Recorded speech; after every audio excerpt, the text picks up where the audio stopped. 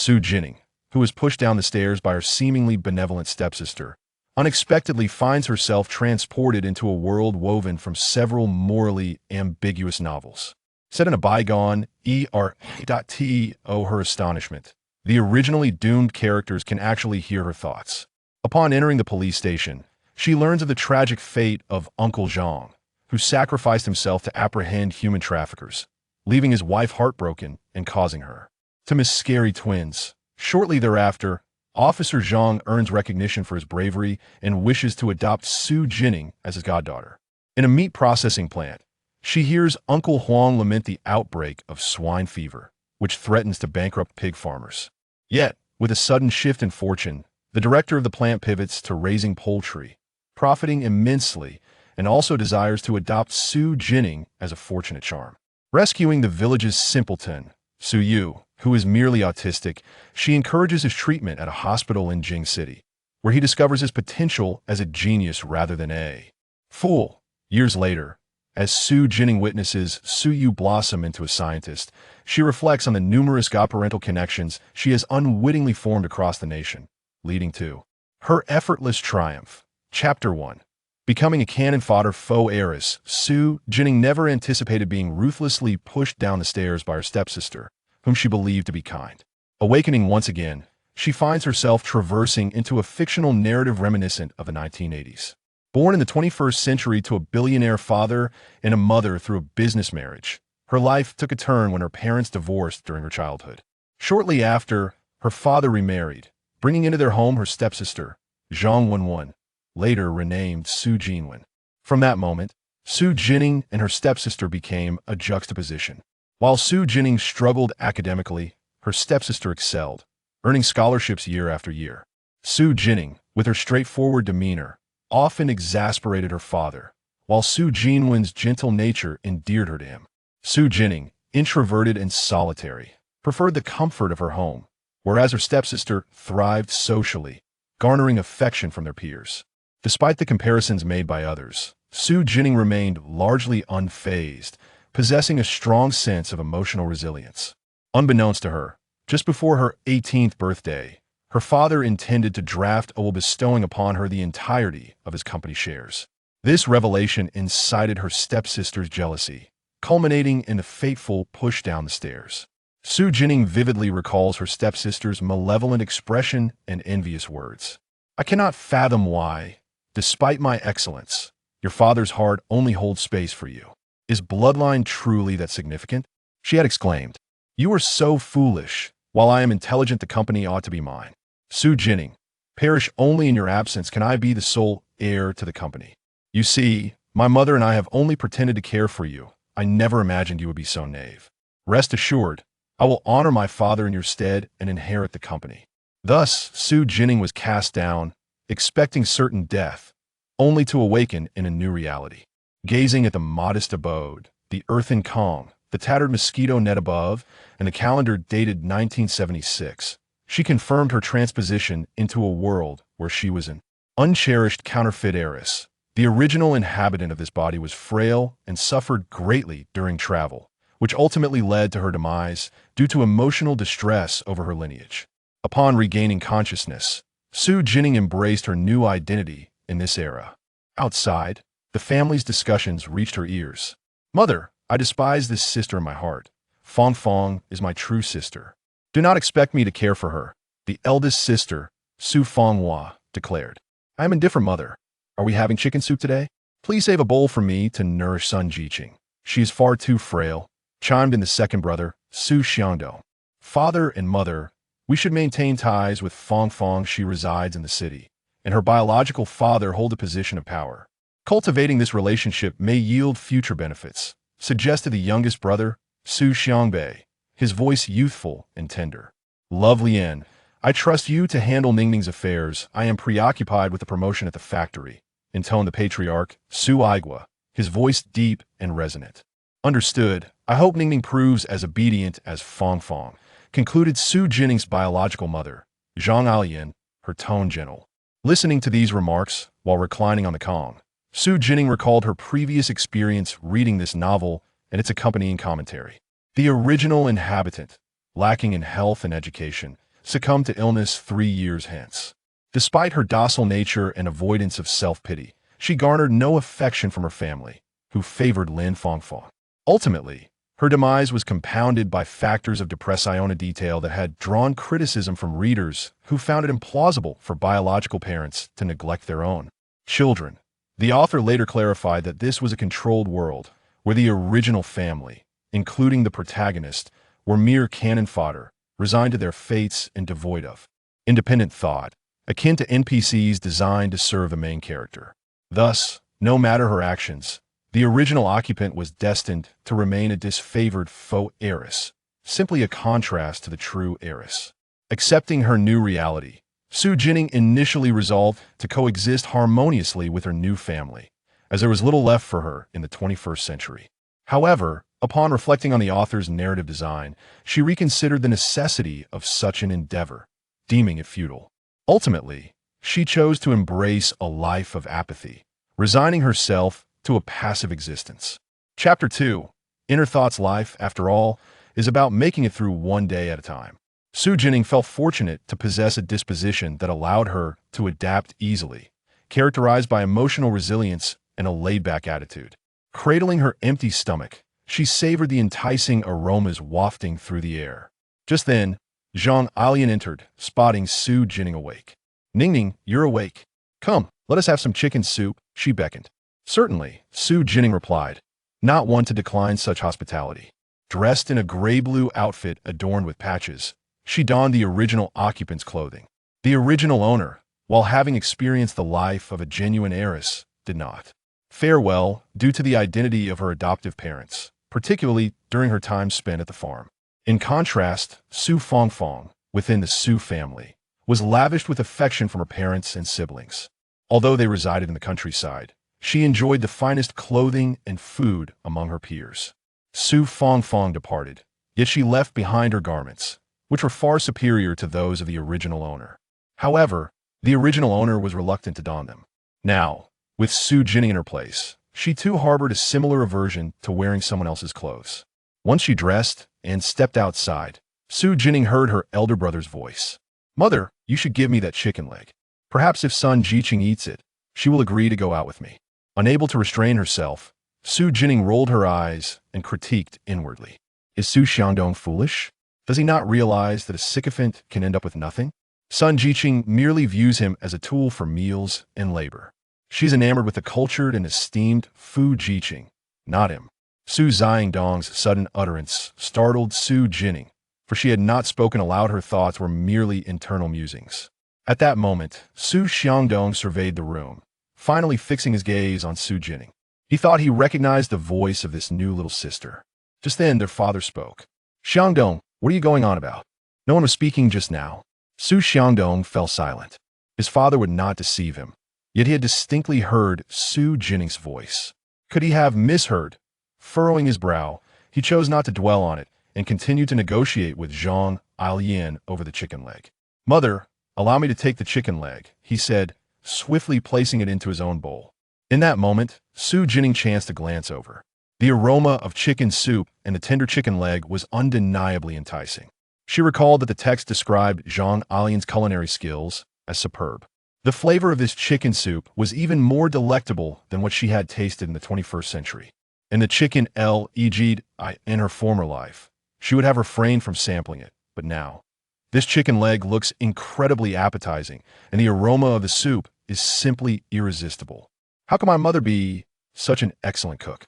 Xu Xiangdong, if you do not wish to eat the chicken leg, you should let me have it. Why offer it to that Sun Jiqing? If you give it to her, she might well present it to Fu Jiqing instead. It would be far better to give it to your own sister. Zhang Changzheng and Xu Xiangdong happened to overhear these two remarks. Zhang Changzheng found it strange Ning Ning had not spoken earlier. So how did she suddenly hear her praising her culinary skills? Although her cooking was indeed remarkable, she wondered if perhaps she was experiencing auditory hallucinations. Meanwhile, Xu Xiangdong distinctly heard his little sister's words once more. This statement, along with the previous one, was surely spoken by Xu Jinning, and he felt betrayed that his father would assist her in keeping secrets from him. As Xu Xiangdong glared at Xu Jinning, preparing to speak, the voice continued to resonate in his mind. Why is Xu Xiangdong staring at me so menacingly? It is quite frightening. Why be so harsh with your own sister while being so accommodating to others? He is merely a sycophant, oblivious to the fact that he is being used. Sun Jiqing is not the only one stringing him along. Even Zhao Hongxing from the village has been doing the same. Each time, she plays the innocent while extracting favors from both him and Zhao Hongxing. He is too naive to see it, solely focused on giving.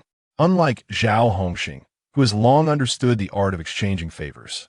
If memory serves, tonight at 7, Zhao Hongxing and Sun Jiqing will rendezvous in the small grove behind the mountain, where Zhao Hongxing will trade peach crisps for a kiss. Xu Xiangdong's expression darkened as he gazed at the frail, innocent-looking Xu Jinning. He was suddenly struck with the realization that she truly had not spoken. Yet he had distinctly heard her voice. If she had not spoken, then what had he heard? Could it be her inner thoughts? Xu Xiangdong pondered this, his astonishment evident. However, he remained puzzled as to how Sun Jiqing could possibly be that kind of person. She seemed so pure and virtuous. How could she be entangled with Zhao Hongxing, a troublemaker from the village? Despite not having openly expressed it, Xu Xiangdong believed that Sun Jiqing was indeed fond of him, which was why she accepted his offerings. There was no way she could be interested in Fu Jiqing, despite the fact that many young women admired him. Sun Jiqing was certainly not among them. Xu Xiangdong dismissed the notion that he could hear the thoughts of his new little sister. He shot Xu Jinning a fierce glare and turned away, carrying the bowl filled with chicken soup and the chicken leg. Xiangdong, aren't you going to eat first? It's lunchtime, and Sun Jiqing must be hungry as well. I will bring the chicken soup and chicken leg to her. As he stepped outside, he faintly heard Xu Jinning's voice. My chicken leg and chicken soup. It seems that a love-struck fool has met his match with a green tea BTCH. He is utterly hopeless. Once he had exited the house, Xu Xiangdong scoffed quietly. He had never heard of such things as a love-struck fool or a green tea BTCH. Yet, he was certain that Xu Jinning was speaking falsehood. Sun Jiqing was undoubtedly a good person. The Xu family home was one of the few brick houses in the village, having taken several years to construct. While not large, it appeared quite new. The main room faced south, flanked by 2 additional rooms on either side, designated as the East Wing and West Wing. There were also 2 small rooms, the kitchen and a storage room, with a cellar dug underneath. In the East Wing, the larger room housed Su Aigua and Zhang Ailian, the couple, while the smaller room was occupied by their eldest daughter, Su Fanghua. In the West Wing, the larger room was shared by brothers Xu Xiangdong and Xu Xiangbei. The remaining room in the West Wing had once belonged to the genuine heiress Su Fangfang, but now it was occupied by her. Chapter 3. Divine Chicken Soup. Su Aigua and Zhang Ailian, the couple, harbored no feudal notions of gender superiority. In fact, their affection for their 2 daughters surpassed that for their 2 sons. One of these daughters, Su Fangfang, was the object of their special affection, while Xu Jinning was not as favored. However, Xu Jinning was not particularly concerned. She felt detached, being a stranger in this timeline and lacking any emotional ties to the Xu family. Moreover, she recognized that the world's design was immutable, particularly for a supporting character, whose role was merely to serve as a backdrop for the protagonist. Thus, she resolved to embrace complacency, living each day as it came.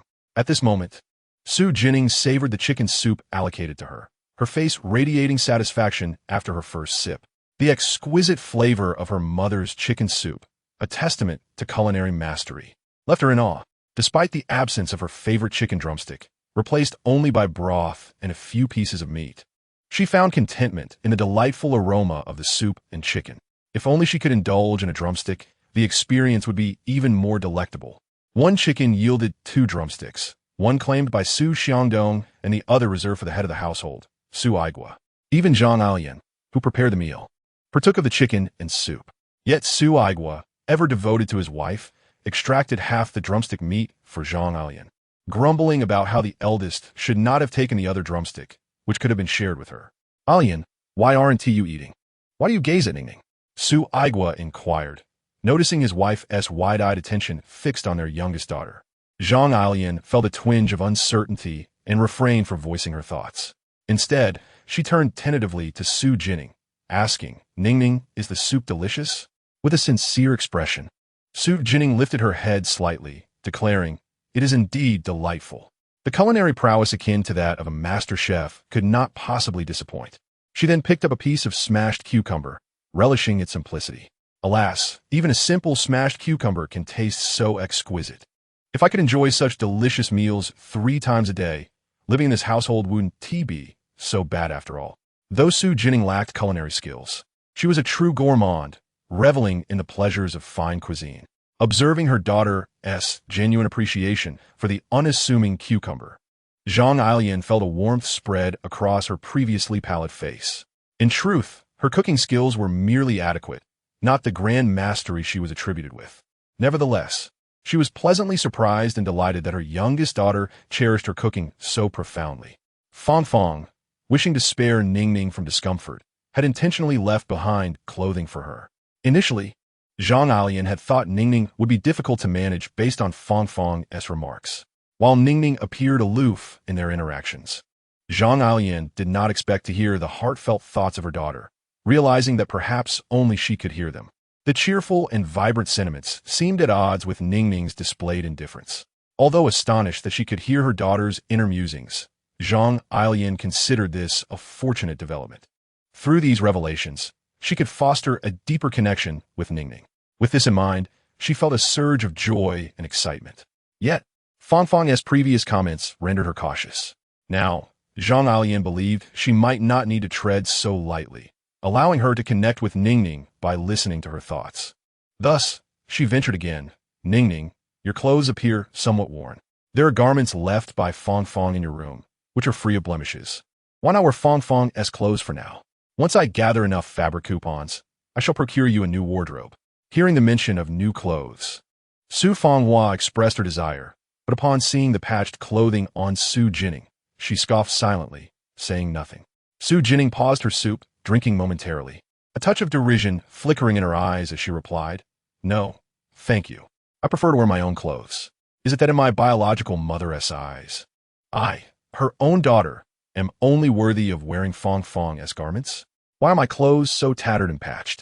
Ever since I can remember, I have been with my adoptive parents in the Hongxing production team in Chuan province, only recently having stayed in the city for a few days. Life in the Hongxing production team was harsher than in the Qinghe production team, where even filling one's belly was a challenge, let alone acquiring new clothes. These garments were stitched and mended by my own hands, and besides this one, my other outfit is equally worn. Perhaps it is all too coincidental. 15 years ago, the mix-up with this daughter might have been intentional by Fang's biological parents to prevent their true daughter from suffering alongside them. Isn't that the reality? While I toiled in the Hongxing production team, struggling for sustenance and warmth, even facing life-threatening illnesses, Fang was surrounded by love and care in the Qinghe production team, able to pursue her studies and free from labor. Who truly lived a life of abundance? Could I wear Fang's clothes? What a mockery that would be. Moreover, Fang deliberately left those clothes behind, having no use for them herself, simply to provoke me. This was a point of contention often voiced by readers, including Xu Jinning, during initial readings. Chapter 4. The awakening of a supporting character under the author's pen. This so-called benevolent true daughter, Xu Fang, appeared to lack genuine kindness, with her selfishness and subtle schemes permeating the narrative. Xu Jinning felt fortunate for her emotional resilience. Had she been the original character, the sight of Fang's clothes and her biological mother's comments would have deeply wounded any sensitive daughter. At this moment, Zhang Changzheng stood frozen, her attention riveted on her daughter. Xu Jinning was slender and frail, her hair a dull yellow, her skin darker than theirs. How could they have ever believed that Ningning lived a life of luxury in the city? With this realization, Zhang Changzheng's eyes glistened with unshed tears. "Changzheng, what troubles you? Are you unwell?" Su Aigwa set aside his meal, rushing to his wife's side. Su Fanghua shot Xu Jinning a glare, blaming her for upsetting their mother, believing that wearing Fang's clothes was far superior to the patched attire of her sister. Xu Jinning remained indifferent, saying nothing in response to the remarks around her. Meanwhile, Su Xiangbei had stayed silent throughout, appearing unaffected by the unfolding drama. Seeing his wife in tears alarmed Su Aigwa. "What has happened? Why are you crying? Did Ningning's words upset you? That girl, so ungrateful, let her be. If she wishes to dress as she pleases, it is of no concern to us. Now, no more tears. He enveloped his wife in an embrace, comforting her gently. Zhang Changzheng shook her head, her vision blurred by tears as she choked out. No, it is we who have made Ningning suffer. We have wronged her. She then shared her interpretation of Xu Jinning's thoughts with her husband. If Ningning has spent these past years in the countryside, what kind of life has she endured? Look at her, so gaunt, merely a collection of bones, clearly suffering from hunger and cold. As for Fang, we sent her to school, and, at home, she was not required to do any labor in the fields. Each time, she donned new clothes. I dare say we have raised Fang quite well. But what of Ningning? While we meticulously cared for another family's daughter, our own flesh and blood suffered elsewhere, unbeknownst to us. Aigua, that is Ningning. Ningning is truly our biological daughter. We owe her far too much. I even question whether the mix-up that occurred over a decade ago was truly an accident. A single remark from my wife, Zhang Changzheng, struck Su Aigua like a bolt from the blue. It felt as though he had been living in a dense fog, and now her words cleared the haze, offering him sudden clarity, awakening his once dormant mind. The more he pondered, the more he felt the reasonableness of his wife's assertions. Alien, you speak with wisdom. Su Aigua was momentarily dazed, yet the facts lay stark before him. Why had he failed to notice them earlier? Looking at Ningning's gaunt form, she resembled the orphans abandoned by their parents. How could she possibly have lived a life of abundance in the city? Moreover, if the mix-up was not merely an accident, then the entire affair was a conspiracy. The biological parents of Su Fang had orchestrated a prosperous life for their daughter while deliberately subjecting his daughter, Su Aigua's, to hardship. Yet, the reason he cherished Su Fang so dearly was that she was his and Alien's biological child. For these past several years, they had lavished affection on the wrong child, while their true daughter, Ningning, endured suffering elsewhere. Alien, I shall investigate this matter thoroughly. I will uncover the truth. If the reality aligns with your suspicions, I will not rest until justice is served. Su Aigua held some connections. Presently, he worked as a factory worker at a textile mill and was one of the few laborers in the Qinghe production team. In this era, being a worker earning a monthly salary was a matter of pride. However, it was exceedingly challenging for villagers to find work in the city. Su Aigua had managed to secure a position thanks to a fortunate turn of events. He had saved someone of significant status, which granted him a chance to take the textile factory's entrance exam, an opportunity he seized with determination and succeeded, thereby securing his place in the factory. Su Aigua was an upright, passionate man, adept at building relationships. Over the years, he had cultivated a network, which now proved invaluable. Very well, Aigua, you must investigate. I will. As for Ningning, please take good care of her and show her affection. We must make amends for the years she has been absent from our lives. She is, after all, our true daughter. I understand, and I will. Su Aigua's conversation with Zhang Changzheng remained unknown to Xu Jinning. As she rested, Zhang Changzheng entered the room. For some reason, Xu Jinning sensed that Zhang Changzheng's eyes appeared slightly red, and her gaze was imbued with a tenderness akin to a mother gazing upon her suffering child, filled with compassion and remorse. Truth be told, when Xu Jinning first encountered this gaze, she nearly succumbed to its warmth, having never known a mother's love. However, she quickly regained her composure. It was merely an illusion, surely a figment of her imagination. This was a world crafted by the author, where the supporting characters existed solely to fulfill their roles without emotional depth. Both Zhang Changzheng and the original character were merely pawns, and within the narrative, even if Xu Jinning was the biological daughter, even if she excelled in every way, Zhang Changzheng would still favor Su Fang over her. Xu Jinning, Wakeng, your mother only cares for Su Fang, not you. She longed to protest, no, you are my biological daughter. How could I not cherish you? Yet, the words stuck in her throat, unable to escape. Chapter 5. A bowl of chicken soup. She understood that the hardships of these past years, coupled with their previous attitudes, had undoubtedly hurt Ningning. Words were futile. Actions would speak louder in the future.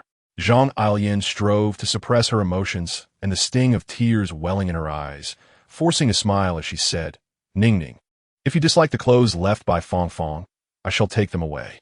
In a few days, I will make you new garments. The clothing belonging to Su Fang had all been crafted by Zhang Changzheng's own hands, comprising several outfits for all seasons. While sorting through them, Zhang Changzheng realized that apart from the outfit worn when she left, Su Fang had not taken any of her clothes. It was evident that Su Fang had intended to leave those garments behind, as Ningning had suggested, partly to provoke her and partly because she deemed those clothes unworthy of her future as a city dweller. As she touched the garments, Zhang Changzheng recognized for the first time that her adopted daughter, Xu Fangfang, held a disdain for their family, her benevolence merely a fade. Zhang Changzheng resolved not to let these clothes cloud Ningning's vision. She planned to trade them for fabric, using new material to create 2 outfits for Ningning. She was confident the villagers would agree to the exchange. Ah, all right, Xu Jinning nodded, somewhat dazed. To be honest, she found Zhang Changzheng's change of heart rather peculiar. According to the narrative, shouldn't she have been compelled to wear Xu Fangfang's clothes? And if she refused, be ridiculed? How had it evolved into a situation where she intended to remove Xu Fangfang's clothing and make new garments for her instead? Xu Jinning struggled to comprehend. Yet the development was undoubtedly a positive turn. Observing the noticeable shift in Xu Jinning's demeanor, Zhang Changzheng felt her own spirits lift. After taking Xu Fangfang's clothes away, Zhang Changzheng returned with a measuring tape to take Xu Jinning's measurements. Only by measuring could she proceed with making the clothes. Oh, very well. Xu Jinning naturally did not refuse and stepped down from the bed. She could feel that after having lunch and chicken soup, her strength was returning. Indeed, a meal was a remedy for hunger. Stand still with your arms outstretched. I shall take your measurements. All right. As she began to measure Xu Jinning, an unintentional brush against the protruding bones beneath her thin clothing made Zhang Changzheng acutely aware of the suffering Ningning had endured over the years. This body was far too thin, lacking flesh, merely a collection of jutting bones. How could the Lin family dare to claim that Ningning had lived a life of ease and comfort for over a decade? A discerning eye could easily see that Ningning had undoubtedly experienced hardship. Yet, why they previously seemed oblivious? Hearing only Xu Fangfang's words while ignoring the frailty of Ningning's body, Zhang Changzheng felt an overwhelming guilt as a mother for having failed Ningning so profoundly. She resolved to prepare as many nourishing dishes as possible, including meat and eggs, and hoped her husband could procure some malted milk for Ningning to restore her health. After hastily measuring Ningning, Zhang Changzheng did not want her to see the redness in her eyes and quickly exited. Xu Jinning watched her retreating figure, deep in thought. Just moments ago, she seemed to hear the faint sound of sobbing, delicate yet unmistakable. Meanwhile, Xu Xiangdong excitedly carried a bowl of chicken soup toward the youth commune. Concerned about being seen and the aroma escaping, he had wrapped it in his clothing. Previously, Sun Jiao had mentioned her shyness, until they confirmed their relationship. She preferred to keep their interactions discreet to protect her reputation. Xu Xiangdong found this reasonable, believing that such modesty reflected well on her character. As he approached the commune, he discreetly concealed the chicken soup behind a tree before making his way inside. It was lunchtime, a time for everyone to rest and eat. In the ZHQ Ing courtyard, the ZHQ Ing gathered together, creating quite a lively atmosphere. Sun ZHQ Ing and Sushi NGD Ing were calling out from outside. Before long, a woman's figure appeared in the courtyard. The girl, with her ponytail held high, was enchanting, particularly her pair of captivating peach blossom eyes. The only flaw in her beauty was her somewhat flat nose. Upon closer inspection, one could discern a glimmer of shrewdness in her gaze. Upon seeing Sun Meiwen, Sushi Ngding's face broke into a smile as he hurried towards her.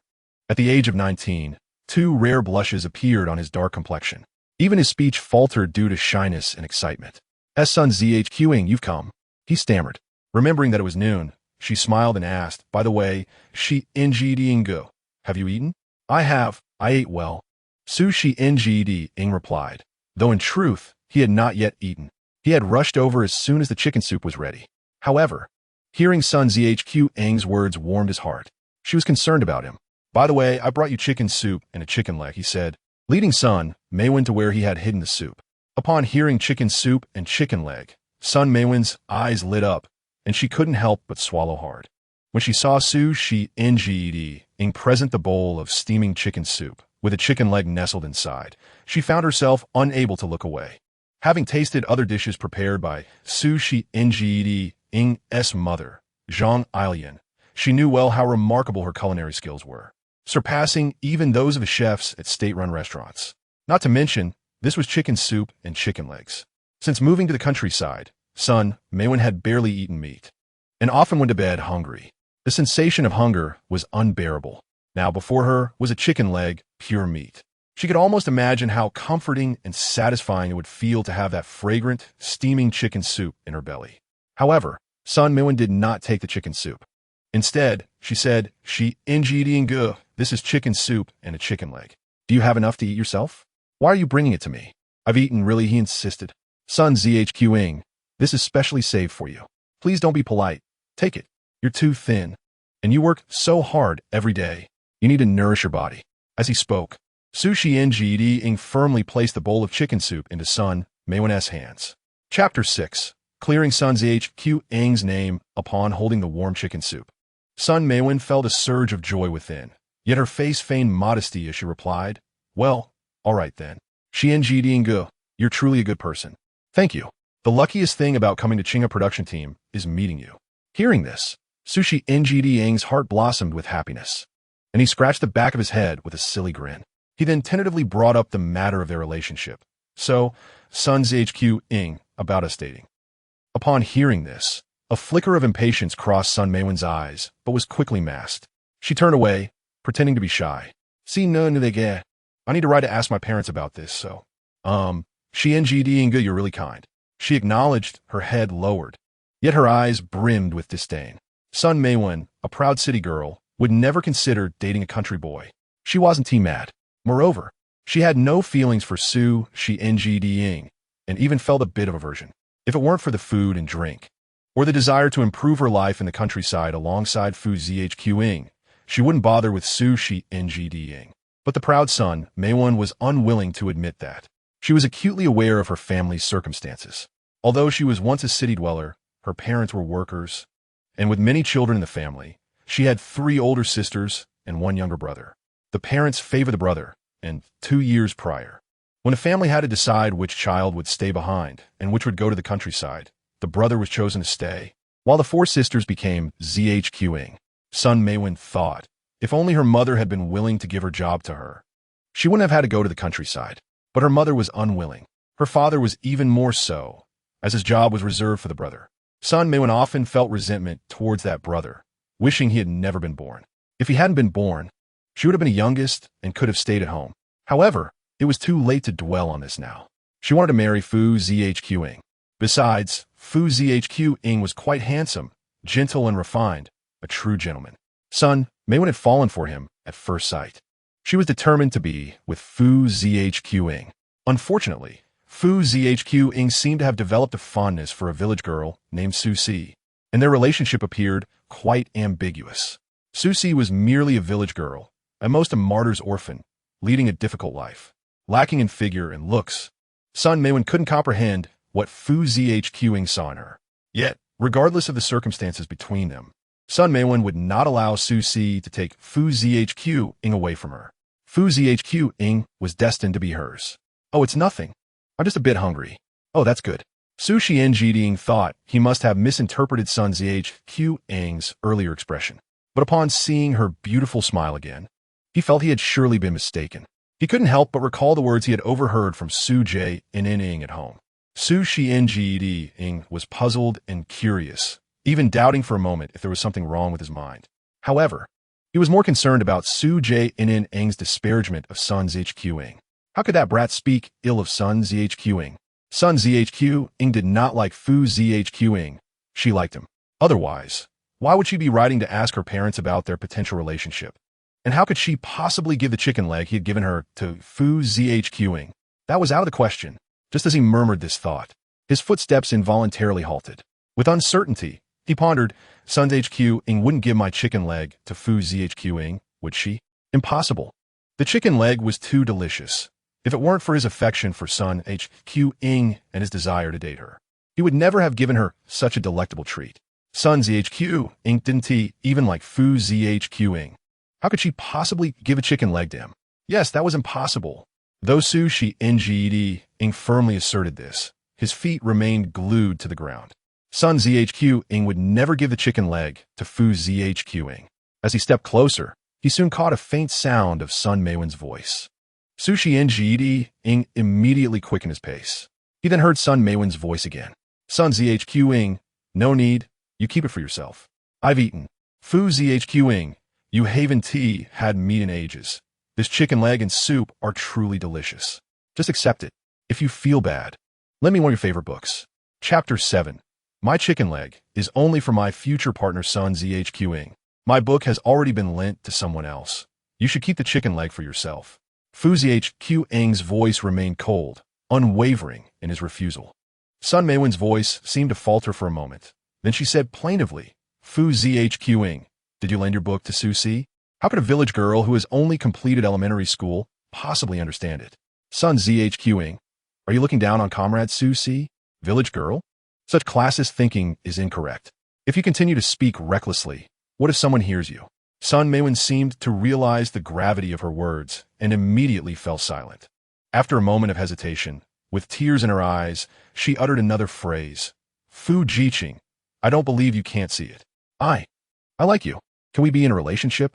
This marked Sun Meiwen's first courageous attempt to express her desire for a romantic relationship with Fu Jiqing. Initially, she intended to convey her feelings subtly, hoping Fu Jiqing would confess his feelings first. However, seeing Fu Jiqing's heart seemingly belonging to Su Si, she felt the urgency to act without delay. Meanwhile, hiding in a corner, Su Xiangdong, who overheard Sun Meiwen's declaration, felt as if his mind had been suddenly bombarded, leaving him wide-eyed and bewildered. After a long moment, he regained his composure. It turned out that Xu Jinning's words were indeed true. Sun Jiqing truly liked Fu Jiqing. She intended to give him the chicken soup and drumstick and wished to be in a relationship with him. But hadn't she claimed she didn't like Fu Jiqing? Even for someone as slow-witted as Su Xiangdong, it became clear that Sun Jiqing had deceived him. Perhaps she, as Xu Jinning suggested, sought his help because she could not endure the hardships of rural life, wanting him to assist her and provide her with food and drink, thus resorting to lies. In that moment, Su Xiangdong felt his steadfast belief begin to crumble. It was akin to discovering that a goddess he had always perceived as pure and noble was, in fact, selfish, deceitful, and shameless. His greatest disdain was for betrayal. The most frustrating part was that had he performed the tasks himself, he could have earned more for himself. He too enjoyed food and drink. In these times, who didn't want for such things? The efforts he exerted and the gifts he presented were intended for his future partner. Since Sun Jiqing had no intention of being with him, why should he continue to labor for her or provide her with food?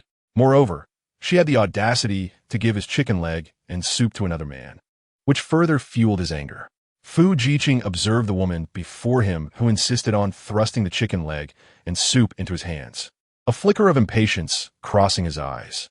Upon hearing her intentions of being in a relationship with him, he frowned.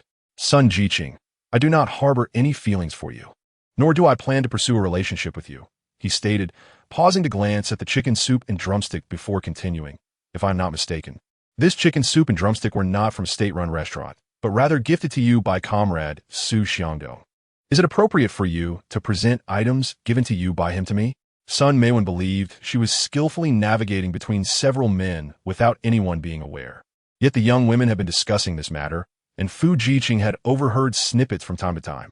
Furthermore, he had the ability to discern what kind of person Sun Meiwen truly was. He believed she liked him, but this affection was tainted by ulterior motives. Her seemingly beautiful eyes were filled with desire. Unlike Su Si, who looked at him with sincerity and genuine affection. The chicken leg and soup in front of him were indeed delightful, yet the only state-run restaurant nearby was located in the county town, and he had tasted the dishes prepared by their skilled chefs. They could not compare to the enticing aroma of the chicken soup and drumstick before him. He also knew that Aunt Sue's culinary skills and the Qinghe production team were unparalleled, renowned throughout the entire collective. Connecting the dots with Su Xiangdong's pursuit of Sun Meiwen, Fu Jiqing could ascertain the origin of the chicken soup and drumstick. Sun Meiwen's eyes widened in astonishment at how Fu Jiqing knew the source of the soup. Just as she prepared to speak, a familiar, indignant voice suddenly erupted from behind her. Of course it's inappropriate. Su Xiangdong, unwilling to listen any longer, strode over and snatched the bowl from Sun Meiwen's hands. Sun Jiqing, if you do not wish to eat, you should inform me instead of giving it to someone else. Since you have no desire for it, I shall take it back. It seems my offerings do not suit your palate, so I will refrain from providing them in the future. No, Sun Meiwen anxiously attempted to explain, but the web of lies she had woven faltered before Fu Jiqing and Su Xiangdong. She had heard everything Sun Jiqing had said to Fu Jiqing. Since Sun Jiqing had feelings for Fu Jiqing, she should not have mentioned wanting to be in a relationship with him. The work I do is solely for my future partner. The chicken leg and soup are also for my future partner to enjoy. Since Sun Jiqing has no intention of being with me, I shall no longer assist her. I hope she will take care of herself from now on. With that, Xu Xiangdong strode away, holding the bowl filled with chicken soup and drumsticks. Sun Meiwen wanted to chase after him, but with Fu Jiqing present, she feared he would misconstrue her intentions regarding Xu Xiangdong. Fu Ziqing e. Fu Jiqing cast her a cold glance, scoffing before departing. Sun Meiwen felt it was inappropriate to pursue him at that moment. She could only stand rooted in place, stamping her foot in frustration, watching Xu Xiangdong's receding figure with resentment in her eyes. Most infuriating of all was that he had taken away the chicken leg and soup. Never mind, she thought. The next time Xu Xiangdong helped her with work or brought her something, she would properly explain herself then. This time, she would not easily forgive him for the misunderstanding with Fu Jiqing. If he did not present her with something valuable next time, she vowed she would not forgive him easily. Xu Jinning was about to sleep, when suddenly the door swung open with a loud bang. She saw Xu Xiangdong approaching her with a stern expression, causing her to jump in fright, fearing he intended to strike her. As she sat up, contemplating an escape, something was abruptly thrust into her arms, followed by a commanding voice. Here, eat this. Chapter 8. Xu Jinning's speculation. Xu Jinning looked down to find Xu Xiangdong had placed the very bowl of chicken soup she had been longing for in her lap, the chicken leg still atop it. Xu Xiangdong, sensing Xu Jinning's thoughts, snorted softly. Why had Sun Jiqing suddenly changed her name to Hai Ho? He found the term strange, but having seen through Sun Jiqing's true nature, he could not possibly give away his possessions. If they were not meant for his future partner or wife, they were for outsiders. Xu Jinning was, after all, his younger sister. It was better to provide her with food than to give it to strangers. Moreover, his realization of Sun Jiqing's true character was partly due to Xu Jinning's insights. Therefore, giving her the chicken leg was justified. Seeing the petite girl, he thought it would be good for her to eat more chicken legs and soup to nourish herself. However, although Xu Jinning was tempted by the chicken leg, she hesitated to eat it immediately. Xu Xiangdong regarded her knowingly and growled. I caught Sun Jiqing saying she wants to be in a relationship with Fu Jiqing. Since she does not want to be with me, I shall not provide her with chicken legs or help her anymore. Xu Jinning's eyes widened in surprise. You actually caught that. No wonder you're so angry and feeling wronged. But recognizing Sun Jiqing's true nature is a good thing. Oh, I see. So, can I eat this chicken leg then? Yes, go ahead. Xu Xiangdong pondered whether he truly appeared so wronged. Absolutely not. As a man, how could he feel wronged? He was simply furious at the betrayal. The moment the chicken leg entered her mouth, she felt such satisfaction that her eyes squinted with delight. Oh, this is so delicious. I've never tasted such a delectable chicken leg before. In the past, life had evidently not been very kind, for otherwise, one would not express such joy over a mere chicken leg. Xu Xiangdong felt that in the future, if there were any delicacies, he should certainly share some with her, as she was his beloved younger sister and deserved a measure of favoritism. Observing Xu Jinning relishing her chicken leg, Xu Xiangdong chose not to linger and planned to take his leave. As he prepared to depart, Xu Jinning, while savoring her meal, symbolically inquired, Ergo, are you leaving? Yes, I must return to work, he replied. Oh, all right, she responded. Go on, work hard. A person who has just experienced heartbreak should not be idle. Otherwise, they will dwell on their thoughts. Instead, they should channel their sorrow into strength. Upon reaching the door, Xu Xiangdong pondered that phrase, finding it unexpectedly profound. Later that afternoon, while at work, he indeed exhibited an extraordinary diligence, surpassing his usual efforts. Meanwhile, Xu Jinning continued to eat her chicken leg, watching Xu Xiangdong's retreating figure, lost in thought. She had not anticipated that Xu Xiangdong would witness the scene of Sun Jiqing confessing to Fu Jiqing, nor that he would speak of severing ties with Sun Jiqing. In the original narrative, Xu Xiangdong was depicted as a mere sycophant of Sun Meiwen, unfazed by her actions and devoid of personal feelings, consistently forgiving and adoring her. He was easily manipulated by Sun Meiwen. When she first encountered Xu Xiangdong's storyline, she felt a surge of anger. It later dawned on her that Xu Xiangdong was merely a supporting character, not even worthy of being compared to the malicious female antagonist, Sun Meiwen. Supporting characters were meant to follow the author's prescribed narrative without possessing their own thoughts or emotions. However, Xu Jinning began to sense that Xu Xiangdong no longer seemed like a mere automaton, but rather an individual with thoughts, feelings, and emotions. Would Xu Xiangdong truly change? Would he distance himself from Sun Meiwen? Xu Jinning pondered, harboring quiet hopes. If Xu Xiangdong could evolve, could other supporting characters also undergo transformation? Unbeknownst to Xu Jinning, from a moment she assumed the identity of 1980s Xu Jinning, everything had already begun to change. Although this world remained the one crafted by the author, the supporting characters she encountered would awaken their consciousness and live according to their own thoughts and feelings, no longer mere puppets of the narrative. Yet at this moment, Xu Jinning remained blissfully unaware. She continued to enjoy her chicken leg, her spirits high. After finishing her meal, she lay down to rest. Her mood was rather serene. She felt neither anger nor resentment over the murder of her predecessor, nor anxiety regarding her sudden transmigration, nor did she fret over the unchangeable narrative of this world.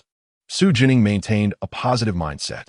She could be described as carefree and optimistic, or perhaps one could say she was complacent and indifferent. Regardless, she would not worry about events yet to unfold.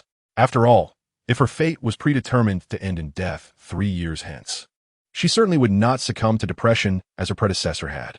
Moreover, if her demise was inevitable in 3 years, whether she spent her days joyfully or sorrowfully, each day would pass regardless. Thus, why not embrace a cheerful and serene attitude toward life? As for everything else, she would let it unfold naturally. Her demeanor did not go unnoticed by the villagers, who began to gossip. The Qinghe production team was neither too large nor too small, but rumors spread rapidly. If someone lost something in the morning, by afternoon the entire production team would be aware. However, the gossiping usually revolved around trivial matters. Not long ago, the incident of Xu Aigua's daughter being mistakenly claimed had become the talk of the production team. Xu Aigua's daughter, Xu Fangfang, was well known throughout the team. Xu Aigua and his wife, Zhang Changzheng, as well as Xu Fangfang as older siblings, all held her in high regard.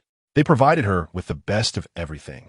And aside from occasionally helping with chores and cooking, she did not need to work in the fields. Being a girl, Xu Aigua supported her education, allowing her to graduate from high school. Had the college entrance examination not been canceled for so many years, they might have even encouraged her to pursue higher education. Xu Fangfang had indeed been well nurtured by the Xu family. At the age of 15, she had blossomed into a graceful young woman. Her figure ample and her skin fair, a striking contrast to many who struggled for sustenance in a time when hunger prevailed. Chapter 9. The Truth of Blood Relations. Xu Fangfang's beauty was matched by the kindness of her family, as the Xu household was quite respectable. Her father, Xu Aigua, was a worker in a textile factory, a rarity in the countryside, where few could claim such employment. This role afforded him a monthly salary, a worker's attire, and a secure future for his descendants. In the eyes of the entire production team, Xu Aigua was esteemed. Zhang Changzheng possessed a gentle disposition and exceptional culinary skills. During the communal meals, it was she who had taken charge of the kitchen. Even after communal dining ceased, her cooking remained a cherished memory among the villagers, surpassing that of even the finest chefs in state-run establishments. Furthermore, Xu Fangfang's elder sister, a high-achieving student, was now a 19-year-old language teacher at the commune elementary school. Although her position was temporary, it offered her a steady income without the burden of fieldwork. Xu Xiangdong and Xu Fanghua were twins, though Xu Xiangdong was born a few minutes later, making him the younger brother. Despite his aversion to academics, having completed only elementary school, in a time when illiteracy was rampant, Xu Weidong was still considered educated. Standing tall and robust, he was a capable worker, consistently earning more than the standard quota. His younger brother, Xu Xiangbei, had graduated from junior high and, at 17, served as the team's scorekeeper, managing to fulfill his quota without engaging in fieldwork. With such a nurturing family, Xu Fangfang needed not exert herself, even if she refrained from laboring in the fields. Many families in the production team aspired to marry her into their households. Now that Xu Fangfang had turned 15, she was approaching the age for courtship. While her siblings remained unmarried, it was still acceptable to arrange an engagement for their sons or grandsons with Xu Fangfang. However, no one could have anticipated the recent revelation regarding the mix-up that Xu Fangfang was not the biological daughter of Xu Aigua and Zhang Changzheng. They were also unaware of the nature or appearance of their true daughter. Rumors suggested she had previously lived in the city, perhaps raising her as a capitalist's daughter, and it was uncertain whether she could adapt to rural life or if she would even wish to acknowledge Su Aigua and Zhang Changzheng as her parents. Thus, on the day Xu Jinning arrived, the villagers emerged to observe. Their expectations, however, were met with disappointment. Xu Jinning was the antithesis of their assumptions. Instead of the poise and grandeur of city heiress, they beheld a timid, dark-skinned, pallid, frail, and emaciated young girl. At that moment, they all questioned, is she truly from the city? Could it be that city life is worse than their rural existence? Nonetheless, upon witnessing her, they concluded that Xu Jinning paled in comparison to Su Fangfang in every aspect. Presumably, upon meeting their biological daughter, Su Aigua and Zhang Changzheng were filled with dismay, perhaps even regretting the revelation of this mix-up, wishing instead that Su Fangfang remained their daughter. However, the unfolding events seemed to diverge from their expectations. Zhang Changzheng unexpectedly exchanged X'Ng's garments for fabric, claiming it was to create new attire for X'Jinning. It appears we misjudged the biological daughter, whether by blood or not, elicits a distinct sentiment. After all, she is indeed a daughter born from one's own womb, deserving of love and care. Yet, one wonders how X'Ing would feel upon learning of this. Certainly, she would be heartbroken. What are you discussing? X'Ing's sorrow is unfounded. She is to live a life of urban privilege, not toil and hardship. I have heard that her biological father holds a position of authority. Thus, it is implausible that he would neglect his own daughter. Moreover, I perceive that X'Ing harbors little affection for the Alien family. If she truly felt a bond, she would have instantly left with her biological parents, leaving behind the garments crafted by Alien. It seems to me that you have misinterpreted the situation. I believe X'Ing is rather astute. The production team possesses discerning eyes, capable of recognizing the true nature of X'Ing. Listening to this, it does seem somewhat reasonable. Yet, the temperament of Aigua's little daughter remains a mystery. Zhang Changzheng is adept with her hands, skillfully crafting clothing, though the absence of a sewing machine hinders her progress. If only she had one, the garments would surely be completed in a timely manner. Today, coincidentally, Aigua finds himself at home on a rare day off, contemplating the forthcoming competition for the position of workshop director while listening to his wife's incessant chatter. Fortunately, it is late spring, nearing summer, and the weather is still mild. Otherwise, how would Jinning manage without her winter clothing? I wonder how she endured the previous winter. The Lin couple has indulged X'Ing with abundant care, yet they treat Jinning so poorly.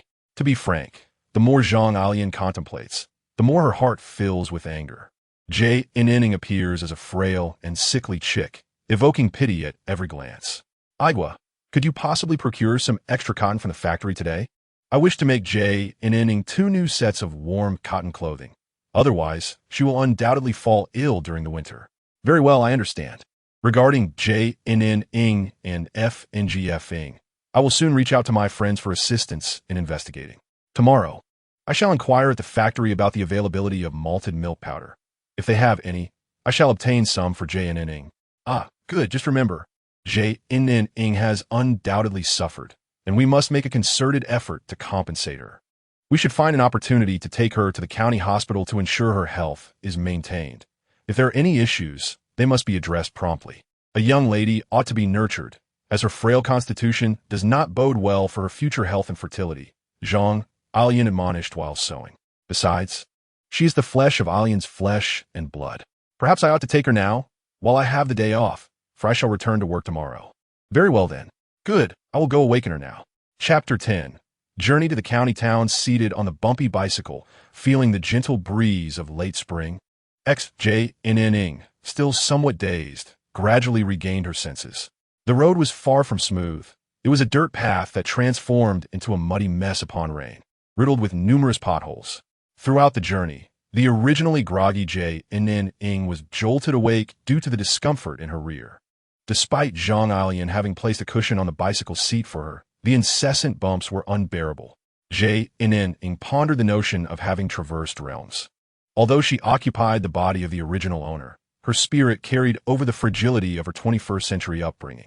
The original owner had spent 15 years in the countryside, laboring from the tender age of 3, and even during illness, her adoptive parents insisted she work the fields, often leading to her fainting from exhaustion. At times, she could hear others expressing bewilderment at how such parents could be so indifferent to their daughter's plight. The original owner sensed the coldness in her parents' gazes, devoid of affection or warmth. She longed for their closeness, yet was consistently rebuffed by their icy demeanor. It was only then that she realized the truth. She was not their biological daughter, and perhaps this difference in blood rendered any emotional connection impossible. The original owner could comprehend this reality. After all, no suffering could compare to the 15 years she endured. It was a testament to her resilience that she survived numerous near-death experiences. She yearned for familial bonds, for the love of parents and kin. With such fervent hope, she boarded the train. Yet, due to the author's design, she was fated to be devoid of parental love.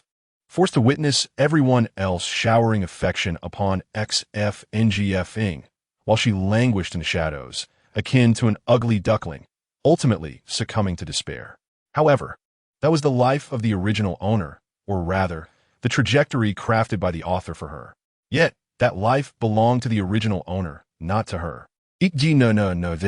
As an optimistic soul, possessing a robust resilience, how could she possibly meet the same fate as the original owner?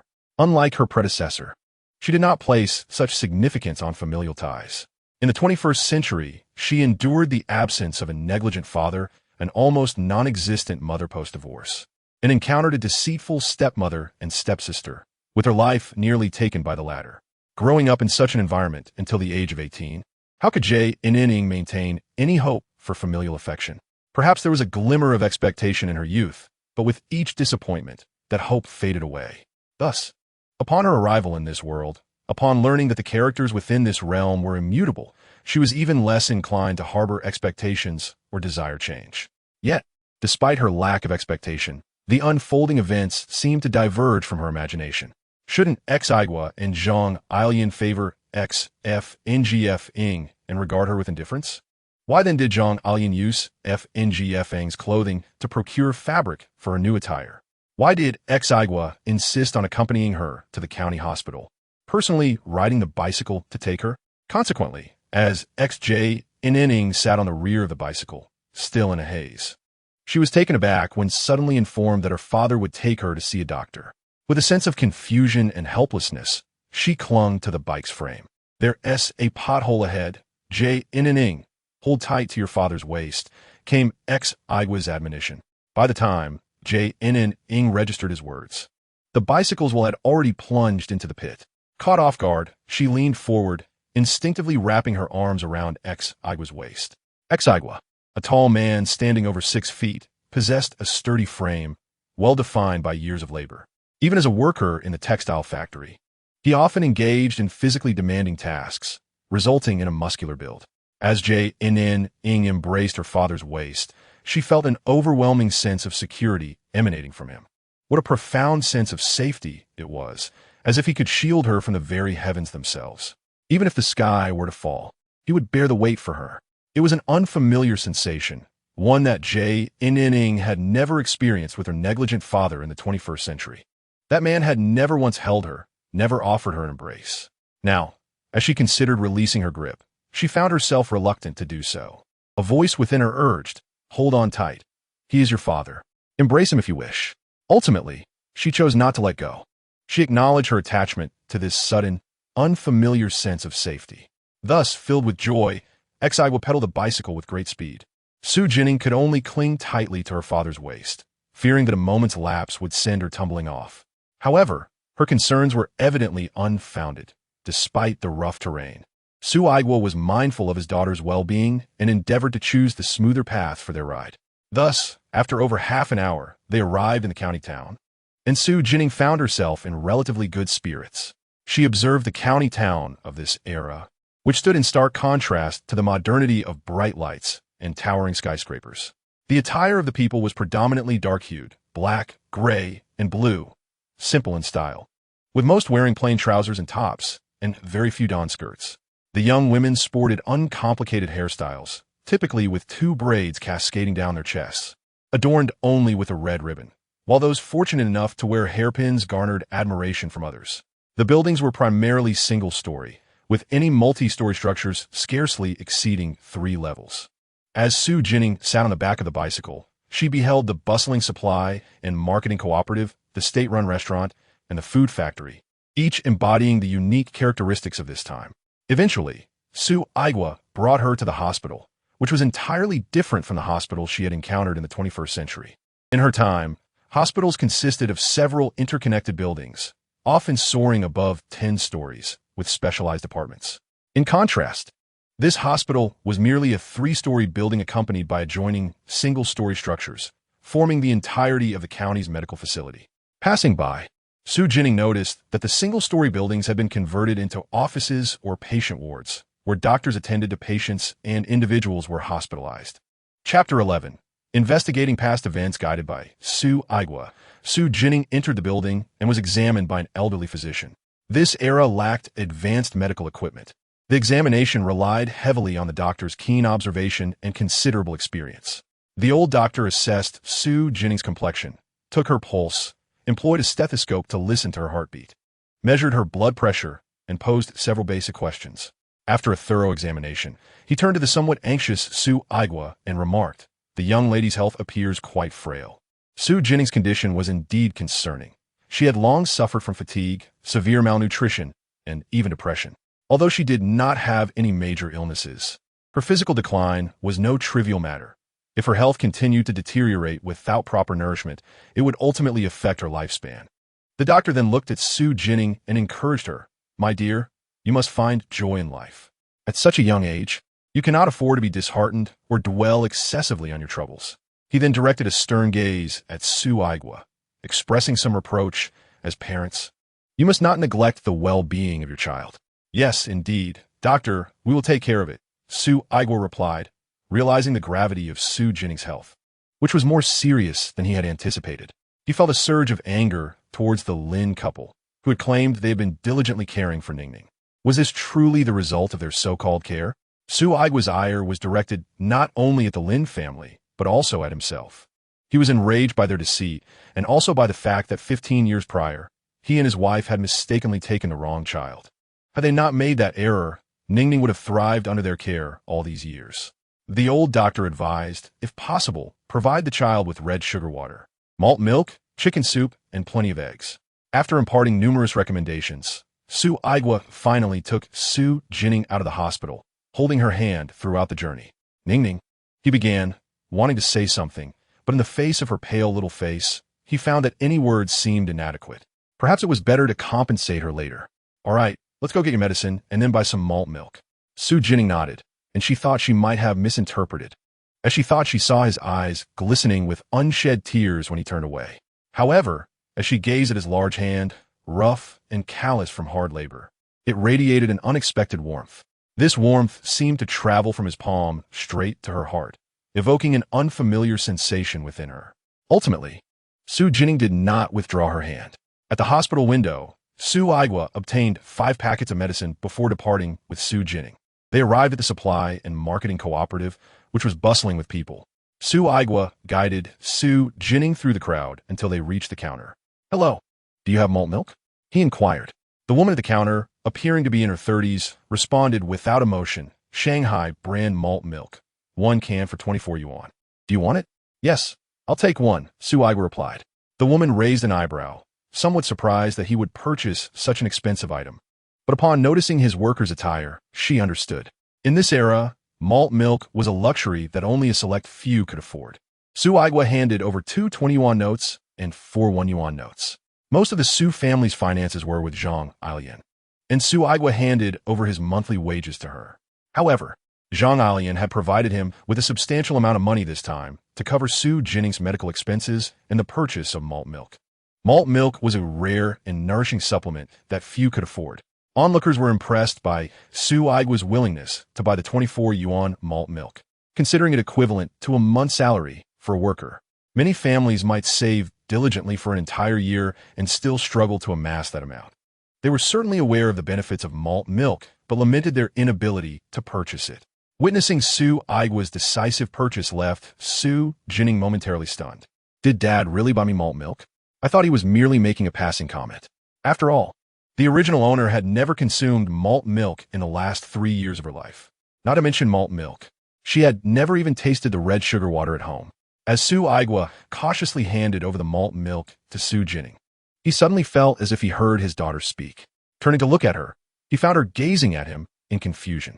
Ningning, did you just say something? Xu Jinning blinked her eyes. No. Su Aigua pondered that perhaps he had misheard. Nonetheless, his intention to buy malt milk for Ningning was genuine. He placed the malt milk in her arms and said, "Here, hold this. You can keep it in your room and take it out whenever you wish to drink it. If you finish it, just tell Dad, and I'll buy you another." Once again seated on the back of the bicycle, Xu Jinning cradled the can of malt milk. Passers-by, whether they noticed the bicycle or the malt milk in her arms, cast envious glances. Of course, Su Aigua purchased more than just malt milk for Xu Jinning. He also acquired soap, towels, toothbrushes, and other daily necessities, which were all attached to the front of his bicycle. Their next stop was the police station, but this time, Su Aigua did not allow Xu Jinning to accompany him inside. Ningning, stay outside with the bicycle and the items while Dad goes to see Uncle Zhang to take care of some matters. I'll be out shortly. Xu Jinning nodded in agreement. Although she was curious about what her father was doing at the police station, she refrained from asking. Meanwhile, Su Aigua sought out his friend Zhang Changzheng, a police officer at the station. A few years prior, Zhang Changzheng had sustained severe injuries while on duty and collapsed in a remote area. At that time, he was alone, and had he not been discovered, he might have succumbed to excessive blood loss. Fortunately, Su Aigua happened to pass by and found him, taking him to the hospital and covering his medical expenses. Due to the necessity of attending work, Su Aigua departed without waiting for anyone to awaken. Later, upon regaining consciousness, Zhang Changzheng searched for several months before finally locating this lifesaver, to whom he expressed profound gratitude. After engaging in conversation, they discovered a mutual appreciation for each other's aspirations. Over the ensuing years, their interactions became frequent, and gradually, they forged a deep friendship akin to that of brothers. Su Aigua's visit to Zhang Changzheng was to solicit his assistance in investigating the circumstances surrounding the mix-up of his daughter during infancy, as well as to inquire about the Lin family situation over the years. Chapter 12. Zhang Changzheng's original fate very well. I have noted this matter and will have someone investigate it. Rest assured, Su Ge, I will inform you of the results as soon as they are available. Zhang Changzheng replied without a hint of hesitation. This marked the first time in many years that Su Aigua had requested his help, and he was genuinely pleased and eager to assist. However, Zhang Changzheng was taken aback by the revelation that Su Aigua's family had experienced such a mix-up. Yet, upon reflection, it seemed quite plausible. By the way, Su Ge, you mentioned your daughter's name is Ningning, correct? Please bring her in so I may recognize her, and she can recognize me as well. If she ever visits the county town and encounters any issues, she may approach me without hesitation. Su Aigua deemed Zhang Changzheng's reasoning sound. Consequently, Xu Jinning, who had been waiting outside, was summoned in to meet Su Aigua's close friend. Ning, this is your father's good friend, your uncle Zhang Changzheng. I'm your uncle Changzheng. Should you ever come to the county town, feel free to visit me. If you encounter any difficulties, do not hesitate to seek my assistance. Consider me as your father's brother. There is no need for formality. Hello, Uncle Changzheng. Xu Jinning obediently greeted, though her heart was in turmoil. Zhang Changzheng, so he is indeed Zhang Changzheng. Suddenly, Zhang Changzheng heard this sentiment echoing in his mind. He discerned that it emanated from the young girl before him. However, he found it peculiar, as it seemed that Ningning had not voiced this thought aloud. Was it possible he had misheard? In the next moment, the voice from Ningning continued, deepening Zhang Changzheng's confusion, now intertwined with astonishment. Zhang Changzheng, I remember. Indeed, my father had such a good brother. Though their bond originated from a life-saving favor, their feelings grew profoundly deep. At this point, Zhang Changzheng was certain that Xu Jinning had not spoken, yet he distinctly perceived her voice, or rather, her heartfelt sentiments. However, he noticed that Su Aigua and others in the office seemed oblivious to what he was hearing. Was he the only one able to hear her thoughts? Moreover, it appeared that Xu Jinning was unaware of his ability to perceive her inner voice. Zhang Changzheng was momentarily engulfed in a tempest of thoughts, pondering the supernatural. Yet in this modern age, such notions were deemed superstitious and unacceptable. A voice within him subtly suggested that hearing Xu Jinning's thoughts might alter his destiny. Furthermore, this voice insisted that this knowledge remained solely with him, not to be shared with anyone. As Zhang Changzheng grappled with his bewilderment, Xu Jinning's inner voice resonated once more. In this era, having a brother in the Public Security Bureau is quite extraordinary. Uncle Changzheng is also a commendable officer, yet it is unfortunate. Zhang Changzheng pondered the nature of this misfortune when Xu Jinning's next thought provided clarity. Alas, he heroically sacrificed himself at the age of 32. This year, Zhang Changzheng was precisely 32 years old. Did this imply his imminent demise? Was it true? How could this young girl possibly know? Following Xu Jinning's contemplative sentiments, Zhang Changzheng gradually learned the circumstances surrounding his heroic sacrifice. It was revealed that soon, a human trafficking case would unfold in the county town. Zhang Changzheng would inadvertently witness the traffickers attempting to abduct women and children. Once they were in the vehicle and it drove away, tracing them would prove exceedingly difficult, akin to searching for a needle in a haystack. With no alternative, Zhang Changzheng would implore passers-by to notify the police while attempting to intervene. Unfortunately, he was alone, whereas the traffickers numbered 5. Despite Zhang Changzheng's commendable physical prowess, he found himself overpowered, as he was unarmed and faced with adversaries wielding weapons. Ultimately, he managed to hold out until his colleagues arrived, but he had sustained numerous stab wounds. He successfully thwarted the traffickers from abducting the women and children, yet succumbed to his injuries due to excessive blood loss. Traffickers diserve no mercy.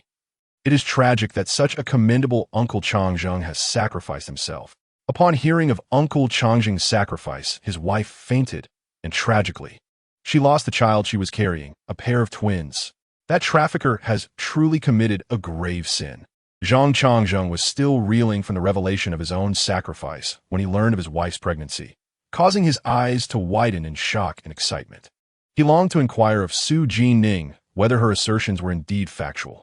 At the age of 32, Zhang Changzheng found himself without children, unlike many of his peers who had already welcomed grandchildren. His wife, an orphan and the daughter of a martyr, had met him through an arranged marriage at 20. Although their union was born from such circumstances, Zhang Changzheng held deep affection for her. Yet, after 12 years of marriage, they remained childless. Initially, they were unconcerned, but after seeking medical advice, they discovered both were physically healthy. The doctor had reassured them that it was a matter of fate. When the time was right, children would come. However, after waiting for years, they had lost hope. Despite their circumstances, they both cherished the idea of having children. His wife had even contemplated divorce, believing her inability to conceive was the reason for their childlessness. However, neither Zhang Changzheng nor his mother supported this notion, suggesting they wait a while longer. Should they ultimately find it impossible, they would consider adopting the children of fallen comrades. They had intended to pursue adoption shortly, yet today, Zhang Changzheng found himself hearing such news from Xu Jinning. This revelation was even more astonishing than the news of his impending sacrifice. It also filled him with hope. According to Xu Jinning, the trafficking incident would occur in half a month, coinciding with the time frame of his wife's miscarriage, which was 2 months along. This implied that his wife was currently pregnant with 2 children. Chapter 13. They have deceived you severely if his wife truly was pregnant. Then Xu Jinning was undoubtedly their blessing. Zhang Changzheng did not perceive the foreboding of his own death or the impending miscarriage of his wife as bad fortune. If these events were indeed destined to unfold, then it could only be said that Xu Jinning was a fortuitous star for the couple. After all, why else would Su Aigua bring Xu Jinning here, allowing him to hear her thoughts and learn of the fate awaiting him and his wife? Now that he had heard, he was determined to enact change. Thus, should Xu Jinning's revelations prove true, she would undoubtedly be a harbinger of good fortune for him and his wife. Ning, in the future, should you encounter any matters, do not hesitate to seek out Uncle Changzheng. There is no need for formality. Xu Jinning sensed that Zhang Changzheng's demeanor had shifted, now radiating warmth towards her. His earlier attitude had been quite ordinary, merely treating her as the daughter of a good friend and brother, a demeanor shaped by Su Aigua. However, it seems that it is not the case, but rather due to her own nature. Nevertheless, Xu Jinning believed that she must have misperceived the situation, as she had not done anything to earn Zhang Changzheng's admiration. In truth, Knowing the fate that awaited Zhang Changzheng, Xu Jinning longed to offer him a warning. A commendable public security officer like Zhang Changzheng should not meet such an untimely demise. Yet, Xu Jinning felt powerless. It appeared that the world had conspired to silence her from divulging any truths. Each time she attempted to speak out, her voice would inexplicably fail her. She had even contemplated writing, but a voice within her insisted that this too would be futile. It seemed she was destined to merely watch as these expendable characters marched toward their predetermined fates. She pondered her own future. Would she too, like the original owner of her body, meet a tragic end in 3 years? As Xu Jinning departed the police station with Su Aigua, she clutched a vibrant red apple that Zhang Changzheng had pressed into her hands. The apple was large and exuded a fragrance so distinctively fruity that it filled her with delight. How delightful! In modern times, such aromatic apples were a rarity. Xu Jinning felt certain that this apple would be exceptionally delicious. Although she had sampled a variety of fruits in the 21st century, even the most expensive ones, she inexplicably believed that this particular apple surpassed all others in taste. Furthermore, during the 1980s, fruits were still quite a luxury. Do you like apples, Ningning? If you do, your father will buy you some in the future, Su Aigua remarked, observing his daughter's fascination with the apple, his heart aching slightly. Has Ningning ever eaten an apple? I have never tasted any fruit, Xu Jinning replied truthfully, for the original owner had indeed never enjoyed a single piece of fruit. Living in the Hongxing production team, she had never even experienced a full meal, let alone the luxury of fruit. Upon hearing this from his daughter, Su Aigua felt a pang of sorrow. He had suspected that her life had not been easy, but he had not anticipated just how arduous those 15 years had been. Su Aigua opened his mouth to inquire further, but hesitated, feeling it was inappropriate to ask. Ultimately, it was their fault as parents. Had they been more attentive and not made such mistakes, Ningning could have grown up healthily and happily by their side, cherished like Su Fangfang. But they had made an error, resulting in their biological daughter suffering while they cared for another's child. Contemplating this, Su Aigua found his affection for his adopted daughter. Su Fangfang, Su Denli Di Min Si. Comrade Aigua, where are you headed? A familiar voice interrupted his thoughts. A bicycle approached from behind, riding alongside him. Su Aigua turned to see Comrade Jiandang. Ah, it's you. I'm just taking my little girl for a stroll in the county town. Yes, Ningning.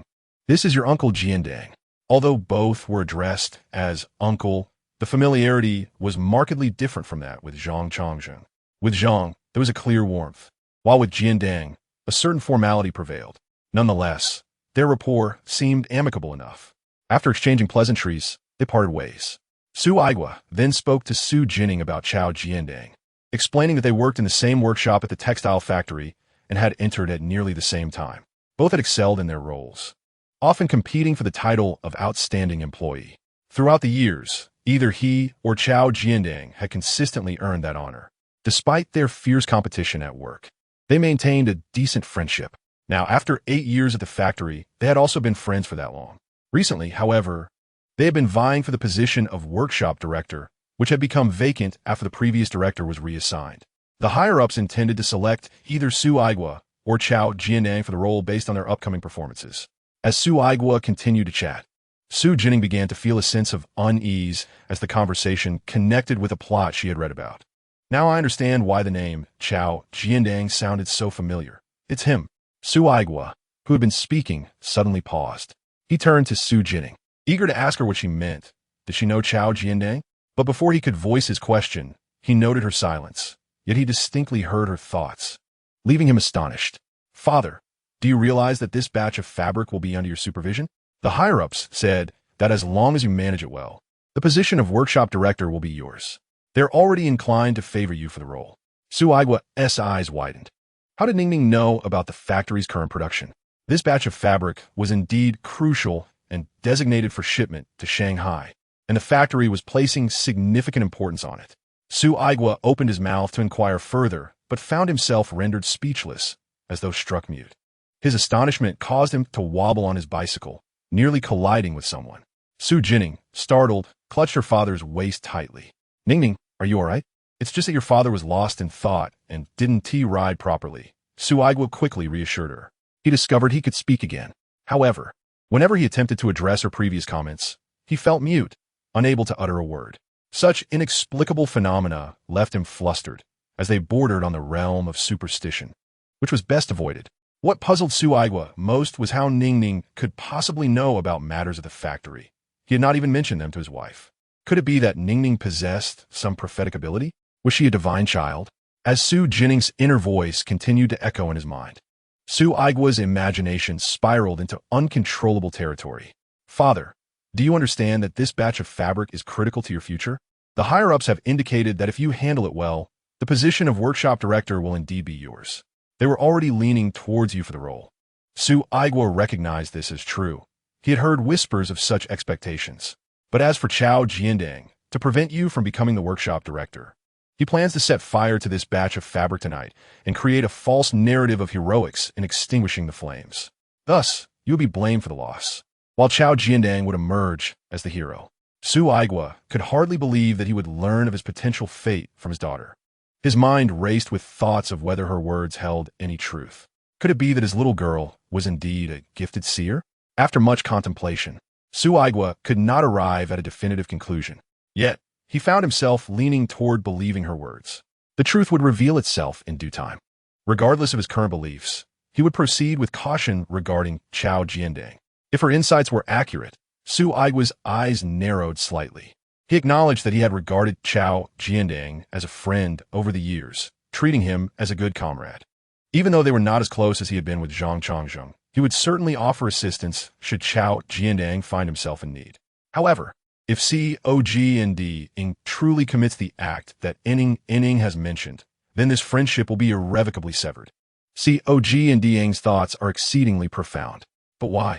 Is it merely for the position of workshop director? Xu concedes that the role of workshop director indeed offers superior benefits compared to that of a workshop worker, both in terms of salary and various other privileges. Yet, to deliberately set a fire for the sake of such a position, does that truly warrant such a risk?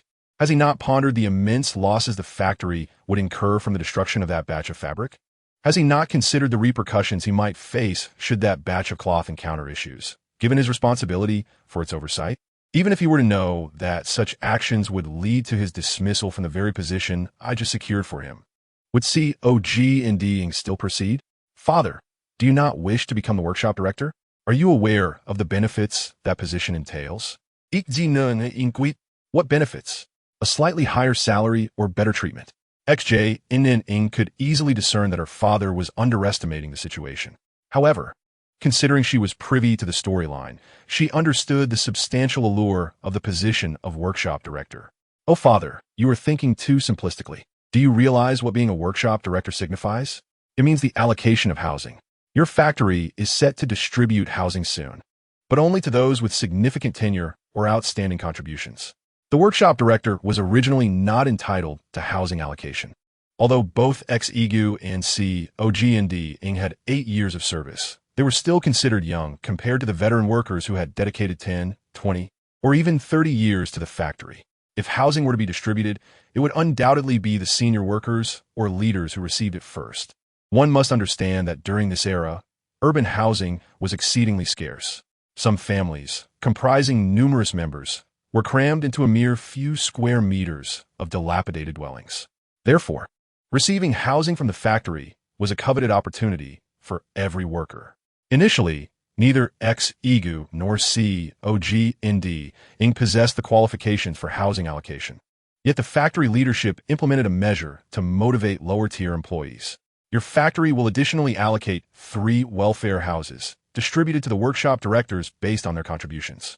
Thus, by extinguishing the fire, Xu Jinning has become the hero, not only resulting in your dismissal, but also securing the position of workshop director. Furthermore, due to his efforts in saving collective property, he has made a substantial contribution and successfully obtained housing. So, father, do not be deceived by Xu Jinning's facade.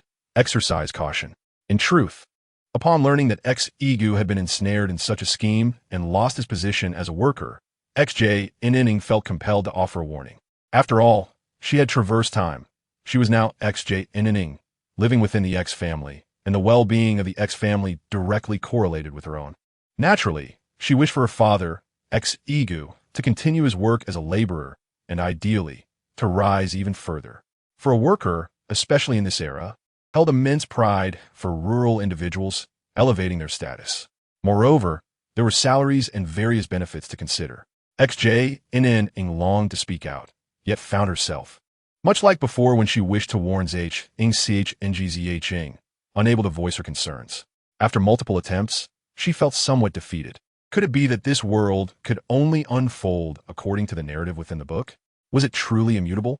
Although she had read the author's work, she had largely done so while critiquing its many flawed perspectives. Take the matter of Xu Jinning, for example. In the narrative, he became the hero who extinguished the fire, ascended to the role of workshop director, and secured welfare housing, ultimately thriving. Yet by the conclusion, the incident of his initial arson remained unexposed.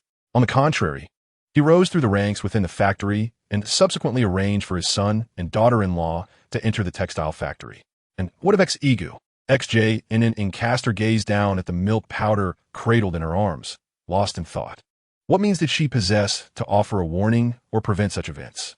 Meanwhile, Xu remained oblivious to the fact that Xu Jinning would resort to such actions, driven by the prospect of housing allocation.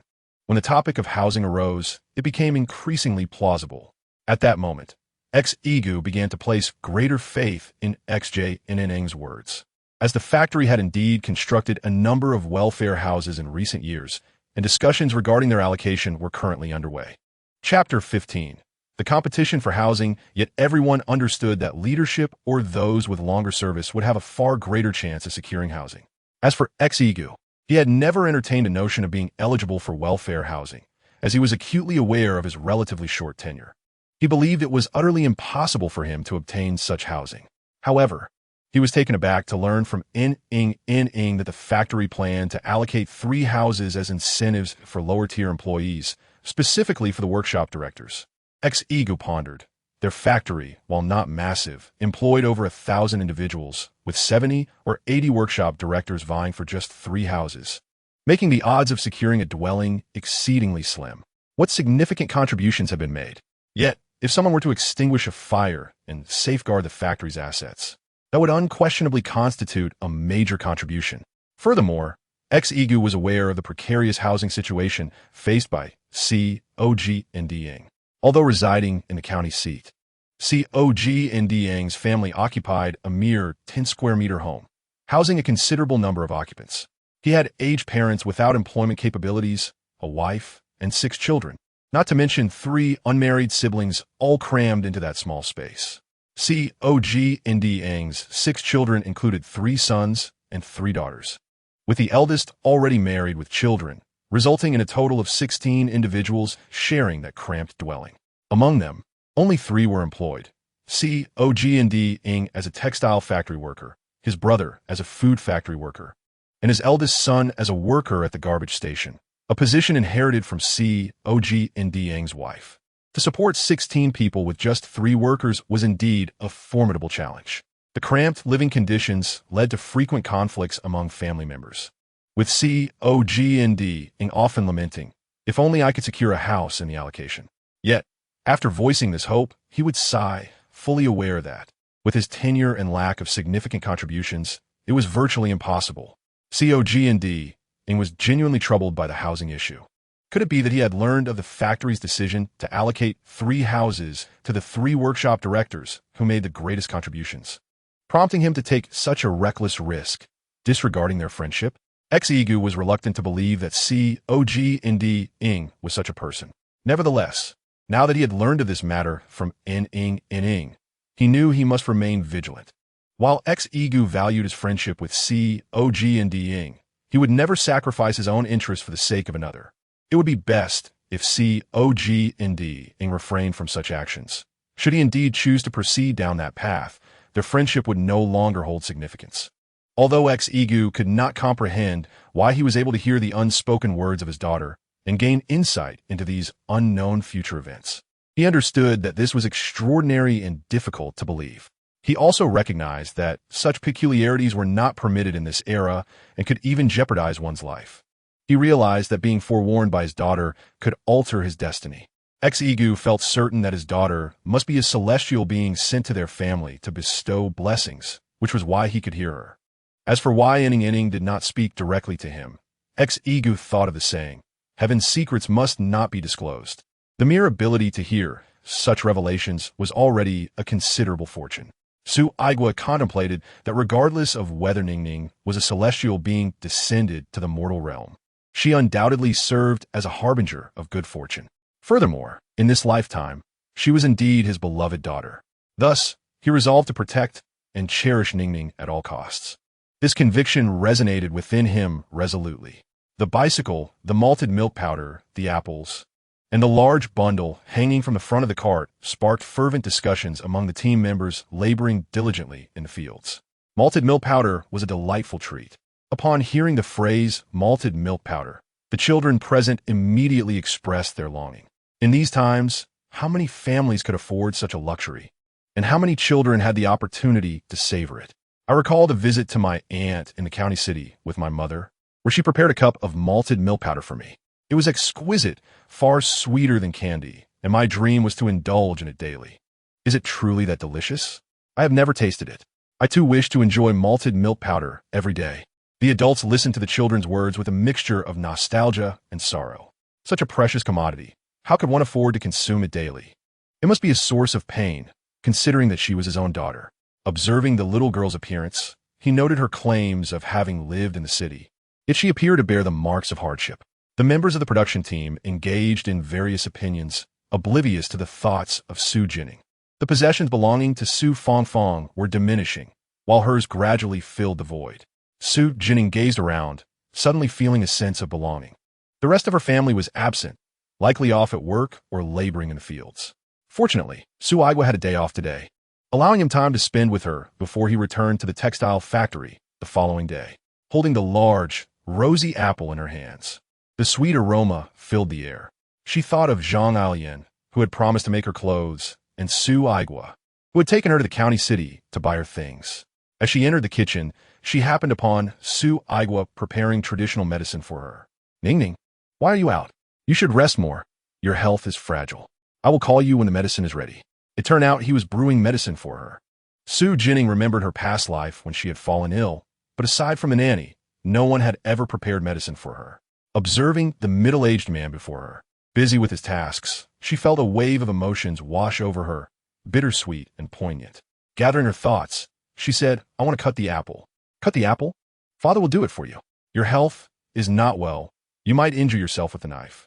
Thus, Su Aigua took the apple from Xu Jinning's hands and quickly sliced it into small pieces, placing them in a bowl. Here, take your time eating. Xu Jinning realized that Su Aigua misunderstood her intention. Holding the bowl, she said, I want to eat together with you and mother. Her words left Su Aigua momentarily stunned, and a pang of sorrow gripped his heart. When did he start to care for Ningning?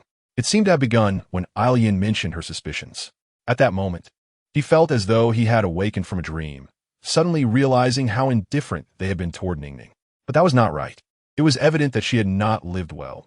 Why they failed to perceive it before, blindly believing Su Fangfang and the Lin family? Though they had come to their senses later, the damage of their indifference had already been done. Su Aigua could sense that Ningning had grown distant due to their prior coldness. The realization caused him pain, yet he felt powerless to change the past. He and Ailian could only strive to mend their relationship moving forward. However, he never anticipated that Ningning would wish to share the apple with them. He had seen the desire in her eyes when she received it and knew she had not previously tasted fruit. Was this her way of seeking closeness? Seeing her tentative demeanor, Su Aigua felt a surge of compassion for his little daughter. Not wanting to shed tears in front of her and unwilling to disappoint her goodwill, he picked the two smallest apple pieces from a bowl, popped one into his mouth, and smiled. It's truly sweet. I will take this piece to your mother and tell her it was from you. She will be delighted. All right, you eat the rest. One apple is not much. Xu Jinning looked at the remaining apples in the bowl, recalling Su Aigua's earlier actions. She picked up a piece and took a gentle bite. It was crisp, fragrant, and the juice burst forth, filling her mouth with the delightful scent of apple. Indeed, it was delicious. Sitting on the edge of the bed, she munched on the apple, her feet unconsciously swaying, a small habit of hers when she felt happy and content.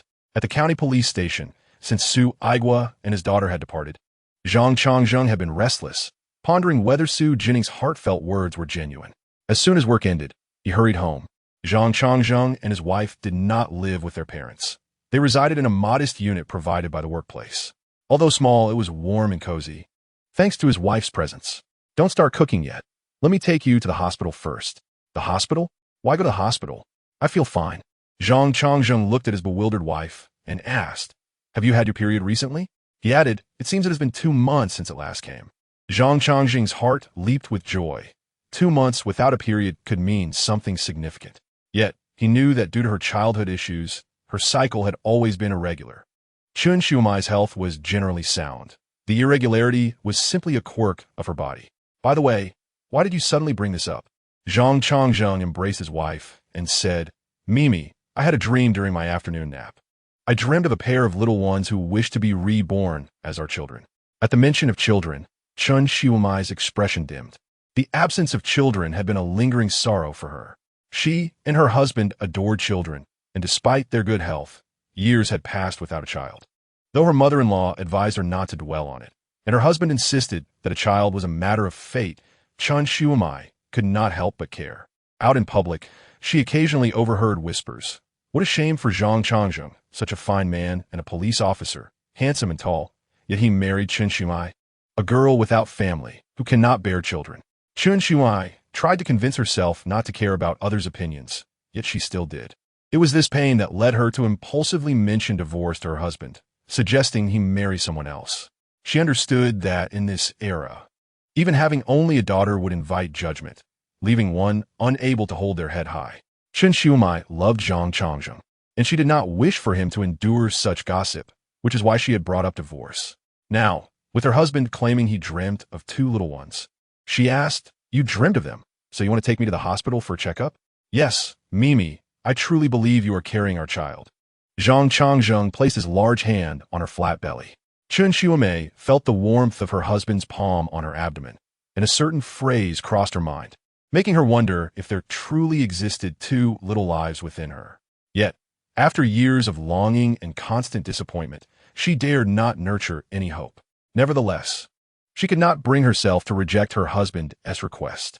All right, let us visit the hospital, she acquiesced. Thus, the 2 of them, having not yet dined, set off for the hospital. Residing in the county town, the hospital was not far.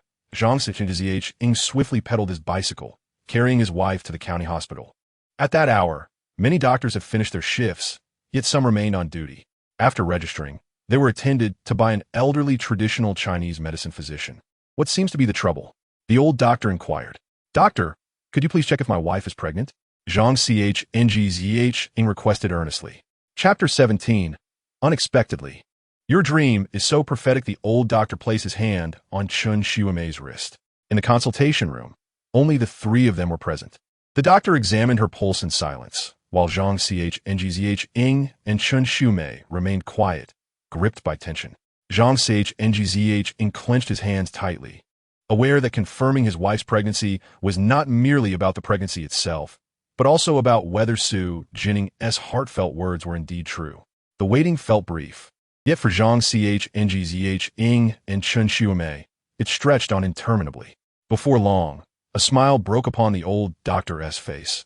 You were right. Your wife is indeed pregnant. At those words, Chun Xiumai was momentarily stunned. Surely, she had not misheard. She truly was pregnant. In a daze, she turned to her husband beside her.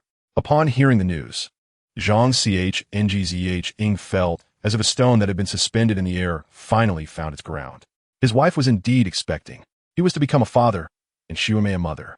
The truth of Xu Jinning's words had come to fruition. Xiumai was genuinely pregnant. This meant that the future events regarding the human trafficking case and his subsequent sacrifice, as foretold, were indeed real. Changzheng, the doctor just said. Chun Xiumai, overwhelmed with emotion, could scarcely articulate her thoughts. We are having a baby. We are having a baby, she murmured, tears streaming down her cheeks. They would become parents. How wonderful, how joyous. At this moment, Chun Xiumai finally released the pent-up emotions she had been harboring. No one could fathom the pressure she had endured over the matter of having children. Now, at last, they were to have a child. Chun Xiumai felt as if a heavy stone that had long rested upon her heart was suddenly lifted, leaving her with a profound sense of clarity and joy. Doctor, is it possible that I am carrying 2 children? Chen Shuamei asked. The old doctor widened his eyes slightly. How did you know? I had a suspicion. Besides the heartbeat of the adult, there were indeed 2 additional pulses. However, I wanted to confirm it further before informing you. Chen Shuamei, recalling her husband's dream, asked casually, never expecting the doctor to provide nearly conclusive confirmation. She promptly relayed her husband's dream to the doctor. The old physician found it quite remarkable, yet after further examination, he assured the couple that Chen Shuamei was indeed carrying twins, both over 2 months along. Currently, the children are developing well, but as they are not yet 3 months, it is crucial to maintain a positive emotional state and avoid excessive strain, he advised. Upon returning home, it was not until Zhang Changzheng had prepared the meal and called her to eat that she fully processed the day's events. Her hand rested upon her belly, her face radiant with happiness. Changzheng, I never imagined we could have children, let alone 2. Your dream is truly prophetic. We must tell our parents. They will surely be overjoyed. Very well.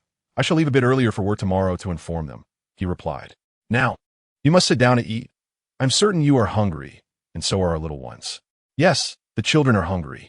We must eat well to ensure they grow healthy.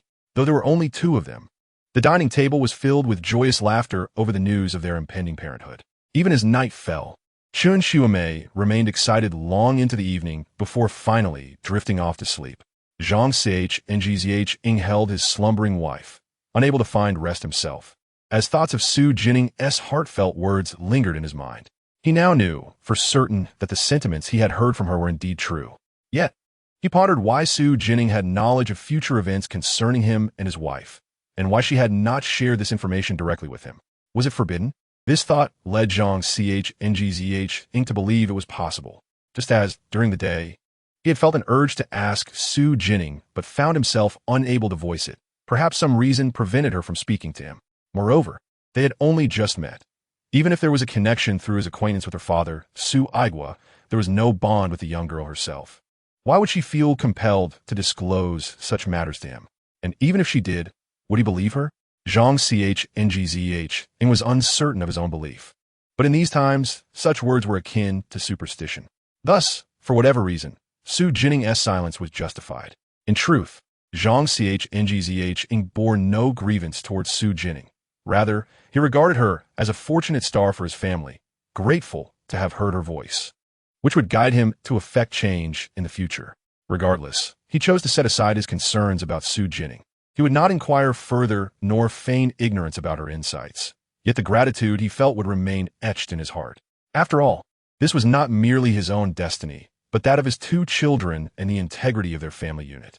Should he sacrifice himself, their unborn children would also perish, and the family would be shattered. Nonetheless, Zhang Changzheng resolved to speak with the director at work the following day about enhancing patrols and increasing efforts to capture human traffickers, ensuring women and children would not fall victim to abduction. With his plans for the morrow set, he finally succumbed to sleep, cradling his wife. In the Qinghao production team, Xu Xiangdong transformed his sorrow into diligence, working fervently that afternoon. After dinner, around 7 o'clock, the sky had darkened considerably as summer approached, and fewer villagers roamed about. Though Xu Xiangdong initially sought rest in his room, his thoughts inevitably drifted back to the events of the day and Xu Jinning's heartfelt revelations. A rather straightforward individual, he did not dwell on the perplexities of hearing Xu Jinning's voice, which seemed almost supernatural. Instead, he was more concerned with Sun Jiqing's sentiments. The young girl had disclosed that Sun Jiqing did not harbor feelings for him, but rather favored Fu Jiqing. He had indeed witnessed Sun Jiqing express her affection for Fu Jiqing during the day. However, the little girl had also mentioned that Sun Jiqing not only toyed with him, but also captivated several other young men in the village, manipulating them for food and drink to lighten her own burdens. Among them was Zhao Hongxing, a local known for his dubious reputation. The child had mentioned that Sun Jiqing would be sharing a kiss with Zhao Hongxing in the grove that very night. Chapter 18. An encounter in the grove. Was this true? Zhao Hongxing was a well-known figure in the production team, an unruly troublemaker. He lived with a widow, whose reputation in the village was far from esteemed, as rumors suggested she often consorted with various men. Whether these allegations held any truth remained uncertain, yet no one had ever caught her in the act. However, the affection that his mother bestows upon Zhao Hongxing is indeed genuine. She cherishes Zhao Hongxing as if he were a precious gem, treating him with the utmost care. When Zhao Hongxing expressed fatigue from labor, she resolved to relieve him of such burdens henceforth. Up to now, at the age of 21, Zhao Hongxing has not engaged in any work. Since he turned 16, his mother has been preoccupied with arranging a marriage for him, seeking matchmakers to propose suitors. Yet, their circumstances are dire. They possess only a dilapidated earthen house and have meager financial resources. As a widow and orphan, there is little income. As for a mother-in-law, Zhao Hongxing's mother has a poor reputation, and the prospect of Zhao Hongxing himself, that is even more disheartening.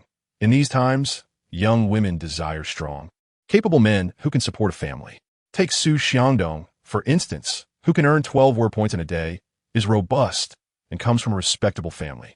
His father is a worker, and his siblings have stable jobs. Many girls in the village are fond of him, and inquiries about him have even reached neighboring villages, with matchmakers approaching his home to propose. Yet, Xu Jinning has turned them all down, his heart wholly devoted to Sun Jiqing. Yet he wonders, would Sun Jiqing truly engage in romantic embraces with someone as unrefined as Zhao Hongxing? On one hand, he believes that even if Sun Jiqing has affections for Fu Jiqing and not for him, she at least possesses a pure character. On the other hand, rumors from Xu Jinning instill doubt in him. At that moment, while Zhang Alian was washing dishes, she noticed her eldest son rushing out. "Hey, where are you going at this late hour?" Xu Jinning, upon leaving the house, made his way toward the grove. He intended to personally ascertain whether Sun Jiqing was indeed the kind of person the girl had described, of dubious character, entangled with numerous men. Although he did not fully grasp the meaning of the term entangled, he felt an inexplicable understanding. Deep down, Xu Jinning hoped Sun Jiqing was not that sort of person. If she were, it would mean he had been blind and had misplaced his affections. As Xu Jinning made his way, he encountered no one along the secluded path to the grove. In the evening, families generally refrain from venturing out, weary from the day's labor and eager for rest. The grove, adjoining the mountains, is dense with trees, and last year, someone had even spotted a wild boar there. Thus, it was unlikely anyone would come here at night. Upon reaching the grove, the moon had just risen, casting a gentle glow that illuminated the dim surroundings, allowing him to see the path ahead, albeit faintly.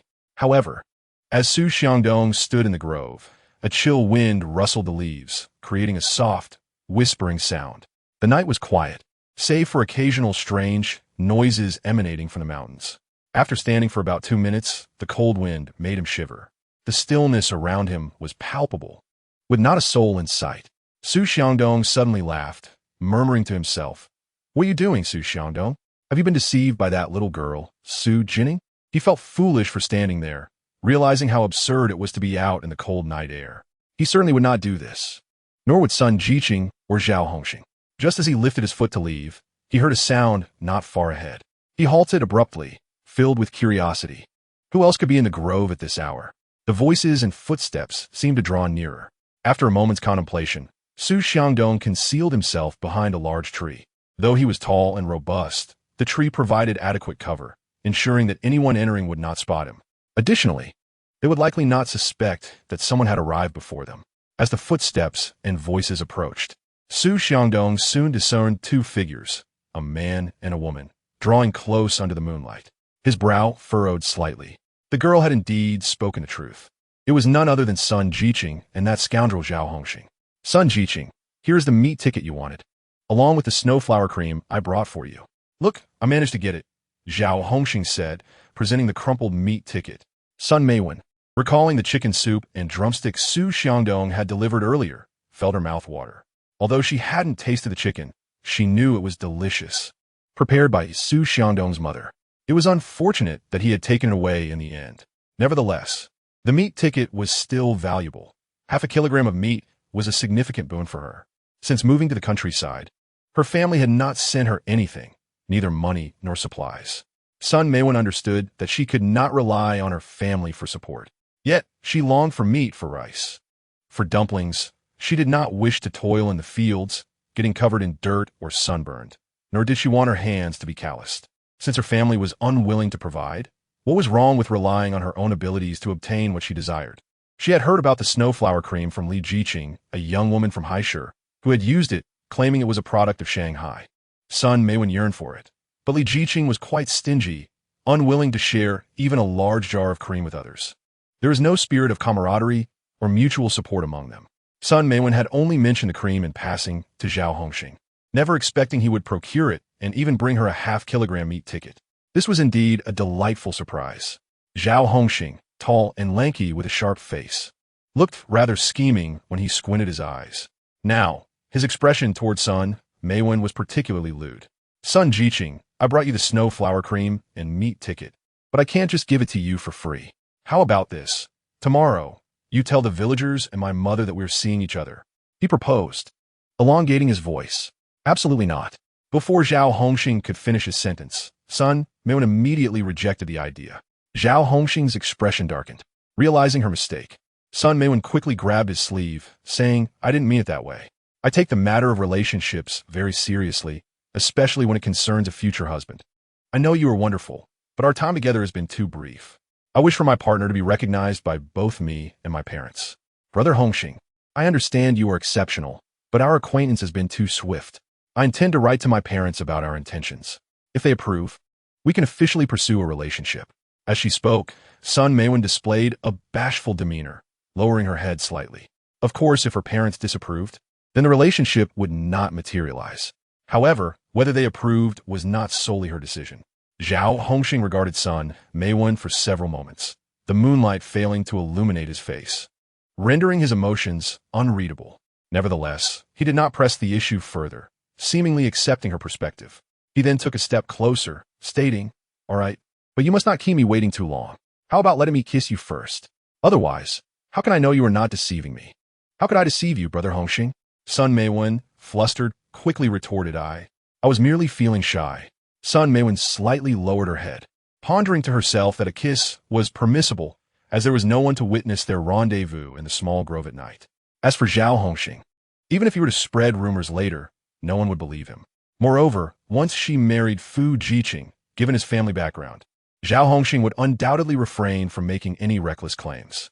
Zhao Hongxing seemed to have guessed that Sun Meiwen would not refuse, and thus Xu Xiangdong witnessed the two sharing a kiss not far away. Sun Meiwen displayed no hint of resistance, even when Zhao Hongxing took liberties. She merely feigned a slight struggle, which appeared more like a coy invitation than genuine refusal. Xu Xiangdong, observing the scene, felt as though a bolt of lightning had struck him, leaving him utterly stunned. He had not anticipated that Sun Jiqing would indeed act as the young girl had described, kissing Zhao Hongxing under the cover of darkness, and the words exchanged between them mirrored those she had spoken to him almost identically. At this moment, Xu Xiangdong could unequivocally confirm that Sun Jiqing had deceived him.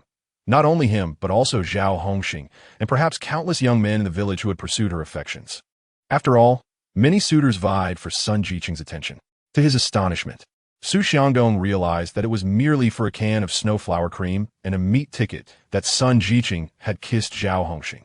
Yet, had she not claimed to have feelings for Xu Jinning? If she truly liked Xu Jinning, why would she kiss Zhao Hongxing?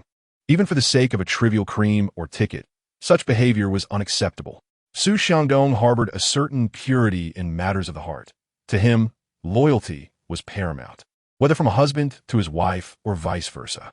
Affectionate gestures, such as embraces or kisses, ought to be reserved for one's beloved, not squandered on others casually. Moreover, Xu Xiangdong had definitively concluded that Sun Jiqing was a woman of many lies. He, on the other hand, cherished sincerity. In that instant, the admiration he once held for Sun Jiqing shattered, and he found clarity.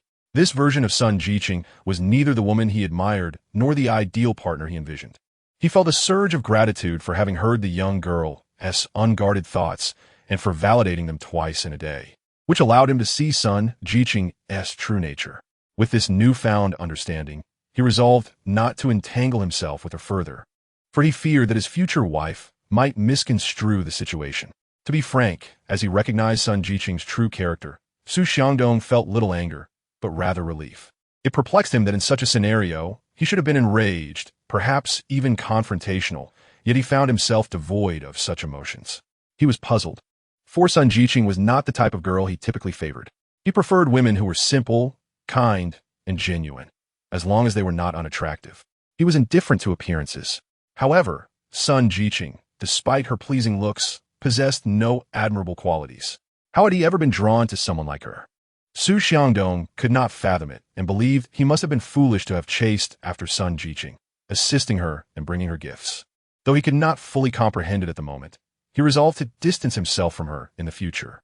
He would lead a life of diligence, focusing on his work, and allow his mother to find him a suitable bride. As for Xu Jinning, the young girl, he decided he must treat her with greater kindness. After all, had he not overheard the young girl's revelations, he might have remained oblivious, ensnared in deception, risking his future. Xu Xiangdong was now certain that Sun Jiqing was not the kind of woman he would ever love. Moreover, he suspected that a woman like her would not settle down after marriage, which was not the life he desired.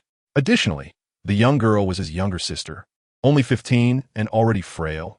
He realized that he, as her elder brother, must care for her more diligently. Lost in thought, Xu Xiangdong stepped away from the grove. Chapter 20. A burden in hand, Chao Jiandang surveyed the diminutive 10-square-meter house before him, which housed a total of 16 family members. The single room barely accommodated several beds, leaving little space to stand, with only curtains separating the beds. Yet, what purpose did the curtains serve? At night, any sound would be heard immediately. The situation was particularly untenable during intimate moments, where silence was impossible to maintain. However, children could not simply be disregarded, especially considering the other occupants of the room included her husband's siblings, as well as her in-laws and grandparents. Had it not been for Cuiping's pregnancy, would her parents have allowed her to marry into this household? Just look at how difficult it had become for her brothers to find suitors. As soon as the matchmaker learned of their family, she would shake her head in refusal. Even Zhu seemed no different from a live-in son-in-law.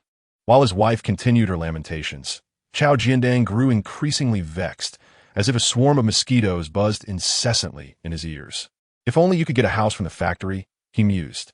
Alas, given her limited seniority and status as a mere workshop worker, even if she were to become the workshop director, it would not grant her a house. But you must strive to become the workshop director, he added after a brief silence. She perked up immediately, moving to her husband's side, asking, "What do you mean it's not impossible? Are you referring to the workshop director or the house?" Their parents, who had no place to sit but on the bed, also became alert upon hearing this. "Indeed, Jiandang, are you suggesting that you might be allocated a house? That would be wonderful." Chao Jiandang recalled a previous occasion when he had inadvertently overheard a conversation in the factory director's office. This matter had weighed heavily on his mind for days, and he finally felt ready to share it. His family, upon hearing his words, was filled with excitement. "What? The workshop director can also be allocated a house? That's fantastic. Jiandang, you're about to become the workshop director, so we can finally have a house." Listening to his family's enthusiastic responses, Chao Jiandang couldn't help but feel as if he had already secured the position of workshop director and was destined to receive a house. He patiently explained, "Are you unable to comprehend what I'm saying? I spoke of opportunities. There are dozens of workshop supervisors, yet only 3 welfare apartments allocated for them. Furthermore, why do you assume that I will definitely become the workshop supervisor? I am competing with Su Aigua. It could very well be he who ascends to that position.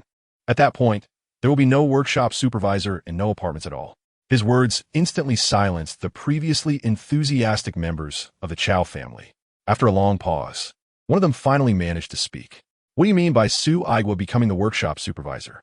You claim you are in competition, but Su Aigua comes from the countryside. No one knows how he even got into the textile factory as a worker. His performance cannot compare to yours, as you have repeatedly received the Outstanding Worker Award. The workshop supervisor position must surely be yours. Once you become the workshop supervisor, the chance of obtaining an apartment is within reach. Even if there are numerous supervisors, how many of them are truly outstanding workers, recognized by their leaders? None. Therefore, you are destined to become the workshop supervisor, and our family will certainly receive an apartment." The Chao family held unwavering confidence in Chao Jiandang's ability to become the workshop supervisor and secure an apartment. They were blindly optimistic, believing that no one could rival Chao Jiandang. To them, a mere workshop supervisor was simply a prize waiting to be claimed. However, Chao Jiandang was not so optimistic. Setting aside the matter of the apartments, he was uncertain whether he could outshine Su Aigua in their competition. Certainly, in Chao Jindong's heart, he believed himself superior to Su Aigua, especially since he was from the county town, while Su Aigua hailed from the countryside. Yet, Chao Jinning was not entirely convinced. Initially, he had been a successor to the textile factory, whereas Su Aigua had reportedly entered through connections. Although Chao Jinning was reluctant to think poorly of Su Aigua, the reality of promotions and apartment allocations rendered all else irrelevant. If he could not even become the workshop supervisor, there would be no chance of receiving an apartment. However, Chao Jinning felt that this opportunity to secure an apartment might only come once in the next decade. If he failed to seize it, he might find himself without any opportunity for the following 10 years. He could not accept that. But what could he do? Was there a way to ensure that he became the workshop supervisor and receive an apartment? At that moment, the voices of his family members reached his ears. Hey, do you have the newspaper from the day before? A worker from the Anqing steel factory discovered that the metal materials were being stolen over a long period and immediately reported it. They eventually caught many culprits. Had it not been for his report, tons of metal materials would have been stolen and sold. He saved the factory a significant loss, and, as a reward, the factory offered his family a worker position and promoted him. He even made it to the newspapers. Yes, I've heard about it. What honor. Chao Jinning wondered where that newspaper was. Chapter 21. Ruru X Jinning did not rise until nearly noon the next day. It was not that she was unwilling to wake early. Her body simply could not withstand it, and being a soul from the 21st century, she had grown accustomed to waking naturally. Dressed and stepping out of her room, she found the Su household eerily quiet, as if no one was home. On the dining table, there lay 2 large white steamed buns in a bowl. Were they meant for her? Suddenly, she heard a noise behind her and turned to see her elder sister, Su Fanghua, emerging from her room.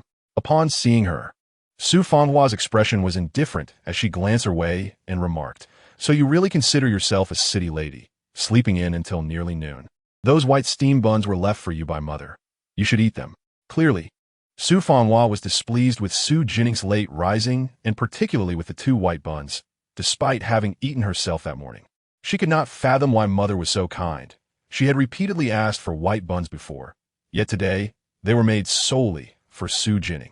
Although they were fortunate to enjoy the white buns thanks to Xu Jinning, Su Fanghua still felt unsatisfied.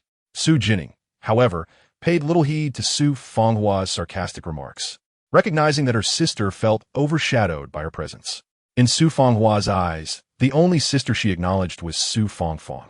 In truth, if Su Fanghua were addressing her biological sister, the original host, she would have certainly felt hurt, especially since the original host yearned for familial love and concern.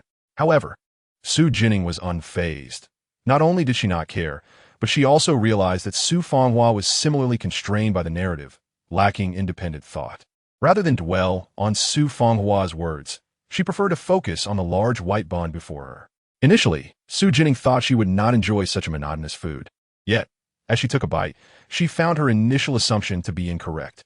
Her mother, Zhang Changzheng, was not only skilled in making delicious chicken soup, but also in crafting such simple yet delightful steamed buns. Unable to resist, she devoured one after another. Unbeknownst to Xu Jinning, the reason she found the white buns so delectable was twofold: Zhang Alian's culinary prowess and the fact that the original host had never tasted such refined food. The white steamed buns were a luxury the original host had never experienced. Xu Jinning could see in the original memories that she had primarily consumed coarse black buns, which are difficult to swallow and lack nutrition. She recognized that the food in this era could not compare to modern standards. Many families might not even have the opportunity to enjoy such buns throughout the year, making it all the more remarkable that Zhang Alian would make them specifically for her. It was no wonder that her elder sister, Su Fanghua, would exhibit such a sullen demeanor. At that moment, a voice suddenly called out from outside, and a girl with 2 braids entered. The girl stood approximately 1.55 meters tall, with ordinary features and a wheat-colored complexion. However, Xu Jinning did not take a liking to her at first glance, for her eyes bore a shrewdness that seemed calculating, and although she wore a constant smile, Xu Jinning sensed no warmth in it. Upon seeing Xu Jinning, the girl appeared slightly taken aback before recalling something. "You must be Xu Jinning, the sister that Fanghua recognized yesterday." "Hello, little sister." As she spoke, her gaze flicked to the white bun in Xu Jinning's hand, quickly masking her expression. But Xu Jinning caught a glimmer of desire and envy in her eyes. Xu Jinning found this puzzling. In modern times, she had been relatively oblivious to people's intentions, which had led to her being deceived by her stepmother and stepsister. Yet, after crossing over, her sensitivity to others' motives had sharpened remarkably.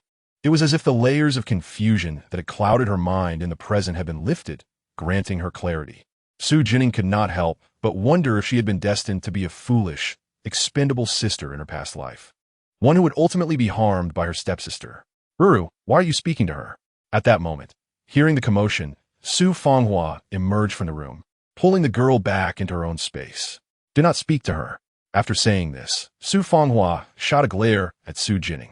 Before entering the house with X.F.Ngu, the girl named RU offered X.J.N.N. an apologetic smile.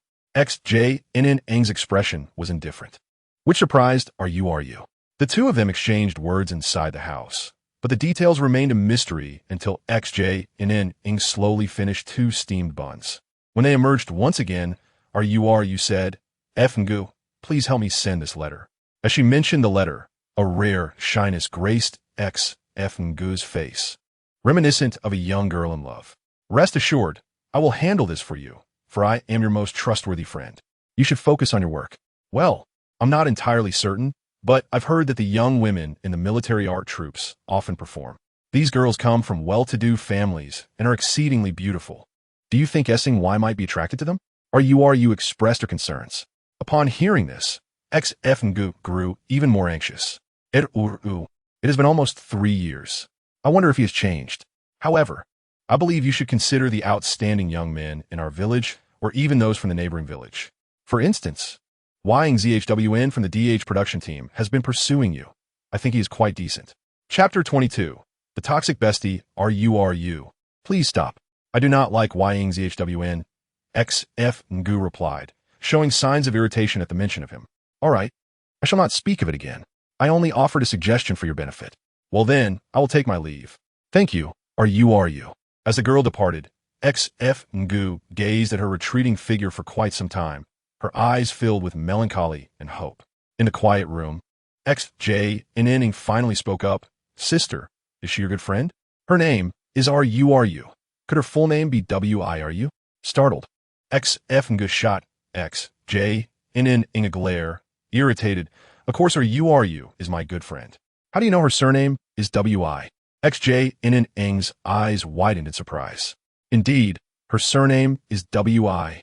X.J.N.N.'s exclamation caught X.F.Ngu's attention, leaving her puzzled as to how she could hear her voice despite her lips being sealed. Dear sister. She is not merely your fair-weather friend, but your toxic bestie. X.F.Ngu's heart raced, as she had never encountered such a situation before. The fear in her gaze towards X.J.N.N. was palpable. Yet, she struggled to comprehend the meaning behind X.J.N.N.'s words. What did fair-weather friend entail? A friend is simply a friend. What is a fair-weather friend? And what does toxic mean in the context of bestie? Although X.F.Ngu could not fully grasp X.J.N.N.'s statements, she was certain that X.J.N.N. was speaking ill of WIRU. But how could she voice such thoughts without uttering a word? How do you know RU surname? You wouldn't be harboring any ill intentions, would you? Absolutely not. X.J.N.N. assured her. Dear sister, what ill intentions could I possibly have? The one with ulterior motives is your dear friend WIRU. Initially, X.J.N.N. was indifferent to X.F.Ngu's conversations with WIRU or her romantic endeavors. However, the mention of RU, the letter they were holding, and the man named Huang ZHWN from the DH production team suddenly reminded her of the plot in a book. Sister, I just overheard you talking about a letter. Are you sending something? To confirm, she decided to engage with X.J.N.N. Yes, I need to focus on work, and it's not convenient for me to send it, so I asked RU to help. Upon hearing this, X.J.N.N. was convinced of the unfolding narrative. Sister, how could you let WIRU send your letter? X.F.Ngu was puzzled. Why not let her help me send it? Soon, X.J.N.N.'s inner voice provided the answer. Why? Because over the past 3 years, WIRU has pretended to send countless letters for you, yet none were ever sent. Once she left your sight, she would tear your letters apart, ensuring that none reached Xingyi. X.F.Ngu froze, almost exclaiming, "Impossible! How could she do that? How could you commit such an act?" It was unfathomable. For 3 years, Xu had lost track of how many letters she had sent to Xing. Initially, Wiru had eagerly offered her assistance. With her exams approaching and later taking on a temporary teaching position at the commune, she found herself too busy to send letters. Trusting her best friend, she allowed Wiru to handle it. Over time, this became a habit. As long as she wrote a letter, Wiru would send it, regardless of her own availability. Xu had always made sure to share any good thing she received with Wiru. As seen just moments ago when she gave her a new hair tie. Could it truly be, as Xing had said, that Wiru had ripped up all her letters? Xu refused to believe it. Wiru had been her friend since she was 10, the one who had shared food with her during times of need. Wiru had declared her to be the best friend and sister for life, promising to always help her when needed. After 9 years of friendship, Xu genuinely considered Wiru her closest companion, even if she was slightly less than Xu herself. Throughout these 9 years, Wiru had treated her well. She could not fathom that Wiru would betray her. Xu even contemplated confronting Jinning about her unfounded accusations, demanding her to cease such slander against her relationship with Wiru. Yet, the words remained lodged in her throat, for the things she heard were not spoken aloud by Jinning. What right did she have to question her? As Xu steadfastly believed in Wiru's loyalty, she heard Jinning's voice once more. Not only did Wiru tear up your letters, but she also impersonated you and kept all the letters Xing sent you over these 3 years. Those letters are hidden in her bedside drawer. Do you know how much Wiru despises you each night as she reads through those letters? Filled with jealousy because Xing likes you and has written to you so many times? Xu was once again engulfed in shock. What? Xing had been writing to her for 3 years? He still held feelings for her? Yet, the letters he sent had been intercepted by Wiru. Was this truly the case? Had she believed that Xing no longer liked her because she had not received any letters? Xu knew that Xing had liked her in the past, or rather, that they had mutual affections. 3 years ago, at the tender age of 16, she and Xing, who was 18, confirmed their feelings for each other before he was selected for military medical training. Chapter 23. Xu's tragic fate. Could it be that Xing truly had changed his heart, no longer favoring a rural girl, but instead being drawn to the talented and beautiful women of the art troupe? Over these 3 years, Xu transitioned from disbelief to doubt. From the very beginning, filled with eager anticipation, to the subsequent series of disappointments, this time represented her final opportunity, not only for herself but also for Song Yi. Silly elder sister, you have been brainwashed by Wei Ro, and in the end, she has harmed you. What sort of good friend allows you to consider that scoundrel Yang Jiwen? Su Fanghua was perplexed. What did Yang Jiwen have to do with this? Her impression of him was rather faint, having encountered him only a few times, mostly in the company of Wei Ro. Most of what she knew about him came from Wei Ro's mentions. Wei Ro claimed that Yang Jiwen was the son of the village secretary of day production team, a high school student and a worker at a city food factory. Quite impressive. He was also tall and handsome, with many girls from day production team admiring him, even those who had moved to the city. Yet, Yang Jiwen only had eyes for Su Fanghua. How did she know of his affections? That too was relayed by Wei Ro. Each time, Su Fanghua urged Wei Ro not to speak frivolously, but Wei Ro insisted, claiming it was what Yang Jiwen himself had said, even stating that he planned to send a matchmaker to propose this year. However, Su Fanghua did not harbor any feelings for Yang Jiwen. A high school student? She was a high school student herself. A worker? Her father was also a worker, though she was merely a temporary one. She still had a job that kept her from the fields. Tall and handsome, while Yang Jiwen resembled Song Yi in many ways, she found Song Yi far more attractive. Both were refined in demeanor, yet Su Fanghua sensed an underlying arrogance and disdain for the ordinary in Yang Jiwen, whereas Song Yi exuded a gentle and humble charm that captivated her deeply. Meanwhile, Xu Jinning had begun to voice her disdain for Yang Jiwen. That scoundrel Yang Jiwen. Don't be deceived by his scholarly appearance and glasses. He has tendencies for domestic violence, is mentally unstable, and has a terrible temper. When he loses his temper, he tends to throw things and hit people.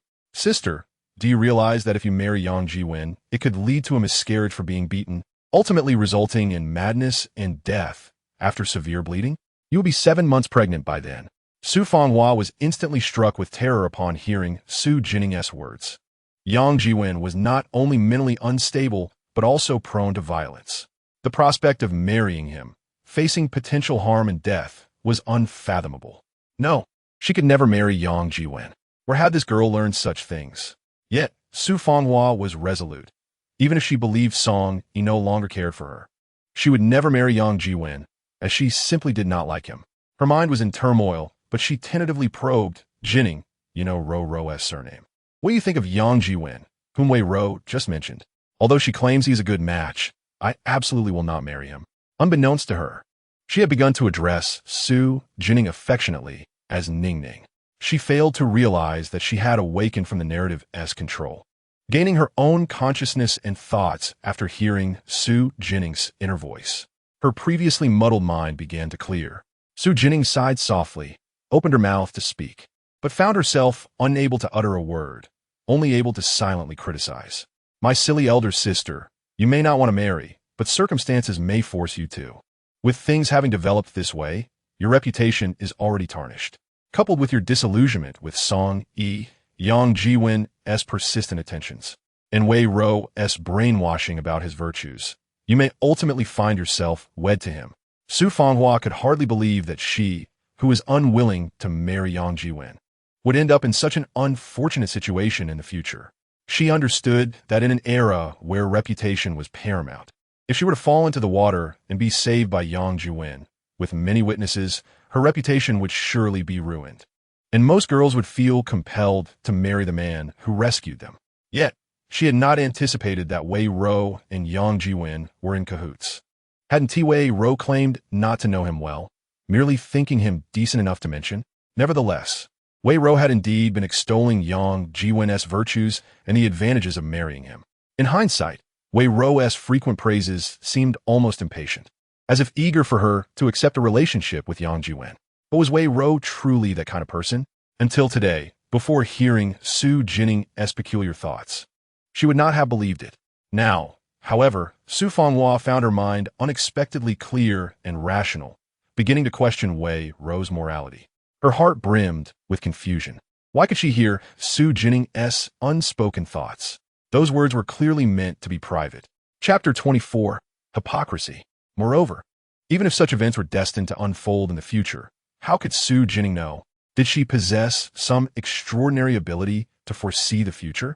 Or was she not even human? A storm of thoughts raged within Su Fanghua.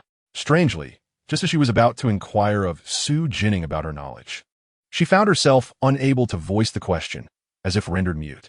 At that moment, an inner voice cautioned her against asking, suggesting that her ability to hear was a unique opportunity reserved for the worthy. This opportunity was not granted to everyone. It belonged to those with kindness in their hearts. And Xu Jinning should be treated well, because she was their family's blessing. Su Fanghua was uncertain why this voice had emerged within her, yet she felt an inexplicable trust in it. At that moment, Su Fanghua was acutely aware. She would seek to verify the truth of Wei Ro's intentions, investigating whether she had acted benevolently or maliciously. As for Xu Jinning, that voice had proclaimed her a blessing, a good thing indeed, for this little girl was her biological sister, a fortunate star for their family. Su Fanghua felt a swell of pride. However, she noted that her sister appeared rather frail, her complexion pale, and her body so slight that it seemed a gust of wind might carry her away. How had this little girl lived before? Su Fanghua suspected that her sister had not had it easy. Was city life truly responsible for such emaciation? She found herself doubting Su Fanghua's previous claims that Ning Ning enjoyed a life of abundance in the city. At this instant, Su Fanghua's mind felt exceptionally clear, and she found it strange that she had not questioned this sooner. Furthermore, she now regarded Xu Jinning with newfound affection, despite having met her only twice. This was her sister, sharing the same parents. Why, then, had she previously spoken harshly to her and found her so disagreeable? Su Fanghua found it all quite perplexing. Yet despite her best efforts, she could not unravel the mystery. Soon, however, she came to terms with it. If she could not understand, then she would simply let it go. From this moment forth, Xu Fanghua's attitude towards Xu Jinning underwent a complete transformation. I did not harbor any fondness for Wei Rou, and the name Yang Juwen does not resonate well either. It is prudent for you to maintain your distance from them. Xu Jinning wished to caution Xu Fanghua, but ultimately found herself only able to utter this single phrase, as the rest of her thoughts remained unspoken. Oh, you little girl. Do you think you have such a keen insight into others? Xu Fanghua teased, her tone devoid of the previous sarcasm and mockery. Oh dear, my foolish sister.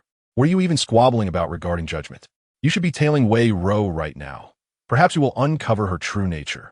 Enough of this triviality. I have matters to attend to and must take my leave. In truth, even without Xu Jinning's prompting, she too felt compelled to ascertain the nature of Wei Rou. Thus, Xu Fanghua exited her home, making her way towards Wei Rou's residence. Wei Rou's home lay along the same path as the post office in the county town. Diverging at a certain intersection, the path to Wei Rou's abode veered left at the fork, while the county town led straight ahead to the right. Xu Fanghua quickened her pace and soon caught up with the forward-moving Wei Rou, softening her footsteps to stealthily trail behind. At this hour, most laborers toiled in the fields, leaving the road nearly deserted. Presently, only Wei Rou in front and Xu Fanghua, silently following behind, occupied the path. Xu Fanghua gazed at Wei Rou's silhouette and pondered. Rou, are you truly the person Ningning described? On one hand, Xu Fanghua urged herself to trust her sisterly friend. On the other, she harbored a nagging suspicion that the little girl might be right. She could hardly fathom how tragic her own fate would be if such an ending befell her. As Xu Fanghua wrestled with her conflicting thoughts, she noticed that Wei Rou seemed to be murmuring to herself. Taking a few steps forward, her keen hearing soon discerned the content of Wei Rou's mutterings. At that moment, Wei Rou held the letter Xu Fanghua had entrusted to her. Had Xu Fanghua been walking alongside Wei Rou or ahead of her, she would have seen the absence of the earlier warmth and kindness on Wei Rou's face, replaced instead by a darkened expression, as if a storm were brewing. Sending another letter? They say Song, he has taken a liking to another girl. Why do you still send letters? But I suppose this will be the last one. I told you to date Yang Jiwen. Why didn't you listen? Xu Fanghua, why are you so fortunate, blessed with such loving parents? Your father is a worker, and you are a teacher, with Song Yi, who has long awaited and cherished you. Why do I possess nothing? You claim to consider me a good sister and friend. If that were true, you should share everything at home with me, including Song Yi. Even a man as well-suited as Yang Jiwen has an eye for you. Perhaps it is fortunate for you that he has chosen you. You always pass me the things you no longer want, the remnants of your meals. Who desires that? Am I Wei Rou only deserving of your cast-offs, of your leftovers? Why should that be the case? I refuse to accept your charity. Xu Fanghua, you are truly hypocritical. As Wei Rou continued to walk ahead, her murmurs transformed into complaints, laden with resentment and jealousy. Meanwhile, Xu Fanghua, who had initially harbored a glimmer of hope, felt that hope rapidly extinguished. The words and tone Wei Rou now expressed had never been directed at her before. It became evident that Wei Rou had long harbored jealousy towards her, envying the blessings of her loving parents, her status as a teacher, and Song Yi's affections. Although Xu Fanghua had previously heard Wei Rou express envy, she had assumed it was merely admiration. She was aware that Wei Rou's family situation was far from ideal, with her parents favoring their son over their daughters. Wei Rou had mentioned that her parents favored her brother and showed little affection for her and her sisters. Thus, during their first encounter at the age of 10, Xu Fanghua had found Wei Rou being scolded by her parents and going hungry. Xu Fanghua had felt genuine sympathy for Wei Rou's plight, often saving her own portion of food to share and offering her surplus possessions. However, she never anticipated that her well-intentioned gestures would be perceived as mere charity by Wei Rou, who viewed them as insincere. Xu Fanghua now found her past self utterly laughable.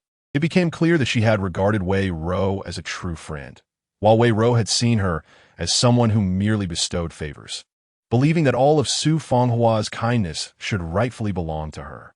Moreover, from the implications of Wei Rou's words, it appeared she was familiar with Yang Jiwen and aware of certain details regarding him. Yet, Wei Rou still urged her to marry Yang Jiwen. Did Wei Rou wish to cause her harm? Realizing this, Xu Fanghua's feelings of camaraderie began to dissipate as she glanced toward Wei Rou. Suddenly, Wei Rou halted her steps and performed an act that Xu Fanghua had not anticipated, yet somehow expected. Wei Ro abruptly tore the letter that Su Fanghua had given her. Not content with merely ripping it in half, she continued to shred it further. With each tear, Su Fanghua felt the pain resonate within her heart. One after another, the sound of tearing echoed like daggers piercing her soul.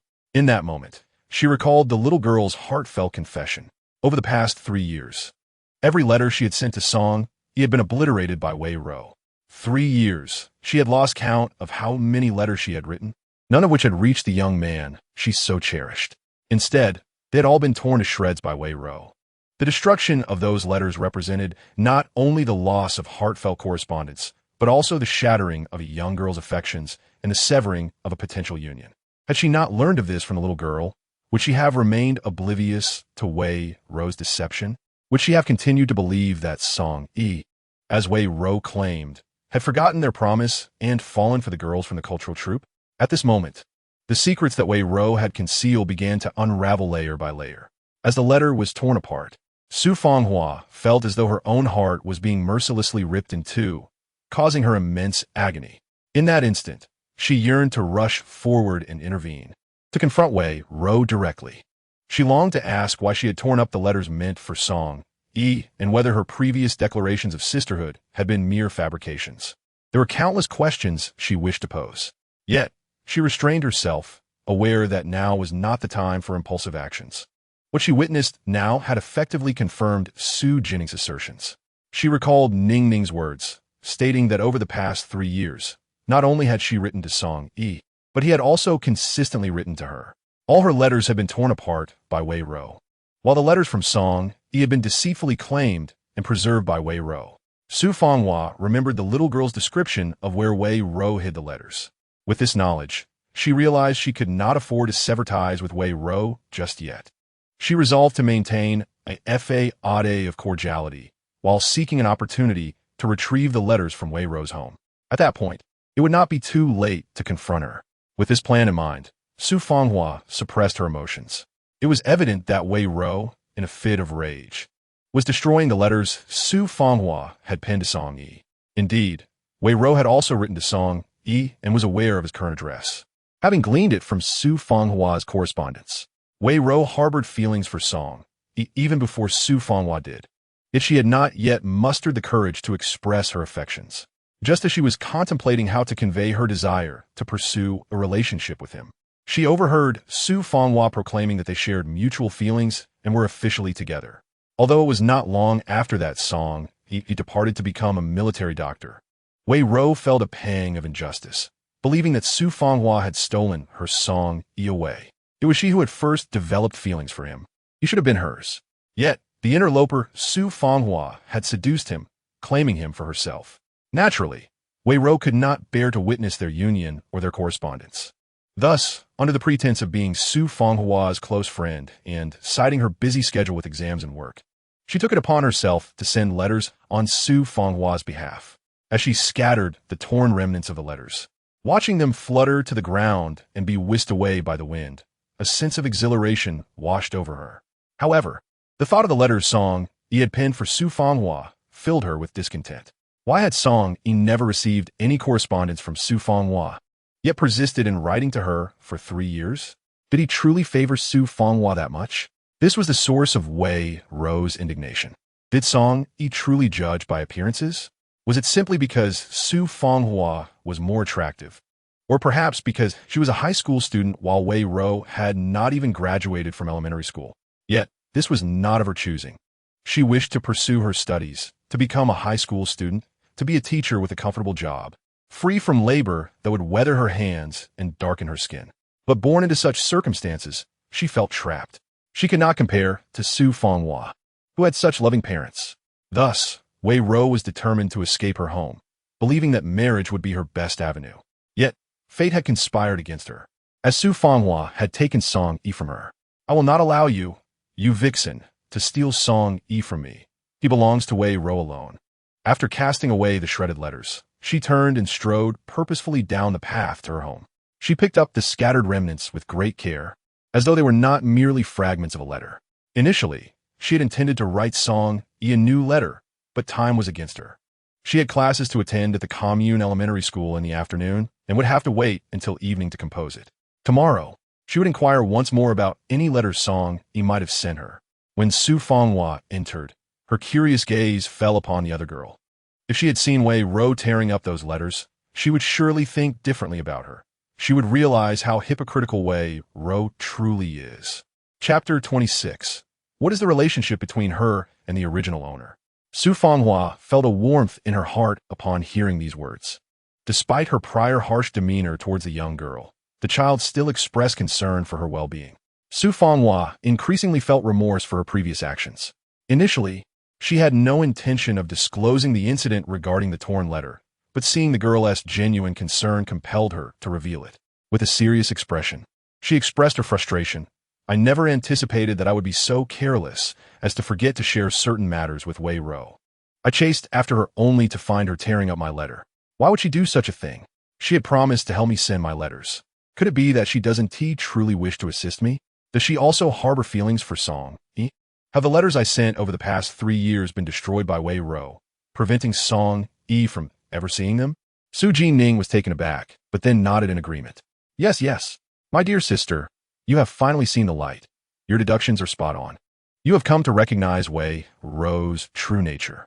She is like a venomous snake, always ready to strike when you least expect it. One day, she will ensnare you.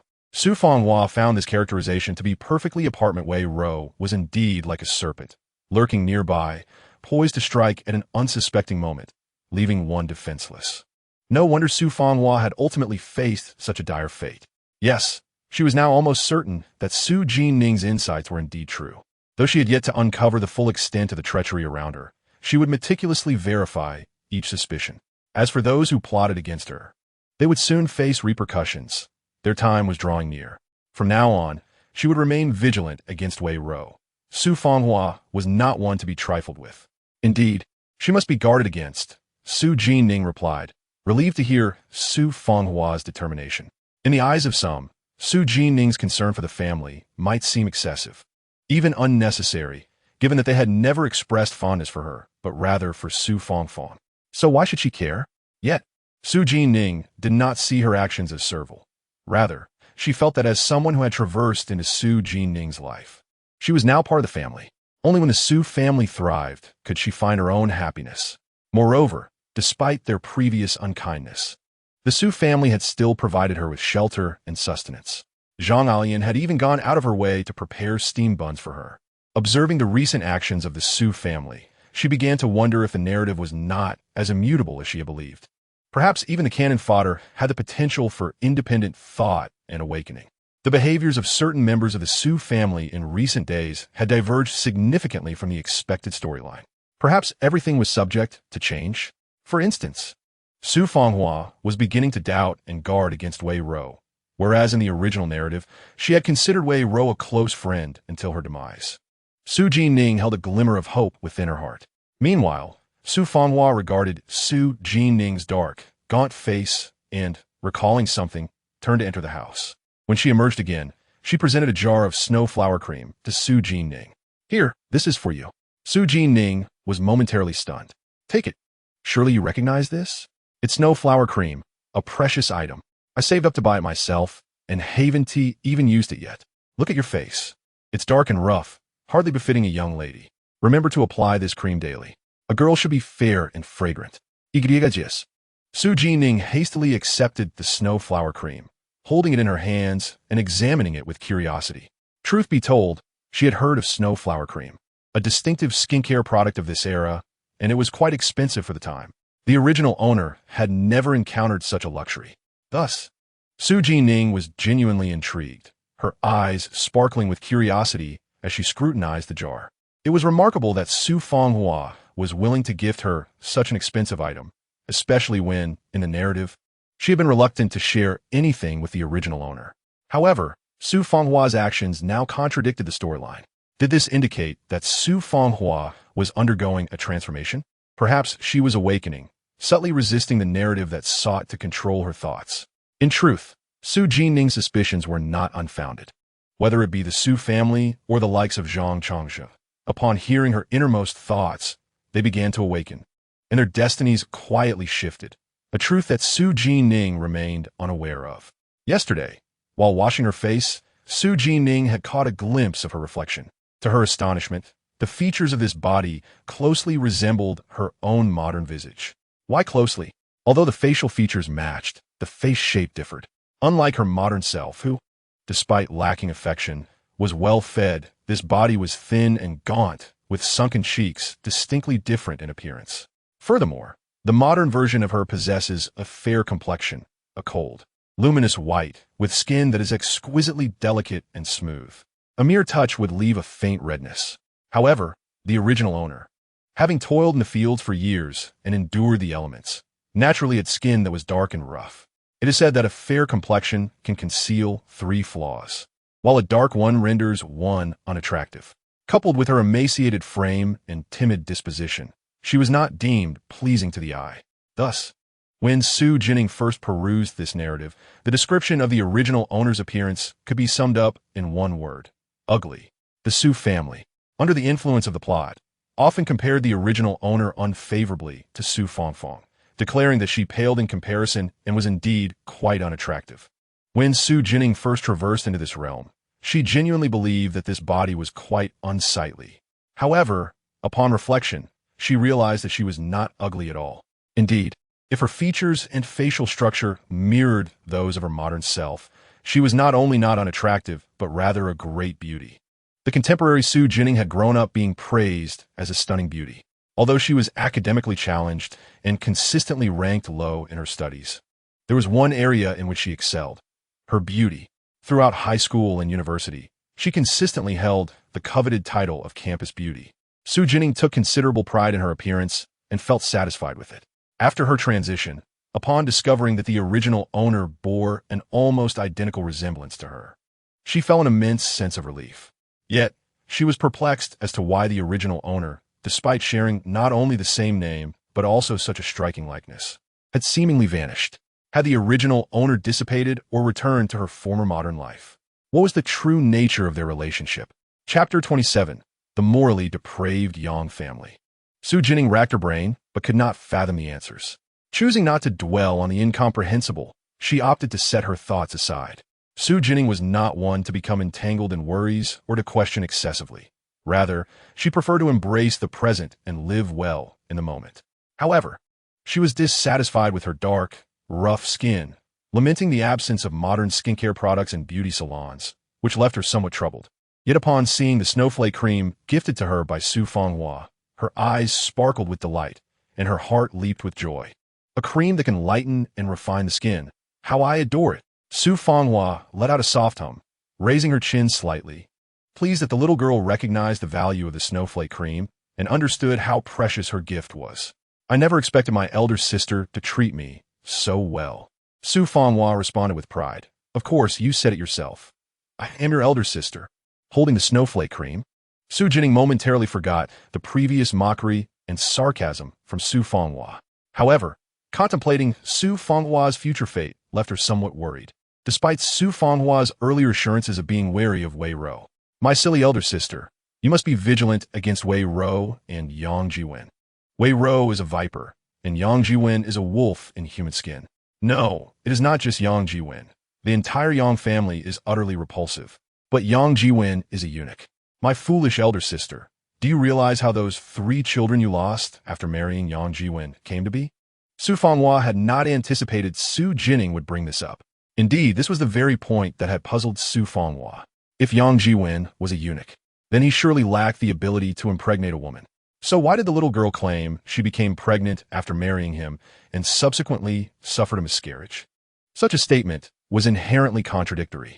This was also why Xu Fanghua initially found it hard to believe the little girl's heartfelt words. She wished to inquire further, but found herself at a loss for words. Unexpectedly, the little girl now broached the subject. Soon, Xu Jinning provided the answer. Yang Jiwen has an elder brother. My silly elder sister, those 3 children you lost were actually fathered by Yang Jiwen's elder brother. Xu Fanghua was utterly stunned. She had married Yang Jiwen, yet the child in her womb belonged to his elder brother? How could this be? Did she have an affair with Yang Jiwen's elder brother upon discovering that Yang Jiwen was a eunuch? No, Xu Fanghua could not envision herself as such a person. But Yang Jiwen's elder brother is a fool. What? Yang Jiwen's elder brother is a fool. To be honest, Su Fanghua was unaware of this fact. Her knowledge of Yang Jiwen was scant, gleaned only from hearsay through Wei Rou, who had never mentioned that Yang Jiwen's elder brother was a fool. The Yang family has 2 sons, Yang Jiwen and his elder brother, along with 3 daughters. They have long known that Yang Jiwen is a eunuch and are aware that their simple-minded son would struggle to find a wife. Yet, the Yang family requires heirs, so they concocted a horrendous scheme. Although Xu Jinning had not articulated her thoughts, the astute Su Fanghua swiftly pieced together a potential scenario. It cannot be that. Thus, the Yang parents colluded with Yang Jiwen to have his elder brother take Yang Jiwen's place on their wedding night, ensuring that the children born thereafter would still belong to the Yang family. This was too much for Su Fanghua. She had harbored suspicions, but hearing Xu Jinning voice her innermost thoughts was simply unbelievable. Her initial reaction was disbelief, followed by a sense of absurdity, and finally, a wave of nausea. Yes, nausea. Such conduct was shockingly grotesque and utterly appalling. Having received a higher education, Su Fanghua adhered to conventional values and found it impossible to accept such an outrage. She was marrying Yang Jiwen, yet on their wedding night, it was his elder brother who took his place, and it had all been orchestrated by Yang Jiwen and his parents? This was beyond absurd, a complete violation of moral and ethical standards. What did the Yang family perceive her as? Su Fanghua felt that the Yang family did not regard her as a daughter-in-law, or even as a human being, but rather as a mere vessel for childbearing. As long as she could bear children, it mattered not whether it was Yang Jiwen or his elder brother who impregnated her. Su Fanghua could not tolerate this. Ultimately, unable to contain her disgust, she fled outside, retching against the wall, leaving a bewildered Xu Jinning behind. Xu Jinning blinked in confusion, wondering why Su Fanghua had run off to vomit. Had she said something that had revolted her? Unbeknownst to Xu Jinning, her innermost thoughts had been overheard by Su Fanghua, leaving her perplexed. Meanwhile, Su Fanghua leaned against the wall, heaving for quite some time, unable to expel anything, yet genuinely repulsed by the Yang family's actions. After a while, she began to feel somewhat better. Supporting herself against the wall, she wiped away the tears that had unconsciously spilled from her eyes during her retching. A singular thought arose in her mind, resolute and unwavering. She must uncover the truth behind the little girl's words about Yang Jiwen. Regardless of the outcome, she could never marry Yang Jiwen. She would rather die than enter that union. If it proved to be true, not only could she not marry him, but no virtuous girl should ever unknowingly wed Yang Jiwen or join the Yang family. Once ensnared, they would likely lead a life of ruin, perhaps even death, as she might. Thus, Su Fanghua made a decision. If this were indeed the truth, not only will she not marry into that family, but she will also discreetly release information to expose the truth about Yang Jiwen and her elder brother, unveiling the true nature of the Yang family. It is imperative that no innocent girl be subjected to such a tragic fate. Su Fanghua clenched her fists in determination, solidifying her resolve. This time, she intends to send the letter herself. She understands that the previous letters were torn apart by Wei Rou, and not a single one reached Song Yi. Acknowledging her own responsibility in the matter. Firstly, she failed to discern good from evil, being deceived by Wei Rou's true intentions. Secondly, she did not take the initiative to send a single letter herself. When Wei Rou offered to help, she readily agreed. Although Su Fanghua believes that even without knowing Wei Rou's true nature, she cannot continue to entrust her letters to Wei Rou for mailing. Thus, she finds it peculiar that for 3 years, so many letters were sent solely by Wei Rou. Could she not send even one herself? Yet for 3 entire years, she did not. It is indeed strange. To clarify, Ning Ming's journey is that of a supporting character, controlled by the narrative, forced to act in accordance with the protagonist's storyline. Therefore, it is futile to criticize the actions of these supporting characters as unreasonable, while they may seem illogical in reality. Within the confines of the story, their actions are rendered reasonable by the very nature of their existence. In Chapter 28, she meets the original host.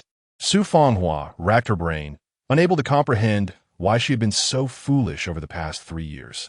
However, she can assure herself that now that she knows Wei Rou's true nature, such ignorance will not persist. Without further contemplation, Su Fanghua took up her pen to write to Song Yi, explaining that for the past 3 years, she had been writing to him. But due to misplaced trust in a friend and her own foolishness, the letters were never sent, and were instead torn apart. Today, she finally learned of this unfortunate truth. Nonetheless, Su Fanghua is uncertain whether Song Yi has indeed written to her. Has he not written, or, as Xu Jinning suggested, have all of Song Yi's letters over the past 3 years been taken by Wei Ro under false pretenses? She plans to inquire about this when she sends her letter tomorrow, and perhaps seek an opportunity to visit Wei Ro's home.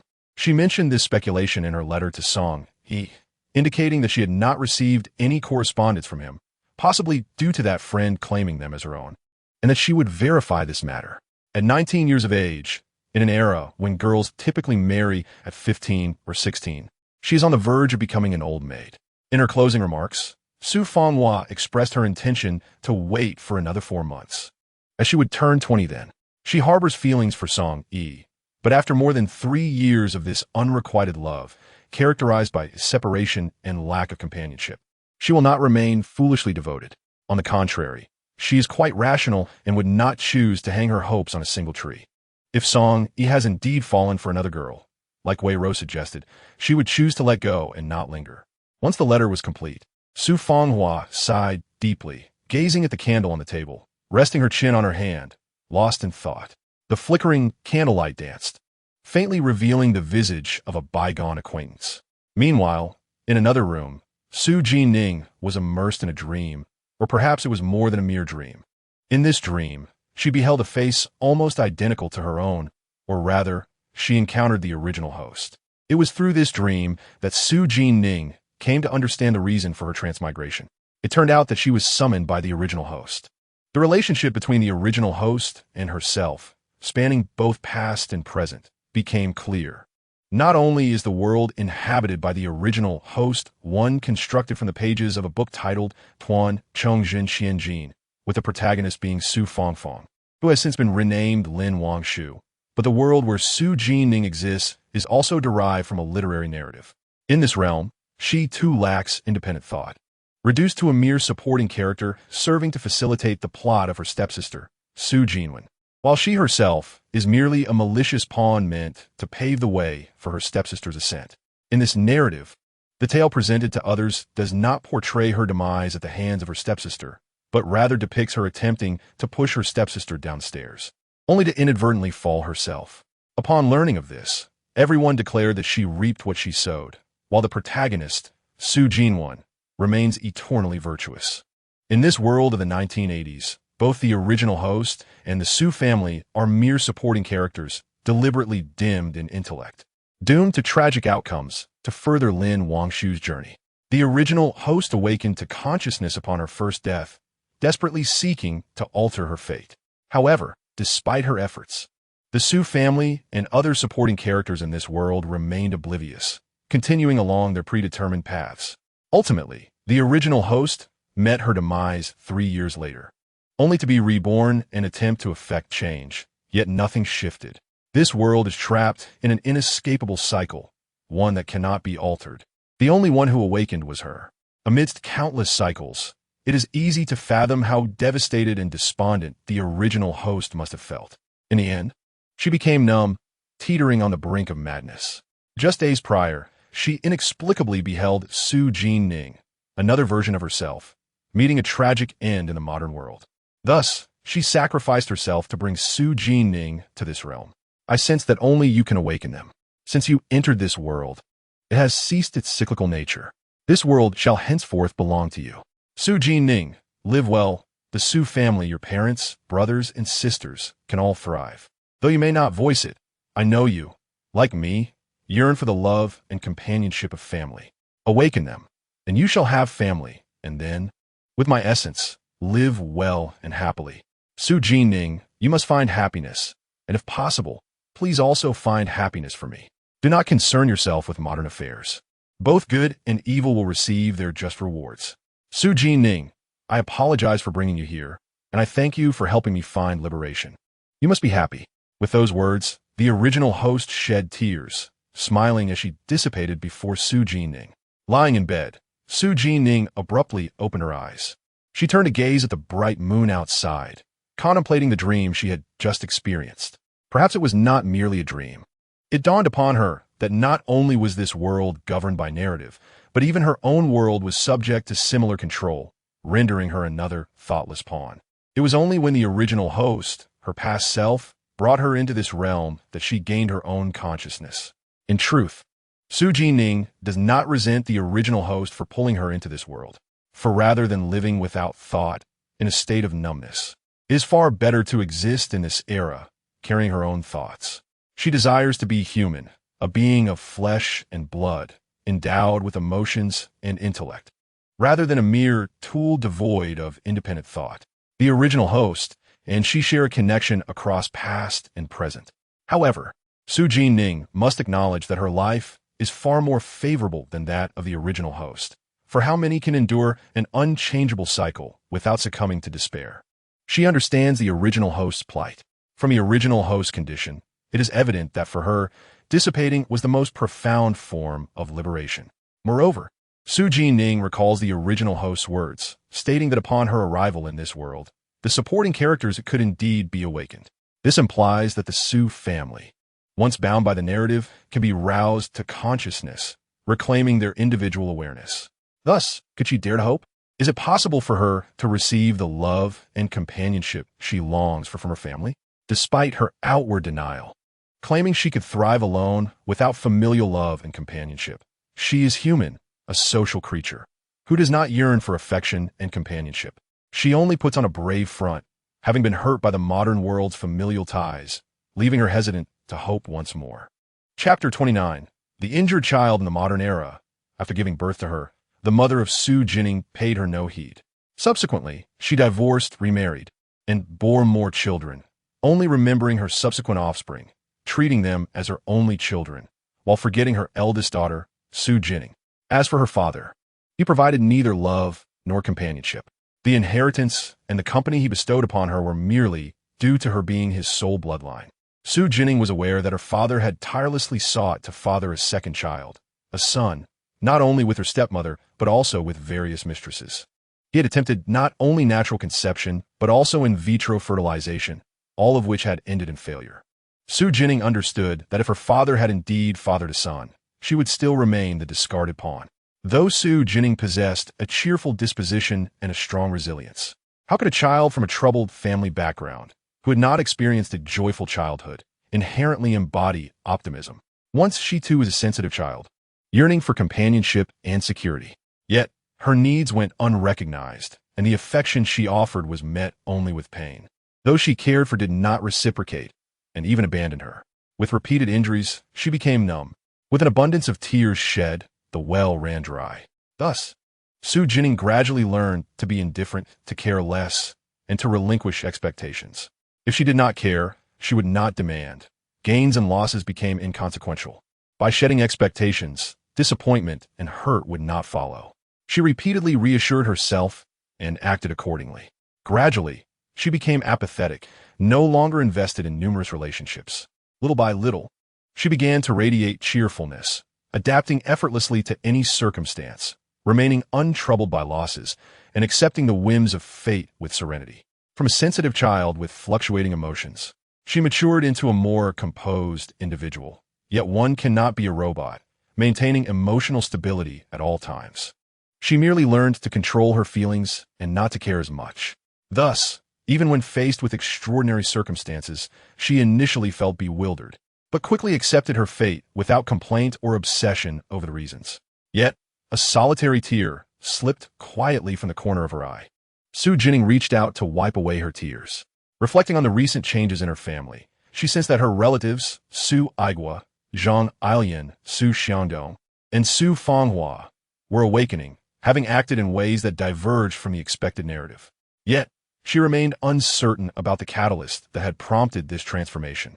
However, now that she was aware of the possibility for change, perhaps it was time for her to make some alterations as well.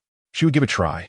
At that moment, Xu Jinning resembled a little squirrel peeking out from a burrow, tentatively extending her small feet, eyes wide with anticipation, nervously scanning her surroundings. If she were to encounter love and care, she would step beyond her comfort zone and lower her defenses. Perhaps this was the essence of a child who had been hurt and rendered numb.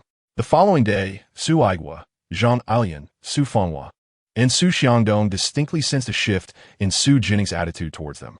This change evoked a bittersweet sentiment. They recognized that their previous demeanor had contributed to the disappointment she felt. Now, they could perceive a slight warmth in her interactions, albeit minimal, yet sufficient to indicate that their efforts at reconciliation were not in vain. They resolved to strive even harder moving forward. Su Fanghua was scheduled to teach at the commune elementary school that day. As a temporary worker, her teaching hours were not fixed. She would substitute in whichever class required assistance. The commune elementary school was located in the opposite direction from the county seat, which was why Su Fanghua had previously requested Wei Ro to help send a letter. The journey was indeed quite lengthy. Fortunately, she only needed to teach in the afternoon, allowing ample time to travel to the county seat in the morning. After breakfast, she hopped into the back seat of her father Su Igwa's vehicle, and they set off for the county seat. Upon arrival, her father first took her to the post office before riding his bicycle to the textile factory. The post office in the morning was bustling. During that time, the only means to contact someone was through telephone calls, telegrams, or letters. However, both telephone calls and telegrams were prohibitively expensive, and ordinary people would refrain from using them unless absolutely necessary. Writing letters remained the most common method of correspondence. Su Fanghua wished to call or send a telegram to Song Yi, but regrettably, she did not know his telephone number. She had learned his address when he was drafted to serve as a military doctor, as he had shared it with her before his departure. Since then, she had not received any letters from him, or perhaps all her letters had been intercepted by Wei Ro, leaving her unaware of Song Yi's phone number, and thus unable to reach him. Su Fanghua believed that if Song Yi had truly written to her, he would have provided his phone number. She longed for Song Yi's phone number. If only there had been a confrontation when Wei Ro destroyed the letters. She knew Wei Ro would never admit to taking them, and she might have even burned them afterward to eliminate any evidence. Hence, Su Fanghua chose to wait. Over the past 3 years, this was not Su Fanghua's first visit to the post office. Although she had not come to send a letter previously, she had inquired about whether any letters from Song Yi had arrived during her initial months. Each time, she received negative responses, leading to repeated disappointment. Coupled with Wei Ro's divisive remarks, she eventually ceased her visits to the post office, only asking Wei Ro to check for any letters from Song Yi whenever she sent her own.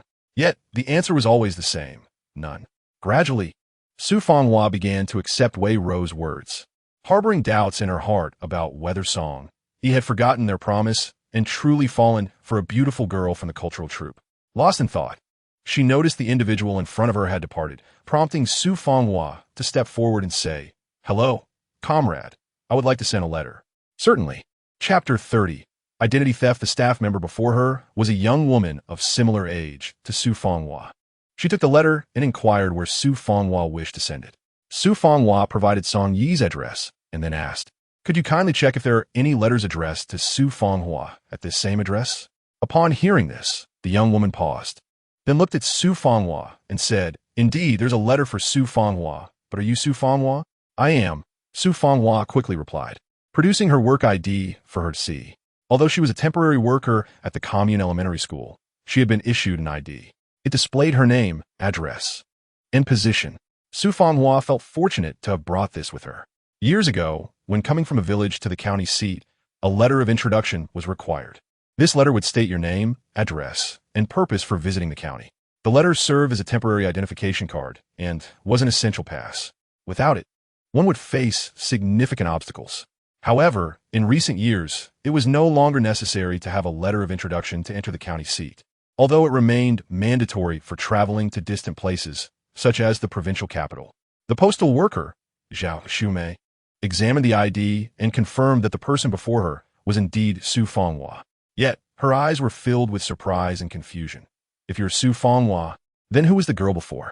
"You must be referring to my friend, Wei Ro," Su Fanghua explained, describing Wei Ro's appearance. "Yes, that's her. But she said her name was Su Fanghua." "Why did she claim to be Su Fanghua?" "Because she said she was Su Fanghua," Su Fanghua reiterated, and she took the letters addressed to Su Fanghua that Song Yi wrote. Upon hearing Zhao Shumei's words, Su Fanghua finally confirmed that Song Yi had indeed written to her over the past 3 years, but all the letters had been taken away by Wei Ro. Su Fanghua then recounted how she had entrusted Wei Ro with sending her letters. "I simply did not anticipate that she would impersonate me to claim my correspondence. Zhao Xiumei was equally astonished by the turn of events. In her role at the post office, incidents of impersonation were not uncommon. 2 years prior, such an occurrence had led to severe consequences, necessitating identification verification unless one was exceedingly familiar with the recipient. However, Zhao Xiumei did not foresee that she would make such a mistake. It was not entirely her fault. During the 3 years that Wei Ro had been sending and claiming letters, the oversight had been rather lax. Although protocols had tightened subsequently, Wei Ro's frequent visits had allowed Zhao Xiumei to easily recognize her as Su Fenghua, leading her to forego requesting identification for the sake of convenience. Moreover, Wei Ro possessed a knack for ingratiating herself, often greeting Zhao Xiumei in a manner that left a deep impression, almost as if they were friends. Had the real Su Fenghua not appeared today, she would have remained oblivious. 3 years had passed, during which that person had impersonated her, and she had been entirely unaware. If her superiors were to learn of this, her job would be at risk.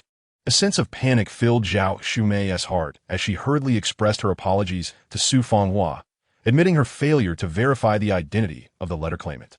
Upon hearing that Su Fenghua would not pursue the matter further, Zhao Xiumei sighed in relief, feeling her position was secured. She recalled that a similar incident had resulted in the dismissal of 2 colleagues for misappropriating a martyr's widow's compensation. If Su Fenghua chose to pursue this matter, the ramifications for her would be dire. Yet, Su Fenghua chose not to press charges. As Zhao Xiumei felt relief, her impression of Su Fenghua improved significantly. That is good.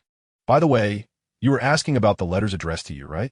There is indeed one, which arrived this morning. I will retrieve it for you now. Su Fenghua's eyes sparkled with anticipation when she received the letter from Zhao Xiumei and saw the familiar, yet seemingly more resolute handwriting on the envelope. Her eyes welled with tears, nearly spilling over.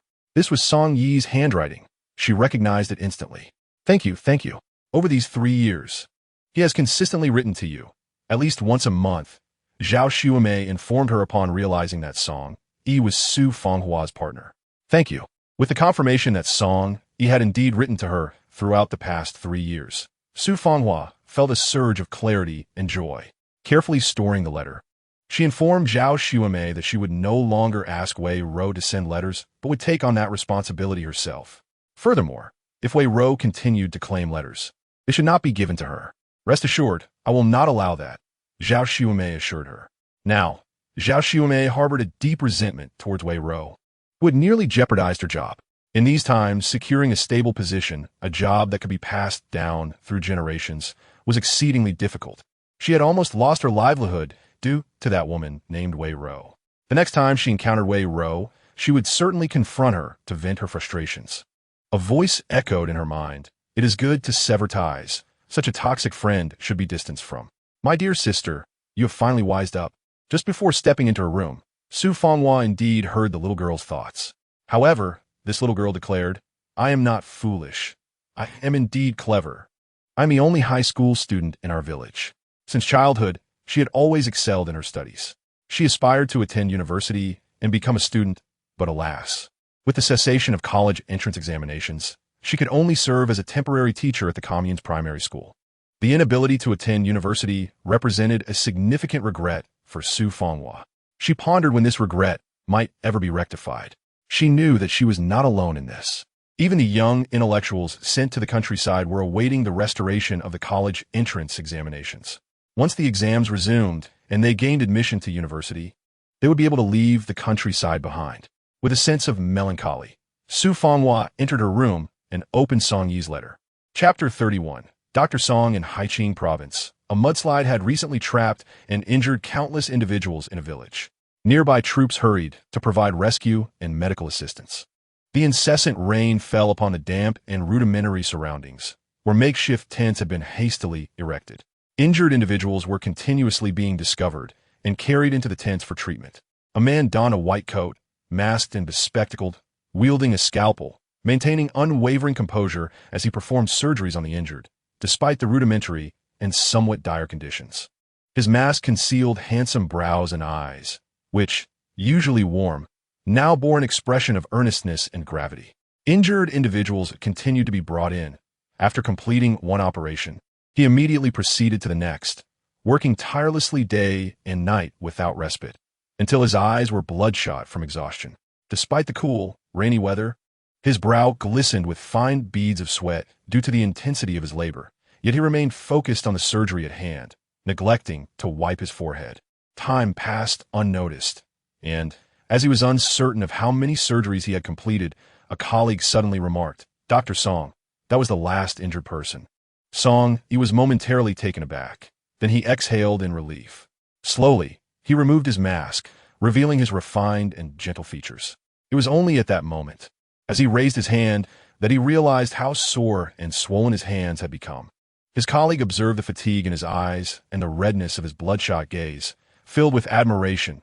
"Dr. Song, you are remarkable. 3 days and 2 nights. You have saved so many injured villagers, I can hardly keep count." Upon learning of the mudslide and the villagers in distress, they had rushed over. And it was from that moment that Song Yi began performing surgeries on the rescued individuals, continuing until now. Over the past 3 days and nights, Song Yi had scarcely rested, only managing to drink a few sips of water or eat a little before returning to the operating table. At that moment, the tent's entrance was lifted and a leader entered. "Dr. Song, thank you for your hard work." Song Yi shook his head, responding, "It is my duty. Thanks to your efforts, the injured villagers received timely treatment." He understood how scarce military doctors were, and it had been a wise decision to recruit him. Over the past 3 years, he had transformed from a novice into a proficient surgeon capable of handling numerous complex operations independently, achieving remarkable growth. The contributions Song Yi made over these 3 years were substantial. The leader, observing his appearance, surmised, "Is there a girl waiting for you?" Song Yi's face flushed slightly with embarrassment as he replied, "Yes, she is my partner." "Indeed, this is important. One should not delay matters of a lifetime. You are not getting any younger. Many at your age already have children who can walk and run." Song Yi fell silent, contemplating, then replied, "I can contribute to the country and its people in other places as well." His face was filled with regret. He knew that the higher-ups had invested significantly in him and had high expectations. Thus, over these 3 years, he had diligently sought knowledge while striving to contribute as much as possible. He realized that ordinarily he should remain. However, in Qinghao production team, there was somebody longed for and cherished, Su Fanghua, Fanghua, Fanghua. The name lingered on his lips, yet he refrained from voicing it. The longing within his heart has surged like the ocean, nearly overflowing. After 3 years, he feels he can hardly endure any longer. His yearning has reached a point of madness, almost becoming a tormenting obsession. Song Yi is uncertain, yet he fears even more that Su Fanghua might develop feelings for someone else. Although others perceive Song Yi as exceptionally accomplished when it comes to the one he adores, he involuntarily feels inadequate, fearing that his beloved might be drawn to someone more admirable than himself. This has led him to a state of anxiety and insecurity. Currently, Song Yi finds himself in this predicament. He is acutely aware of Su Fanghua's brilliance and knows that he is not the only one captivated by her charm. Thus, he is consumed by dread that during these 3 years apart, she might be taken from him by another. The mere thought of this possibility pierces his heart with excruciating pain, a suffering he cannot bear. Matters of career and future pale in comparison to his affection for Su Fanghua. Seeing Song Yi's resolute demeanor, his superior refrains from further discussion. Eventually, as everyone departs, he finds himself alone in the tent. In the following days, Xu Jinning remains at home, resting. Zhang Changzheng brings her 3 sets of clothing she has made. Xu Jinning tries them on, and they fit perfectly. The new garments are adorned with delicate floral embroidery, adding a touch of vivacity to their otherwise plain colors. Dressed in her new clothes, Xu Jinning feels a moment of disorientation. Though this is not her first time wearing new attire, it is the first time she dons garments personally tailored for her by her mother in this lifetime. Chapter 32. Xu Jinning, too, is a person deserving of love. As she touches the fabric of her clothing, Xu Jinning lowers her head in silence, her eyes brimming with unshed tears. One set is for the present, and the other 2 are for the summer. Once winter approaches and her mother has gathered enough cotton, she will make her new winter garments. Zhang Changzheng beams with joy at the sight of her daughter in the clothes she crafted, her eyes twinkling with delight. In these times, cotton is a precious commodity, not easily obtainable. Some impoverished families struggle throughout the year to accumulate enough new cotton, resorting instead to unraveling old quilts to patch up their worn-out clothing. However, old cotton cannot provide the warmth of new. Do you like this outfit? Zhang Changzheng inquires with eager anticipation. I do, Xu Jinning replies without hesitation, truly enamored with the garments, finding them far more appealing than the extravagant dresses of modern times. In truth, Xu Jinning has never cared for wealth or inheritance. What she treasures most is the love and companionship of her family. Yet, what she desired has always eluded her, and what she cherished has continually abandoned her. Now, at last, can she receive the love of her family, the affection of her mother? This warmth is indeed maternal love. Wearing the clothes her mother painstakingly crafted brings forth this realization. She has been waiting for this moment. I truly love them, she insists, fearing that Zhang Changzheng might not believe her. However, as the words escape her lips, the tears she had been holding back begin to flow. Zhang Changzheng, upon witnessing this, feels a surge of compassion and quickly embraces her, gently patting her back. Do not cry, my dear. I understand. As long as you love them, I will make you new clothes every year. I know you have suffered greatly over the years. I am sorry for losing you and for giving my love to others. I promise to make it up to you.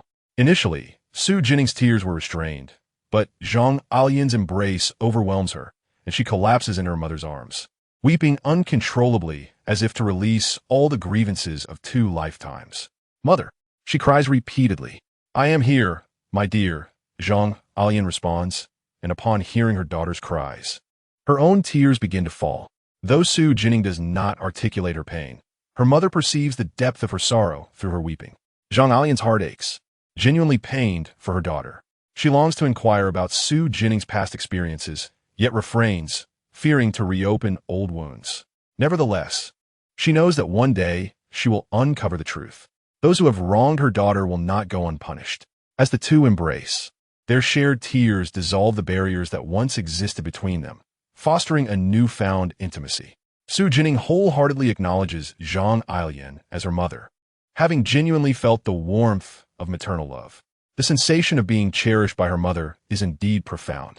It is a comforting realization that she, Xu Jinning, is also deserving of love, of a mother's affection. How wonderful this feeling is. In recent days, Sun Meiwen has been waiting for Xu Xiangdong to seek her out, but to no avail. Since the incident where he caught her confessing to Fu Jiqing, Xu Xiangdong has not approached her again. Not only has he ceased to assist her with work or bring her food, but he also avoids her on the road. Xu Xiangdong's change has left Sun Meiwen exasperated. Although others can help her, no one compares to Xu Xiangdong's strength, which allows her to earn more work points. Moreover, the meals prepared by his mother are far more delicious than those from state-run restaurants. More importantly, Sun Meiwen longs to experience the thrill of being pursued, as it elevates her sense of self-worth, making her feel valued rather than abandoned by her family in this remote countryside. Her inherent pride will not permit her to passively watch as Xu Xiangdong disregards her and withdraws his affections. She may not harbor feelings for him, but she believes he has no right to stop liking her or to refuse her utility. Thus, after finishing her work at noon, she discreetly follows him. In a secluded spot, she abruptly blocks his path, causing him to halt. Xu Xiangdong senses her presence behind him and realizes she is following him. Yet he has no intention of acknowledging her. Xiangdong, wait, she calls out.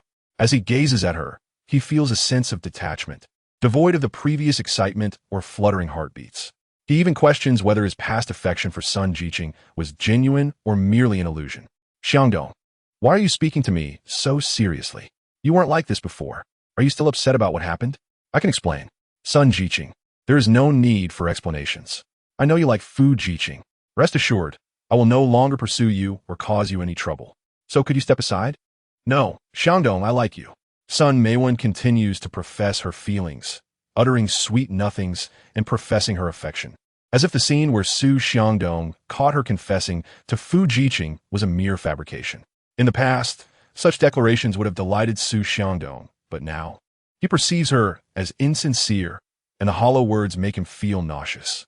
As she obstructs his path, intent on continuing her relentless chatter, he interrupts her, saying, Sun Jiqing, it's astonishing how effortlessly you can weave these lies. How many people have you deceived with such words? What do you mean by that? When have I ever deceived anyone? Everything I have said comes from the depths of my heart. I have had enough. For days ago, at 7 in the evening, in the small grove, when you subtly conveyed these words to Zhao Hongxing, son Meiwen was momentarily taken aback, her complexion paling slightly. Chapter 33. When Yulan likes him? That night, I was in the small grove as well, and I witnessed you and Zhao Hongxing, son Jiqing. I have come to understand the kind of person you are. My past blindness allowed me to be deceived by you, leading me to harbor feelings for you, but that will not happen again.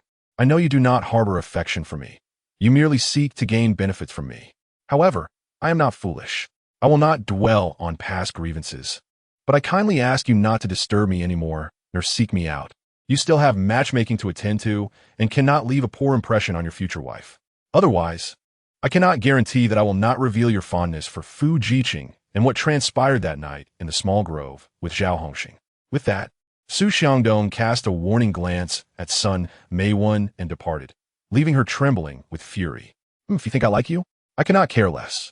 You cannot even compare to a single toe of Fu Jiqing. I have no desire to waste my thoughts on you. Son Meiwen stamped her foot, feeling dejected, ultimately resigning herself to abandoning the fish that was Xu Xiangdong. Her affair with Zhao Hongxing could not be known to others, especially not to Fu Jiqing. With her thoughts settled, son Meiwen left. Not long after her departure, someone emerged from the nearby thicket. Zhao Hongxing. He gazed at son Meiwen's retreating figure, humming softly, spitting out the grass from his mouth, his expression radiating determination towards her. Did Zhao Hongxing know that son Meiwen had feelings for Fu Jiqing? Of course he did. He was also aware that Fu Jiqing did not reciprocate her feelings. Zhao Hongxing could not be oblivious to the fact that son Meiwen was merely toying with him, having no genuine affection for him. Yet he remained unfazed. His affection for son Meiwen persisted. As long as he could keep her in Qinghe production team and have her bear his children, everything else was of no concern to him. Zhao Hongxing clasped his hands behind his head, humming a tune, swaying as he walked away, appearing quite content. Since that day, son Meiwen had not sought out Xu Xiangdong, even avoiding him at a distance upon sighting him, in stark contrast to her previous behavior. This suited Xu Xiangdong just fine. Nevertheless, he found himself yearning for marriage. That morning, after breakfast, he broached the subject of matchmaking with Zhang Alian, requesting her assistance in finding a matchmaker. What? You want to go on a blind date? Don't you like that son Jiqing? Zhang Alian inquired, puzzled, although she held a disdain for the educated youth. Believing they were inept at labor and lacked the straightforwardness of village girls, she had no objection as long as her son was fond of them. However, she was taken aback by her eldest son's sudden desire for matchmaking. I no longer like her, which is for the best. Xu Xiangdong was reluctant to mention son Jiqing. His affection for her had become a dark chapter in his past. He could not fathom why he had been so infatuated with her, as if under a spell. Xu Xiangbei was pragmatic and focused on benefits.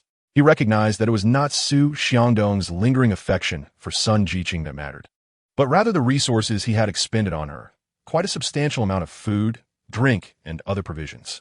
However, he believed his elder brother would not pursue the matter further.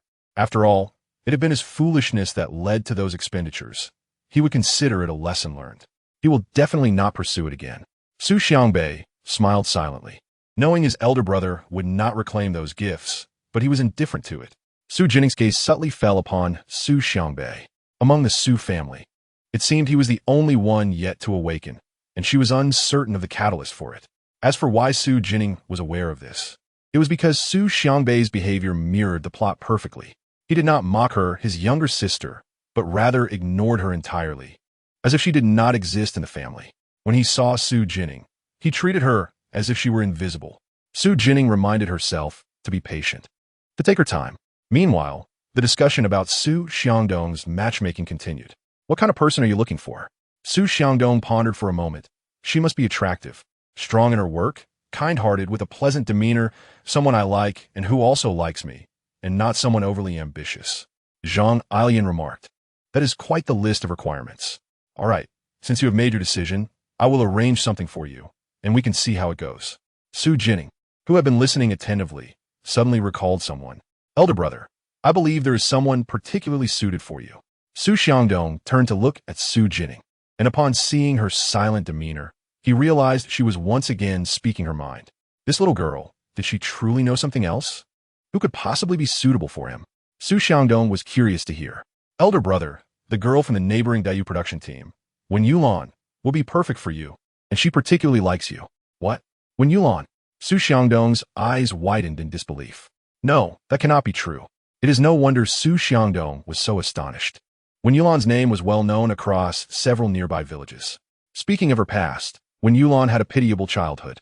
Her parents passed away unexpectedly at an early age, and she was taken in by her uncle and aunt, living with them.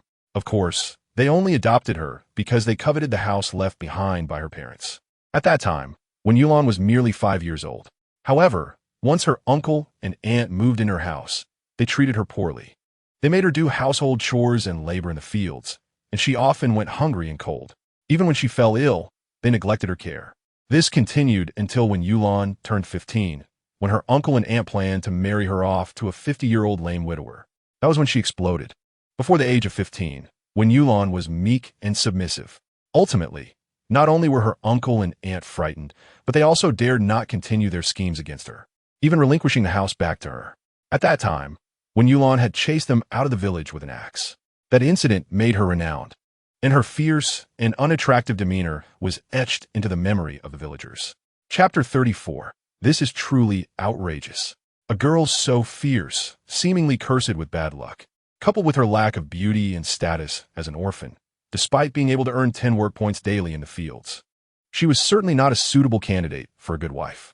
Thus, for years later, at the age of 19, no one had come to propose to her, and no one dared to consider her as a bride, fearing that she might retaliate with her acts should they displease her. Therefore, her temperament was entirely at odds with her name. The thought that this girl, who seemed so unsuitable, was deemed appropriate by this little girl, and that she even claimed Wen Yulan had feelings for him, was truly outrageous. Xu Xiangdong had visited Dayu production team on a few occasions and had seen Wen Yulan a handful of times. He could hardly fathom the notion of Wen Yulan having feelings for him. Moreover, the little girl had just mentioned that he desired someone who liked him in return, which certainly did not apply to Wen Yulan. Xu Xiangdong had to admit that he preferred girls with fairer complexions and more pleasing features. It need not be excessively attractive. It should not be unattractive either. However, in Xu Xiangdong's limited recollections, Wen Yulan's image is one of darkness. She appears even darker and more disheveled than he does, her hair nearly obscuring her face. Many have remarked that her unappealing appearance is the reason she hides her face with her hair. The consensus is that Wen Yulan is indeed unattractive, and thus her unattractiveness has become a truth. Xu Xiangdong, however, contends that Wen Yulan possesses a commendable character. She bravely confronts malevolent forces, which is essential to avoid being bullied. This perspective resonates with him. He does not perceive Wen Yulan's act of pursuing her uncle and aunt with an axe as inappropriate or unfilial. Rather, he admires her audacity. Kindness often invites exploitation, and when faced with evil, one must resist. Otherwise, one risks being devoured to the bone. Had Wen Yulan not resisted, she would have long been married off to a 50-year-old widower. Moreover, he muses that Wen Yulan is indeed a great beauty. What? A great beauty? Xu Xiangdong gazes incredulously at Xu Jinning, scrutinizing the young girl. Has she truly encountered Wen Yulan? Can someone like her be deemed beautiful? Surely, this young girl does not find Wen Yulan's current dark and emaciated state attractive. Xu Xiangdong is deeply troubled by the girl's questionable aesthetic sensibilities, fearing she might one day seek a similarly unattractive partner, mistaking that for beauty. He resolves to seize an opportunity to rectify her misguided taste. Brother, Wen Yulan has genuinely harbored feelings for you since 5 years ago when you gave her 2 steamed buns and a coat in the grove. 5 years ago? In the grove, with steamed buns? If the young girl had not mentioned it, he might have forgotten, but now, it seems a memory stirs within him. 5 years ago, he was merely 14. Though still a boy, he had already grown tall and strong, capable of earning 10 work points a day. He recalls it was an exceptionally cold winter, one in which many perished from the chill. His mother had rarely made steamed buns, and he had consumed quite a few at home, taking 2 with him as snacks. That day, snow fell heavily, rendering outdoor work impossible, and after eating, he ventured outside out of boredom. The biting cold deterred others from emerging. As he wandered, he unknowingly arrived at the grove. Initially intending to search for wild game, he found the cold had driven all creatures into hiding. After some time, the relentless cold prompted him to leave, but then he heard sound. He assumed it was an animal, only to discover it was a person, clad in tattered clothing, with dark skin and hair covering their face. He could not discern their gender. He only remembered the figure was small, frail, cold, and starving, nearly losing consciousness, extending a hand and uttering two words, hungry, cold. Xu Jinning was not the type to ignore someone in distress. He offered one of his buns and draped his coat over the person. After consuming some food and warming up, they regained consciousness. Upon leaving, he gave the last bun to this individual. Over time, he gradually forgot this encounter, and had it not been for the girl's mention today, it would have faded from his memory. To this day, he remains oblivious to the identity of that person.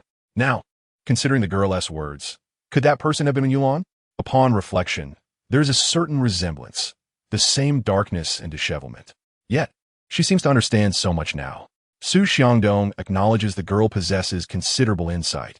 However, he concludes that Wen Yulan is not his type, and he should let it be. If Wen Yulan could marry you, perhaps she might escape her impending doom. Otherwise, Xu Jinning sighed, recognizing that Wen Yulan, in this narrative, is merely a supporting character. Her story mirrors that of a resilient heroine, and her personality is indeed fitting. Yet, tragically, Wen Yulan is just a supporting character destined to perish at the age of 20, which is to say, next year. Subsequently, her home would be usurped by her relatives. It is a lamentable truth that good people do not live long, while the wicked endure for millennia. Xu Jinning stood in shock. Did this mean Wen Yulan was fated to die?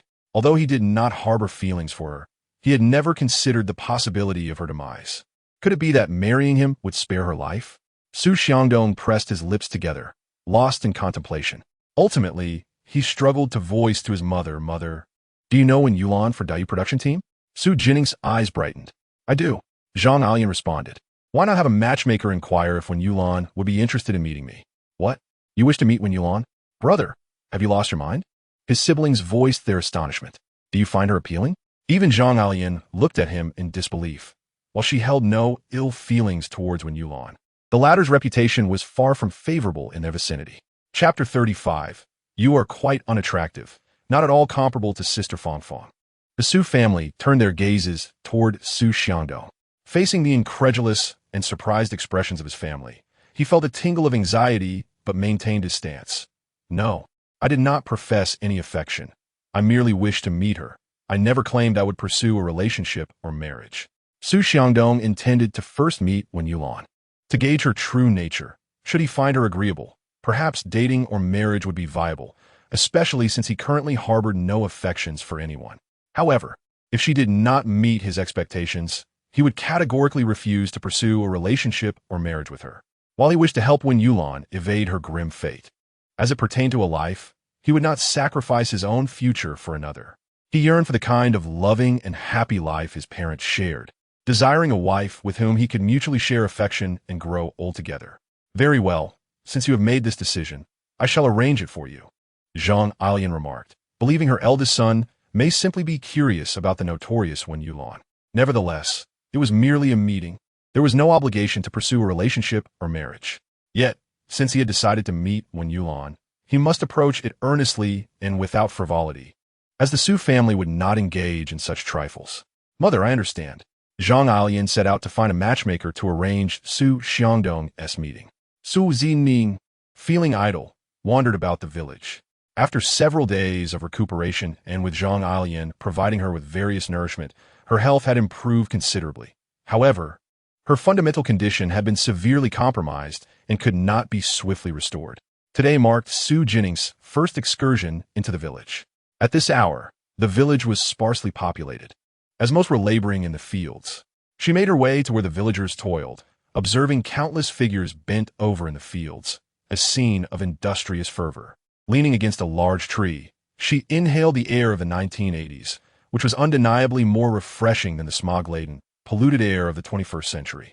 Gazing upward, the azure sky and fluffy white clouds presented a crystal-clear panorama, reminiscent of a scene washed clean by water, instantly invoking a sense of liberation. At that moment, Xu Jinning noticed a child not far away. It was a little boy, approximately 7 years of age, clad in patched clothing, squatting beneath a grand tree. One hand was raised, opening and closing in a repetitive motion, seemingly tireless in its endeavor. Intrigued, Xu Jinning approached slowly and crouched beside him, inquiring, "Little brother, what are you doing?" The boy appeared oblivious to her presence and continued his actions, engrossed in his task. Observing him for a while, she realized he was attempting to grasp the light. Indeed, he was reaching for the beams filtering through the gaps in the leaves, stretching his hand to catch the elusive rays, yearning to hold them tightly. Unfortunately, he remained unaware that light could not be captured.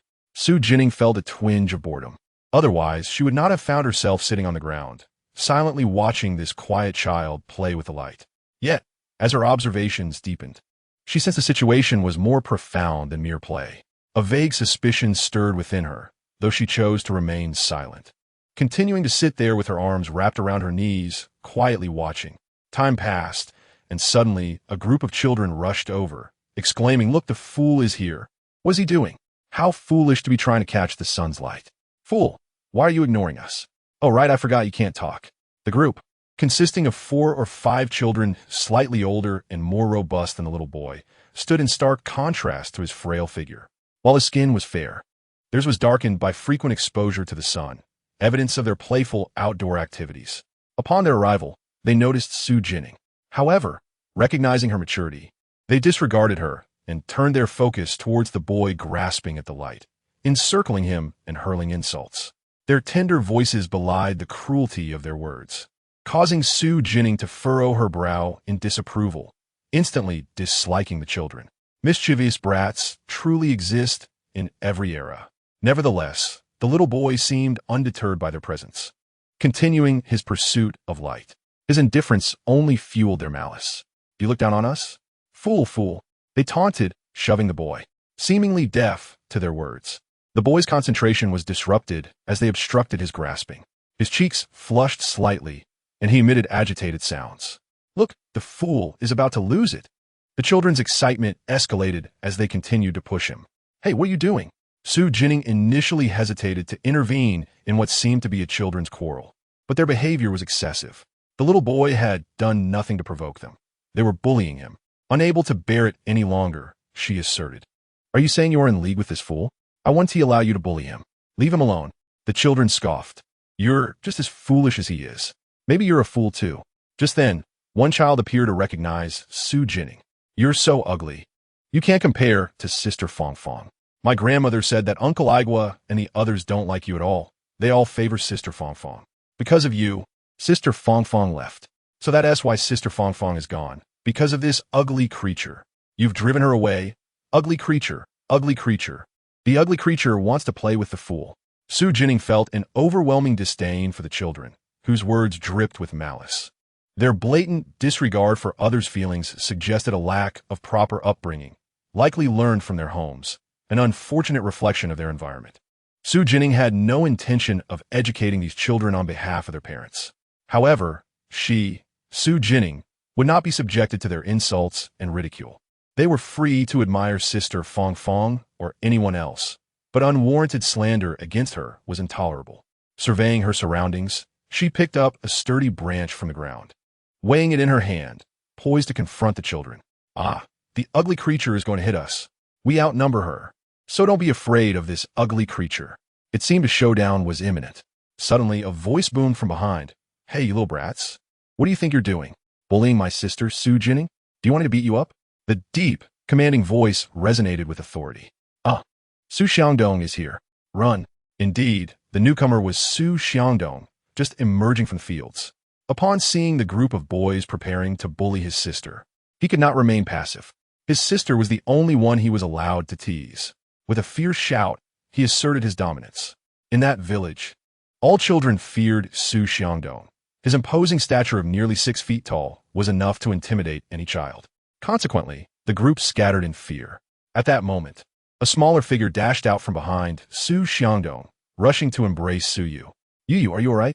It was a woman, dressed in patched, rough cloth, appearing to be in her late 20s, perhaps nearing 30. She had just come from the fields, her clothes stained with dirt, her hair disheveled and damp with sweat. Gently cradling Xu Yu in her arms, she softly patted his back, soothing him until he gradually calmed down. Xu Xiangdong then turned his attention to Xu Jinning, relieved to see she was unharmed. Honestly, he had been quite worried upon witnessing the earlier scene. This little girl, although slightly older than those rascals, was not much bigger, With her slender limbs, she was still a girl, likely to be easily toppled by even a gentle push. He felt certain that she would have been at a disadvantage against those boys, and he was grateful for his timely arrival. "Why are you so quiet, just staring? Speak up." Noticing Xu Jinning's dazed expression, he playfully ruffled her hair. When she finally addressed him as big brother, he felt a surge of warmth. "I am your big brother. It is my duty to protect you. There is no need for thanks. If anyone dares to bully you, just mention my name." Xu Jinning bit her lip in silence.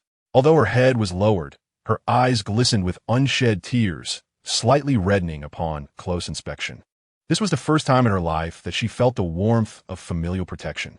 In the past, when she was bullied, Xu Jinning would always remind herself not to care, believing that indifference would shield her from pain. After all, she had only herself. No one would love or assist her. However, now, for the first time, when she was on the verge of being bullied, family members stepped forward to protect her, assuring her that they would stand by her side. What a feeling that must be. Xu Jinning found herself at a loss for words. Yet she felt an overwhelming sense of joy. She longed to possess such a family. Thus, she lifted her head and turned to Xu Xiangdong, declaring, "Yes, I understand. In the future, if anyone dares to bully me, I shall tell them they cannot, for I am Xu Xiangdong's sister." This was indeed the right sentiment. Xu Xiangdong, filled with joy, affectionately ruffled the little girl's hair, his eyes brimming with pride. Meanwhile, the woman who had just comforted the young boy approached, Xu Jinning with him in tow. "Hello, I am Yu's mother. I am grateful to you otherwise. My Yu would have been bullied by those boys again." The woman was kind, her face weathered and weary, yet her expression was gentle. As she stood before Xu Jinning, a grateful smile adorned her face. "Ning Ning, this is Xu Yu, and this is Aunt Hongling. Do not be deceived by Aunt's youth. She is of the same generation as our mother, so you should address her as Aunt." Xu Xiangdong introduced them. "Aunt Hongling, hello," Xu Jinning promptly greeted, before turning her gaze to Xu Yu, who was nestled beside Shen Hongling. "It's really nothing. I just happened to witness it and couldn't bear to see those boys bully Yu." At this, Shen Hongling's eyes flared with indignation. Those boys, despite Yu not provoking them, could not stand to see him quietly by himself. They had to come and bully him. Yet, in his solitary plight, Yu lacked even the ability to voice his grievances. Time and again, he endured bullying, only to wait for Shen Hongling to confront those boys' parents afterward. Yet what good was that? The harm was already done. Moreover, the children's misbehavior suggested that their parents were hardly reasonable individuals. Frequently, Shen Hongling and Xu Yu merely had to endure in silence.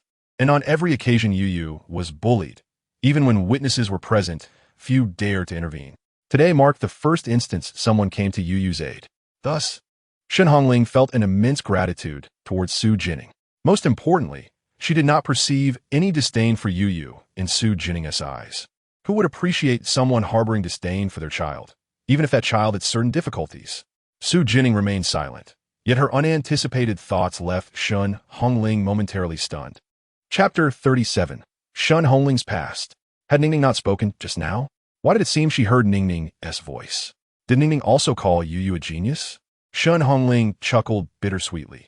Though she had not received a formal education, having only attended a literacy class, she understood the distinction between genius and fool. Reluctantly, she acknowledged the truth. Yu was indeed different from ordinary children. Yu could not speak, and his behaviors were often peculiar.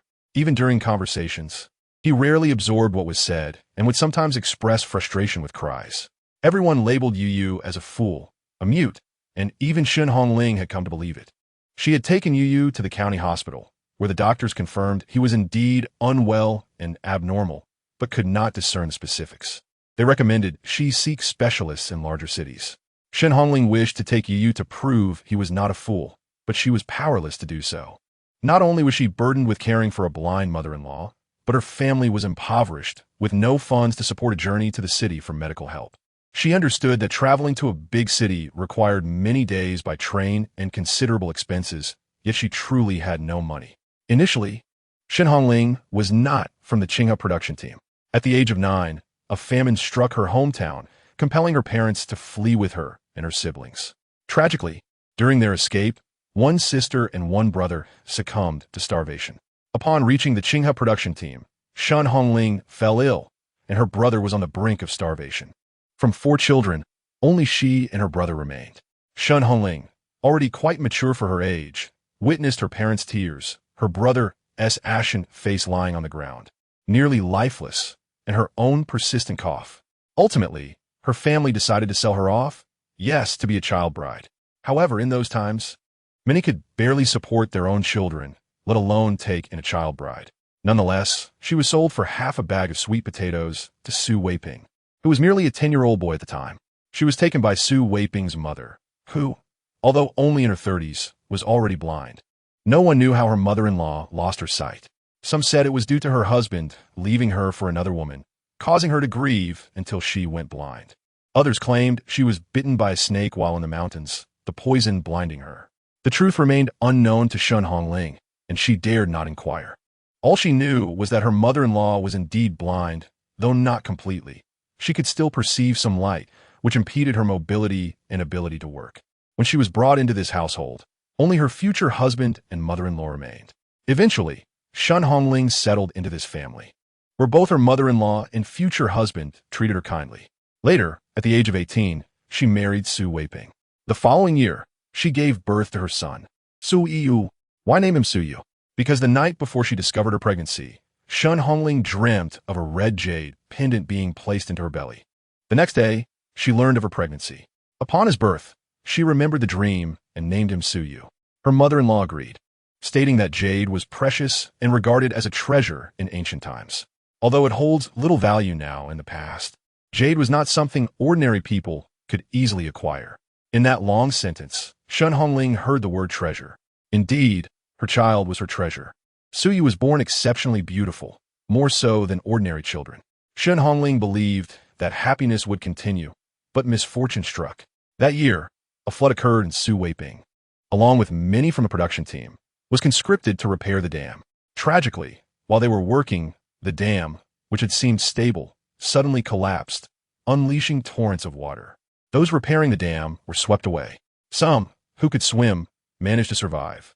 Others clung to trees or stood atop large rocks. However, those who were poor swimmers or unlucky perished in the disaster. Of the 36 who went, 12 died, and Xu Weiping was among them. They had been married for less than 2 years. In that year, their child had just been born. Yu was merely 4 months old. The grandmother had lost her only son, her husband, and now her son was without a father. Only this pair of lonely women, the mother-in-law and daughter-in-law, remained to face the hardships of life with a child barely 4 months old. From that moment, life became increasingly arduous. The sole breadwinner in the household was Xu Jinning, who had to work tirelessly to earn points to support the entire family, while simultaneously caring for her mother-in-law and Yu. The weight of life rested solely on the shoulders of this young woman. Xu Jinning worked desperately, yet she could earn a maximum of only 8 points a day. Throughout the year, her earnings barely sufficed to sustain the 3 of them. The family had no savings, and Xu Jining's greatest fear was the illness of herself or her family, for they could not afford medical treatment. Yet, illness is an inevitable part of life, especially as the grandmother aged and Yu remained small. Xu Jinning worked daily without respite, and there were moments when exhaustion and sickness would inevitably take their toll. Fortunately, there were kind-hearted villagers who helped them through many difficulties. Among them was Xu Jinning's mother, Zhang Changzheng, who had provided the most assistance. And their family still owed sister Changzheng money and favors.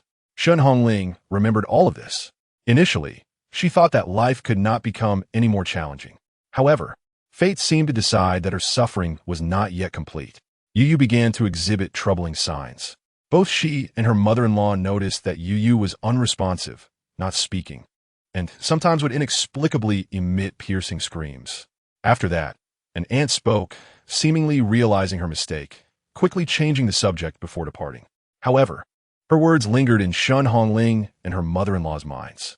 Yu's condition indeed appeared somewhat peculiar. As Yu grew older, reaching 4 or 5 years of age, her situation remained unchanged. Xu Jinning and her mother-in-law had to accept that Yu might not be like ordinary children. Yet as a mother, Xu Jinning was reluctant to believe this. Consequently, she borrowed money and took Yu to the county town for a doctor's consultation. But the physician's words shattered any hope she had left. The doctor remarked that there was indeed a developmental issue with Yu's brain. He was unclear about the specifics, but he assured them that something was amiss and recommended a larger hospital in the provincial capital. This statement felt akin to a death sentence for both Xu Jinning and Xu Yu. Subsequently, the rumor that Xu Yu was a fool or a mute somehow began to spread. In truth, there had been speculations prior, merely whispered but never openly discussed. While many expressed sympathy for Xu Jining's plight, they simultaneously branded Xu Yu as a fool or a mute, advising their children against associating with her. In the eyes of ordinary people, a fool or a mute was perceived as an outcast. An outcast was destined to be unaccepted and isolated, subjected to bullying. Those children, seizing the opportunity while Xu Jinning was at work, would torment Yu Yu. Each time Xu Jinning returned home from work, she found Yu Yu battered, dirty, and unable to voice her grievances. As she tended to Yu Yu, her eyes brimmed with tears. She could not comprehend why Yu Yu, who had done nothing to provoke those children, was subjected to such cruelty. Did Yu Yu wish to be a fool or a mute? Certainly not. If given a choice, Yu Yu would undoubtedly desire to be like any normal child. It was her fault. She, as a mother, had failed to provide him with a healthy body. This burden and suffering should be hers to bear, not Yu Yu's. During those times, Xu Jinning was fragile. She acknowledged that she was merely a young woman, one who needed support. Yet, it was only in the stillness of the night that she could cry silently. When dawn broke, she had to wipe away her tears, don her armor, and become the indomitable mother who would protect her child. Days passed in this manner, and now, Yu Yu was 7 years old. Life seemed to flow without much turbulence. Yet Xu Jinning often pondered how they would continue this way, and what would happen to Yu Yu if she were no longer around. This question haunted Xu Jinning through countless nights, remaining unresolved. Xu Yu was neither a fool nor a mute. He merely had autism. Lost in her thoughts, Xu Jinning was suddenly awakened by Xu Jinning's heartfelt voice. Startled, she attempted to inquire of Xu Jinning, yet found herself rendered speechless, as though she had suddenly become mute. Xu Jinning was astonished by the fact that although Xu Jinning had not spoken, she could hear her words, and yet when she wished to ask Xu Jinning about this, no words would come forth. What exactly was autism? Was Yu Yu truly neither a fool nor a mute? What was autism? Was Yu Yu ill? Would treating this autism allow Yu Yu to transform into a typical person? These were questions Xu Jinning longed to ask, yet she found herself unable to articulate a single one. On the other hand, Xu Jinning understood that Xu Yu was neither a fool nor a mute. He merely had autism. At that moment, Xu Jinning herself was also in a state of shock. She realized that she might not have merely crossed into one historical narrative, but perhaps into multiple. Previously, confined within the Xu family and not having ventured beyond, she assumed she had entered the tale of the true and false heiresses. However, Xu Jinning and Xu Yu were characters from a different story titled Chongqing He Chaohan Zhufu Tian Mimi, where the protagonist was named Jiang Shao. In that narrative, Jiang Shao was pregnant, carrying triplets. Ho Chun harbored a deep-seated hatred for Jiang Shao and the male, educated youth. The story unfolded with even greater dramatic twists. The man Jiang Shao was involved with ultimately abandoned her and sold her to others. Jiang Shao endured countless torments, and by the time she reached her 50s, she succumbed to a disease, lying in bed while witnessing her ex-husband's success and the beauty of his new wife, enjoying a life of luxury. Her 2 sons had even accepted this woman as their mother, forming a close bond. Jiang Shao could not bear such an outcome. This life, which should have been hers, was now stolen from her. Consumed by regret, she met her demise in a fit of rage. Little did she know, after her death, she would experience a rebirth, albeit at a less than opportune moment, as she was still entangled with the male, educated youth. Yet it was not too late. She had not yet fled with him. In this new life, Jiang Shao resolved to take revenge on the scoundrel, to honor her mother-in-law, care for her 3 sons, and live well with Ho Chun. She aimed to witness Ho Chun's success and ensure all 3 of her sons were accepted into universities, securing stable futures. In this lifetime, she would not allow that woman to take her husband and children from her. The ensuing plot followed Jiang Shao as she utilized her foresight from her rebirth to gain advantages, build a good reputation, and amass wealth. Chapter 39. Jiang Shao was a true harbinger of misfortune. This book, too, was authored by the same writer of the tale of the true and false heiresses. This author had penned several historical narratives, all of which Xu Jinning had read. She was drawn to these works because she found the author's perspectives morally flawed. For instance, in the tale of the true and false heiresses, the character Lin Wangshu, who was Xu Fangfang, was not as virtuous as depicted. Rather, her so-called goodness was built upon the suffering of the original protagonist, the Xu family, and numerous innocent so-called antagonists. The canon fodder and villains have been rendered less intelligent, allowing the female protagonist to thrive while no one else notices the discrepancies. In this tale of rebirth set in the 1980s, Xu Jinning is perplexed. Why does Zhang Changzheng, a woman marked by unfilial behavior, selfishness, and abandonment of her husband and children, deserve a second chance at life? Furthermore, why must Ho Chun, who is unaware of her past, accept her newfound repentance? It is crucial to remember that in her previous life, Ho Chun harbored a deep-seated hatred for Zhang Changzheng, as she indirectly caused the demise of his mother and youngest son. Raised by his mother, he held profound affection for her and cared deeply for his child. However, he faced the dilemma of prioritizing the nation over his family. There lies a chasm between Zhang Changzheng and Ho Chun, a divide marked by loss of life. Had Ho Chun been privy to the events of his past life, Xu Jinning is certain that based on his principles and character, he would never have considered a relationship with Zhang Changzheng. Moreover, the sweetness between Zhang Changzheng and Ho Chun in this life belies the reality of their situation. In later stages, Zhang Changzheng engages in flirtations with numerous men, even crossing boundaries of intimacy. The wealth Zhang Changzheng accumulates is built upon the suffering and interests of many, including Shun Hongling and Su Yu. Indeed, Shun Hongling and Su Yu appear within this narrative. In her previous life, without the advantage of rebirth, Shun Hongling relentlessly sought treatment for Su Yu, yet her efforts were thwarted by financial constraints. Eventually, she stumbled upon the Dahei Shi, the second series of renminbi, which, although obsolete, could yield a significant sum at the bank. Armed with these notes, Shun Hongling managed to secure funds for herself, her mother-in-law, and Su Yu to seek medical attention in the capital. Not only did she restore her mother-in-law's eyesight, but she also discovered from specialists that Su Yu was neither a fool nor mute. He was merely afflicted with autism and possessed extraordinary intelligence, displaying a keen sensitivity to mathematics and a fervent interest in science.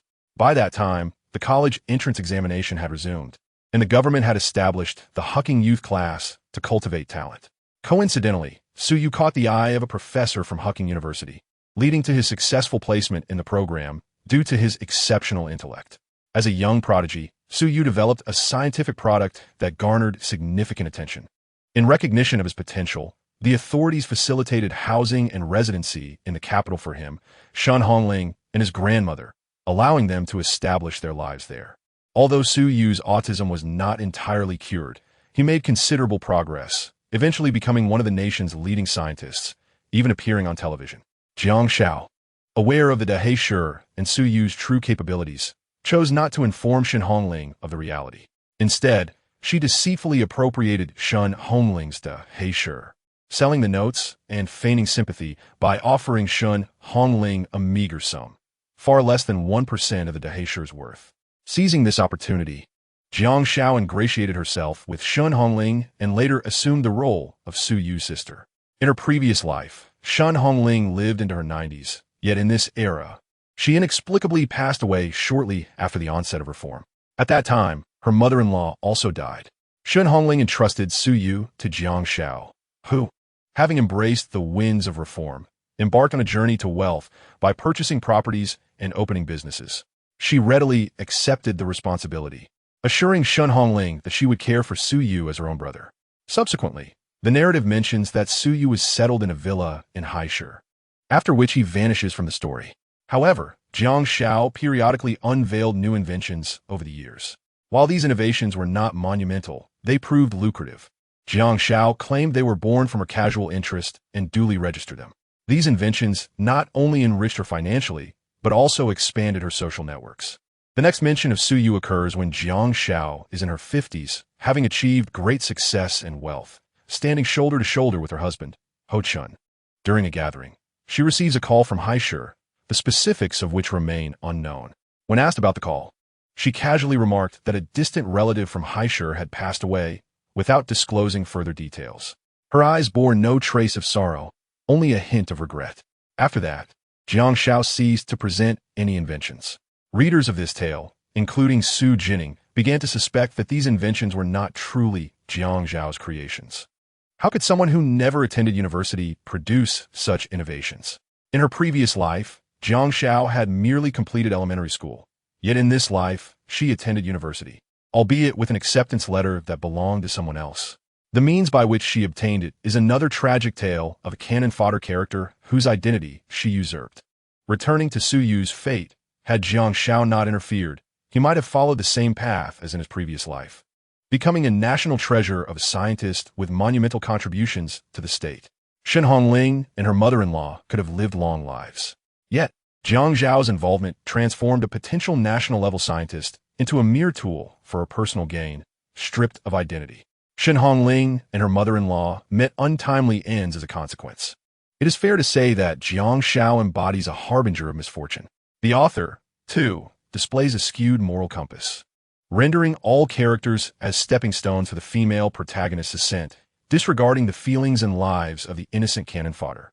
Behind Zhang Zhao's success lie countless bloodied lives and the anguished cries beneath the bones of the innocent. At this moment, Xu Jinning realizes that she may not have traversed a single narrative but rather entered a world amalgamated from multiple works by this author. Could it be that she will encounter characters from other stories as well? Is her journey a blend of this author's various tales? Chapter 40.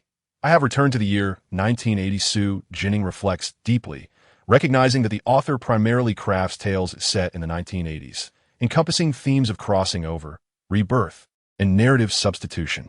However, the crux of the matter lies in the author's warped perspective. The female protagonists, too, embody these flawed values. As the success of one necessitates the sacrifice of others, these heroines are not invincible. Some are even quite foolish, yet the antagonists and cannon fodder have been rendered dim-witted, which is rather alarming. Xu Jinning fears she may encounter authorial constructs resembling demonic figures. She has no desire to be rendered foolish or to become cannon fodder. Yet, she contemplates another matter. Within the narrative of the false heiresses, the Xu family members are awakening. Does this imply that other cannon fodder and villains may also awaken? Xu Jinning speculates, though she cannot be certain. She decides to wait for a concrete encounter before drawing conclusions. Though she wishes to confide in Shen Hongling, the words remain unspoken, echoing in her mind. And Hongling, the dahe sure from your mother-in-law's family is extraordinarily valuable. Exchanging at the bank could yield substantial funds for you to take you and your mother-in-law for treatment. Steer clear of a woman named Zhang Xiao. She will deceive you and lead to your financial ruin. Yu Yue is truly not a fool. He is a genius, a national treasure of a scientist. He must be taken to Jing City for treatment. His opportunities lie there, and it is imperative that he goes. Xu Jinning fervently shouted in her heart. Yet a sense of helplessness enveloped her. She understood that she could not express these sentiments directly to Shen Hongling. If possible, she wished for Shen Hongling's family to not be deceived by Zhang Xiao. She hoped Su Yu could become a scientist and realize his own worth. Meanwhile, the cries of desperation from Xu Jinning echoed in Shen Hongling's ears. She could not comprehend why Xu Jinning remained silent. Yet it felt as if her heart spoke aloud, and she heard it distinctly. Su Xiangdong, seated nearby, seemed oblivious to it all. It was as though only she could perceive this unheard message. Why was that? Furthermore, the words spoken by Ningning did not seem to reference past or present events, but rather hinted at potential future occurrences. How could Xu Jinning possess such foreknowledge? Were these revelations genuine? If so, Xu Jinning might indeed be their family's fortunate star. Perhaps she was a celestial being, unable to bear witness to Yu Yue being treated as a simpleton, unwilling to allow their family to face ruin, thus coming to their aid. Although such supernatural notions were frowned upon in the current discourse, Shen Hongling could not shake off this belief. As for why Xu Jinning did not speak to her directly, Shen Hongling reasoned that perhaps some unspoken reason rendered Xu Jinning mute, akin to her own reluctance to inquire.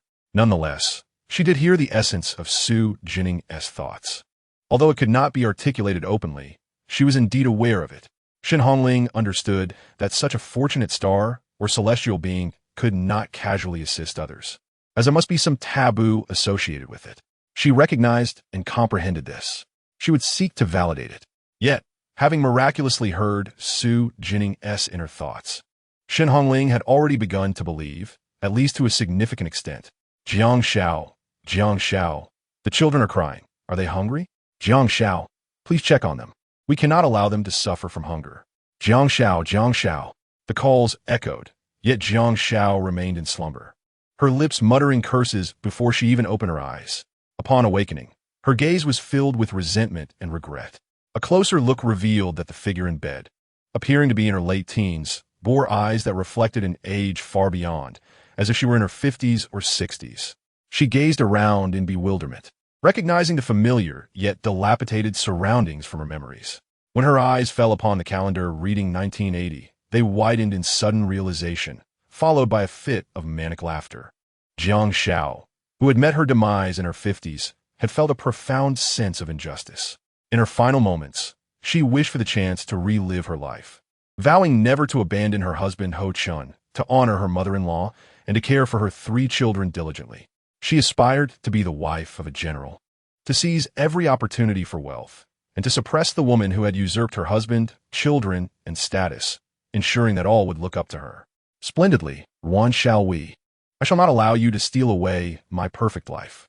I shall seize all opportunities, garner the affection of all, and earn their admiration. Zhang Xiao believed herself to be a favored child of destiny, deserving of this second chance, confident that she would achieve success. At this moment, what did she need to do? She must write a telegram to Ho Chun, expressing her longing and affection for him. She could not allow her mother-in-law to pass away bedridden, nor could she permit her younger son to perish from hunger. She needed to win the hearts of her elder and second sons. What opportunities lay before her at this juncture? Su Yu. Yes, the renowned scientist Su Yu. Calculating the timeline, he was still considered a simpleton in the Qinghe production team. Su Yu's mother, Shen Hongling, had once mentioned that had she not fortuitously discovered that the Daheisher could be exchanged for substantial sums of money, she would have been unable to take Su Yu to Jing City for treatment. Without that journey, none of the subsequent opportunities would have arisen. Daishi. Zhang Xiao's eyes gleamed with realization. Indeed, Shen Hongling possessed numerous Daheisher. As someone who had lived in modern times, Zhang Xiao was acutely aware of its value. When she died, a single Daheisher could be exchanged for 20 to 30,000 yuan. While it may not yield such an amount now, it still held considerable worth. That Daheisher was now hers. Zhang Xiao could only imagine how much money she could obtain from it. With that money, she could buy clothes and skincare products. Yet, as she contemplated reducing her expenditure on clothing and beauty items, she hesitated. Zhang Xiao understood all too well the importance of maintaining a beautiful face. Thus, she must care for her appearance. However, she also recognized her current financial limitations. Money was truly paramount. After a brief moment of contemplation, she resolved to seek an opportunity to visit the Qinghe production team. The Daheisher should still be with Su Yu's grandmother. She could spend some money to acquire it. After all, at this time, Shen Hongling and her family were unaware of the Daheisher's true value. Rather than allowing it to be discarded as waste, it would be better to sell it to her, and she would even provide them with some money. Moreover, Su Yu was no fool. He was a genius. Before her demise, Zhang Xiao had heard that the inventions Su Yu had developed could fetch an unimaginable price if sold. If only she had been the one to create those innovations. Alas, that was not the case. Nevertheless, Zhang Xiao mused that perhaps she could cultivate a closer relationship with Shen Hongling and Su Yu. If Shen Hongling and her mother-in-law were absent, leaving only Su Yu behind, and if she were to establish a close bond with him, perhaps the inventions he created could become hers. After all, as long as Su Yu did not receive treatment, he would merely be perceived by others as a mute simpleton. A mute could hardly communicate, and how could a simpleton possibly develop such remarkable inventions? The more she pondered, the more feasible this plan appeared. However, this matter could wait for a couple of days. Zhang Xiao was reminded of her mother-in-law in the adjacent room and the 3 wailing children, prompting her to rise and attend to them. Zhang Xiao entered her mother-in-law's room first, knowing that in her husband Ho Chun's heart, his mother was of utmost importance. Upon entering, she was met with a foul odor that nearly made her retch. She recognized it as the scent that emanates from a bedridden person who has not been cleaned properly. Truth be told, for a fleeting moment, she contemplated turning back, but thoughts of Ho Chun compelled her to endure. Inside the room, upon her entry, she found her mother-in-law sprawled on the floor, attempting to rise with her hands pressed against the ground, yet her legs and lower body lacked the strength to assist her. Zhang Xiao found herself momentarily dazed at the sight of her frail mother-in-law, having not seen her for decades. Sensing movement at the door, Kai Juhua looked up. surprise flickering in her eyes upon recognizing Jiang Shao. Jiang Shao's subsequent actions further astonished her. "Mother, how did you fall to the ground? Let me help you up," she said, moving closer to assist her mother-in-law. However, as she neared, the unpleasant odor emanating from the elderly woman nearly caused Jiang Shao to withdraw her hand. Yet she persevered. In contrast, as Jiang Shao approached, Kai Juhua instinctively flinched, her first reaction being to suspect Jiang Shao intended to harm her. Given her physical limitations, often requiring care, Kai Juhua was acutely aware of the nature of her daughter-in-law. Thus, even when she felt the urgent need to relieve herself, she endured with great effort, only calling out for Jiang Shao when she could no longer hold it in. At other times, she preferred to remain still. However, whenever she summoned Jiang Shao, there was a 7 or 8 out of 10 chance that Jiang Shao would not come. Even when she did arrive, she merely offered a haphazard solution, constantly muttering curses and even pinching her. Kai Juhua dared not voice her grievances. She understood that without her son at home, her only reliance was on this daughter-in-law, who had given birth to 3 grandsons for the Ho family. No matter the circumstances, she had to endure, attributing her plight to her own inadequacy. Frankly, Kai Juhua harbored some regrets, wishing she had never consented to her son marrying Jiang Shao. Initially, her son was infatuated with Jiang Zhao's appearance, unaware of her true nature. Now, Kai Juhua had presumed Jiang Shao intended to harm her, yet unexpectedly, Jiang Shao helped her to bed, addressing her affectionately as Mother. "Mother, how did you fall? If anything troubles you, just call for me." "Mother, are you feeling unwell?" The sight of Jiang Shao smiling and inquiring about her well-being filled Kai Juhua with dread. Was this truly Jiang Shao? Could she have been possessed by some malevolent spirit? "Mother, what is the matter? Why are you silent?" Noticing her own incessant chatter while Kai Juhua remained unresponsive, Jiang Shao felt a twinge of awkwardness. Kai Juhua could not decipher Jiang Zhao's transformation just yet. However, she was preoccupied with another pressing matter, which had contributed to her fall in the first place. Jiang Shao, Daba, Erba, Xiaobao, they have been crying incessantly. Please check if they are hungry, if they need to be fed. At that moment, the wails of her 3 grandsons echoed, piercing and sorrowful. If her legs had been able to move, Kai Juhua would have rushed to assess the situation. It was then that Jiang Shao recalled her 3 sons. Yes, they were indeed significant. Ho Chen placed great importance on them. "All right, Mother, I shall go check on them and feed them right away." In truth, Jiang Shao was reluctant to remain in that foul-smelling room, seizing the opportunity to escape. Upon stepping outside, she exhaled deeply, the pressure of her predicament dissipating. She made her way to another room, soon discovering the 3 infants lying on the bed, all merely 5 months old. The triplets bore an uncanny resemblance to one another. However, the youngest was the easiest to identify, for he was the friliest among the 3, and his cries were the softest, akin to a mewling kitten. Yet, the formula and milk powder were scant. Jiang Shao knew that this formula and milk powder were of good quality, and she often consumed them herself. Stop crying, I will prepare the milk for you." The cacophony of the 3 children's cries was immensely vexing. Jiang Shao hastily mixed cold water with the milk powder. After decades of absence, she had long forgotten the intricacies of child-rearing. During her years away from Ho Chun, she had experienced several pregnancies, but none had resulted in a successful birth due to various circumstances. Perhaps the children were truly hungry. Even the cold milk powder was consumed eagerly. Naturally, she fed Xiaobao first, as he could not afford to perish. In her previous life, during an interview, Ho Chen mentioned that his resentment towards her stemmed from the deaths of his mother and Xiaobao. She could not allow Ho Chun to harbor such hatred for her now. She desired all of his love, longing for him to cherish her deeply. After tending to Xiaobao, Jiang Shao leisurely began to feed Daba and Erba. Truth be told, she felt a tinge of resentment towards them. She had seen how close they were to Ruan Xiaowei on television, calling her mother, completely forgetting that she was the one who bore them. What ungrateful wretches! In Chapter 42, the narrative unfolds further, revealing that these items hold little value.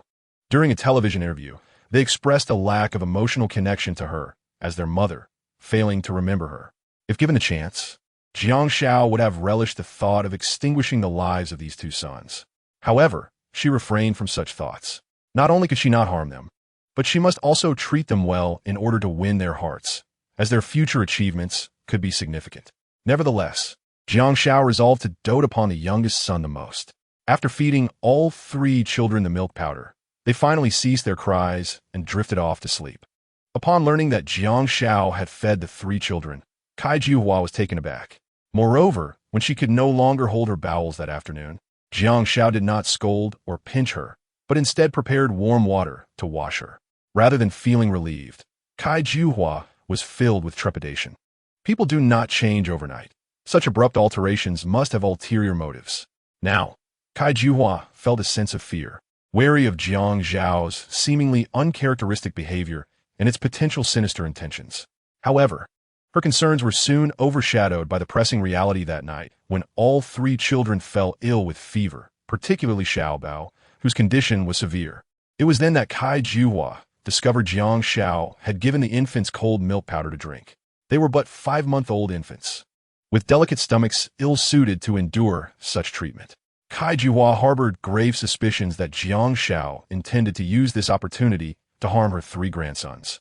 Jiang Shao was engulfed in fear, especially terrified that Xiaobao might not survive this fever, fearing that Ho Chan would blame her.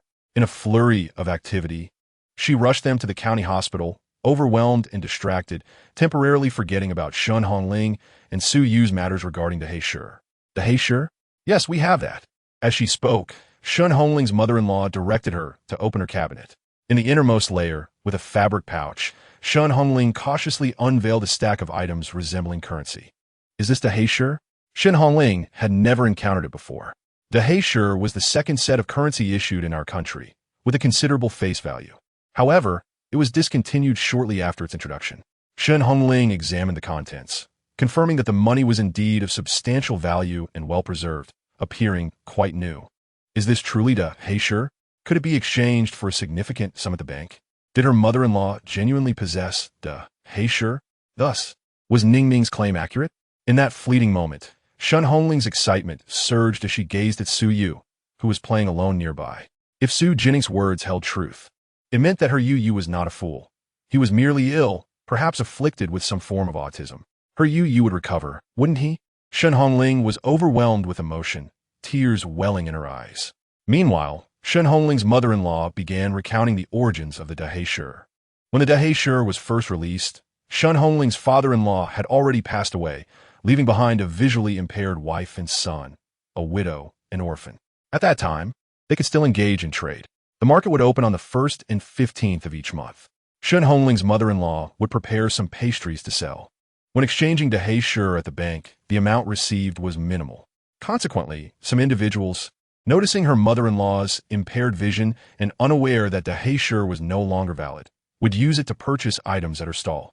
By the time Shen Hongling's mother-in-law realized that Daheisher was no longer in circulation, considerable time had elapsed. Yet by then, she had already collected a significant amount of Daheisher. In truth, she could have exchanged it, but she ultimately chose not to, as the amount of money received was far too little. Thus, she stored the Daheisher at home, intending to use it as a lesson for herself, a reminder never to be deceived again. Over time, she forgot about it entirely. Had Shen Hongling not mentioned it today, it would have remained forgotten. Lingling, what do you intend to do with this large stack of Daheisher? It is of little value, the elder remarked. It was never worth much, and now it is even less so. No, mother, I have heard that this Daheisher can be exchanged for a considerable sum at the bank. Really? The elder appeared somewhat skeptical. I heard it from someone. We might need to inquire at the bank for specifics. Very well, let's go and ask. If this Daheisher can indeed fetch a substantial amount, that would be wonderful. The elder grasped Shen Hongling's hand and said, if possible, you could take Yu to the big city for medical treatment. The elder understood that Shen Hongling had long harbored the wish to take Su Yu to the city for care, as she never viewed Su Yu as a fool or a mute. Instead, she believed that perhaps a visit to a city hospital could restore Su Yu to health. Just like any other person, both the elder and Shen Hongling wished for Su Yu's recovery. After all, if they were gone, how would Su Yu, perceived as a fool and a mute by others, manage on his own? Even in death, they could not find peace. Thus, upon learning that the Daheisher might be exchanged for a considerable sum, the elder immediately devised a plan. She placed all the Daheisher into Shen Hongling's hands, saying, take these Daheisher, exchange as much as you can, and then take you for treatment. Shen Hongling looked at the stack of da He Shi in her hands, feeling its weight akin to 1,000 pounds. I will inquire, exchange it, and take you for treatment. Not only will I take you, but I will also take you. Perhaps your eyes could be healed in the big city. At that moment, both Shen Hongling and her mother-in-law wore smiles, as if they glimpsed a hopeful future. Su represented their greatest hope. As Shen Hongling contemplated the da He Shi in her hands, she resolved that regardless of whether Xu Jinning was indeed a celestial being, she was their family's lucky star, deserving of their utmost care. She wondered if Xu Jinning would appreciate the da He Shi, perhaps she should give her some. Moreover, she took note of a woman named Jiang Xiao, whom she did not know and had not heard of before, but she committed the name to memory. Henceforth, whether it be herself, her mother-in-law, or Yu, they must keep their distance from this woman named Jiang Xiao. The farther, the better. Otherwise, as Xu Jinning suggested, this Jiang Xiao could bring calamity upon their family. That was truly terrifying. Chapter 43. He must protect himself. Meanwhile, Xu Jinning remained unaware that yet another person regarded her as a lucky star. She contemplated the possibility of reminding Shen Hongling and Su to steer clear of Jiang Xiao, and of course, she too needed to maintain her distance from her. For Jiang Xiao was not merely a reincarnated individual. She was the protagonist crafted by the author, a favored daughter of the heavens, whose success compelled everyone to yield. Xu Jinning feared that encountering Jiang Xiao might lead to a decline in her own intellect, a prospect she found utterly dreadful. Whether it be a decline in intellect or being manipulated, neither was a fate Xu Jinning desired. Though she adopted a laid-back and carefree demeanor, she yearned to be her true self, not a being devoid of independent thought, destined to sacrifice herself as a stepping stone for another's narrative. The two families were actually related through Xu Xiangdong's great-grandfather, but as time passed, the connection gradually faded. Nevertheless, they were indeed relatives, and they were of the same generation as Su Yu. Shen Hongling and her late husband shared the same generation as Su Aigua and Zhang Alian. Hence referring to Shen Hongling as aunt was entirely appropriate. Presently, Shen Hongling and her small family and Xinghe production team were enduring a rather difficult existence, relying solely on her labor for sustenance. The elderly were frail, and the young were not intellectually sound. Particularly in the village, some elders harbored disdain for Shen Hongling, reluctant to associate with her out of a belief that she brought misfortune. The children likewise refused to play with Su Yu, deeming him a fool and a mute unworthy of their companionship, and often bullied him. Thus, Shen Hongling's family found few allies in the village. However, Su Aigua's family was among those who treated them well, especially Zhang Alian, who maintained a close relationship with Shen Hongling, frequently offering support to her family. Xu Xiangdong held a favorable impression of Su Yu. Although the boy was not like others, he was not inherently bad, and he was merely a child. Consequently, whenever he witnessed someone bullying Su Yu, he would step in to protect him. If you like, you can invite Yu to play with you, Xu Xiangdong suggested, sensing that the little girl had a fondness for Su Yu, and he found Shen Hongling's character commendable. In Xu Xiangdong's eyes, the frail Xu Jinning was still a child, and children ought to play together. He had never considered asking Xu Jinning to work, as they had not allowed Xu Fangfang to toil in the fields when she was present, let alone Xu Jinning, his younger sister. Moreover, their family had individuals working as laborers, teachers, and recorders. He earned 12 work points daily from the fields, sufficient to sustain Xu Jinning without her contributions. What you need to do now is to take care of your health. Just look at your physique. I can lift you with one hand as easily as picking up a chicken. He ruffled Xu Jinning's hair, offering his counsel. What do you mean lifting me is as easy as lifting a chicken? Is that even an appropriate comparison? Xu Jinning cast a disapproving glance at Xu Xiangdong, who seemed to realize his words were ill-chosen and quickly flashed her a conciliatory smile. In recent days, unbeknownst to Xu Jinning, numerous events had transpired, many of which pertained to her. Meanwhile, Zhang Changzheng, upon confirming his wife's pregnancy with twins, immediately believed in Xu Jinning's heartfelt sentiments. Thus, the following day, he discussed with his superiors the need to strengthen measures against human trafficking. Initially, his superiors were indifferent, but upon learning of rampant human trafficking in other provinces, particularly concerning the abduction of women and children, their expressions turned grave. Especially when Zhang Changzheng added, "What if this trafficking gang arrives here? What they do come here? If we can apprehend them, it would be a significant achievement." After all, this group of traffickers was exceedingly cunning, with numerous members and many victims, their crimes exceptionally heinous. Capturing them would be a matter of great consequence. However, if they remained unprepared and allowed the traffickers to escape or abduct women and children from their community, the consequences would be dire and far-reaching. Furthermore, these are despicable traffickers. One cannot guarantee that they would not someday target one's own relatives or children. Upon hearing Zhang Changzheng's analysis, his superior immediately grasped the gravity of the situation. Consequently, they convened a meeting with all law enforcement personnel and swiftly established a task force dedicated to tracking down traffickers and preventing the abduction of women and children. In the ensuing days, they would quietly bolster their vigilance. If they encountered these traffickers, they would be sure to capture them in one fell swoop. Witnessing such a decision from his superiors, Zhang Changzheng felt a wave of relief. Now, he focused on his own circumstances, remembering that in Xu Jinning's heartfelt sentiments, his future entailed battling traffickers and ultimately meeting a tragic end. That was a guarantee for his life. In the present day, he is not merely a son, but also a husband, soon to be a father to 2 little ones who will arrive in just over 6 months. The weight of responsibility upon his shoulders has grown heavier, and he is acutely aware that he is the pillar of his family, a role he cannot afford to falter in. Thus, he must safeguard his own well-being, for only by ensuring his own health can he secure the well-being of his family. He finds it difficult to fathom the anguish that would beset his parents and wife should he make the ultimate sacrifice. The heart-wrenching pain of parents burying their child is unbearable, a burden that is not easily borne. Furthermore, his wife, grappling with the loss of her husband, would also face the devastating prospect of losing the 2 children she had longed for. Such sorrow is not something everyone can endure. This grief is merely the surface of what would ensue. Without their only son, how would his parents navigate their twilight years? And for his wife, bereft of both husband and children, left alone as a fragile woman, how could she continue to live, shield herself from the scrutiny of society, and find happiness once more? Therefore, Zhang Changzheng recognizes his significance. Regardless of the circumstances, he must remain steadfast. Of course, while he protects himself, he will also strive to apprehend human traffickers, bringing those despicable, heartless beings to justice. Chapter 44. Why? Meanwhile, Xu Aigua received orders from the factory.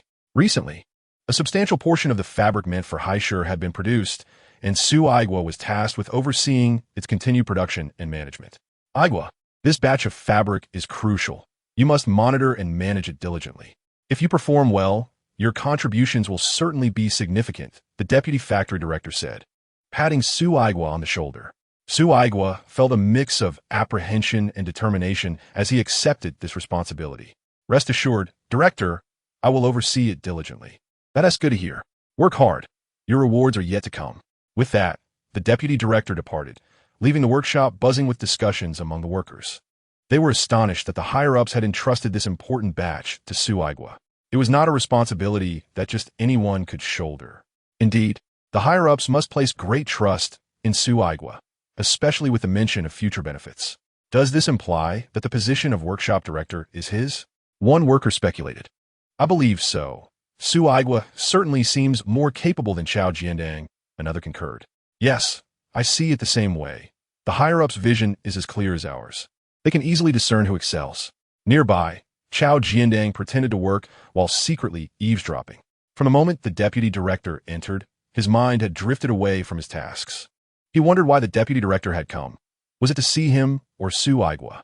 His suspicions were confirmed when the deputy director indeed sought out Xu Aigua and spoke openly in front of others. This indicated that the higher-ups valued Xu Aigua. Was this not a direct indication that Xu Aigua was destined to become the future workshop director? If Xu Aigua were to ascend to that position, would he not also have a chance to receive a house? If he successfully managed this batch of fabric, would his chances of acquiring a home increase? And what of Zhang Jinning? Was he merely a backdrop to Xu Aigua's rise? Why should that be?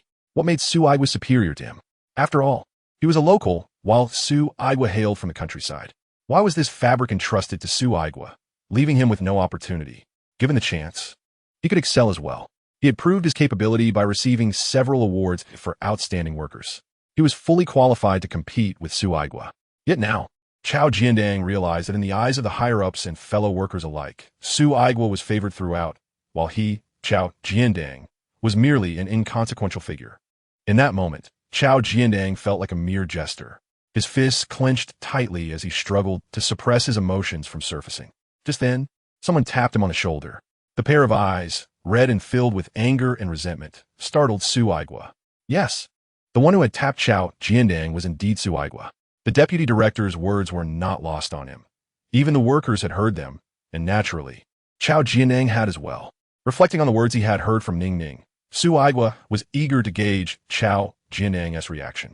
To be honest, he was reluctant to believe that Zhang Changzheng was the selfish and untrustworthy person Ning Ning had described. Thus, he approached to assess Zhang Changzheng's state.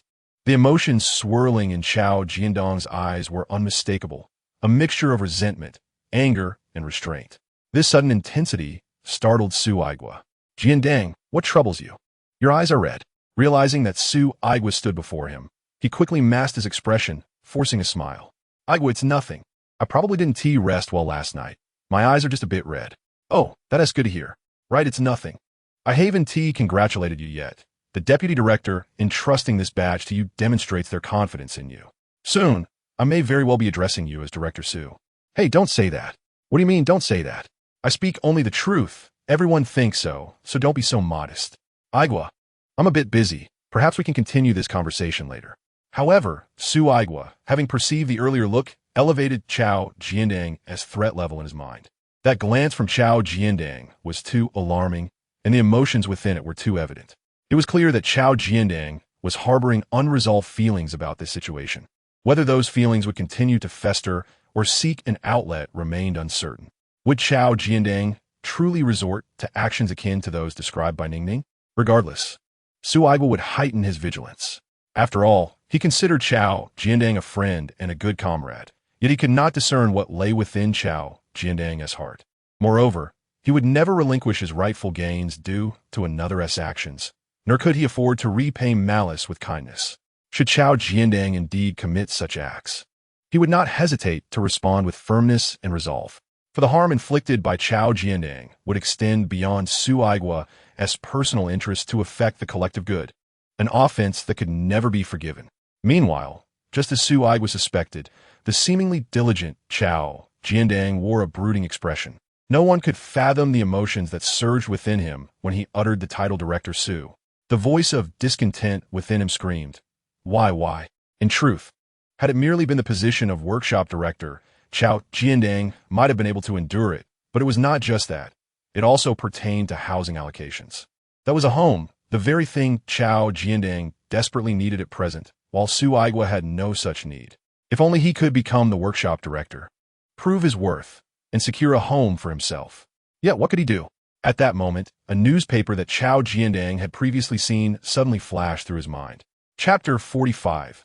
The Desirable Xu Xiangdong, Theft, Reporting, and Saving Factory Assets. A string of phrases entered his consciousness. Soon, a bold idea gradually took shape in Zhang Changzheng's mind. Indeed, the batch of materials currently overseen by Xu Aigua represented vital assets of the factory. If this batch were to encounter issues, would Xu Aigua still be eligible to remain as the workshop director?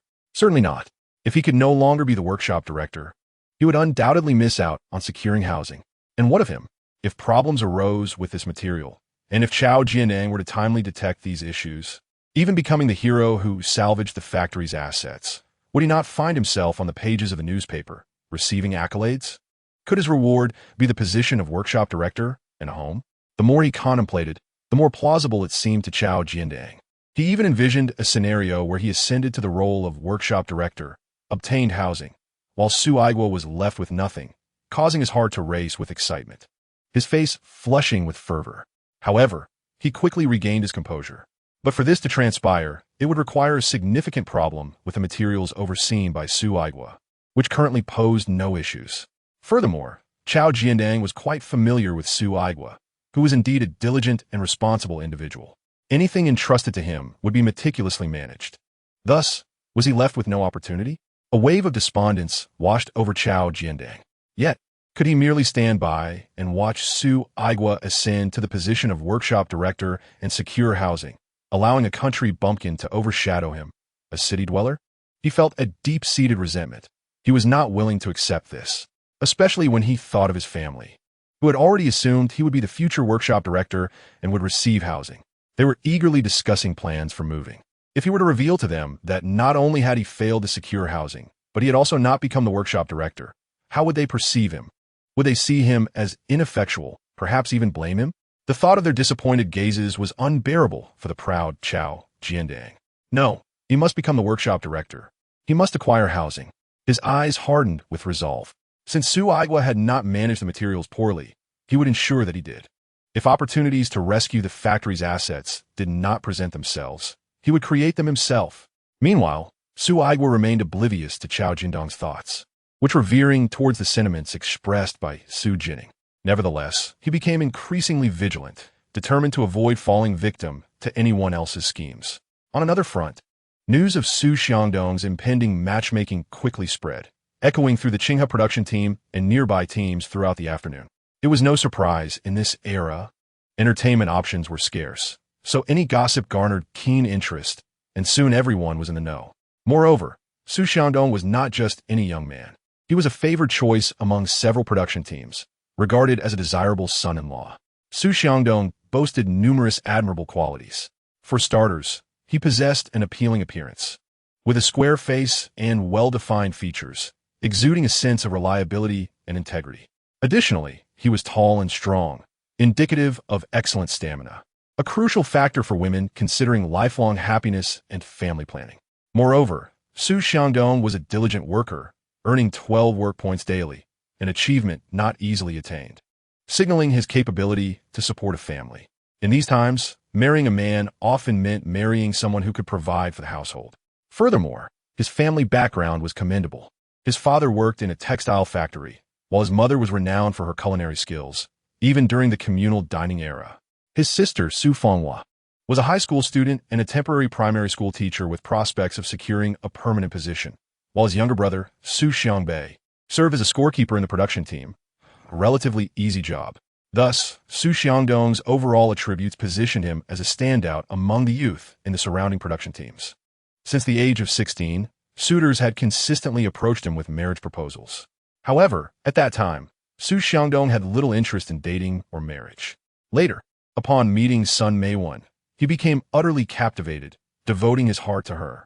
Although Sun Meiwen often discouraged him from making their relationship public, their mutual affection was evident to anyone observant. Had it not been for his feelings for Sun Jiqing, would Xu Xiangdong have been inclined to assist her with her work? His eyes sparkled whenever he looked at her. Others were surprised by Xu Xiangdong's affection for Sun Meiwen, but upon reflection, it was entirely reasonable. The city-born educated youth were attractive, knowledgeable, and well-groomed, drawing attention from local young men and women alike whenever they visited the village. Witnessing Xu Xiangdong's fondness for Sun Jiqing, the other girls had no choice but to concede. Ultimately, whether dating or marrying, the most crucial factor remained Xu Xiangdong's willingness. Only with his genuine desire could a lasting future be secured. Thus, despite their reluctance, the young women had no choice but to withdraw. Little did they anticipate that Xu Xiangdong would be interested in matchmaking. Did this mean he no longer harbored feelings for Sun Jiqing? Yet, upon further consideration, it seemed plausible. As Xu Xiangdong had not been seen near her lately, when they encountered each other on the road, neither exchanged a word. Was this a sign of a rift? If so, that could be fortuitous for them. Without hesitation, they rushed to inform the matchmaker of their intentions to pursue Xu Xiangdong. Meanwhile, when Yulan learned of Xu Xiangdong's matchmaking plans through her second aunt, who intended to arrange a meeting between her daughter, Hui Hui, and Xu Xiangdong. Our Hui Hui is quite lovely, and with her sturdy build, she is bound to bear many sons. If Xu Xiangdong marries her, I guarantee he will have 2 children in 3 years, both boys. In the future, he can take over his father's job and move to the city, bringing Hui Hui and their children along. Our Hui Hui will become a city dweller. Chapter 46, The One Family. Then, we can have Xiangdong and his father network to secure a position for my son Hong in the factory as well. Hui Hui, I will speak with the matchmaker to arrange a meeting with Xu Xiangdong. You must seize this opportunity. The excitement in Wen Erant's voice made Hui Hui blush. Fidgeting with her braided hair, her expression one of shyness and embarrassment. Mother, you can rest assured, I will ensure Xu Xiangdong becomes your second son-in-law. Though shy, When Hui brimmed with confidence. "Ah, that's wonderful." When Aunt's face lit up with joy, as if she could already envision her daughter moving to the city and her son becoming a factory worker. Indeed, when Hui harbored feelings for Xu Jinning, although she preferred city dwellers, she understood that, given her circumstances, marrying someone from the city was unlikely. Therefore, she sought a partner among the young men in the nearby production teams, and Xu Jinning from the Qinghe production team was her top choice. The imposing and sturdy physique, the handsome and well-defined features, the strong arms and waist that exude power, along with Xu Jining's family background, all contribute to win Hui's satisfaction. Moreover, Xu Jining's father is a worker at a textile factory, and being the eldest son, it is evident that if Xu Igor retires, the position will naturally pass to Xu Jinning. Consequently, when Xu Jinning moves to the city to work, she, as his wife, will inevitably accompany him, thus fulfilling her long-held desire to relocate to the city. How perfect! Thus, when Hui resolutely decided that she must marry Xu Jinning. Meanwhile, when Yulan, who was preoccupied with planting vegetables in her yard, found herself momentarily distracted by the conversation between Aunt Wen and her daughter. Xu Jinning was going on a blind date when Yulan felt a wave of confusion wash over her. Previously, she had heard rumors about Xu Jining's interest in their production team's Sun Jiqing. She had assumed that he would ultimately end up with Sun Jiqing, but now he was going on a blind date. Had he fallen out with Sun Jiqing? It seemed likely. If he had not, he would not be seeking a match. What kind of wife was Xu Jinning looking for? Someone like Wen Hui? No, that would not do. Wen Hui was not suitable for Xu Jinning. No one understood the nature of her Uncle Wen Aunt Wen and their children better than Wen Yulan. Uncle Wen and Aunt Wen had 3 daughters and a son, named Wen Huang, whose name was supposedly chosen after consulting a fortune teller, who claimed it would bring him great success and perhaps even a government position. Despite the prevailing disdain for such superstitions and the prohibition against fortune-telling, they took the risk for their beloved son. At that time, it was indeed a gamble. If discovered, the consequences would be dire.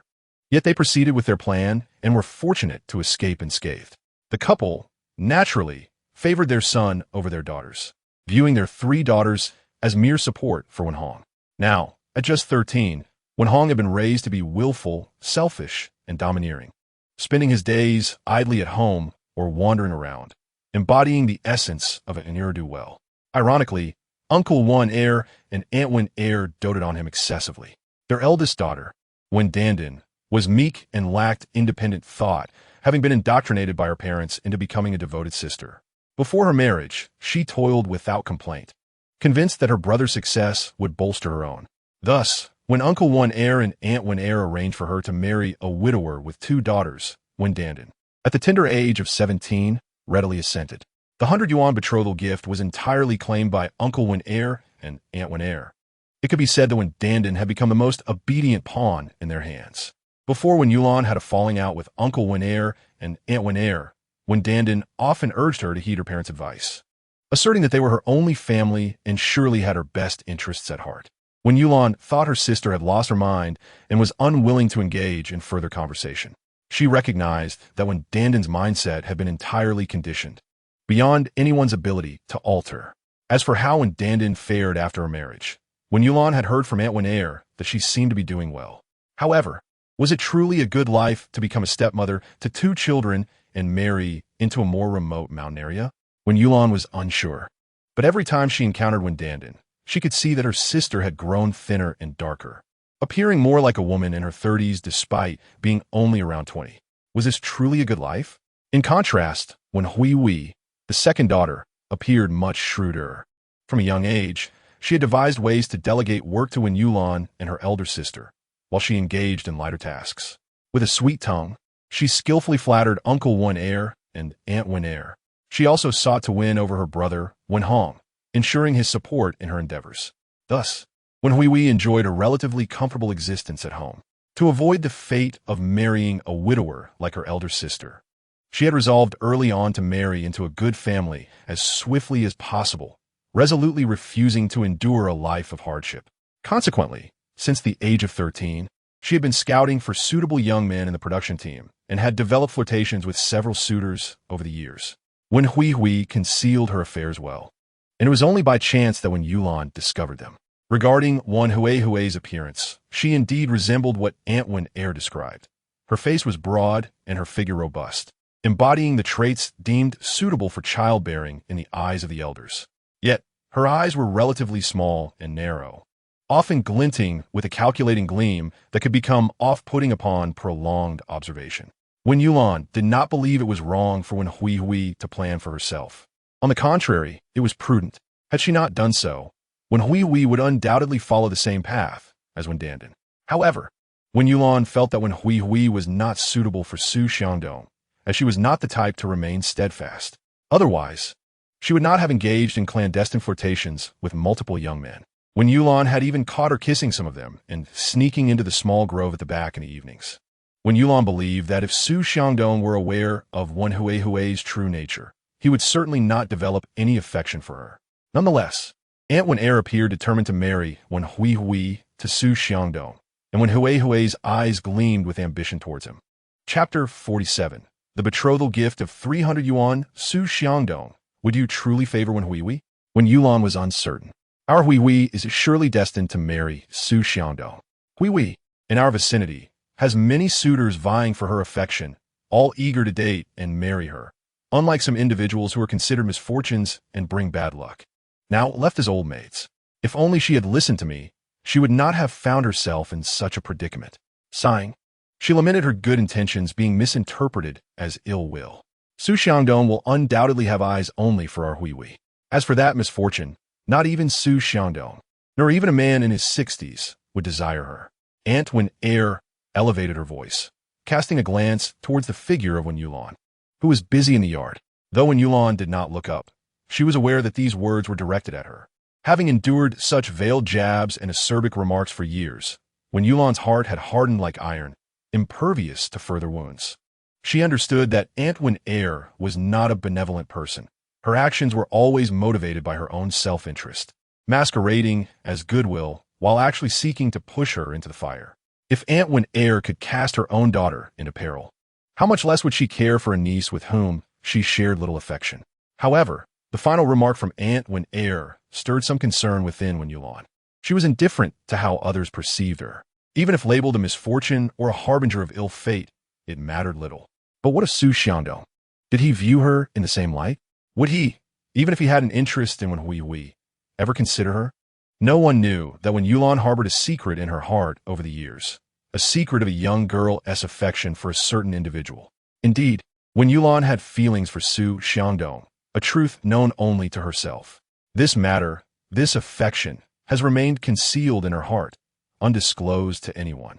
During that frigid winter, after being beaten by her second uncle and aunt, she fled from her home and sought refuge in a small grove, cold and famished, on the brink of death, when Xu Xiangdong appeared.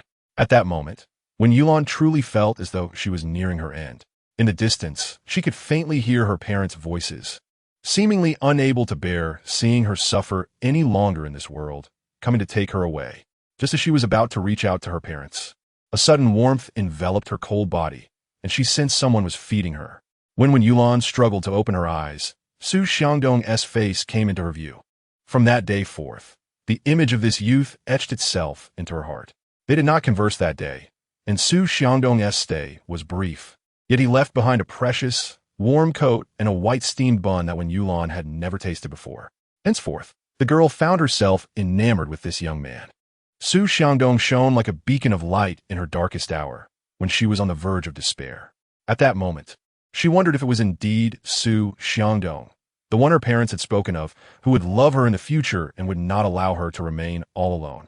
Uncertain yet, she tucked the youth away deep in her heart, along with this burgeoning affection. Afterward, Wen Yulan underwent a transformation. She became resilient, formidable, capable of standing up against her wolf-like second uncle and aunt. Over the years, although she lived alone, her life improved significantly compared to before. She silently kept an eye on Xu Xiangdong. Upon learning of his pursuit of Sun Jiqing, she felt a pang of sorrow.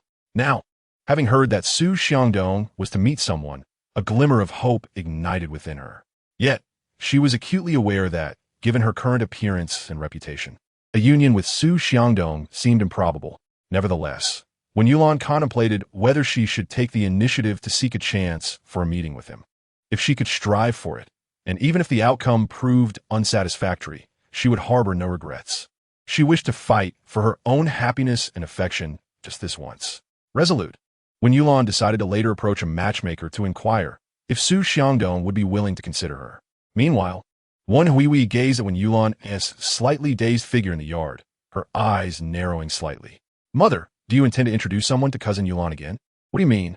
You know very well that Cousin Yulan initially fell out with me over my intention to introduce someone. Now that she has gained her independence, how could she possibly want me to introduce anyone to her? Besides, you know her reputation. Who would want her? This Cousin Yulan is exceedingly ungrateful, as you have always considered her interests. However, Mother, I believe there is a particular family that would be quite suitable for her. They surely wouldn't mind her reputation, and are even willing to provide a dowry of 300 yuan. What? 300 yuan? Aunt Wen's eyes widened in surprise as she quickly seized Wen Huihui's arm. Which family are you talking about? Wen Huihui leaned in close to her mother's ear and whispered a few words. Upon hearing just a few sentences, Aunt Wen's mouth fell agape. Her eyes filled with astonishment and realization. So it's that family, she exclaimed. She recognized them, and, coincidentally, she knew that this matter hadn't spread among the nearby production teams. That family was quite formidable. Aunt Wen looked at her second daughter, noting her innocent expression, and for the first time, she realized that this daughter seemed to resemble her the most, or perhaps even more capable. Mother, what do you think? Wen Huihui eagerly awaited her mother's response. Of course it's a go. That's 300 yuan. Aunt Wen had no reason to refuse. If that sum were to materialize, it could potentially secure a job for Huang in the city, even if it was at a rubbish collection station. That would still be a blessing. However, Aunt Wen soon pondered a pressing concern. That stubborn girl, Wen Yulan, would never agree to this. Wen Huihui smiled, a smile devoid of warmth. If she marries that family, she wouldn't need to consent at all. Aunt Wen's eyes brightened once again. Yes, you're right. Chapter 48. Wen Yulan's disguise is deliberate. All right, I know what to do now. Mother, this must be completed swiftly. I fear delays may lead to unforeseen complications. Understood. Seeing her mother's enthusiastic agreement, Wen Huihui breathed a sigh of relief. She glanced at Wen Yulan, who was still busy in the yard, and thought to herself, Cousin, please don't blame me. Blame only your parents for passing away so early. Blame only your beauty. Yes. Wen Yulan had always believed that by concealing her affection for Xu Jinning deep within her heart, no one would be aware of it. Little did she know that Wen Huihui's perceptive nature had already discerned her feelings during the past year or two whenever Xu Jinning was mentioned. Initially, this was inconsequential, but fate had deemed it otherwise, for Wen Yulan's beauty was striking. Indeed, Wen Huihui recognized that Wen Yulan was exceptionally beautiful, even more so than many female intellectuals from the city. Although Wen Huihui was reluctant to admit it, it was an undeniable truth. Despite Wen Yulan currently appearing unkempt, with a dirty face and most of her hair obscuring her features, Wen Huihui knew that her face was genuinely lovely, so much so that she wished that it could be hers. In truth, Wen Huihui had always thought Wen Yulan unattractive, believing her appearance was the reason she shunned the limelight. Yet, one morning, while inadvertently catching sight of Wen Yulan washing her face in the dawnlight, she was captivated by her fair, delicate oval face, awakening a profound jealousy within her. It was then that she realized Wen Yulan's unkempt appearance was intentional. The reasons behind it, however, eluded her, but she understood that if Wen Yulan's true beauty were to be revealed, many men would undoubtedly overlook her tarnished reputation and her status as an orphan, seeking to marry her. Men, with their predictable intentions, are known to all, particularly by women. Furthermore, as a fellow woman, Wen Huihui could discern the excellent figure concealed beneath Wen Yulan's patched garments. Upon discovering that Wen Yulan also harbored feelings for Xu Jinning, she became even more determined that he must never see Wen Yulan's true face, and that she must be married off as quickly as possible, far away, to ensure that her happiness remained undisturbed. Thus, dear cousin, do not harbor resentment towards me. Blame only your early orphanhood, your beauty, and your shared affection for Xu Jinning. I absolutely refuse to let you become an obstacle to my desires. So, comply with my mother's arrangements and marry quietly. From this point onward, do not appear before Xu Jinning and me. This is your fate. You must accept it. In truth, Wen Hui was indeed astute. Most of her conjectures were accurate. When Yulan's face was indeed intentionally darkened, and her disguise was deliberate. She was all too aware of her beauty. Having compared herself to the female intellectuals who came to the countryside, realizing that none could rival her allure. This was not mere vanity, but a fact. Yet she also recognized the peril of possessing such beauty as an orphan, alone in the world. Thus, for her safety, she deliberately darkened her face, allowing the rumors of her unattractiveness to circulate without contradiction. Perhaps only when she married a trustworthy individual could she reveal her true self to the world. However, although Wyl remained engrossed in her tasks in the courtyard, she could distinctly sense a penetrating gaze fixed upon her from a distance. It was fervent and imbued with palpable malice. Without needing to raise her head, she was acutely aware that it was Hu's look. Yet, she could not fathom why Hu regarded her with such a calculating and malevolent stare. Unable to comprehend, Wyl chose to dismiss the thought, though she resolved to remain vigilant. Just then, a vibrant and cheerful female voice pierced the air, accompanied by the sound of footsteps approaching from afar. A woman, holding a red handkerchief and wearing a smile, made her way toward them. WNRSH instantly recognized this individual. SNDG, what a coincidence. I was just looking for you, she exclaimed. This SNDG was a renowned matchmaker among several production teams in the vicinity, reputed for ensuring blissful unions for nearly every couple she introduced. And she was known for her integrity in both introductions and fees. Her amiable nature made her a preferred choice for matchmaking among the local teams. SNDG hailed from the neighboring QNGH production team, and it was she who had been approached by ZH to facilitate a match for Xu Jinning. WNRSH had initially planned to seek out SNDG later to arrange a meeting between Hu and Xu Jinning. After all, Xu Jinning was quite the catch. News of his desirability would undoubtedly draw a queue of young ladies eager to meet him. Thus, it was imperative to act swiftly. If he were to be claimed by another family, she would lose the opportunity to secure an exceptional son-in-law. However, WNRSH was pleasantly surprised by the serendipity of encountering SNDG at DH production team. Was this fate? A thought flickered in WNRSH's mind. SNDG, what brings you to DH production team today? I hope it is regarding the match for Xu Jinning. SNDG responded with a hint of surprise. Oh, you guessed correctly? Yes. I am here to discuss Xu Jinning's match. He has a young lady in mind that he wishes to meet, and his mother has asked me to facilitate this. Upon hearing SNDG's words, WNRSH and whose eyes gleamed with excitement. Could the young lady Xu Jinning wish to meet possibly be Hu? Otherwise, why would SNDG have traveled all the way to DH production team to converse with them? SNDG, the young lady Xu Jinning wishes to meet. Could it be someone with the surname WN, who is both distant yet close at hand? WNRSH spoke with conviction. Indeed, it is someone with the surname WN, and she is right here, SNDG confirmed. WNRSH and whose hearts soared with joy. So, Xu Jinning was indeed interested in Hu. This was splendid news. In the courtyard not far away, WNYL overheard their conversation, and her thoughts began to spiral. Could it be that Xu Jinning truly intended to meet Hu? Did he favor her over SNZHQing? No. Hu was not a suitable match for Xu Jinning. What could he possibly see in her? WNYL felt a pang of anxiety. It mattered little that Xu Jinning did not harbor feelings for her. She had never considered that he might be interested in her. She was aware of her own standing in the eyes of the world. However, she could not bear the thought of Xu Jinning marrying someone like Hu. Chapter 49. Would you like to meet Xu Jinning? No. If Xu Jinning truly intended to meet Hu, she needed to find an opportunity to clarify to him what kind of person Hu truly was, as well as the nature of WNRSH's family. They were selfish and calculating individuals. She feared that if Xu Jinning married Hu, the entire X family would fall victim to WNRSHN's machinations. Meanwhile, WN who was blushing profusely, nervously twisting a braided rope in her hands as thoughts of the sturdy, handsome Xu Jinning filled her mind, leaving her cheeks flushed. She had never imagined that he would harbor feelings for her and would send a matchmaker to arrange their meeting. Did this mean they were mutually attracted? How wonderful!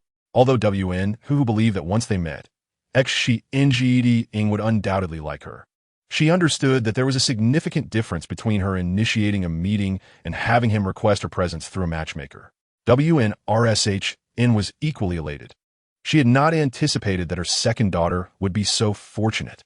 That Xu Jinning would take a liking to her and immediately send a matchmaker to invite Hu for an introduction. This demonstrated how much he favored her. What are we waiting for, SNDG?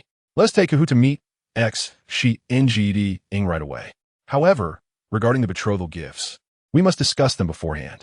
We do not wish to ask for much, but we do expect at least 3 rounds and 1 sound. And the betrothal money should be no less than 100 yuan. WNRSH confidently laid out her conditions for marrying off her daughter. However, SNDG furrowed her brow. Hu's mother, you know our family circumstances. We may not have much in terms of dowry. It would be best if, after marriage, Xu Jinning could take over his father's worker position and bring Hu to the city, WNRSH insisted. After calling out several times, WNRSH seemed oblivious to SNDG's agitation. SNDG's expression darkened slightly, and her voice rose in pitch, startling everyone present, including WNYLN, who had been observing from the courtyard. Yet, it was this outburst that finally silenced WNRSH. SNDG. Forgive me. Once I start speaking, I find it hard to stop. However, what I mentioned earlier are merely the basic requirements. Surely that is not unreasonable. And no, Hu's mother, I believe you are mistaken. SNDG refrained from giving her a dismissive glance and clarified, you seem to be under a misunderstanding.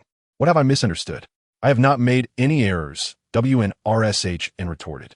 No, you are indeed mistaken. I came to DH production team today specifically for the matter of Xu Jinning, but the young lady he wishes to meet is not your Hu. What? Not my Hu?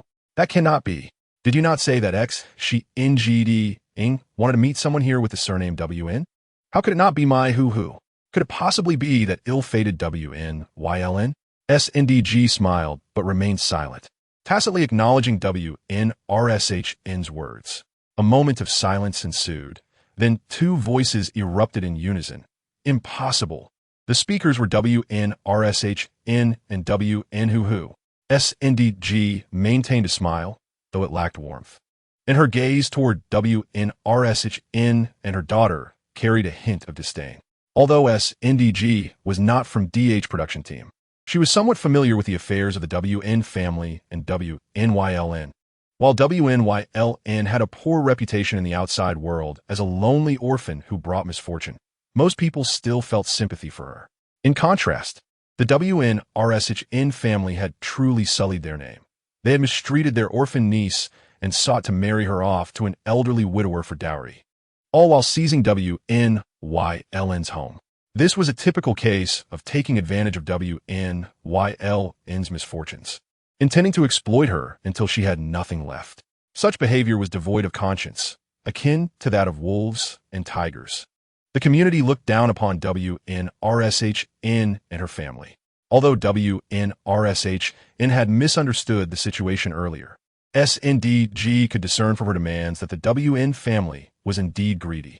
The demands for 3 rounds and 1 sound, along with the betrothal sum of 100 yuan, were merely the tip of the iceberg. The audacity to meddle in the affairs of the X family's worker positions was astonishing. Why should Xu be compelled to relinquish his position to Xu Jinning simply because WN Hu was marrying him? Would WN Hu refuse to marry if the X family did not agree? This approach and this statement are truly revolting. Is the intention now to secure a position for her son-in-law in the Xu family? Will they next arrange a worker's position for her son when home? After all, who does not know that when Heir Shunsher and his wife are the epitome of gender bias?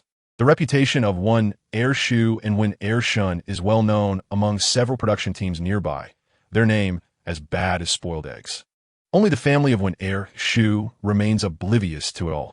To dare utter such words is nothing short of absurd. Does she truly believe her daughter, Wen Hui, is a celestial being? Even if she were a celestial being in this mortal realm, she must abide by the rules. Had it not been for Wen Yulan, Sun Dinyang would not have wished to speak with her at all. She slowly remarked, "It cannot be anyone else but Yulan. It was Xu Xiangdong's mother who told me directly, there is absolutely no room for error." However, she too was somewhat astonished when she first heard the news, fearing she might be mistaken. Thus, she confirmed multiple times and ultimately found it to be true. The Su family indeed wished for Xu Xiangdong to meet with Wen Yulan. And here she was, unexpectedly encountering the ill-fated Wen Hui and her mother. That Wen family matron even believed Xu Xiangdong favored Wen Hui, presenting herself with such arrogance. It is truly laughable. After finishing her words, Sun Dinyang called out to the stunned Wen Yulan in the courtyard, "Yulan, come over here." Wen Yulan approached Sun Dinyang, somewhat dazed, and was grasped by her hand. Sun Dinyang said, "Yulan, you know the Xu Xiangdong family, right?" Of course she knew. Xu Xiangdong was 19 this year, undoubtedly the finest young man among several nearby production teams. Sun Dinyang extolled Xu Xiangdong's virtues, which were indeed facts. Xu Xiangdong's mother stated that he specifically requested to meet you. Thus, I have come to inquire about your opinion. Ordinarily, I would consult your parents or elders in your family, but given your circumstances, I will ask you directly. I trust you can make your own arrangements regarding your marriage. When Yulan nodded, indeed, she could make her own decisions. So, do you wish to meet Xu Xiangdong? No. Wen Hui screamed internally, her eyes nearly ablaze as she watched the scene unfold. Initially, upon hearing that Xu Xiangdong wished to meet her, she intended to muster her courage and consult a matchmaker to inquire whether Xu Xiangdong would be willing to meet her. Now that Xu Xiangdong had taken the initiative, though surprised, she had no reason to refuse. Chapter 50. Having a beautiful face is a terrifying burden. Ah, if you agree, then that is splendid, Sun Dinyang continued. The meeting is scheduled for tomorrow morning. I will bring Xu Xiangdong and his mother to your home. Please tidy up the house and prepare yourself. Sun Dinyang scrutinized Wen Yulan, assessing her attire and finally her face. Her expression was difficult to describe, tinged with sympathy. Perhaps this was the life of an orphan without parents. Make sure to dress nicely, wash your face, and tidy your hair. Leave a good impression, all right? Sun Dinyang, like an elder, kindly advised her. Wen Yulan felt a warm glow in her heart and nodded, I understand. After speaking with Wen Yulan, Sun Dinyang did not linger and departed. As soon as she left, Wen Ershun could no longer contain her indignation, or rather, the fury simmering within her. Is Xu Xiangdong not afraid of being cursed? Is he willing to forsake his life? Mai Hui is in no way inferior to Wen Yulan. Vien Eshen Gomblit. While Wen Yulan was preoccupied with her own thoughts, unwilling to engage further, the ignored Wen Ershun felt as though she could scarcely catch her breath. This wretched girl, Hui, do you believe that just because Xu Xiangdong wishes to meet her, she will marry him? She ought to take a good look at herself. Who would find her appealing? That man would surely be terrified into his grave upon seeing her face at night.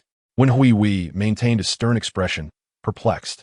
Did Xu Xiangdong truly know Wen Yulan's true appearance, and thus take a liking to her? She could not fathom it, but regardless, she could not allow Wen Yulan to marry Xu Xiangdong. Xu Xiangdong could only be hers. She envisioned marrying Xu Xiangdong, moving to the city, securing a stable job, and living a better life. Mother, do not concern yourself with whether she is to meet Xu Xiangdong. Just arrange everything as swiftly as possible. It would be best to see her married before any resolution arises regarding my cousin and Xu Xiangdong. Mother, that is 300 yuan in betrothal money. With my cousin's parents gone, it falls upon you, as her elder, to oversee her marriage. You and father are the only ones who can make decisions for her, and it is for her own good. This matter, if discussed openly, would not draw any objections. Moreover, the betrothal money ought to be given to the parents. With my cousin's parents absent, it is entirely reasonable for it to be given to you. That 300 yuan might even allow her younger brother to secure a job in the city. Once he became a city dweller, he might even marry a city girl and bring you and father to live there as well. Wen Hui's vision of the future, orchestrated by Wen Ershun, filled her with longing. After all, apart from her only son, her own interests were paramount. What you say is quite reasonable. Very well, I shall arrange it immediately. With that, Wen Ershun hurriedly departed. When Hui gazed at Wen Yulan's home, her eyes dark and resolute, a fierce glint crossing her gaze before she turned to leave. Meanwhile, Wen Yulan remained oblivious to the machinations of Wen Ershun and her daughter. At that moment, she sat at the table, staring blankly for a long time. Eventually, she snapped back to reality, realizing she had been lost in thought for quite some time. The truth was, she had yet to fully comprehend that Xu Xiangdong had specifically requested to meet her. Why? Did Xu Xiangdong harbor feelings for her? Wen Yulan shook her head. Although she wished it were true, it seemed unlikely. Her encounters with Xu Xiangdong had been few, and at times she pondered if he even knew who she was. Even if he had seen her, would he recognize her? Moreover, there was her appearance. Wen Yulan hesitated, reaching for her face. She rose, filled a basin with water, and began to gently cleanse her skin. As the grime was washed away, her fair and smooth complexion emerged, her hair tucked behind her ears, revealing delicate features. This visage, reflected in the water, was enchanting, surpassing the beauty of many city girls. Wen Yulan was aware of her beauty. From a young age, she had known. She realized it when a 50-year-old widower stared at her with a certain gaze, prompting her to understand that she should conceal her true appearance. An orphan with no family to rely on, possessing a beautiful face, was a terrifying burden. This beauty might not only fail to grant her a better life, but could also plunge her into a nightmarish abyss. She was acutely aware of this, especially since she had heard of a certain young woman who was exceptionally beautiful and youthful, capturing the hearts of every young man in the village. Numerous suitors pursued her, including the son of a village official. Yet, when the official's son set his sights on her, he resorted to threats and coercion, ultimately revealing his true nature. Later, it was said that the young woman met a tragic end in the mountains, her death brutal and gruesome, with her body found stripped of clothing and marred by countless wounds. In the mountains, there was no one to retrieve the body, and eventually, it vanished without a trace. It remains uncertain whether it was taken away by wolves. Subsequently, the villagers reported that this female educated youth had gone missing in the mountains. Even when her family arrived, the outcome remained unchanged. Later, it was heard that the family's son had married another beautiful educated youth, but whether she willingly accepted the marriage remains unknown. From that moment, WNYLN came to understand that without a background or reliable relatives, a pretty face could sometimes lead to misfortune, even death. Therefore, she intentionally disguised her beauty. Only within the confines of her home would she reveal her true self. Chapter 51. Together to go, but what about tomorrow? WNYLN gazed at her reflection in the water, lost in contemplation. Should she unveil her true appearance when meeting Xu Jinning? Her delicate brows furrowed slightly, caught in a conflict of thoughts. Ultimately, WNYLN decided to wait to observe a little longer. She did not wish for Xu Jinning to marry her merely because of her appearance. If possible, she hoped he would come to appreciate her before laying eyes on her face. However, she needed to change her clothes. Although her home was usually tidy, a fresh arrangement would be beneficial. "Oh, I really want to go too. I want to see what WNYLN looks like," said Aunt Sun, while Zhang Yilian and XJNN were present.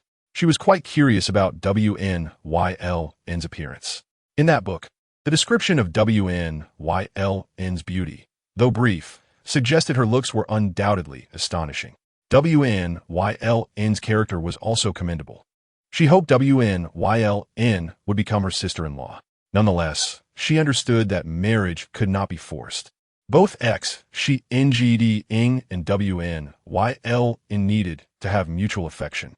She was aware of WNYLN's feelings for her elder brother Xu Jinning, as the book mentioned. However, whether her brother would reciprocate those feelings remained uncertain. She longed to accompany them, yet recognized that her presence as a sister-in-law might be deemed inappropriate. Xu Jinning naturally caught wind of the little girl's sentiments and raised an eyebrow. This little girl seemed quite intrigued by WNYLN. Did she wish to discover just how unappealing WNYLN truly was? Moreover, what gave her the impression that he and WNYLN were well suited? It appeared she was quite keen on the idea of him being with WNYLN. "Little girl, would you like to join your brother in meeting your future sister-in-law tomorrow?" Can I go? XJNN was taken aback by her brother's invitation. Was it appropriate for her to attend such an occasion? Zhang Changzheng found it somewhat peculiar. Such meetings typically did not involve the younger sister-in-law. After all, the sister-in-law would be someone she would have to interact with in the future. It would be advantageous for Xu Jinning to observe Wen's character and see if they could get along. Xu Jinning's eyes widened slightly. Could it really be this way? Is my elder brother thinking of me? Does he mean that if I am not satisfied with the sister-in-law, he will not marry her, but if I approve, he will? She mused inwardly. However, since her arrival in this household, she had not made any demands or expressed desires. To be honest, although Xu Jinning was merely her brother, he felt a sense of obligation towards her, especially given his initially poor attitude. Thus, he wished to care for and dote upon this little girl. Whatever requests she had, he aimed to fulfill. Since the little girl wished to see what Wen's looked like and expressed such excitement, he decided to take her along. Little girl, do you want to go? If not, I will go. Before Xu Jinning could finish his sentence, Xu Jinning immediately agreed. With her brother extending the invitation, she had no reason to decline. All right, then we shall go together tomorrow. The following day, after Aunt's son arrived, they set off for DH production team. When Aunt's son noticed Xu Jinning accompanying them, she was slightly surprised but said nothing. Xu Jinning held Zhang Changzheng's hand, walking closely beside her, while Xu Jinning and Aunt's son took the lead. They walked at a leisurely pace, accommodating Xu Jinning's still recovering health, often stopping along the way. Initially worried about her stamina, Xu Jinning was pleasantly surprised to find she managed to keep up. Although she was slightly sweaty and her legs ached from the walking, she felt generally well. Perhaps her frail body, accustomed to labor, had its merits. Still, she preferred traveling by vehicle. A bicycle would suffice if a car were unavailable. Fortunately, the distance between QNGH and DH production teams was not too far. After more than an hour of walking, they finally arrived. Hey, Aunt's son, what brings you to our DH production team? Is there good news? Aunt's son, who is this young man you're bringing to meet? He looks rather handsome. How about introducing him to my daughter? Oh, isn't that Xu Jinning? Aunt's son, you brought Xu Jinning to DH production team for a meeting? They encountered many familiar faces along the way, as Aunt's son was renowned as a matchmaker across several nearby production teams. It was evident she was bringing a young man for introductions.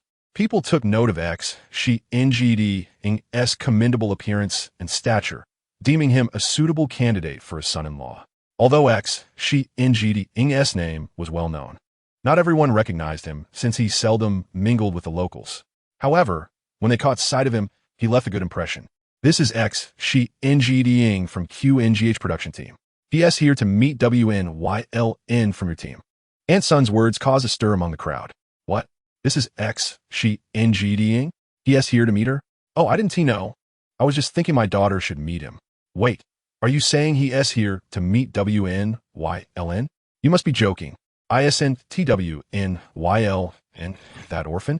I thought you knew her reputation. How could you introduce her to Xu Jinning? Yes, you're Xu Jinning, right? I must tell you that WNYLN's reputation is quite poor. She's an orphan, her parents long gone, and she's known to be quite fierce, even chasing her uncle and aunt with a knife in the past. Besides, she's not attractive at all, quite dark-skinned. You two are simply not compatible. It would be best if you refrained from meeting her.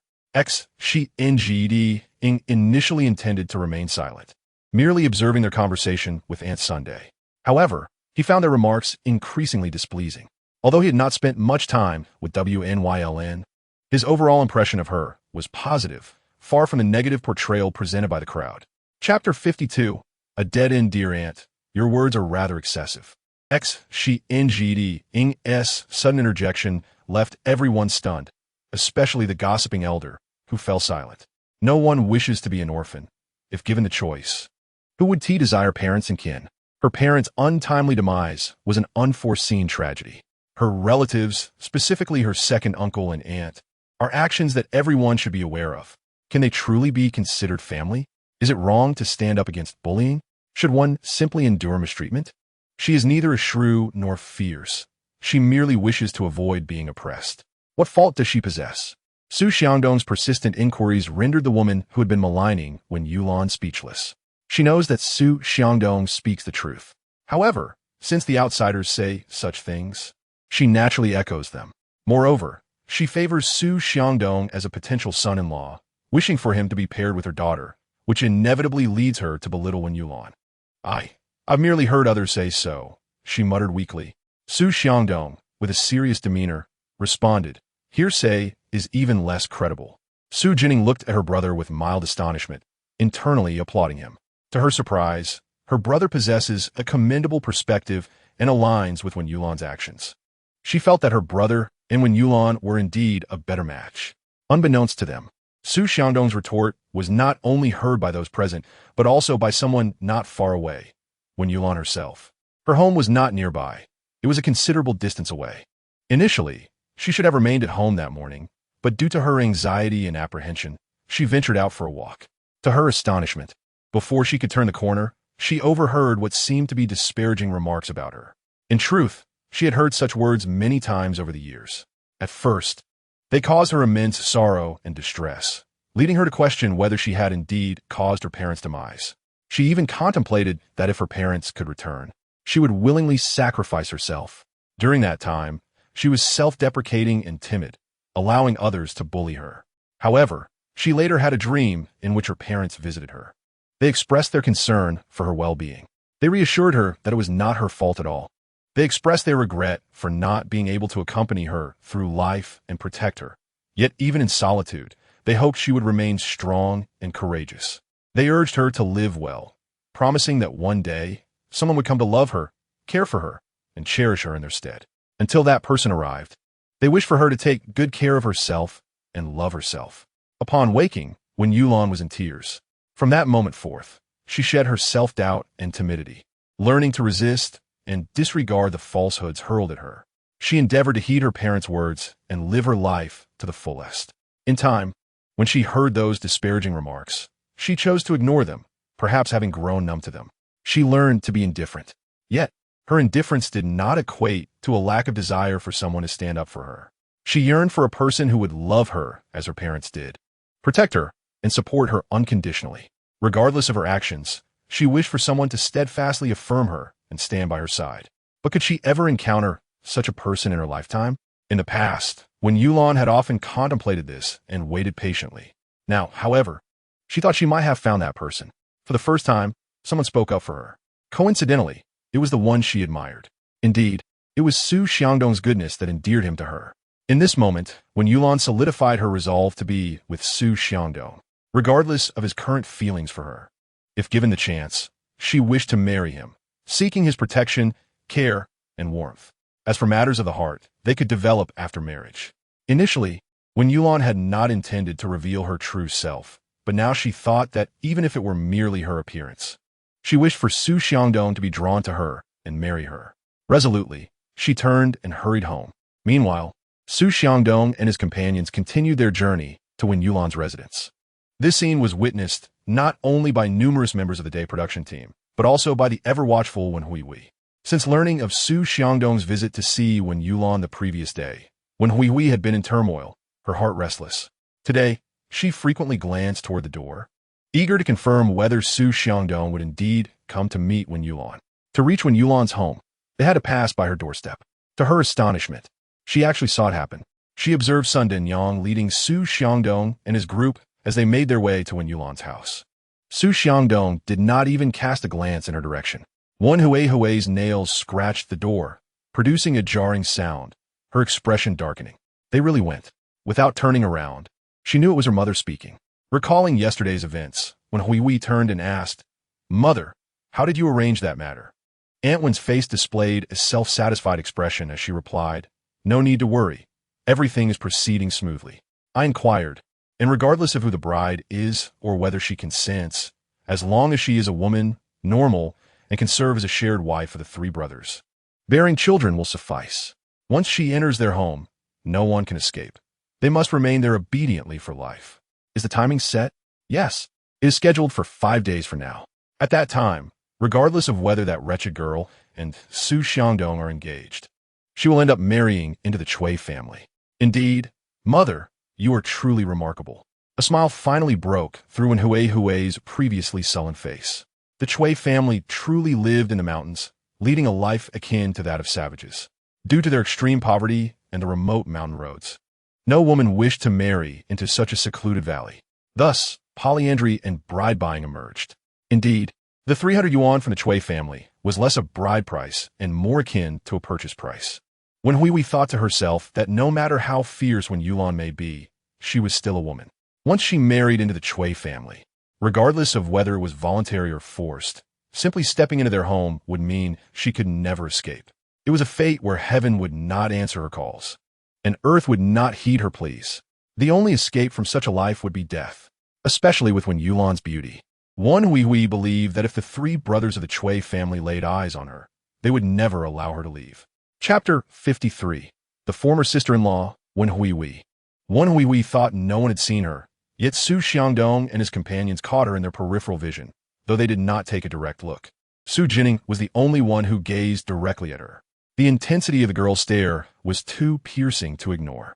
Her gaze was filled with a complex array of emotions: admiration, resentment, and unwillingness. Though her gaze often fell upon her brother, it elicited discomfort in those who noticed. Who was that person? Xu Jinning could not help but inquire. She took a distant glance at the girl, who appeared to be a few years older than her, and found her looks to be mediocre. However, the expression on her face gave Xu Jinning an unfavorable impression, and the intensity of her gaze was unsettling. Although it was unkind to judge someone upon first sight, Xu Jinning felt that the girl did not seem to possess good intentions. To be honest, since arriving at the day production team, Xu Jinning had felt a twinge of fear. This was because the day production team concealed a chosen one. The author's extraordinary heroine, Jiang Xiao. She was eager to encounter Jiang Xiao, yet apprehensive, fearing that meeting her might dull her wits. However, she was also curious to see if there would be any impact. Nevertheless, the girl before her did not seem to be Jiang Xiao. She was merely Wen Yulan's cousin, the daughter of her second uncle and aunt, Wen Hui. Yesterday, when I arrived, the mother and daughter duo believed that your elder brother was to meet W.N. Hu. Their joy and arrogance were palpable. Aunt Sun could not help but shake her head, for W.N. Hu was not someone to be trifled with. If that young lady were to become your sister-in-law, it would certainly not bode well for you. Although no negative rumors about W.N. Hu had circulated, Aunt Sun, as a seasoned matchmaker, had seen countless people and possessed a keen eye. W.N. Hu appeared demure, yet her demeanor suggested otherwise. Her temperament was hardly amiable, especially her eyes, which seemed tainted with murkiness and scheming. Should she become the elder sister-in-law, the little girl would likely endure much hardship. Aunt Sun harbored a fondness for Xu, coupled with sympathy. Firstly, her frail and delicate appearance evoked a sense of protectiveness. She was so tiny that one couldn't help but feel a surge of affection upon seeing her. Secondly, the young girl was genuinely well-behaved and, despite her frail health, had traversed from the QNGH production team to the DH production team with considerable difficulty, yet she had not uttered a single complaint and persevered throughout. It was evident that she was a good girl. What? She is originally supposed to be my sister-in-law, W.N. Hu. Upon hearing this inner thought, Xu Jinning nearly twisted his ankle while walking. Although he was unfamiliar with W.N. Hu, he had caught a glimpse of her and felt she was not his type. Moreover, her gaze unsettled him. He truly disliked her, so how could he possibly marry her? Xu Jinning was utterly bewildered. If that is indeed W.N. Hu, then my instincts were correct. She is truly a bad person, a considerable villain. Oh, brother, you cannot possibly marry W.N. Hu. If you do, your life will be ruined. At that point, W.N. Hu will be unfaithful and make you wear a green hat. You will end up raising someone else's child. Moreover, W.N. Hu is the one responsible for W.N.Y.L.'s demise. Sigh. In the end, Xu Jinning only heard a long sigh, and thereafter, the little girl fell silent. He felt a pang of anxiety and urgency. He wished to know why he would marry someone named W.N. Hu. Even if it were to be the less attractive W.N.Y.L.N., he could not possibly marry W.N. Hu. Xu Jinning placed great emphasis on first impressions. He genuinely felt that the girl he had just glimpsed left an unpleasant impression, one that was far from appealing for marriage. So, why would he marry her? He wanted to ask. However, when it came to the little girl's inner thoughts, he found himself at a loss for words. That little girl, truly, why did she not say a few more words? Never mind. He was resolute that he would never marry anyone named W.N. Hu. At that moment, Xu was contemplating the plot concerning W.N. Hu from the book. Although Xu Jinning claimed that W.N. Hu was not his type, stating that he disliked her at first sight. This was the perspective of the awakened Xu Jinning. In the book, however, he had not yet awakened. Since he was not awakened, he was merely a pawn in the author's narrative, devoid of personal agency, and thus, anything was possible. In the book, Xu Jinning fervently pursued SNMIWN, who, evidently, was merely using him. Eventually, after exhausting her utility, she sought to sever ties with him. Disheartened, Xu Jinning returned to the path of arranged marriages. In the narrative, he did not propose to meet W.N. Hu. Instead, the first family he was to meet was W.N. Hu's. Originally, it was not W.N. Hu but another girl from the DH production team. Yet for some unknown reason, that girl fell ill after an accident the day before their meeting. Consequently, the meeting was canceled. It could have been postponed, but the girl's family, having heard rumors, believed that her falling ill before the meeting was an ill omen, suggesting that she and Xu Jinning were incompatible. They decided against the meeting. Thus, the next girl they would consider was W.N. Hu. The book describes the encounter between Xu Jinning and W.N. Hu vaguely, yet ultimately, the meeting took place. Thus, Xu Jinning and W.N. Hu became engaged and married. However, their married life was far from pleasant. Their interactions reflected a complete absence of love. Moreover, they often disagreed, and W.N. Hu frequently quarreled with Xu Jinning and Zhang. Towards the end of the book, W.N. Hu's grievances against Xu Jinning were highlighted, as she lamented that he did not love her. Furthermore, she had children with those she had previously entangled with, the paternity of whom remained unknown, but they certainly were not Xu Jinning's. The narrative revealed that Xu Jinning was aware that W.N. Hu's children were not his, yet he willingly supported them. Nevertheless, he desired to divorce W.N. Hu, yet for various reasons, he was perpetually unable to do so. It seemed as though fate had predetermined that he and W.N. Hu were to be bound together for life, living a loveless existence, enduring infidelity, raising another's offspring, and leading an unhappy life. Chapter 54. What a stunning beauty! The original character was indeed accurately described by Aunt Sunday. After marrying Xu Jinning, W.N. Hu treated the original character poorly. Brother, you must not end up with W.N. Hu. In the end, this was the only statement Xu Jinning heard. Although he was unclear about the specifics, he could assure that he would never marry W.N. Hu. Not to mention marriage, he would never even consider meeting her. He could not tolerate the thought of his wife being unfaithful to him while he supported another man's child. What kind of man would he be? He would be reduced to a mere coward. Why then would he even consider marriage? It would be better to remain single. Under Aunt Sun's guidance, they soon arrived at W.N.'s home. W.N.'s house was built shortly before her parents passed away. Although it was not made of bricks and tiles, but rather clay, its size was considerable. One house was equivalent to two of others, plus an additional courtyard, making it quite spacious. Currently, such a large house was occupied solely by W.N.'. It was no wonder that W.N.'s family had schemed to seize W.N.'s home. Initially, their scheme succeeded.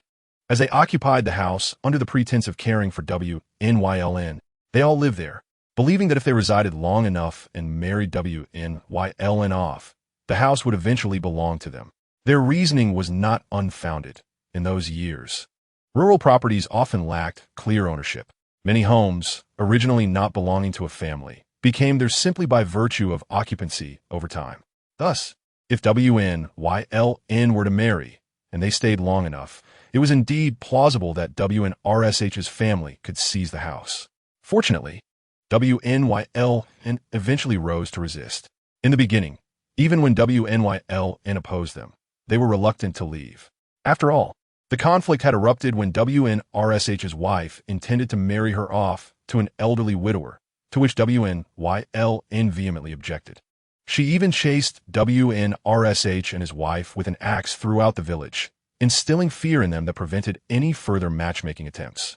However, while WNYLN was unwilling to marry, that did not deter them from continuing to occupy the house. Yet, it was WNYLN who ultimately refused to coexist with them any longer.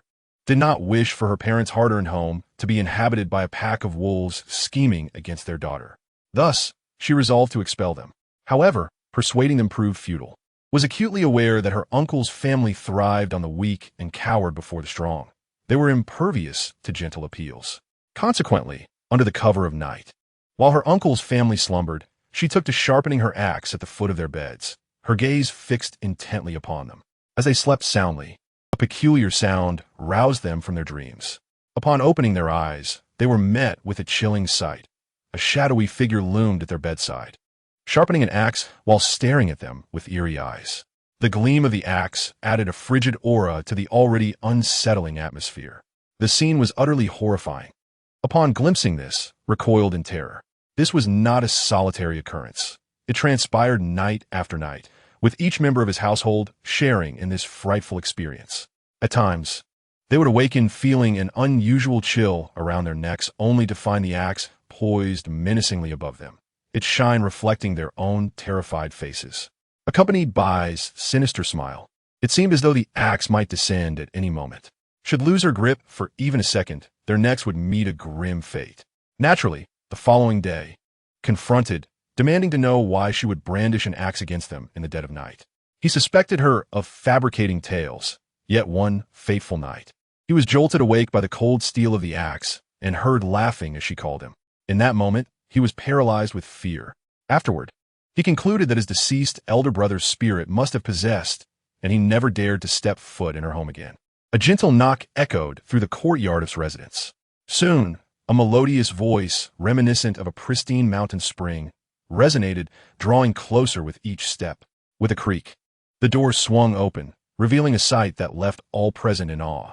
Before them stood a girl of remarkable beauty, a plump, oval face, large expressive eyes adorned with long lashes, captivating and glistening like autumn waters. Her high nose and delicate features complemented her snow-white skin, which appeared exquisitely refined.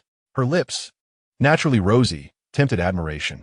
Even clad in loose, unremarkable garments, her slender waist and ample bosom could not be concealed. Her long black hair was hastily arranged, with a few strands cascading down, adding an air of enchanting disarray. Her figure was a harmonious blend of curves, exuding an exceptional charm that seamlessly merged innocence with allure. What a breathtaking beauty, thought, unable to contain her admiration. In her modern life, she had encountered numerous beauties, including many celebrities. Yet, the woman before her surpassed them all, her beauty almost surreal. However, upon reflection, it was not beyond possibility, for she was a character brought to life by an author's imagination.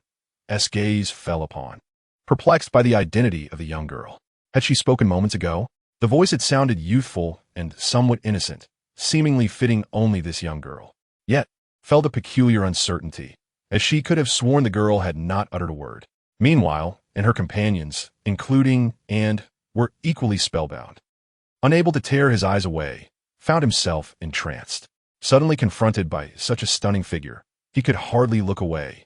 What was most crucial was that this beauty was not only pleasing to the eye, her appearance and form aligned perfectly with his aesthetic sensibilities. In that moment, perceived the world around him fade into silence, the only sound being the rapid thumping of his heart, echoing like a drum. He realized at that instant what it meant to experience love at first sight. In retrospect, he had felt a similar spark with, yet that had seemed almost foreign, as if implanted in his mind. Upon reflection, while was indeed attractive, her features were not those he typically admired. Yet, this girl before him embodied the essence of love at first sight. As he gazed at the enchanting figure, felt his blood surge with excitement. Noticing his unwavering stare, was not surprised. She was well aware of her own beauty. Moreover, though he scrutinized her, his gaze was not unwelcome. It radiated appreciation and joy rather than the lewdness that could unsettle a woman. This had been her intention all along, to captivate affection. Thus, she felt a mix of delight and bashfulness at his evident admiration. At this juncture, was the first to regain her composure. She glanced around to confirm that they were indeed at home, and upon verification, inquired, "Excuse me, is here?" In her mind, mused that had indeed been foolish to leave such a striking girl at home while expecting his visit. Surely, this beauty would capture his heart. What would become of their intended meeting? Would it transform into an encounter with this stunning girl instead? "I am," came the response, leaving her momentarily speechless. Could it be that this striking girl was indeed? Who then had she seen the previous day? Continued, "You advised me to prepare myself today." Indeed, had made such a suggestion, for the she had seen yesterday had been quite unremarkable, her face obscured by disheveled hair. Moreover, influenced by external gossip, she had initially believed that obscured visage was a reflection of her unattractiveness. Yet, she had been mistaken. "I am an orphan," explained. "For someone like me, possessing extraordinary beauty can sometimes be a burden." Her words resonated with those present, enlightening them. Experienced a moment of realization. It became clear why I had chosen to downplay her beauty. Indeed, as an orphan, she had no family to rely on, and extraordinary beauty could attract unwanted attention, particularly from men, leading to potential peril. Had exercised wisdom in her choice to conceal her appearance. Both had exchanged glances, their admiration evident in their expressions. As Xu Jinning pondered over Wen Yulan's words, he could not help but feel a profound sympathy for her plight. Indeed, her situation was undeniably dire. Otherwise, she would not have nearly succumbed to starvation and the cold during their fateful encounter in the grove several years ago. In such circumstances, if her beauty were to be discovered, her hardships would only multiply. Therefore, even if it meant disfiguring herself, and regardless of how the world might malign her appearance, she remained indifferent. For her, this was the sole means of self-preservation in her solitary existence. Xu Jining's heart ached for her. He envisioned a future where, upon marrying him, Wen Yulan would no longer need to feign unattractiveness. He would indulge her desires for beautiful garments and fragrant creams, while ensuring her safety. At that moment, upon realizing that the young lady before him was Wen Yulan, Xu Jinning had shed any nonchalance he once felt about their acquaintance. Since they had crossed paths, it was imperative to engage earnestly, and ideally, they would solidify their relationship today, embarking on a courtship, an engagement, and ultimately marriage, accomplishing everything within the year. She is indeed Wen Yulan, simply exquisite, he mused. Yet, her fate is tragically grim. Brother, if you do not marry Wen Yulan, her time may soon come to an end. Xu Jinning was instantly galvanized by his sister's thoughts. The notion that Wen Yulan might perish had been previously mentioned, and it was this very concern that had initially motivated him to seek her out, hoping to help her evade a fatal calamity. Now that he had developed feelings for her, his resolve to shield Wen Yulan from such a fate intensified. After all, she was to be his future wife, and he must protect her at all costs. Her second uncle and aunt, along with that Wen Huihui, are utterly heartless. They intend to marry Wen Yulan off to a household in the mountains, making her the shared wife of the three brothers of the Chui family. Xu Jinning's heartfelt revelation resonated not only with Xu Jinning, but also with Wen Yulan. Initially perplexed by the girl's silence, yet ability to express thoughts, Wen Yulan was taken aback to learn that her second uncle's family planned to sell her into such a horrid arrangement. The term shared wife sent chills coursing through her. Meanwhile, Xu Jinning continued to articulate her concerns. They will likely incapacitate Sister Yulan and deliver her to the Chui family, who will care little for her consent. Any female will suffice. By the time Sister Yulan regains consciousness, the deed will be done. Especially after the Chui brothers lay eyes on her beauty, they will be even less inclined to let her go. If she attempts to flee, they will resort to violence, confining her. Ultimately, overwhelmed by humiliation, Sister Yulan may choose to leap from a cliff. The grim reality of her situation weighed heavily on Wen Yulan as Jinning's narrative unfolded. Chapter 56. Xu Jining's heartache. Both Xu Jinning and Wen Yulan absorbed Xu Jinning's heartfelt words. Initially, Wen Yulan was bewildered. How could this young girl know of her future? The chilling prospect of being drugged by her second uncle and aunt to be wed as a shared wife to a family named Chui felt surreal. Could it truly be orchestrated by her second uncle and aunt? She was painfully aware of their selfishness, their avarice, and their undue favoritism towards their only son. They had previously contemplated marrying her off to a widower for a bride price, and now it seemed their greed had not been satiated. The notion that her aunt would still seek to barter her for money was unfathomable. And when Hui, the very suggestion of such a betrayal coming from her was equally incomprehensible. When Yulan had always sensed an animosity from Wen Hui, though she could not pinpoint its origin, as she felt they had never clashed. The idea of becoming a shared wife was abhorrent, a violation of all moral decency. How could they be so cruel? Yet, when Yulan concluded that if such a fate was indeed inescapable, she would rather choose death than endure such a life of humiliation. Although she did not fully comprehend why she could hear the young girl as private thoughts, she resolved to remember this warning. She would not become a pawn in their schemes. Xu Jinning, having heard her plight, was equally taken aback. He had been curious about the fate that awaited Wen Yulan, but he never imagined it would be so harrowing. The thought of her being forced into such a life was beyond his comprehension. Observing her expression, he realized that if the Chui family were to behold her beauty, they would never allow her to escape. Deep within the mountains, in unfamiliar territory, a fragile woman like Wen Yulan would have no means of fleeing from the grasp of the robust Chui brothers. The only outcome would be humiliation or death. Xu Jinning understood that Wen Yulan, a woman of fierce spirit, would never submit to such a fate. Ultimately, if there were no avenues of escape, she would choose to leap into the abyss rather than endure the indignity. The thought of her vibrant life extinguished was unbearable. The knowledge that in the original timeline Wen Yulan would endure such suffering and ultimately lose her life filled Xu Jinning with sorrow. His heart ached for her. She had already lost her parents and faced her struggles alone, only to be ensnared by the treacherous machinations of her avaricious relatives. Reflecting on Xu Jinning's revelations, he felt revulsion at the prospect of marrying Wen Hui. Initially indifferent towards her, he now harbored a deep disdain for her after learning of her schemes against Wen Yulan. There was no possibility that he would wed a woman so devoid of compassion. He would rather remain single for a lifetime than marry someone with such a venomous heart. Determined, Xu Jinning resolved to marry Wen Yulan and protect her. He would do everything in his power to prevent her from being forced into a marriage with the Chui family and to avert her tragic fate. He could not bear the thought of her enduring solitude or falling victim to their plots. He comprehended the reasons behind her disguise and her earlier remarks. Indeed, a young woman of such extraordinary beauty, left unprotected, would only attract the attention of nefarious individuals. "Please come in," Wen Yulan said, regaining her composure and gesturing for everyone to enter. After closing the gate behind them, she realized that the young girl was Xu Jining's sister, a suspicion she had entertained moments earlier. After all, she harbored affections for Xu Jinning, and she was also aware of the matters concerning the X family. However, Wnyln did not anticipate that Xu Jinning would bring his younger sister along for the visit. Wnyln mused that perhaps this was the hand of fate at play, or that Xu Jinning's sister possessed some extraordinary qualities. Otherwise, how could she have heard the inner thoughts of Jinning? Had Jinning not attended today, she would not have encountered those words, and this past year, during which she had let her guard down around her second uncle and aunt, could have led her to be truly ensnared. If indeed such an event were destined to unfold, then having heard it now would allow her to prepare in advance. The young girl, Jinning, was, indeed, her fortuitous star. Typically, during such visits, future sisters-in-law tend to harbor a certain aversion towards their younger sisters-in-law, especially when the latter is favored.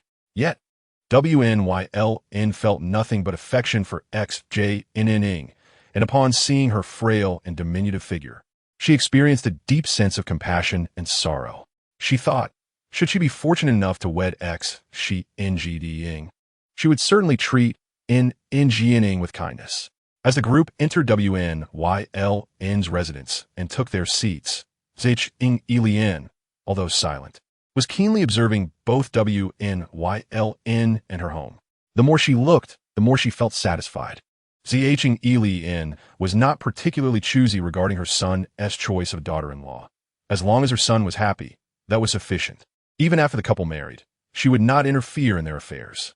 However, if given the option, it would surely be ideal to select a daughter-in-law whom both her son adored and she approved of. Initially, she had no impression of Wnyln, having never met her before, only hearing others speak of her. The external reputation of Wnyln was predominantly negative.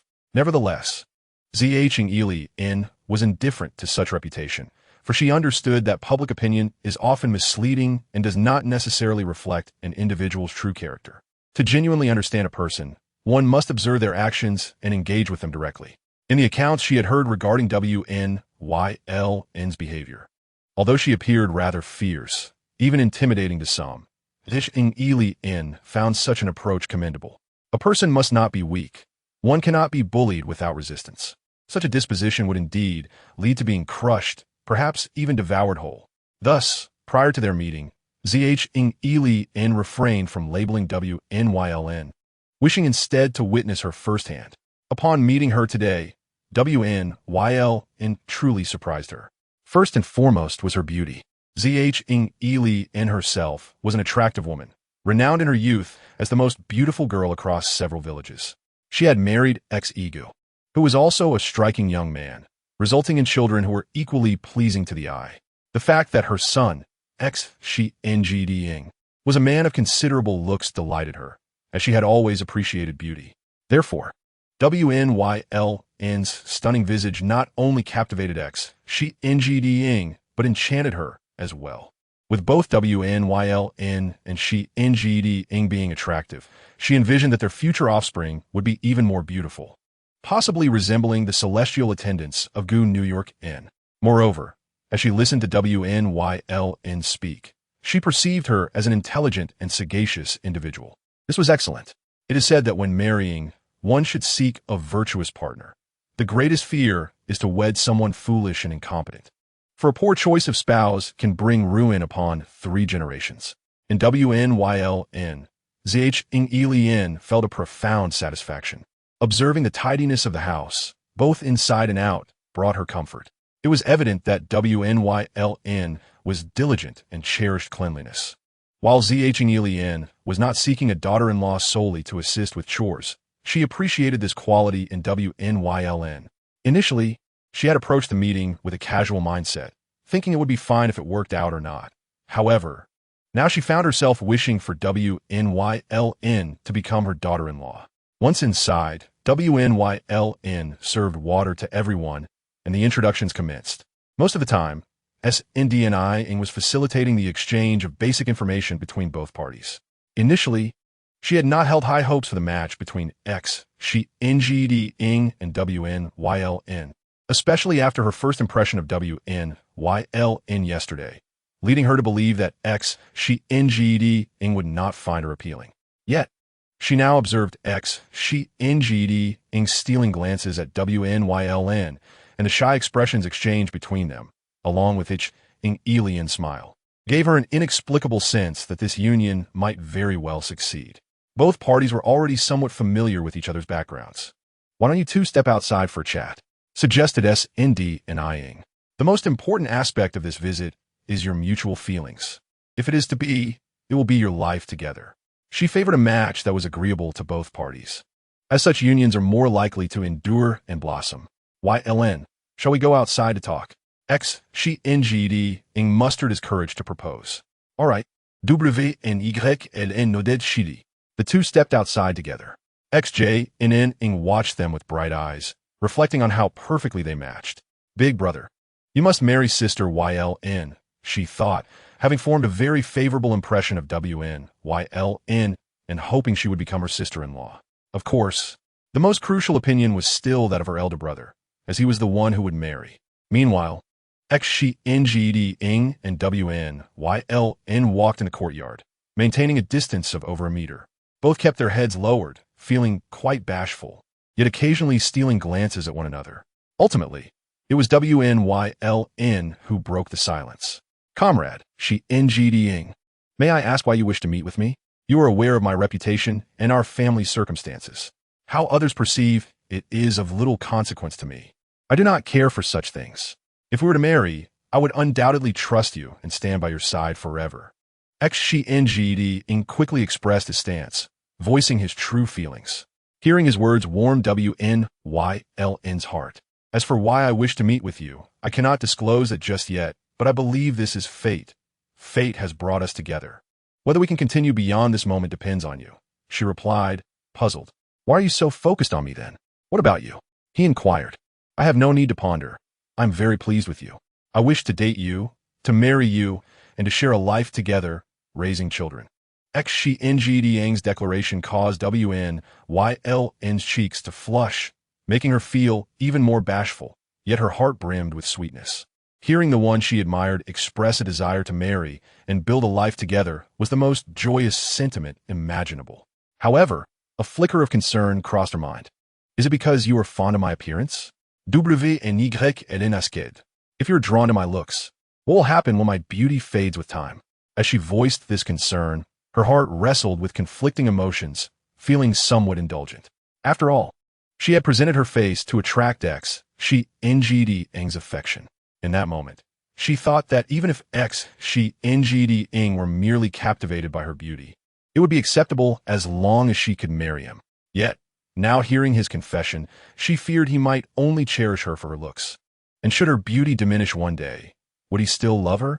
She yearned for a partner who would love her for who she was, steadfast and unwavering. Xu Jinning clearly perceived the unease glimmering in Wnyln's eyes. The tone is remarkably serious and solemn. I must confess, I am indeed captivated by your visage. Your beauty is truly stunning. There is no denying it. You must believe that you are exceptionally lovely. The most beautiful young woman I have ever encountered, without a doubt. I also acknowledge that upon gazing at your face, my heart swells with joy. However, Xu Jinning is not a man who would decide to spend a lifetime with someone solely based on a pretty face. For instance, if that one Hui were on your face, I would still not choose to marry her. My desire to wed you stems not only from your beauty, but also from your strength, courage, and wisdom. When Yulan, you must trust that even without this lovely visage, you are a remarkable individual, worthy of admiration and pursuit. Chapter 58. This bad man is certainly not him when Yulan gazed at the earnest and solemn man before her, her heart racing at his words. This was the first time she had received such a positive evaluation from another. It turned out that in the eyes of others, she was not as unworthy as she had believed. She was indeed brave, strong, and wise. She marveled at how Xu Jinning could be so kind, so consistently moving her heart. I believe you, she finally replied, nodding, her eyes glistening with unshed tears. Xu Jinning felt a pang of compassion. He recognized the insecurity and unease hidden beneath her strength and courage. She was, after all, a solitary woman in need of love and acknowledgement. He longed to embrace her and offer comfort, but he understood that this was neither the time nor the place. In the next moment, he was taken aback by Yulan's confession. Actually, I have liked you for years, she admitted, finally voicing the affection she had concealed for so long. Regardless of whether this sentiment would blossom into something more, she did not wish to harbor regrets. Was it that time in the grove? Xu Jinning asked in response, when Yulan was slightly surprised. You knew it was me? Xu Jinning scratched his head, feeling a touch embarrassed. I didn't know at first. I only learned later when Ning mentioned it. But she was right. The girl I encountered in the grove years ago was indeed you. And you had liked me since then. Yes, it was indeed that day in the grove. I had a dispute with my uncle and aunt, and they drove me away. I remember that day was bitterly cold, and I was extremely hungry. I went to the grove out of necessity, hoping to find something to eat, but alas, in the icy wilderness, there was nothing. Exhausted, I collapsed, the snow blanketing me. At that moment, I lacked even the strength to rise. I did not know how long I lay there, but it seemed an eternity, long enough for my body to grow numb and immobile.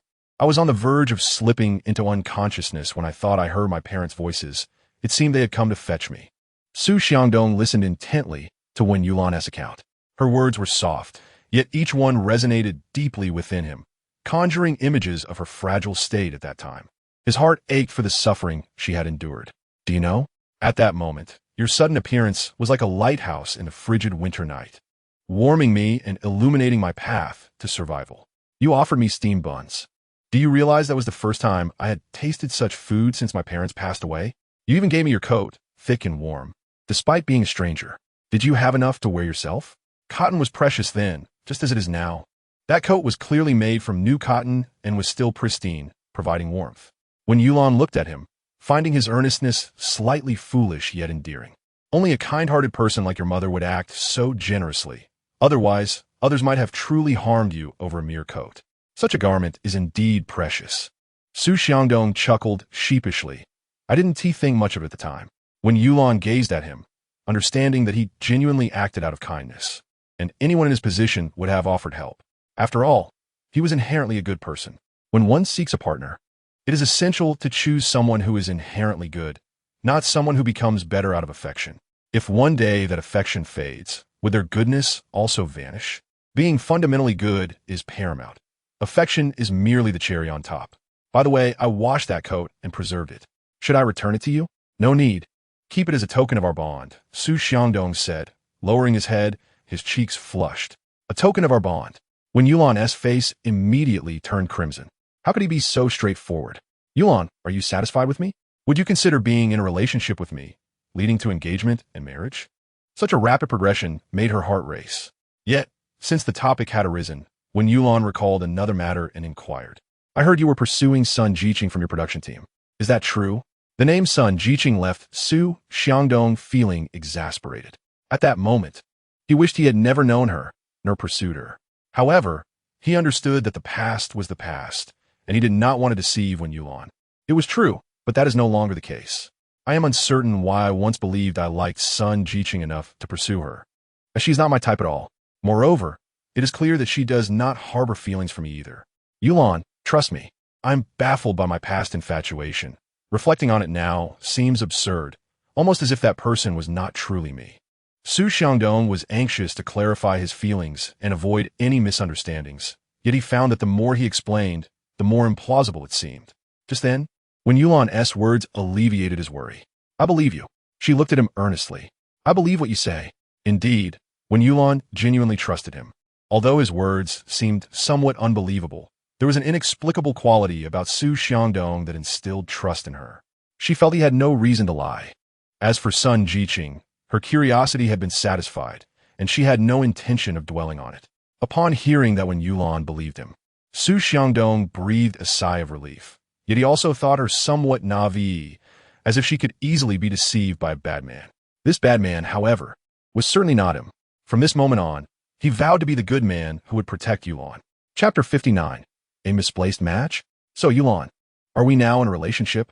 Can I send someone to propose to you for engagement? Xu Xiangdong, though feeling somewhat shy, inquired with a flushed face. Yes. When Yulan nodded in agreement, Xu Xiangdong's face lit up with joy. You agreed. You truly agreed. How wonderful. Overcome with excitement, he could not resist taking hold of Yulan's small hand. In truth, he longed to embrace her, yet they had only just established their relationship. So such an action felt too forward. Holding hands, however, seemed appropriate. This marks the first time Xu Xiangdong has held a girl's hand. Previously, despite his fervent pursuit of Sun Jiqing, there was never any gesture of intimacy. Xu Xiangdong couldn't help but reflect internally. So this is what girl's hand feels like: soft, delicate, and distinctly different from his own. Her tiny hand could easily be enveloped by his larger one. It was also quite fair, albeit marked by tiny scars and calluses. Undoubtedly the result of hard work that Yulan had endured. Xu Xiangdong resolved that on his next trip to the county, he would procure some moisturizing cream to gift to Yulan. Meanwhile, the three individuals remaining in the room had not followed Xu Xiangdong and Yulan outside, but were secretly observing them. Upon witnessing their hands entwined, their eyes brightened instantly. Ah, this must signify mutual affection. It seems they have truly become a couple, exclaimed Sun Dinyang. Indeed, it appears so, affirmed Zhang Alian. As Xu Xiangdong's mother, she had a keen understanding of her son. When Yulan, in both appearance and character, was undoubtedly the type he favored. Thus, their union was not a challenging endeavor. However, she found herself puzzled as to why her son had previously been enamored with Sun Jiqing, who was clearly not his type. On the other hand, Xu Jinning gazed at the clasped hands of Xu Xiangdong and Wen Yulan, her eyes sparkling with excitement. Oh, this is truly happening. Does this mean Wen Yulan will become my future sister-in-law? If so, that would be delightful. Xu Jinning held a fondness for Wen Yulan, as if echoing her sentiments. Xu Xiangdong and Wen Yulan returned to the room to announce their newfound relationship, prompting applause and cheers from those present. It's wonderful, it's wonderful. Just look at you two. You are indeed a match made in heaven, remarked Sun Dinyang, causing both Xu Xiangdong and Wen Yulan to blush. Given their mutual admiration, it was inappropriate for them to linger too long. Thus, it was time for Xu Xiangdong to depart. While he had felt indifferent upon arrival, he now faced the prospect of leaving with a sense of reluctance. Gazing at Wen Yulan's pure, yet charming visage, he advised, "You will have to endure the inconvenience of darkening your face a while longer. Once we are wed, you will no longer suffer such indignities, nor will you need to be so cautious." Wen Yulan nodded, affirming, "I understand." She intended to darken her face again to disguise her beauty as soon as they parted. Despite their established relationship, they were not yet married, and she feared unforeseen complications might arise. Moreover, Wen Yulan was not one to rely on her looks to attract attention. She wished to live a low-key and modest life with the one she loved. Eventually, Xu Xiangdong followed Sun Dinyang and the others as they left. The news of his visit to Wen Yulan had already spread among the members of the day production team, particularly among the women, who were keenly interested. After all, Xu Xiangdong was a coveted son-in-law candidate. His interest in Wen Yulan had taken them by surprise, and they were eager to discover the outcome of this encounter. "If it were me, I wouldn't dare. I would prefer my son to remain single for life rather than marry Wen Yulan," one commented, suspecting that those interested in Wen Yulan were merely attracted to her family's property. However, the Xu family was not impoverished. Xu Xiangdong's father, Xu Aigua, was a worker, and all his siblings were employed, with Xu Xiangdong himself capable of earning 12 work points in a day. Indeed, the Xu family owns a brick house. Why would they covet a mud house? Surely, it cannot be that Xu Xiangdong has developed feelings for Wen Yulan, another scoffed. That is utterly impossible. Claiming Xu Xiangdong likes Wen Yulan is akin to saying, "He fancies me." "I would wager it will not come to fruition," someone remarked. "Look, they are coming. Quick, ask them how it went." Indeed, someone directly inquired, "Sister Sun, did you accompany Xu Xiangdong to see Wen Yulan? What was the outcome? When will the engagement take place?" While speaking of engagement was casual banter, deep down, they believed it to be utterly impossible. Sun Dinyang, with a keen eye, discerned their thoughts, but chose not to expose them. Instead, she smiled and replied, "The outcome is undoubtedly positive. Alian and Xiangdong are both very pleased with Yulan. They find her quite admirable. Yulan has consented to date Xiangdong, so that is settled. Next, we will discuss engagement and marriage, depending on the auspicious date. When the date is determined, we will inform everyone, and I expect all of you to come celebrate their union." Throughout the journey, Sun Dinyang continued to reassure those who sought information. Xu Xiangdong and Zhang Alian nodded in agreement with her statements. Xu Xiangdong found no disagreement with Sun Dinyang's approach. On the contrary, he appreciated it. This announcement made it clear that Wen Yulan was his chosen partner, and with the Xu family as her backing, no one would dare to mistreat her or speak ill of her. Those harboring malicious intentions would have to consider the consequences of facing Xu Xiangdong and the Xu family's retaliation. Although the Xu family may not have extensive connections, they were fiercely protective of their own. Chapter 60. Wen Yulan, how fortunate you are. What? Xu Xiangdong truly has eyes for Wen Yulan? This is indeed astonishing. Surely, there is something amiss with Xu Xiangdong's judgment. Yet, his mother's perception cannot be flawed. What qualities does Wen Yulan possess that could attract Xu Xiangdong? Is it her beauty? Suddenly, Wen Huihui connected the dots. Yes, it must be her looks. Wen Yulan undoubtedly bewitched Xu Xiangdong with her enchanting visage. Well, if it is meant to be, so be it. However, it must ultimately culminate in a genuine union. Nevertheless, she would never allow Wen Yulan to marry Xu Xiangdong. Wen Yulan could only marry into the Chui family. Xu Xiangdong was hers, Wen Hui's. During Xu Xiangdong's visit to see Wen Yulan, someone from the Qinghe production team happened to visit the county, stopping by the only bank there. This bank was quite small, being the sole establishment of its kind in the county. The individual in question was Shen Hongling, who had brought half a large black tin with her, hoping to inquire about the current exchange rate. She wanted to ascertain whether Xu Jinning's claims were true. With a surge of courage, Shen Hongling entered the bank, and when she finally emerged an hour later, she seemed both the same and yet distinctly altered. Upon her arrival, she was enveloped in anxiety and trepidation. Now, although still tense, her emotions had transformed. The anxiety she felt earlier was laced with worry. She was uncertain if this large sum of money could indeed alleviate Yu Yu's ailments. However, as she departed, her nerves were now tinged with concern over the safety of such a substantial amount of money in her possession. Simultaneously, a profound joy blossomed within her, so much so that her eyes glistened with moisture. Ningning's words were indeed true. A single large bill could be exchanged for a considerable sum. not to mention that she had brought half of a substantial stack with her. Due to the overwhelming amount of money exchanged, she could hardly take much in cash, prompting the bank staff to deposit the majority into her account, presenting her with a passbook in return. Thus, Shen Hongling pressed the passbook and cash tightly against her chest, safeguarding it closely. The sum within that passbook was immense, far beyond anything she had ever witnessed or even heard of, let alone possessed. The sheer magnitude of this wealth made her uneasy as she walked down the street, feeling tense at the proximity of others, fearful of theft. Stay calm, pretend as if nothing is amiss, she repeatedly reassured herself, gradually relaxing her demeanor. She hastened to her mother-in-law's home, her heart brimming with joy at the thought of her only grandson. If this large bill could yield more money, Yu Yu's illness could be treated. Once her grandson was well, she would find peace even in the afterlife. "Mother, I did it. I exchanged it," Shen Hongling exclaimed, only to realize her excitement had led to a louder voice than intended. She then presented the cash and passbook to her mother, whispering a few words into her ear. The instant her mother saw the money, her eyes widened in astonishment, as if frozen in disbelief. Yes, to exchange such a sum. The person had also advised her to keep any remaining large bills, hinting that they would only increase in value over time. "Very well, that is excellent news. Our Yu Yu's illness can finally be treated," the elderly woman murmured, tears welling in her eyes. Shen Hongling echoed her sentiment, her voice trembling. "Yes, with this money, we can take Yu Yu to the capital for treatment." While traveling to the provincial city was also an option, inexplicably, Shen Hongling trusted Ningning's words, yearning to take Yu Yu to the capital, where not only could his illness be cured, but opportunities awaited him as well. "Mother, we will go together. I can no longer see, so I shall not accompany you." "No, mother, we must go to the capital together. There are the best hospitals. Perhaps your sight could be restored as well. Now that we have the means, we must try.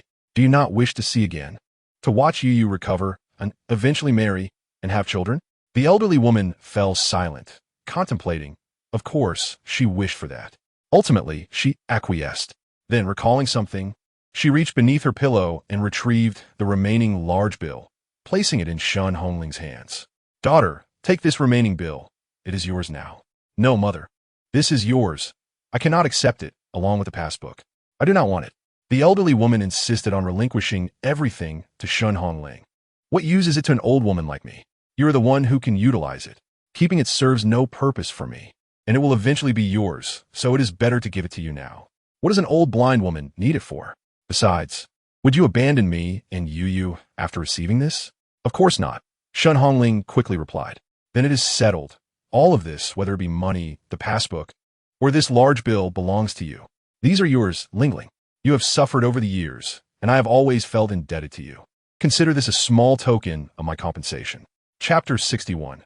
Song, "You must be her's mother. There is no debt, if it weren't for your buying me.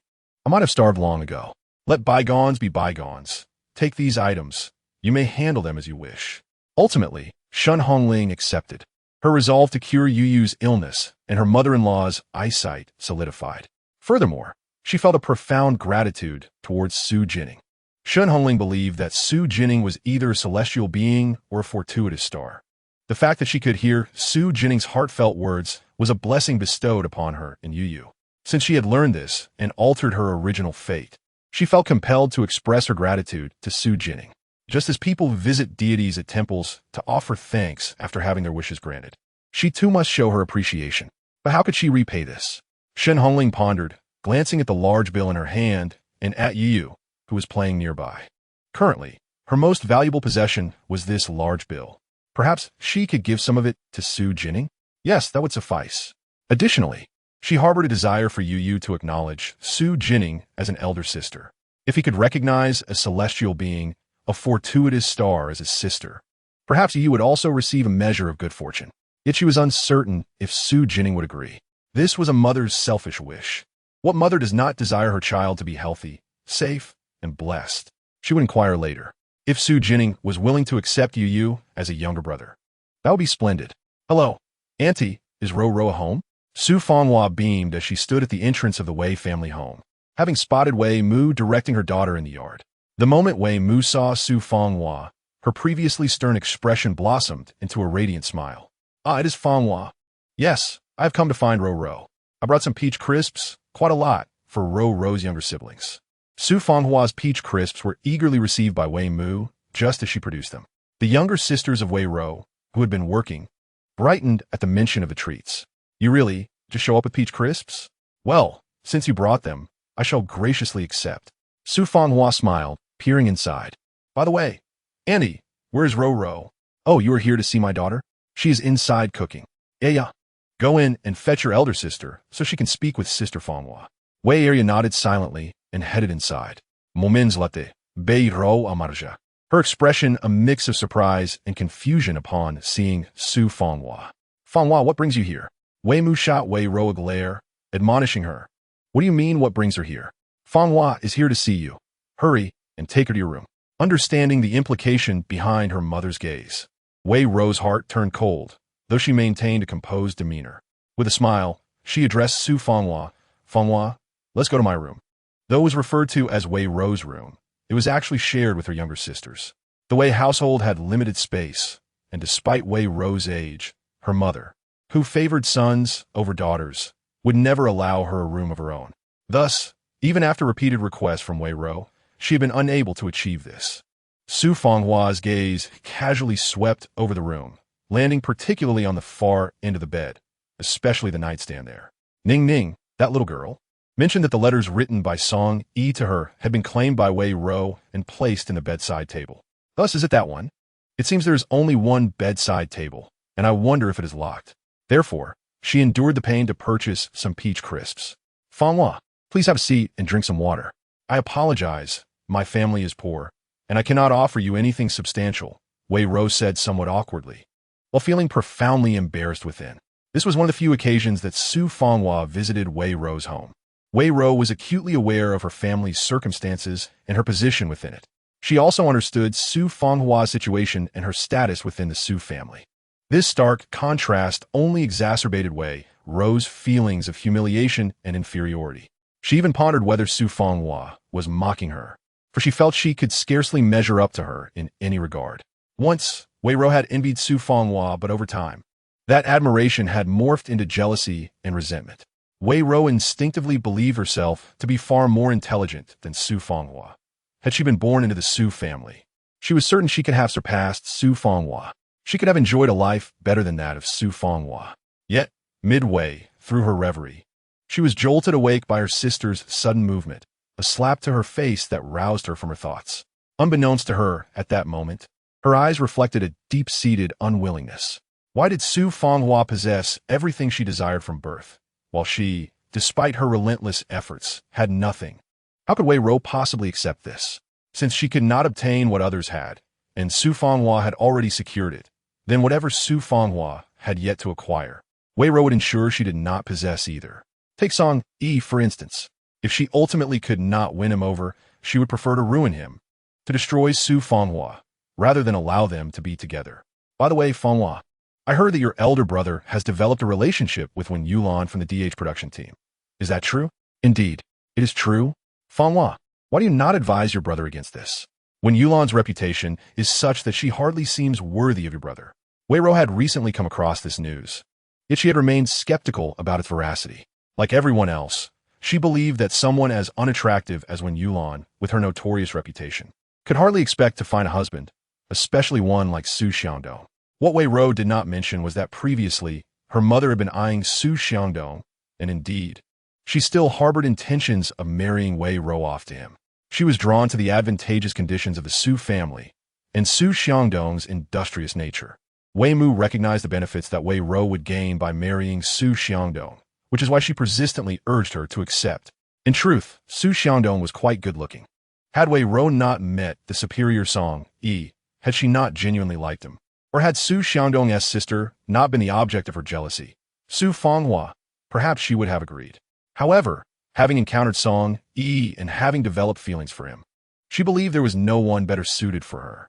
Thus, Song Yi must be hers, should she fail to claim him. She would rather destroy him than let Su Fenghua have him. Chapter 62. The locked cabinet Wen Yulan is not as terrible as you suggest. The rumors circulating are often exaggerated and should not be trusted. I have faith in my brother's choice, Su Fenghua stated sincerely. She knew that sometimes people's words could be quite powerful, capable of transforming the living into the dead and vice versa. They could even drive an innocent person to despair through mere gossip. Thus, she had always dismissed rumors. Even someone like Wei Ro, who had been in her life for many years, was difficult to categorize as good or bad based solely on hearsay. Therefore, rumors are unreliable. Genuine understanding requires time and experience, and sometimes, individuals can be so adept at masquerading that even prolonged acquaintance fails to reveal their true nature. For instance, her relationship with Wei Ro had lasted 9 years, and had it not been for Ning Ning's timely warning, she would have remained oblivious to Wei Ro's true character. After all, according to the little girl's prophecy, she was destined to be deceived by Wei Ro, manipulated into marrying Yang Jiwen, and subsequently face tragic misfortunes, culminating in her untimely demise.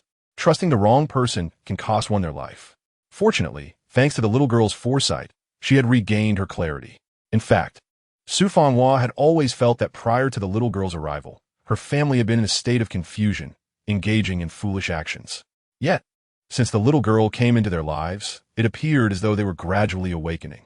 It was as if the previous versions of themselves were both themselves and not themselves. Before, their minds had been clouded, rendering everything unclear. Now, having regained their clarity, that fog had dissipated. Su Fanghua believed that something significant had changed, and that everything thereafter would also change. Su Fanghua's words left Wei Ro momentarily speechless. You do have a point. The rumors that circulate do contain elements of truth, while others do not, Wei Ro conceded awkwardly. By the way, did you come specifically to see me today? Wei Ro asked, recalling that Su Fanghua had previously mentioned her dislike for visiting her home. Wei Ro was well aware of her mother's demeanor. Each time Wei Mu looked at Su Fanghua, it was as if she were gazing at a succulent piece of meat. That gaze made Su Fanghua quite uncomfortable, which is why, under normal circumstances, it was Wei Ro who would visit the Su family. While Su Fanghua rarely came to the Wei household. You are approaching your menstruation soon, and I know it often brings you discomfort. I brought you some brown sugar. Dissolve it in water to help ease your pain, Su Fanghua said, producing a small bag of brown sugar from her pocket and handing it to Wei Ro. As Wei Ro looked at the brown sugar in her hands, a myriad of emotions surged within her, akin to the chaotic flavors of a spilled spice box. For a fleeting moment, she was taken aback, feeling a wave of emotion wash over her. Wei Ro clearly understood that Su Fanghua genuinely regarded her as a close sister and friend. Only Su Fanghua would think of her in such a way. Even her own parents and siblings did not show her such consideration. They merely sought to exploit her for their own gain. Throughout her menstrual cycles, she often endured severe pain, sometimes to the point of rolling on the floor, unable to rise. Her mother, upon seeing her discomfort, would only accuse her of being dramatic, dragging her from bed and insisting she work. No work meant no food. Yet, her menstrual pain stemmed from childhood labor. Enduring the bitter cold with her hands submerged in icy water, compounded by insufficient nourishment and warmth, which had left her with this ailment. But her mother did not care. In contrast, Su Fanghua had only witnessed her pain during one menstrual episode years ago, yet she frequently remembered to bring her brown sugar. This brown sugar, a rare commodity in this era, was something Wei Ro had never tasted. It was always locked away in her mother's cabinet, forbidden to anyone. Drinking the brown sugar water that Su Fanghua provided indeed brought her considerable relief. To this day, Wei Ro could not recall how much brown sugar Su Fanghua had delivered to her. However, her moment of softening was fleeting, quickly replaced by a surge of jealousy and resentment. She felt envious of Su Fanghua's privileged upbringing and parents, and harbored bitterness and discontent towards her own circumstances and experiences. Wei Ro even began to wonder if Su Fanghua offering her brown sugar was a means of flaunting her superiority. She was left with an overwhelming sensation that Su Fanghua, perched high above her, was merely dispensing charity. By what right does Su Fanghua presume to bestow charity upon Wei Ro? No, she does not require anyone's benevolence. What Su Fanghua possesses, she shall seize entirely for herself. As her thoughts twisted and turned, it seemed but a fleeting moment on the surface. Soon, she lifted her head, smiling at Su Fanghua, and said, Fanghua, thank you. You are the one who cares for me the most. Su Fanghua replied, Aren't we sisters? It is only natural. Just as Wei Ro was about to say something further, she suddenly heard her mother calling her from outside, her voice somewhat raised. Fanghua, why don't you sit for a moment, have some water? I will go see what my mother wants. Wei Rou's departure coincided perfectly with Su Fanghua's intentions. You go ahead. I'll wait for you here, she said. All right. Wei Rou cast one last glance at Su Fanghua before leaving. With Wei Rou gone, Su Fanghua found herself alone in the room. Without delay, her gaze fell upon the cabinet beside the bed. This room contained little else. The young girl Ning Ning had mentioned that Wei Rou had hidden her letters in this cabinet. Su Fanghua approached the bedside, reaching for the cabinet door. Yet it would not budge. It was locked. Where was the key? Su Fanghua felt a twinge of anxiety. Searching for the key here was quite a challenge, and she could not ascertain whether Wei Rou had it on her person. She searched beneath the pillow, under the bed, and inside boxes, combing every corner of the room. It still found nothing. Su Fanghua's anxiety grew. Would she leave empty-handed today? Where could the key be? Standing still, she scanned the room, and suddenly, her eyes caught sight of a slightly raised brick beneath the bed. Could it be? She crouched down, placing her hand on the brick, applying slight pressure, and discovered that it seemed to move. With both hands, she exerted more force, and the brick came loose. Once removed, she uncovered a small key lying exposed on the ground. Her eyes lit up with joy. She had found it at last. Chapter 63. Interrogation with the key in hand. Su Fanghua swiftly approached the cabinet, inserting the key into the lock. A gentle turn, and the lock clicked open. Su Fanghua sighed in relief as she opened the cabinet. As the cabinet creaked open, she beheld its contents. It was a small bedside cabinet, lacking in space, and contained little more than a pile of letters mixed with other items. Could these be the ones? Her heart raced with anticipation. Slowly, she reached out toward the stack of letters, soon grasping them in her hands. Each letter was sealed in an envelope. Upon recognizing the familiar handwriting and the name Song Yi, her eyes brimmed with tears. It was he. It was a letter from Song Yi. Su Fanghua quickly skimmed through the letters, one after another. Without exception, they were all written to her by Song Yi. The earliest letter dated back 3 years, while most recent one was from just a short while ago. Song Yi truly had not forgotten their promise. Did he like her? Wonder if she had forgotten their pact and fallen for another? Was his heart as tormented as hers? Su Fanghua opened one of the letters to read. Wei Rou, feeling agitated, made her way back toward her room. Her mother, relentless, was intent on marrying her off to Xu Xiangdong, incessantly inquiring about whether the rumors of Xu Xiangdong and Wen Yulan were true. She insisted that now that Wei Rou had reached a certain age, if she did not have a suitable goal, her mother would take it upon herself to find one and make the arrangements. Wei Rou could not allow her mother to take charge, nor could she entertain such notions. She understood that her mother only cared for her brother, viewing her daughters merely as laborers in their youth and as bargaining chips for dowries when grown. Her mother would not concern herself with the man's character or whether her daughter would find happiness. All that mattered was the hefty bride price. Akin to selling a daughter off, Wei Rou would not abide such a fate. She needed to take control of her own life. After calming her mother for quite some time, she finally managed to dissuade her from pursuing the idea of matchmaking. She hurried into her room. However, upon entering, she found Su Fanghua standing by the bed, the bedside cabinet ajar, and Su Fanghua holding a stack of letters. Wei Rou's eyes widened in shock, her hands and feet growing cold. At that moment, Su Fanghua slowly turned her head to look at her. The gaze directed at her was tinged with tears, yet held an icy demeanor unlike any she had seen before. Fanghua, Wei Rou stammered, momentarily at a loss for words. Wei Rou, why did you do this? Su Fanghua questioned, her face devoid of warmth. Wei Rou's heart raced, nearly leaping from her throat. She forced a smile and replied, Fanghua, what do you mean? I don't quite understand. These letters. Do not play the fool, Wei Rou. I have eyes, I can read, and I see clearly what this is. These are the letters Song Yi has written to me over the past 3 years. I want to know why all of Song Yi's letters to me are here with you, while you claim he has not written to me at all. Furthermore, you never helped me send my letters, did you? The last time I asked you to mail one, you left my home and immediately tore it up. Wei Rou shot her head up. You were following me? Simultaneously, she was alarmed.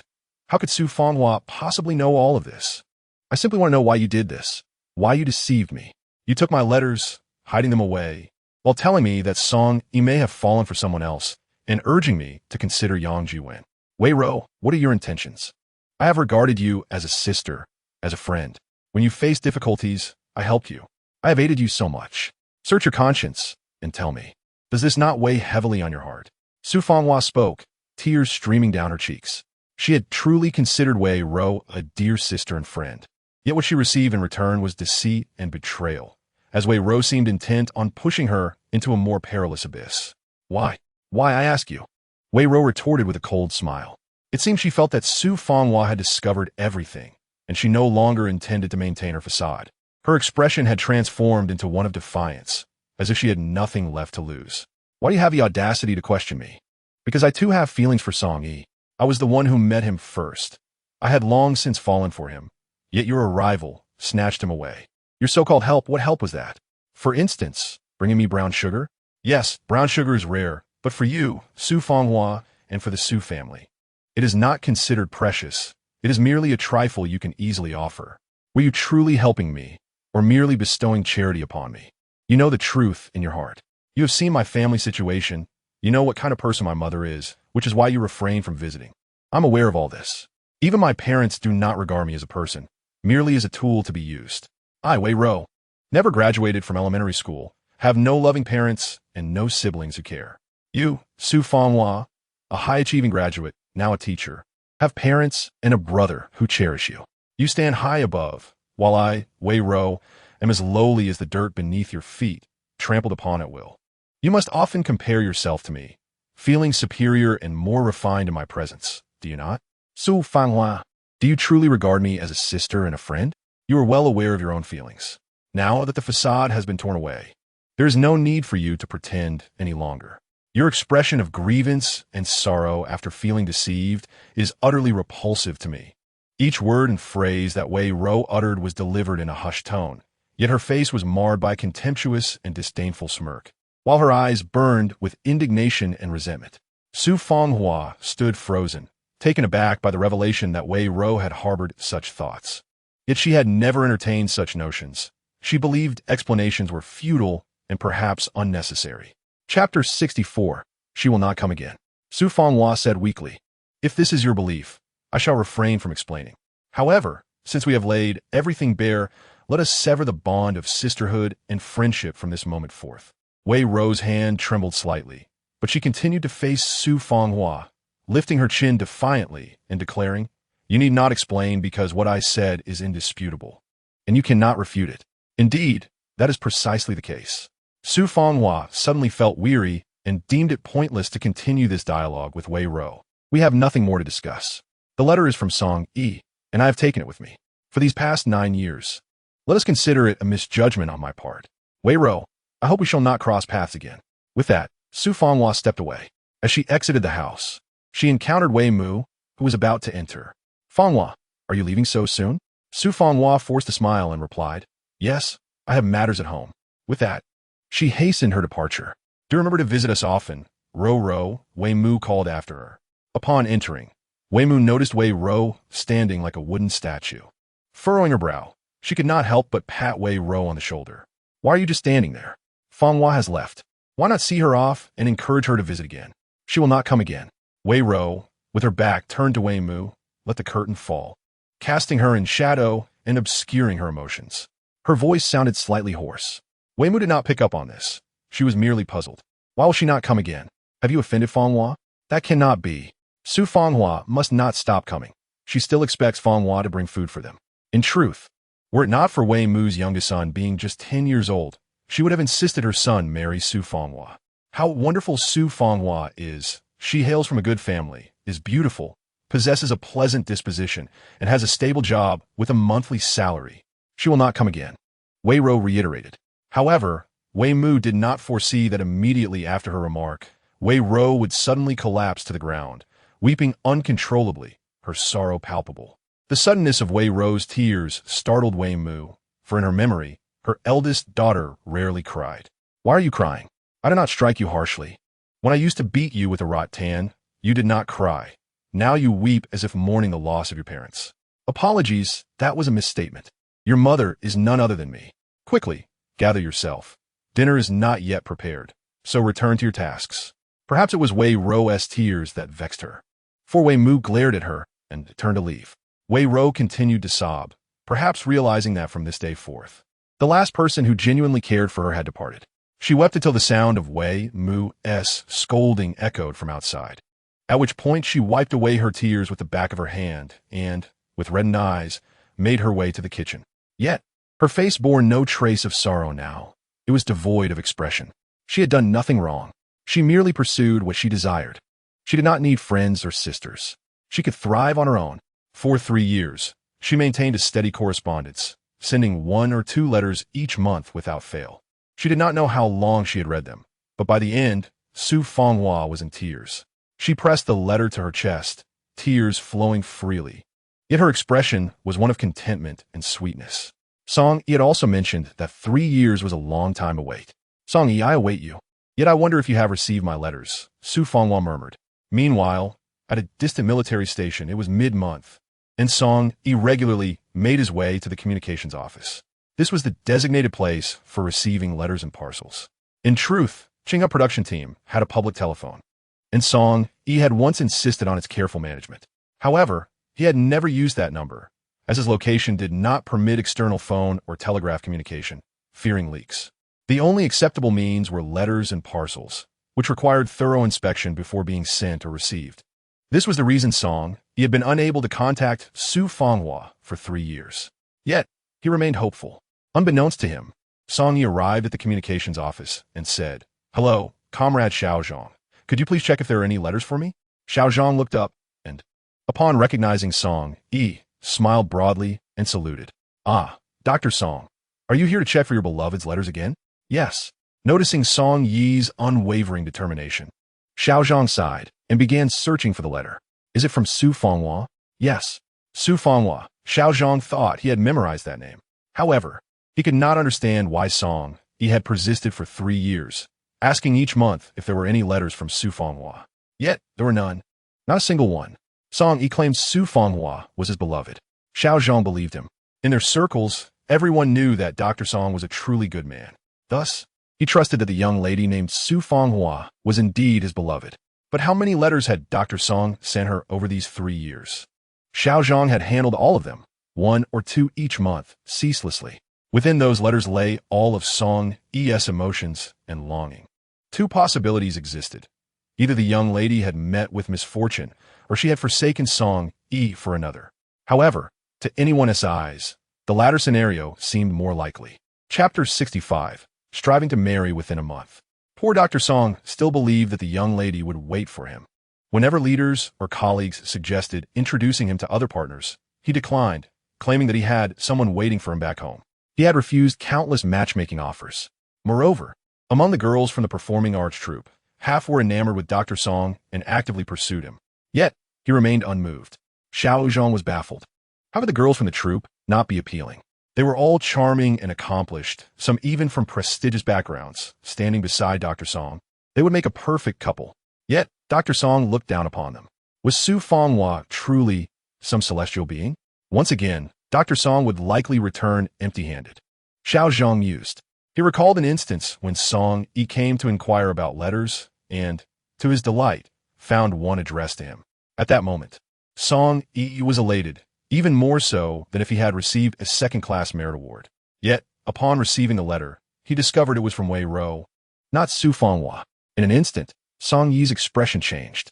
The initial surge of joy was suddenly siphoned away, as if vitality itself had been drained from his being. The scene was such that even Xiaozhang, a man, felt a pang of sympathy. He could only think that Dr. Song's partner, Xu Jinning, was exceedingly callous. Even if she wished to abandon Dr. Song, she could at least have written a letter to inform him, rather than leaving him in a state of yearning for 3 long years, 1,000 days and nights of waiting. Xu Jinning, how could this happen? Before he could finish his thoughts, Xiaozhang gasped, suddenly picking up a letter and rubbing his eyes in disbelief, confirming that it was indeed from Xu Jinning. In the midst of his anxious waiting, Song-yi's eyes suddenly lit up at Xiaozhang's revelation. While Xiaozhang remained in shock, Song-yi swiftly took the letter from his hands. He gazed at the sender's name, Xu Jinning, and even after 3 years, he recognized her handwriting. Indeed, it was unmistakably her script. Despite being capable of performing surgery for days on end without a tremor, the hand that held the letter now trembled slightly. His eyes felt moist and reddened, and had he not been fiercely suppressing his emotions, tears might have fallen.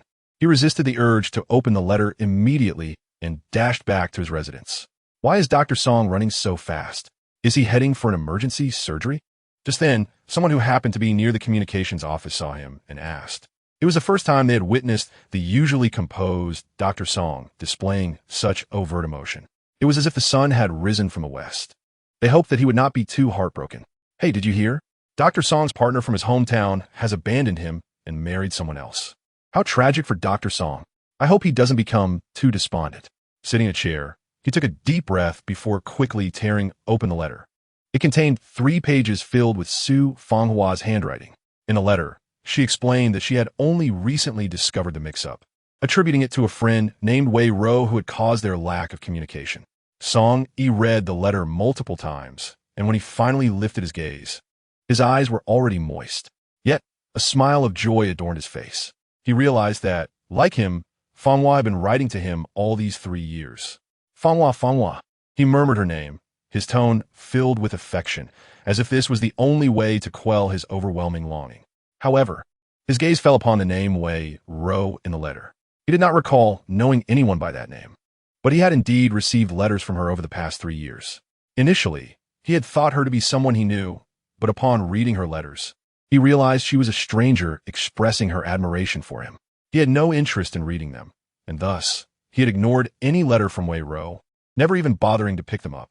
Little did he know that this Wei Ro was the very reason for his disconnect with Fanghua. Wei Ro, he murmured, his expression growing colder. Just then, a loud knock echoed at his door, followed by a crowd outside. Song Yi opened the door. Just as he was about to rise to answer, the door was flung open. His superiors entered, and upon seeing him holding the letter with red-rimmed eyes, they rushed forward. Song Yi, please don't take this too hard. It's just a girl.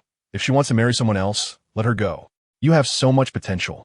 There will be plenty of good women who would want to marry you. Don't hang yourself on one tree. Many girls from the art troupe admire you.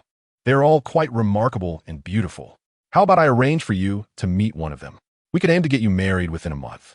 And perhaps you could even send a letter inviting your previous partner, what was her name, Fanghua, to your wedding. Chapter 66. Investigation results. Song Yi was bewildered by what his superiors and their entourage were saying. What are you talking about? Fanghua is my current partner. This must be made clear. He was confused by the talk of sadness and former partners. What do you mean she is marrying someone else and has written a letter inviting me to her wedding? Song Yi was dazed. Who said that? He asked. It's south all over the place, they replied. Isn't it true? Song Yi chuckled. Of course not. So all this talk of sadness and former partners is utterly nonsensical. His superiors were taken aback, realizing their misunderstanding. Oh, is that so? Then why are your eyes red? After 3 years, I finally received a letter. How can I not be excited? Well, that makes sense, they conceded, feeling embarrassed for having believed the rumors and causing such a blunder. Rumors are not to be trusted. They reflected. Nevertheless, your persistence is commendable, and we are pleased for you. They nodded in agreement. Over the past 3 years, they had witnessed Song Yi's unwavering dedication in writing to Xu Fanghua, waiting at the communications office each month for her letters, and repeatedly declining blind dates set up by others. They had observed his deep affection for Xu Fanghua and genuinely hoped for their happiness. Indeed, Song Yi nodded emphatically. All right then, prepare the report and submit it when ready. I will not hold you back. Thank you, leader. Once everyone departed, leaving only Song Yi in the quiet room, he found solace in the stillness. In the county town, Xu Jinning finished work and rode his bicycle alongside the throng exiting the factory. Sute, ikute. Suddenly, he heard someone call out. Following the sound, he spotted the tall and sturdy Zhang Changzheng waving at him from the crowd. Xu Jinning turned his bicycle toward him. Changzheng, what brings you here today? Did you find anything about what I asked you to investigate? As expected, Zhang Changzheng confirmed his suspicion with his next words. This is about what you asked me to look into. I have gathered some information and thought I should share it with you. Shall we find a quieter place to discuss? Sure, Xu Jinning replied, then hesitated before asking, how has Ningning been over the past 15 years? Xu Jinning was eager to know. Zhang Changzheng looked at him, hesitated, then nodded. Xu Jinning bit his lip, remaining silent. Eventually, they rode their bicycles to a secluded spot. Xu Jinning still did not speak, but if one looked closely, they would notice his hands gripping the handlebars trembled slightly. Zhang Changzheng understood that Xu Aigua was feeling unwell, but since he had the information, he decided to share it. Furthermore, based on his findings, it appeared that Xu Jinning had endured significant suffering during those years. Ningning had not lived in the city at all, but had been with her adoptive parents in the Hongxing production team. Just that one sentence made Xu Aigua's heart sink heavily. Under the narration of Zhang Changzheng, Xu Aigua finally learned about his daughter, who had been mistakenly swapped for 15 years, and the experiences she endured during that time. For the previous 15 years, they had not resided in the city, but had lived in a place known as Hongxing production team. The living conditions there were exceedingly simple, akin to those of Xu Jinning's foster parents, and they faced an unending array of labor each day. Xu Jinning, still an infant at the time, was also brought to Hongxing production team. In such an environment, it was inconceivable for the infant Xu Jinning to thrive. It was said that there were several instances when Ningning fell ill without access to medicine or doctors willing to help, nearly succumbing to her ailments. Perhaps due to her resilient spirit or perhaps fate's design, she ultimately survived these tribulations, though her health remained fragile. It could be said that Xu Jinning's survival to this day was a stroke of fortune. Hearing this, Xu Aigua couldn't help but recall the time he took Ningning to the county hospital, where the doctor warned that her health would deteriorate further if she did not receive proper care and nourishment, leading Xu Aigua to suspect that her 15 years had indeed been fraught with hardship. However, he never anticipated that the words of the Lin couple were nothing but deceit directed at him and Ailian. Observing Xu Aigua's expression, Zhang Changzheng felt a pang of discomfort but continued recounting his findings. For the past 15 years, once Xu Jinning was able to work, she labored almost daily without having attended a single day of school. Zhang Changzheng was aware that the girl who had been swapped with Xu Jinning, Xu Fangfang, had graduated from high school. Xu Aigua clenched his fists tightly, veins bulging on the back of his hands. His daughter, the cherished child of both him and Ailian, had been treated in such a manner. He and Ailian, no, their entire family, had devoted themselves to nurturing another's daughter, allowing Xu Fangfang to pursue her education without burdens. All the way to high school graduation, they had poured their hearts into Xu Fangfang, providing her with the best. Yet the Lin couple had not only failed to treat Ningning well, but had also lied to them so brazenly. How infuriating it was. Simultaneously, Xu Aigua's guilt towards Xu Jinning deepened, and he felt tears welling in his eyes as he recalled the hardships she had faced in those 15 years. Chapter 67.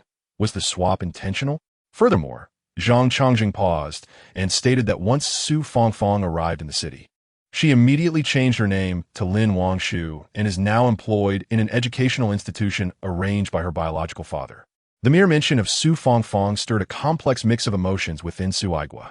After all, she was the girl they had raised and cherished. How could he not feel a connection?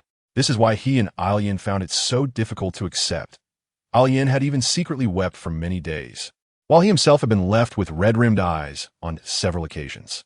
Yet, knowing that Xu Fangfang's biological parents resided in a city with far better conditions, and recognizing the Lin couple's eagerness to find their daughter, they reluctantly allowed Xu Fangfang to leave. When she departed, she spoke so beautifully, declaring that in her heart, they would always be her parents, even dearer than her biological ones. She insisted that she would always keep the name Xu Fangfang and would never change it. Her heartfelt words nearly shattered Xu Aigua and Zhang Ailian's hearts, compelling them to feel moved and to cherish Xu Fangfang even more. But now, Zhang Changzheng had revealed that Xu Fangfang had indeed changed her name. Not just her name, but also her surname, now being Lin Wangshu. Indeed, Lin Wangshu was a more melodious name than Xu Fangfang. It remained unclear whether this change was mandated by the Lin couple or if Xu Fangfang had requested it herself. Regardless, Xu Fangfang had disappointed him. Xu Aigua also recalled that before Ningning arrived at Qinghe production team, Xu Fangfang had called from the city, speaking of Ningning. She claimed that Ningning had targeted her in various ways.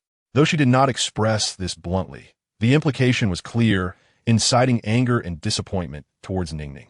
At that time, he and Ailian, for reasons unknown, believed Xu Fangfang's words. However, reflecting on it now, he recognized that there was likely much exaggeration in Xu Fangfang's claims. Xu Aigua even suspected that she might have fabricated lies to tarnish Ningning's reputation. From their recent interactions, he could discern that Ningning was a gentle and well-mannered girl, unpretentious about her surroundings, adapting to circumstances with ease, and exuding a sense of tranquility. She possessed a kind heart and a gentle disposition, making her a delightful companion. Moreover, after they made changes, Ningning showed no signs of rejection and even began to grow closer to them. Su Aigua found it hard to believe that the little girl would engage in the behaviors Su Fangfang had described over the phone. Nor did he accept that she would target Su Fangfang. His feelings towards Su Fangfang were becoming increasingly complicated. By the way, there is something I am uncertain whether to share with you. It is merely my speculation. Zhang Changzheng hesitated before continuing. Speak freely.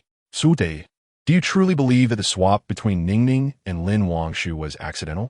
Upon hearing this, Su Aigua's heart skipped a beat, and his heart raced. His lips felt dry, and he struggled to articulate, his voice hoarse. It was not an accident. It was intentional. Zhang Changzheng continued to speculate. Consider this. When your sister was giving birth, she went to the county hospital, the very one here in our county. However, the Lin couple was in Haiqing province, quite a distance from here. At that time, Lin's wife must have been heavily pregnant as well. How could she have traveled such a long distance from Haiqing province to give birth in our county hospital, only to be caught in a mix-up? Unless she had some urgent business that necessitated her presence in our county. But what kind of business could possibly require her husband not to go, sending a heavily pregnant woman instead? Was she not concerned about potential complications along the way? Su Dage, you are aware of what happened 15 years ago.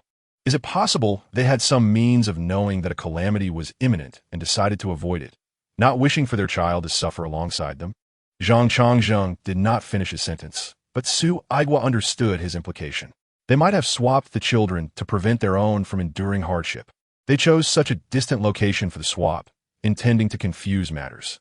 In this way, their biological child, even if living in the countryside, would undoubtedly have a better life than if they had remained with them at Hongxing production team, just like Ningning.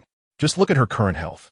She cannot even attend school, which indicates that her life at Hongxing production team has been far from good. Moreover, knowing that Ningning was not their biological child, they showed little concern for her well-being or whether she fell ill. This would spare their child from suffering alongside them.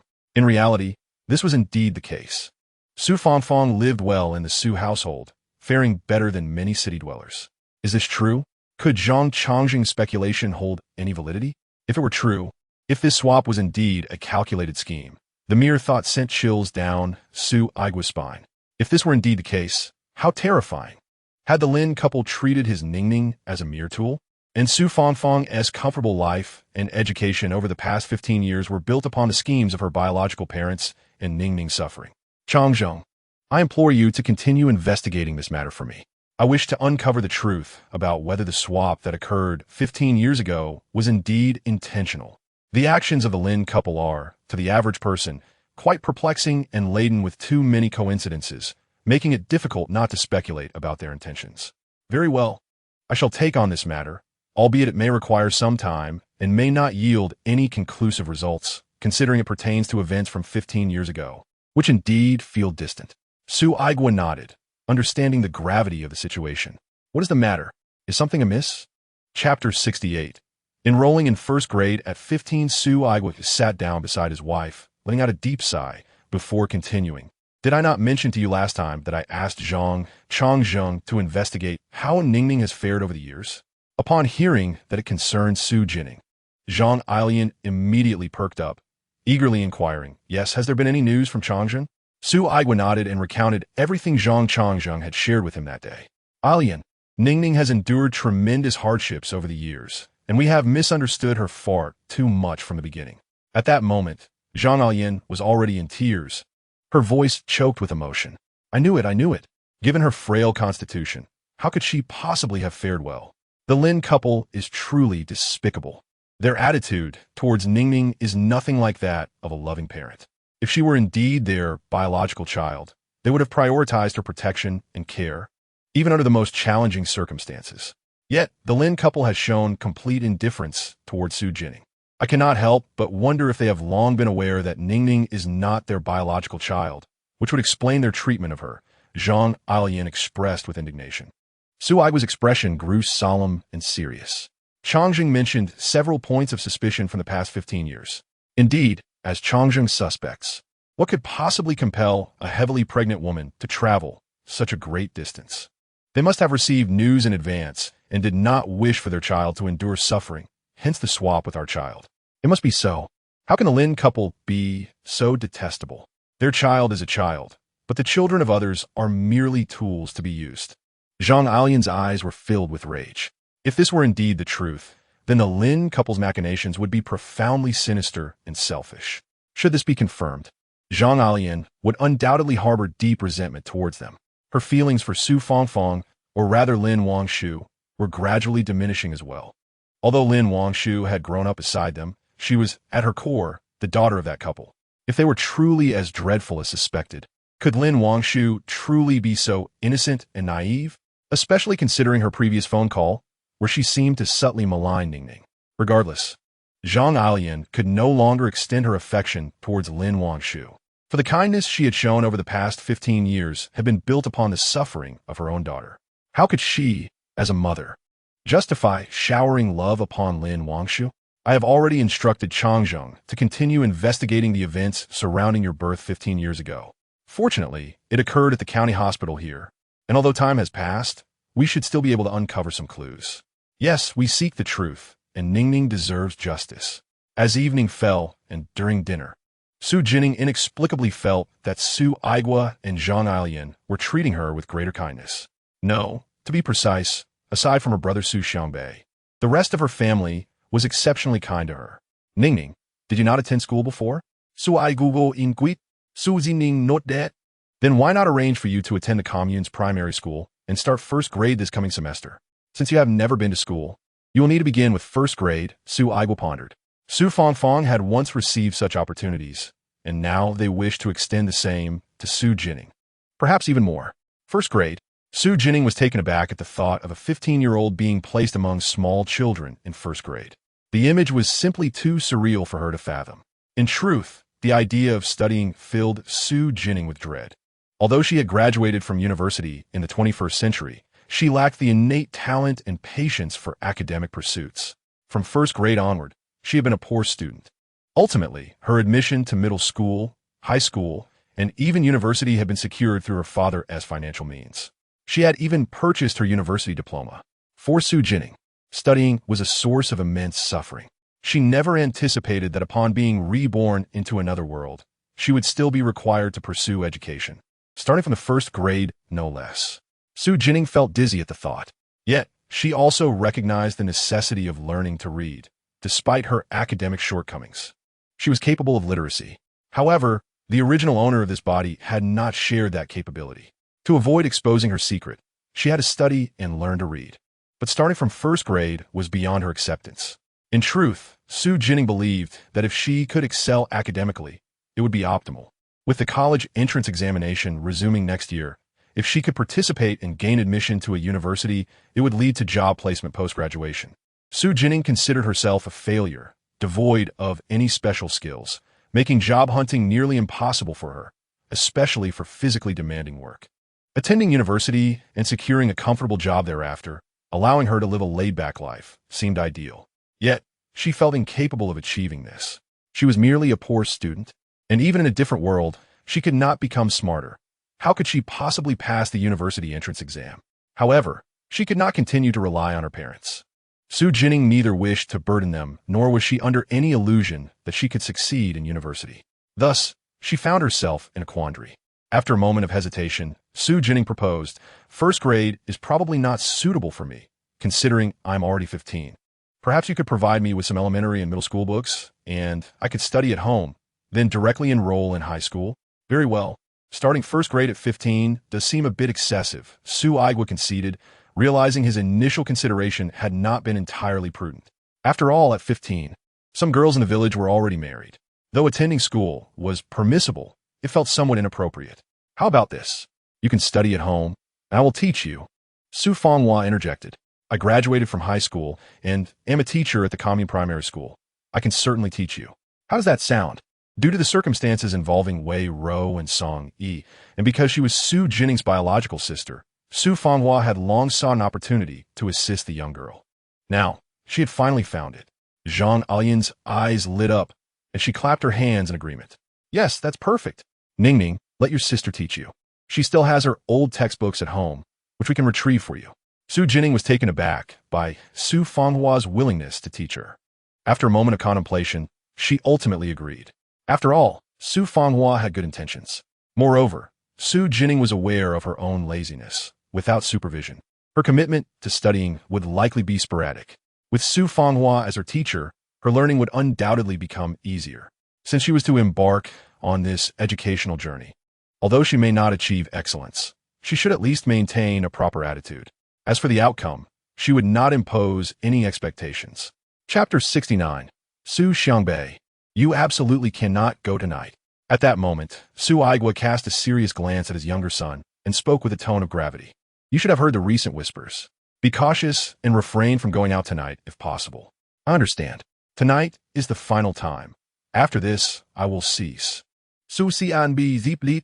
Upon hearing his son's words, Su Aigua no longer pressed the issue. Su Xiangbei indeed intended to attend tonight, but it would be his last venture. In truth, he should not have gone tonight. However, the goods were substantial and promising, offering him potential profits greater than any previous occasion. Thus, he decided this would be his final venture for the time being. As Su Xiangbei was preparing to leave, an unexpected, frenzied scream pierced the air. The volume was so deafening that it nearly ruptured his eardrums. Oh, no way, it can't be tonight. Was that Xu Jinning's voice? Su Xiangbei instantly turned around. Impatience etched on his face as he prepared to scold the young girl. Yet, upon focusing on her, something felt amiss. The child was chewing on food. Her cheeks slightly puffed out, making it implausible for her to produce such a sound. Could it be his mother or sister? He glanced toward them, but they too seemed unaffected. Had he merely imagined it? At that moment, the voice rang out again, and Su Xiangbei was certain it was Xu Jinning who had uttered it. He was astonished that the young girl could produce a sound without speaking, and even more so by the content of her words. It seems tonight is indeed the date of Su Xiangbei's demise. Su Xiangbei's fist clenched slightly. Could this girl be cursing him? No, Su Xiangbei, you absolutely cannot go tonight.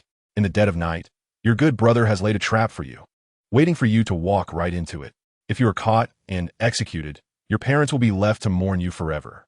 Hearing this, Su Xiangbei's eyes widened once more. No, I must stop this. Although Su Xiangbei treats me as if I were heir, my parents care for me deeply. I cannot allow them to lose their youngest son at this age. That would be tragic. His gaze sharpened, contemplating the young girl. How could she know of his illicit dealings?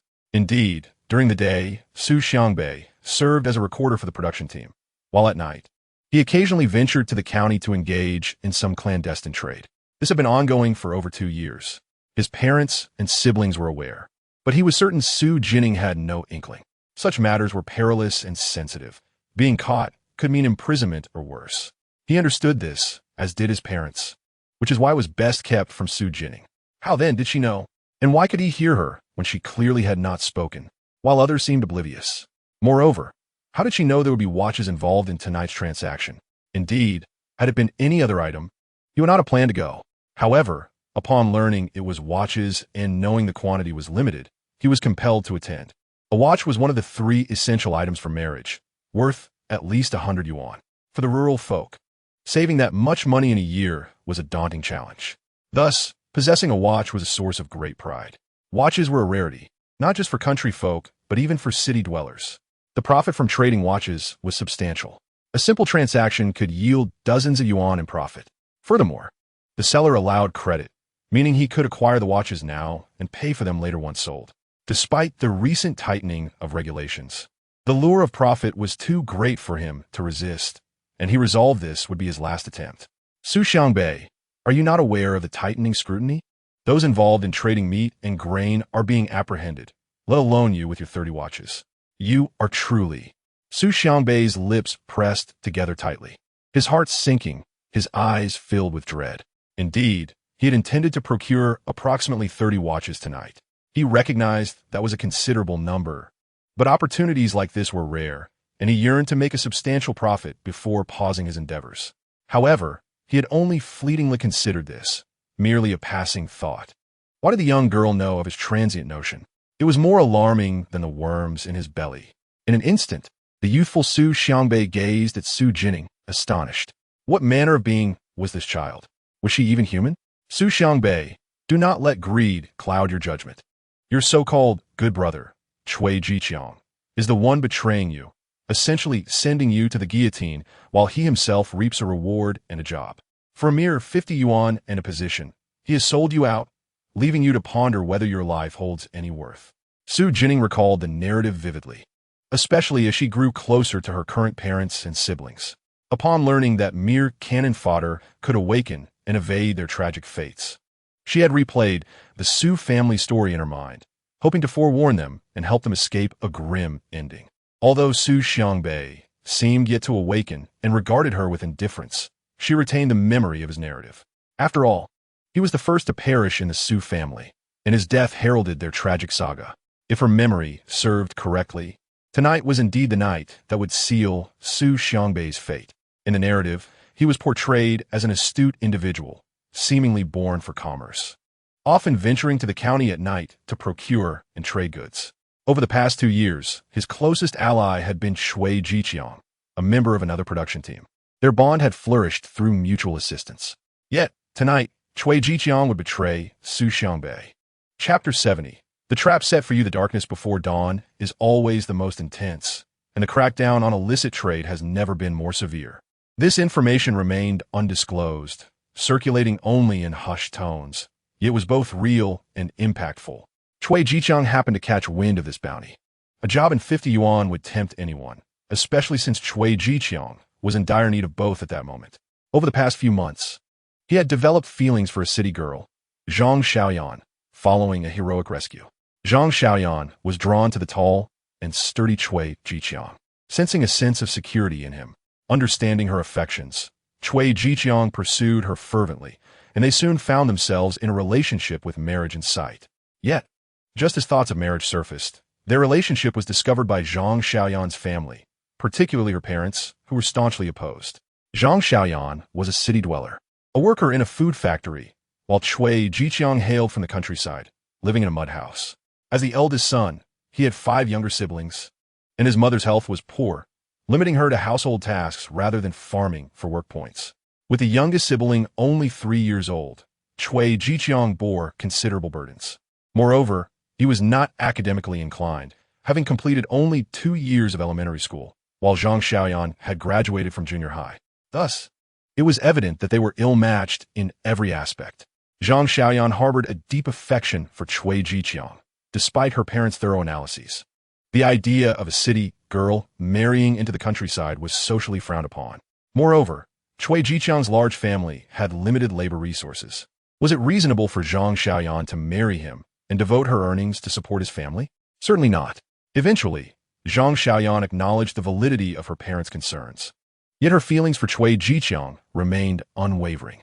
She was determined to be with him, even to the extent of secretly indulging in forbidden fruit. Faced with no other choice, her parents ultimately consented to their union, but with stipulations. Cui Jiqiang must relocate to the city and secure a job, allowing him to reside with them. And the betrothal gift should amount to at least 300 yuan, along with 3 rounds of gifts. Did Cui Jiqiang love Zhang Xiaoyan? Undoubtedly, for she embodied all the qualities he admired. However, meeting Zhang's family's demands seemed insurmountable. Accumulating 300 yuan was a challenge for Cui Jiqiang, who was currently engaged in buying and reselling goods, and securing a job was often beyond the reach of financial means. Thus, he found himself in a state of distress, unsure of how to proceed.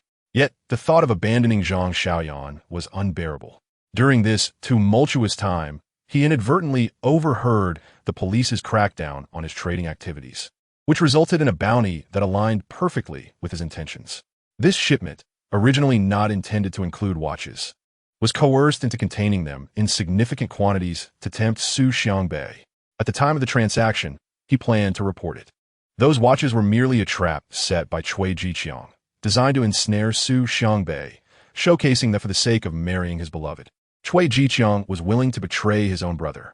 Xu Xiangbei was aware of Cui Jiqiang's affection for a city girl, yet he never anticipated that Cui would set a trap for him out of love. Did Cui Jiqiang not consider the potential consequences of being apprehended given the heightened scrutiny? If he did he view Xu Xiangbei merely as a tool to be exploited? Xu Xiangbei's heart sank. He clung to a glimmer of hope. reasoning that perhaps the young girl, Xu Jinning, was merely speaking nonsense. Yet, she seemed to possess an uncanny ability to foresee events. Strangely, the manner in which he learned of these matters was through her innermost thoughts, which remained unheard by others. This was inherently peculiar and magical. Perhaps the girl truly possessed such a gift. Moreover, the emotional intensity in her words revealed her deep concern for his safety, making it unlikely that she fabricated such fears. Naturally, Xu Xiangbei wished to avoid death and did not want his parents to experience the sorrow of losing a child. Xu Jinning, though appearing to enjoy her meal, was internally frantic, contemplating how to prevent Xu Xiangbei from going. Xu Xiangbei felt warmth in his heart. This young girl was genuinely fearful for his well-being. Recognizing this, he suddenly clutched his abdomen, feigning pain. "Oh no, my stomach hurts. I cannot go out today. I shall lie down in my room." Upon hearing his exclamation, Zhang Changzheng rushed over. "If your stomach hurts, you must rest. Don't go out tonight. Should I have your father take you to see a doctor?" "No need. I will lie down. A night of rest should suffice." As he spoke, Xu Xiangbei continued to clutch his abdomen, making his way to his room, inwardly thinking that the young girl would no longer need to worry about rescuing him. At that moment, Xu Xiangbei failed to notice that his attitude towards Xu Jinning had subtly shifted. He began to understand her perspective and consider her feelings.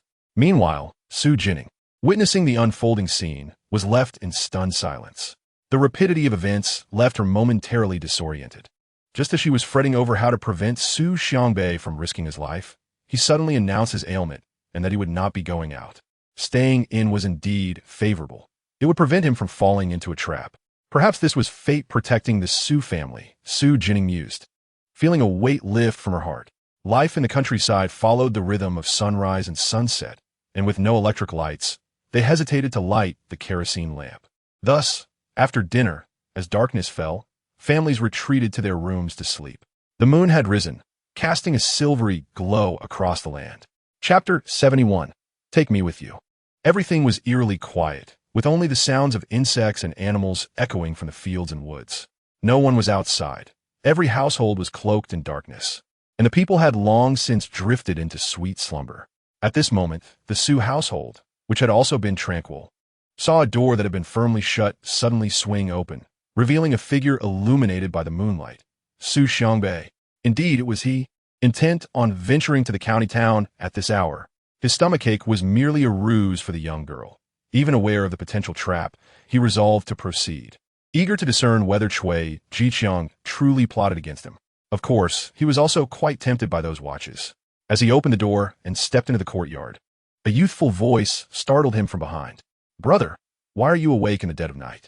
Where are you going?" Emerging from the shadows was none other than Xu Jinning, her face alight with astonishment at the sight of Xu Xiangbei sneaking away like a thief. "Are you heading to the county town?" she asked, almost with certainty. Xu Xiangbei's racing heart began to steady as he lowered his voice. "What are you doing up at this hour, you little girl? You nearly scare me to death." He genuinely had not noticed her lurking in the darkness until her sudden voice had alerted him. In an instant, Xu Jinning grasped the situation. "You plan to sneak off to the county town? Didn't you say your stomach hurt and that you wouldn't go? You can't go." With that, she bounded over, positioning herself firmly in front of him. "You absolutely must not go. It would be tantamount to courting death." It seemed futile to deceive her. He needed to go, as time was of the essence. Standing before her, Xu Jinning looked up at him, her arms outstretched, her expression resolute, clearly conveying her refusal to allow him to leave. Xu Jinning's demeanor was tinged with a hint of grievance. "You still want to go? Can't you just stay? You would be walking into danger. I cannot allow you to do that." Xu Xiangbei, hearing her heartfelt plea, felt his resolve waver. He reached out to gently pat Xu Jinning's head. "But what if I still wish to go?" In that fleeting moment, he contemplated yielding to her wishes, sparing her the burden of worry. Yet, the desire to verify the events of the night propelled him forward. Ever since he could hear her thoughts, everything had taken on an inexplicable quality. "Then take me with you," Xu Jinning declared without hesitation. Upon encountering the peril mentioned in the narrative, she could indeed flee with Xu Xiangbei. Alas, if only she could voice a warning, it would be most beneficial. Regrettably, it seems that matters capable of altering another's fate are beyond her capacity to articulate. Xu Jinning often finds herself in a state of urgency and frustration. Nevertheless, even if she were to speak, Xu Xiangbei likely would not believe her, perhaps perceiving her words as a curse. Accompany her? The expression on Xu Xiangbei's face nearly faltered. This young girl, aware that his journey might lead to his demise, still desires to follow him. Is she not afraid of death or being a burden? In truth, Xu Xiangbei understands that her concern for him drives her to brave the dangers alongside him. Could this be the essence of familial bonds? And as for Xu Jinning, he had previously harbored a rather unfavorable attitude towards her. Suddenly, Xu Xiangbei felt a pang of guilt for his past demeanor. After much contemplation, he finally resolved, gritting his teeth, "Then let us go together." Xu Jinning's eyes brightened at this affirmation. That night, the rural path lay enveloped in silence. At such an hour, the sound of bicycle wheels rolling could be heard. On the bicycle were none other than Xu Xiangbei and Xu Jinning, with Xu Xiangbei pedaling at the forefront and Xu Jinning seated behind. This bicycle, a second-hand model that Xu Xiangbei had painstakingly purchased with his own savings, was intended for his nocturnal ventures to and from the county town. He had hidden it away until the moment of necessity. "Little girl, hold on tight to me. If you fall, you cannot blame me," Xu Xiangbei instructed from the front. Xu Jinning clung to his waist, affirming, "I understand." Given the bumpy road and Xu Xiangbei's rapid pace, she was compelled to secure herself, ensuring she did not tumble off. As Xu Jinning faced the cool night breeze, her gaze swept over the fleeting scenery. Under the moonlight, the surroundings were somewhat obscured, yet they exuded a unique ambience. This marked Xu Jinning's first venture out into the night since her arrival in this world. Strangely enough, the rural night felt rather intimidating. Just as this thought crossed her mind, a fearsome roar from some unseen beast echoed in the distance, startling her into silence, stifling the scream that threatened to escape her throat. Xu Xiangbei felt the tightening grip around his waist and chuckled, teasing, "This little girl, are you truly frightened? With such a timid heart, how can you forsake your slumber for this night outing with me?" Xu Jinning's face flushed slightly as she discreetly glared at his back, muttering, "I have to." With a slight sigh, Xu Xiangbei's expression betrayed a mix of helplessness and affection. Chapter 72. Could this be Cui Jiqiang? Soon, the pair arrived at the county town. Although darkness enveloped the area, flickers of distant light occasionally appeared, only to vanish swiftly. The townsfolk, too, moved silently, shadows flitting past, with only the faintest whispers carried by the wind before fading into nothingness. However, this night, the county town seemed unusually tranquil, as if it were brewing something ominous, reminiscent of the calm before storm. Having heeded the young girl's inner thoughts, Xu Xiangbei felt a sense of unease upon entering the town. Instead of heading directly to the agreed location, he opted for a more secluded spot, retrieving the items he had brought. "Little girl, hurry, put this on." He handed her a disguise, baggy clothing that concealed her petite figure, wrapping her face and head until only her eyes remained visible. "When we proceed, remember to follow closely behind me and refrain from speaking. Understood?" Xu Jinning nodded, allowing him to dress her. Once satisfied with her disguise, Xu Xiangbei donned his own simplistic concealment. "Let's go."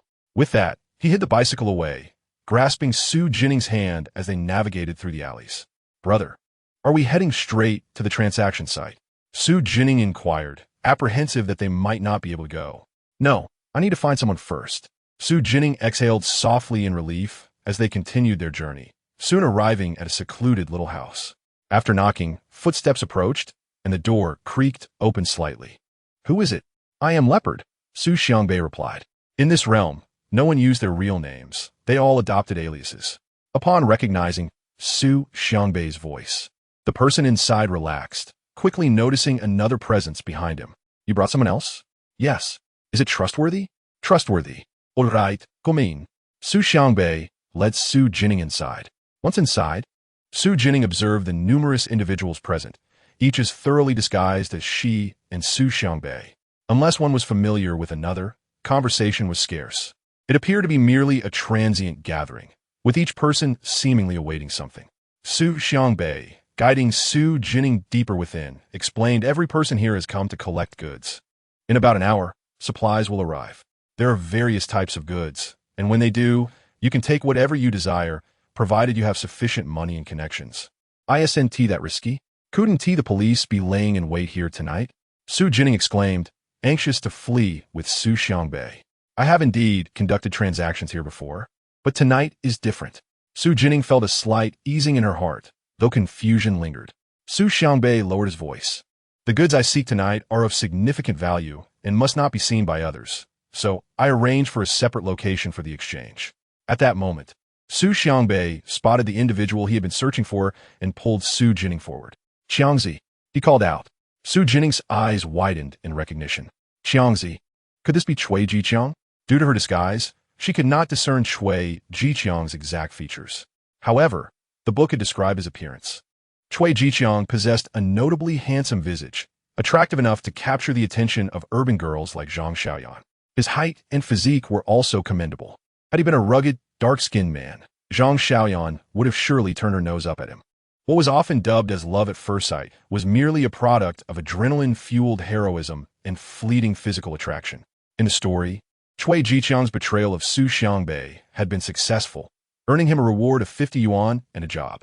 Ultimately, he married Zhang Xiaoyan. Even during the subsequent era of reform and opening up, Cui Jiqiang ventured into business, establishing a company and becoming a wealthy entrepreneur, amassing considerable assets. He frequently garnered media attention for his successes, gracing the pages of newspapers and even becoming a national model of success. Though Cui Jiqiang had multiple romantic entanglements, Zhang Xiaoyan remained his wife. However, upon achieving success, Cui Jiqiang acquired mistresses, surpassing mere flirtations. In the narrative, Cui Jiqiang undeniably achieved great success. He lived to the ripe age of 80, passing away with a myriad of wives and concubines, surrounded by a multitude of descendants. Having ascended to the status of one of the wealthiest individuals in the nation, with assets scattered across various regions. Yet, unbeknownst to many, the first step towards his illustrious career was taken upon the backs of his own brothers, achieved through a betrayal of conscience. At the time, upon witnessing this narrative, Xu Jinning, along with many fellow readers, expressed their disdain, deeming it a gross distortion of moral values. How could someone as heartless and self-serving as Cui Jiqiang attain such success, devoid of any loyalty to marriage? How could such a villain live out his days unscathed, while countless others, wronged in his rise, became mere stepping stones beneath his feet? Although Xu Jinning persevered through the author's tome, it was not out of admiration, but rather a critique of the skewed moral compass presented. Indeed, every work by this author seemed replete with points of contention, as if their underlying belief was that the wicked thrive and succeed, while the virtuous, those who have committed no transgressions, are doomed to be mere casualties, experiencing tragedy, and perhaps even sacrificing their lives. Who is that person? Cui Jiqiang inquired, noticing a petite figure behind Xu Xiangbei. It was known that Xu Xiangbei typically arrived alone. Yet today, he had brought someone else along. Oh, this is a trustworthy friend of mine, Xu Xiangbei replied. This brief introduction caused Cui Jiqiang's brow to furrow slightly. Sensing that Xu Xiangbei might not be entirely truthful, yet he was at a loss for a counterargument. Reflecting on the events of the evening, he chuckled. "Abei, I truly envy your audacity. You will surely secure valuable goods tonight. Unlike me, with insufficient funds and a timid disposition, destined to earn little and remain impoverished." His tone was laden with envy, almost reverential towards Xu Xiangbei. In the past, such flattery might have inflated Xu Xiangbei's ego, but now he discerned a lack of sincerity in those words, recognizing them as mere falsehoods. He was puzzled by his sudden, acute perception of others' emotions. While the topic of wealth still stirred something within him, it was not as overwhelming as before. It was as if his existence had once been solely defined by an unrelenting pursuit of wealth, blinded by the allure of riches. Now, although he still aspired to amass a fortune, his mind was clear. He could not allow the desire for money to lead him to ruin. No, my courage is also limited. That is why I've come to tell you that I no longer want this batch of goods. What? You don't want it? Cui Jiqiang's voice rose in astonishment, garnering the attention of those around him. Indeed, my friend, we cannot accept such dangerous items. Abei, are you jesting with me? Cui Jiqiang hurriedly sought confirmation. I'm not joking. You know that the situation has become precarious lately, and I am fearful. Although I am tempted, I must refrain. My life is of utmost importance. Seeing that Xu Xiangbei genuinely intended to forego the goods, Cui Jiqiang felt anxious.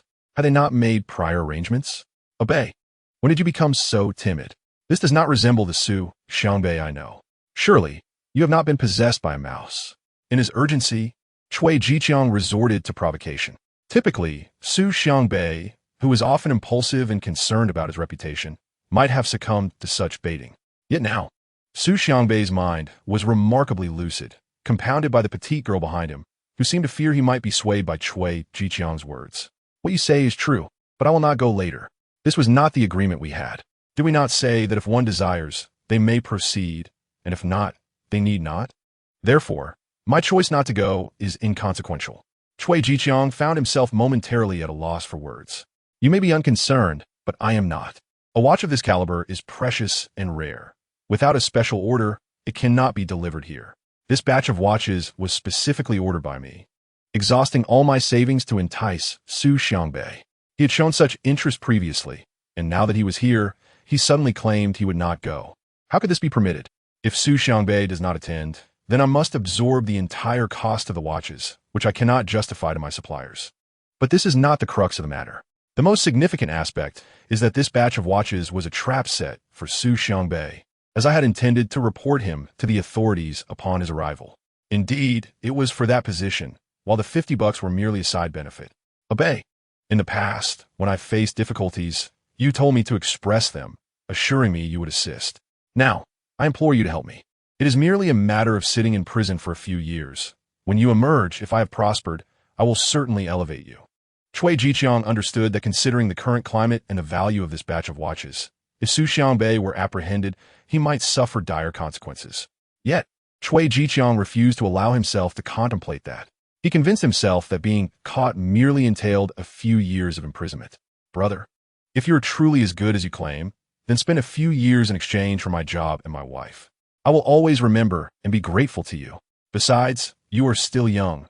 A few years will pass, and you will emerge in the prime of your life, with endless possibilities. Thus, Cui Jiqiang rationalized his conscience, laying down a sweet trap for Xu Xiangbei. What he never anticipated was Xu Xiangbei's sudden retreat. This was unacceptable. If Xu Xiangbei withdrew, all his plans would collapse. Obey. I believe you should reconsider. This is a rare opportunity, and one must seize the moment. Cui Jiqiang continued to dangle the lure of immense profit, hoping to reignite Xu Xiangbei's interest. My friend, you are truly remarkable. Some would go so far as to stab their brothers for their good, while you seem intent on doing the opposite. You mustn't let yourself be swayed. After next year, once the reforms open up, there will be numerous opportunities to earn, and legal commerce will abound, with business prospects everywhere. Cui Jiqiang relentlessly spun his web of temptation, while the anxious girl behind chimed in with her critiques. Xu Xiangbei nearly chuckled at the girl's remark about being stabbed in the back.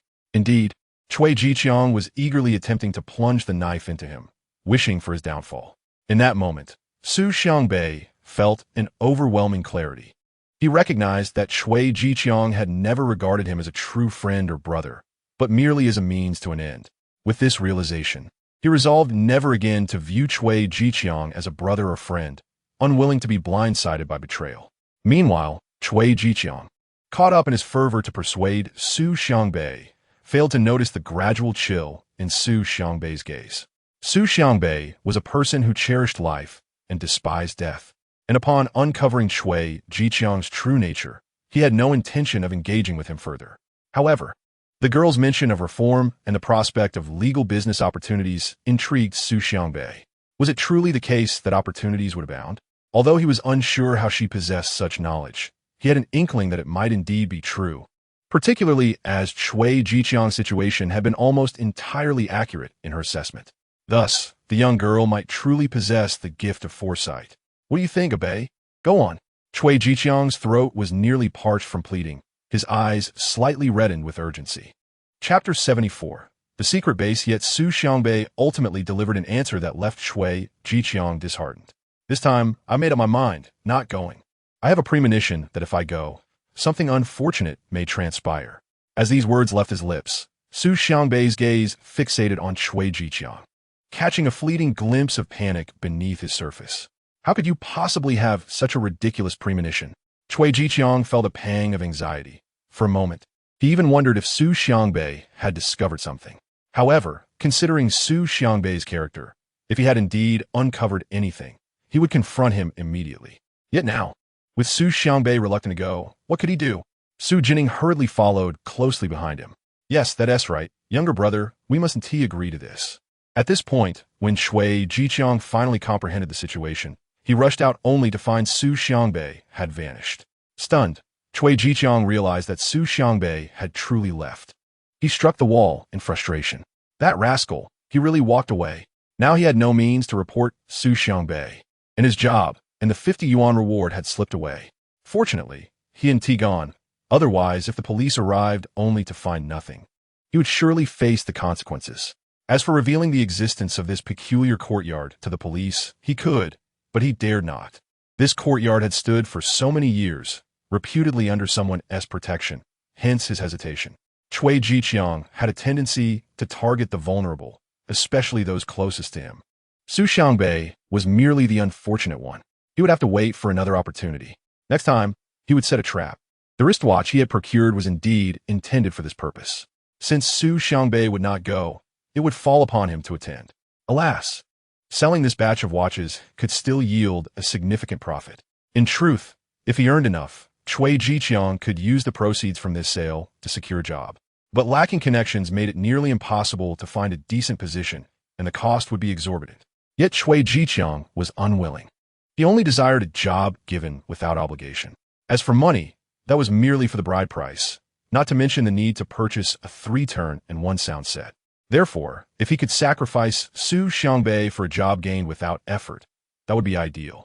As the time for the transaction approached, Shui Jiqiang made his way to the designated location. The moonlight had grown increasingly hazy, shrouded in thick mist. He soon arrived at the meeting point, where 3 individuals awaited him. Like Shui Jiqiang, their heads were wrapped, leaving only their eyes visible. The leader seemed to recognize him and inquired, "Why are you here?" "The plan has changed. Hand over the goods. Once I sell them, the debt will be repaid." "Very well. How many are there in total?" "The 50 pieces you mentioned before." "All right." Shui Jiqiang received a black bag, opened it, counted, and inspected the quality. "These should all be new, right?" "Rest assured. After collaborating with you for so long, would we deceive you?" Shui Jiqiang nodded, agreeing, then it settled. Just then, hurried footsteps approached rapidly from a distance, causing those present to tense up. Suddenly, a voice from the darkness shouted, "Run! The police are coming!" Hadn't he refrained from reporting? How had the police arrived? Run! The 3 individuals he was trading with turned and fled, leaving Shui Jiqiang, already feeling guilty, to sprint away as well. Familiar with the county streets, he navigated through the alleys. Yet, no matter how he ran, he sensed footsteps closely trailing him in the darkness, rendering escape impossible. What to do? What to do? If he were caught, it would be disastrous, especially with the batch of watches in his possession. Given the current tension, if apprehended on the spot, it would spell his doom. He quickened his pace, attempting to elude the police, but they seemed to anticipate his every move, maintaining their pursuit. The increasingly proximity of the footsteps filled him with dread. He needed to devise a plan. At that moment, his gaze fell upon the bag in his hand. He could not carry this bag of watches. Otherwise, if caught, it would be a case of both person and evidence. However, parting with this bag of watches was unthinkable. 50 watches, each worth around 100 yuan, meant he could pocket thousands, even after deducting the costs. This was precisely why Shui Jiqiang believed that with this bag of watches, he could earn merit and secure a position and the 50 yuan reward from the police. Yet, he knew that if apprehended with these watches, he would face dire consequences. But to discard them? That was simply out of the question. The footsteps continued their relentless pursuit. Suddenly, a location flashed in his mind. Yes, he could stow them there. Only he knew of that place. After escaping, he would retrieve them. He felt his strength waning. But the will to survive urged him to quicken his pace, creating distance from the footsteps behind him. Soon, he reached that secluded corner of a yard overgrown with weeds. He uprooted the tallest blade of grass, revealing a brick beneath. With effort, he moved a large brick aside, uncovering a hole. Hastily, he shoved the bag of watches inside and replaced the brick. This spot was his secret base, a common practice among those in his line of work, providing a hidden place to store items, whether large or small. This particular location was the smallest of his secret bases, yet it was the most concealed, known only to him. Quickly, Shui Jiqiang restored the scene to its original state, hearing the footsteps drawing nearer, and he spat in frustration before dashing away. Chapter 75. It's over, it's all over. He was unsure how long he had been running when the footsteps that had closely followed him finally grew louder. Under the moonlight, a familiar face emerged, wrapped in cloth, with only a pair of eyes visible. It was none other than Xu Jinning. Not only him, but another figure emerged from the darkness, that of Xu Jinning. Breathless, she was being pulled along by Xu Jinning. Little brother, this is running too fast. Her frail form struggled to keep pace, and she was relieved to stop momentarily. Indeed, the footsteps that had relentlessly pursued Cui Jiqiang were not those of the police or anyone else, but rather Xu Jinning and Xu Jinning, whom Cui Jiqiang had believed had departed. Xu Jinning found her brother quite cunning. He could easily have caught up to Cui Jiqiang, yet he chose to linger at a distance, instilling fear and anxiety in him. Little girl, your stamina is truly lacking, Xu Jinning remarked, surveying Xu Jinning's frail physique. After speaking, Xu Jinning turned and walked towards the overgrown corner. Under Xu Jinning's puzzled gaze, he skillfully picked up the innermost blade of grass, moved aside the brick, and upon seeing the bag inside, a slight smile graced his lips. He then reached in and retrieved the item. Beneath the moonlight, Xu Jinning slowly opened the bag to reveal it filled with watches. Xu Jinning gasped softly at the sight of the bag filled with watches. While such a collection may not seem significant in modern times, in this era, dozens of watches represented a value of several thousand yuan. Xu Jinning quickly realized that these watches had been hidden here by Cui Jiqiang, the very person they had been pursuing. Indeed, there was no police involvement. It was merely Xu Jinning and Xu Jinning all along. At that moment, Xu Jinning inquired, "Little girl, do you think we can take this bag of watches?" Without a moment's hesitation, Xu Jinning nodded, "Of course we can. If these watches were lost by someone else, it would be a different matter. However, since they were hidden by Cui Jiqiang, who they had discovered, they had to take them." Yes, while the bag of watches appeared quite valuable, brother, Cui Jiqiang had intended to use them to trap you. If you had fallen for it, you would have been captured, and your life would have been at stake. Just because you are fine now doesn't mean Cui Jiqiang won't attempt further schemes. What harm is there in taking his watches? No matter how valuable they are, they cannot compare to your life. We must take them.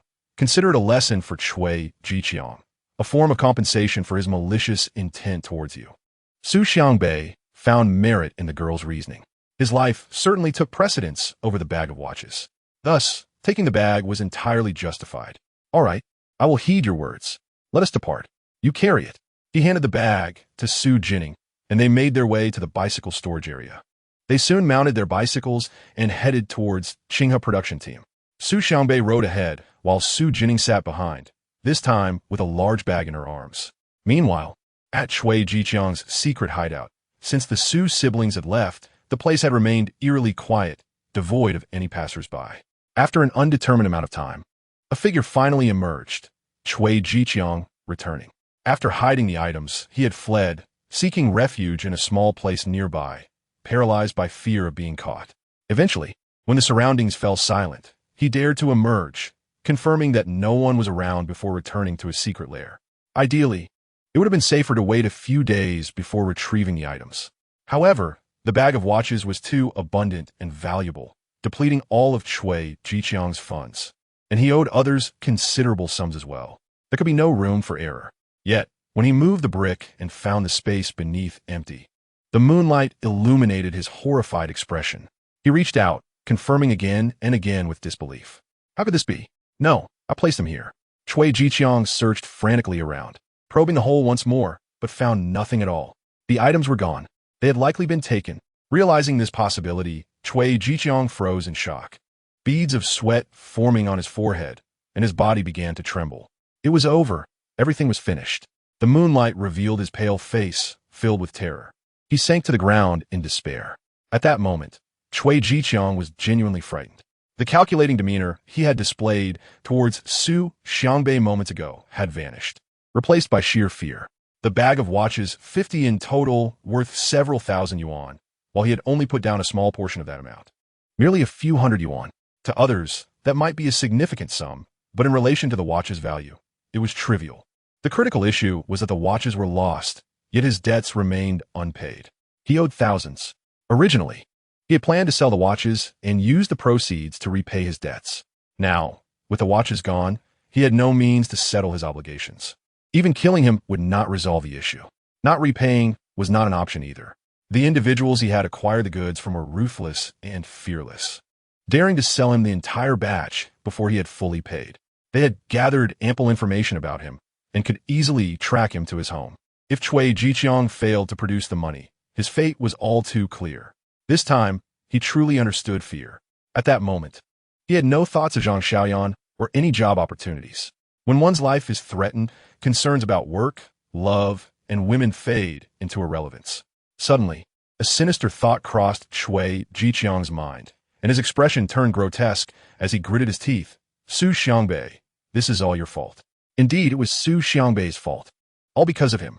Had Xu Xiangbei complied and taken the watches, he would not have had to conduct the transaction himself, thus avoiding the loss. Had he reported it, he could have secured a job and a reward. Yet, Xu Xiangbei had hesitated. It was all his fault. In that moment, Xu Jinning completely disregarded his previous treachery against his brother and directed all blame towards Xu Xiangbei, his eyes filled with rage. Chapter 76. A life for a lifetime of care. When opening the door, Xu Aigua heard the commotion and, upon seeing Xu Xiangbei, displayed no significant change in his expression, seemingly accustomed to it. He understood his younger son's character, who appeared somewhat obsessed with making money and conducting business. Although he had felt unwell that night, he knew that if his son was feeling better, he would undoubtedly venture out again. Therefore, he was not surprised to see him. However, upon noticing his daughter following closely behind, his eyes widened in shock, especially upon realizing she was accompanying him to the county for such dangerous activities. He immediately grabbed a broom nearby, ready to strike. No, father, don't hit me. It's late, and if you do, I'll scream, and the neighbors will find out. Xu Xiangbei seized the broom his father was swinging. Dad, don't blame my brother. It was my request for him to take me along. I want to do it again. Xu Jinning hu di den et lai. In truth, she harbored no curiosity about buying and selling, nor did she enjoy taking risks. Her reason for going out tonight was solely to help Xu Xiangbei preserve his life and avoid falling into Xu Jining's trap. Otherwise, she could have chosen to sleep peacefully. Yet, she had indeed insisted that Xu Xiangbei take her with him. Xu Aigua was infuriated, his teeth grinding. Xu Xiangbei, do you understand the consequences if you get caught? It's one thing for you to take risks, but to bring your sister along is truly reckless.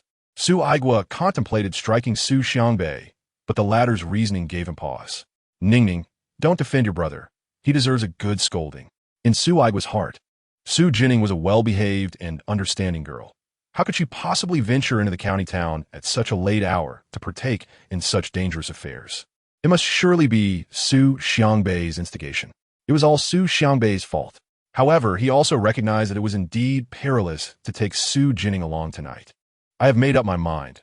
Until the storm has passed and the situation becomes clearer, I will not go again, and I absolutely will not take Ningning with me. Truly, I swear.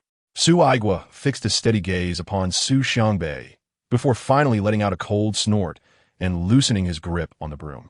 Xu Xiangbei breathed a sigh of relief and hastily set the broom aside, placing it at a distance. I understand, father, Xu Jinning replied obediently. Xu Jinning was pulled into her room by Xu Xiangbei, where they both settled on the edge of the bed. Xu Xiangbei then opened a bag, revealing it filled with watches. After counting, he found there were 50 in total.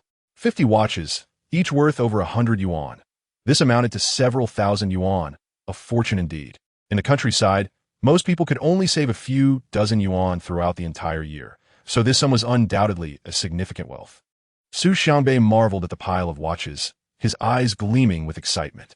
He glanced at the little girl, only to find her expression remarkably calm, as if the watches before her were merely as common as the scenery around them. He quickly reined in his gaze, reflecting inwardly. The little girl truly is remarkable. Had it been anyone else, their eyes would surely be filled with greed. Yet, her demeanor was so serene, as if the watches held no value in her eyes. It was no wonder. Having seen countless pieces of jewelry, accessories, and gems in the modern world, each far exceeding the worth of these 50 watches, she felt no desire for them. Even though she had now traversed into this relatively challenging era, her essence, nature, and insights remained unchanged. Just then, Xu Xiangbei took one of her hands and placed a watch upon her slender wrist. This wrist is far too delicate. You must eat more. For a girl, should have some meat on her bones to be appealing for marriage.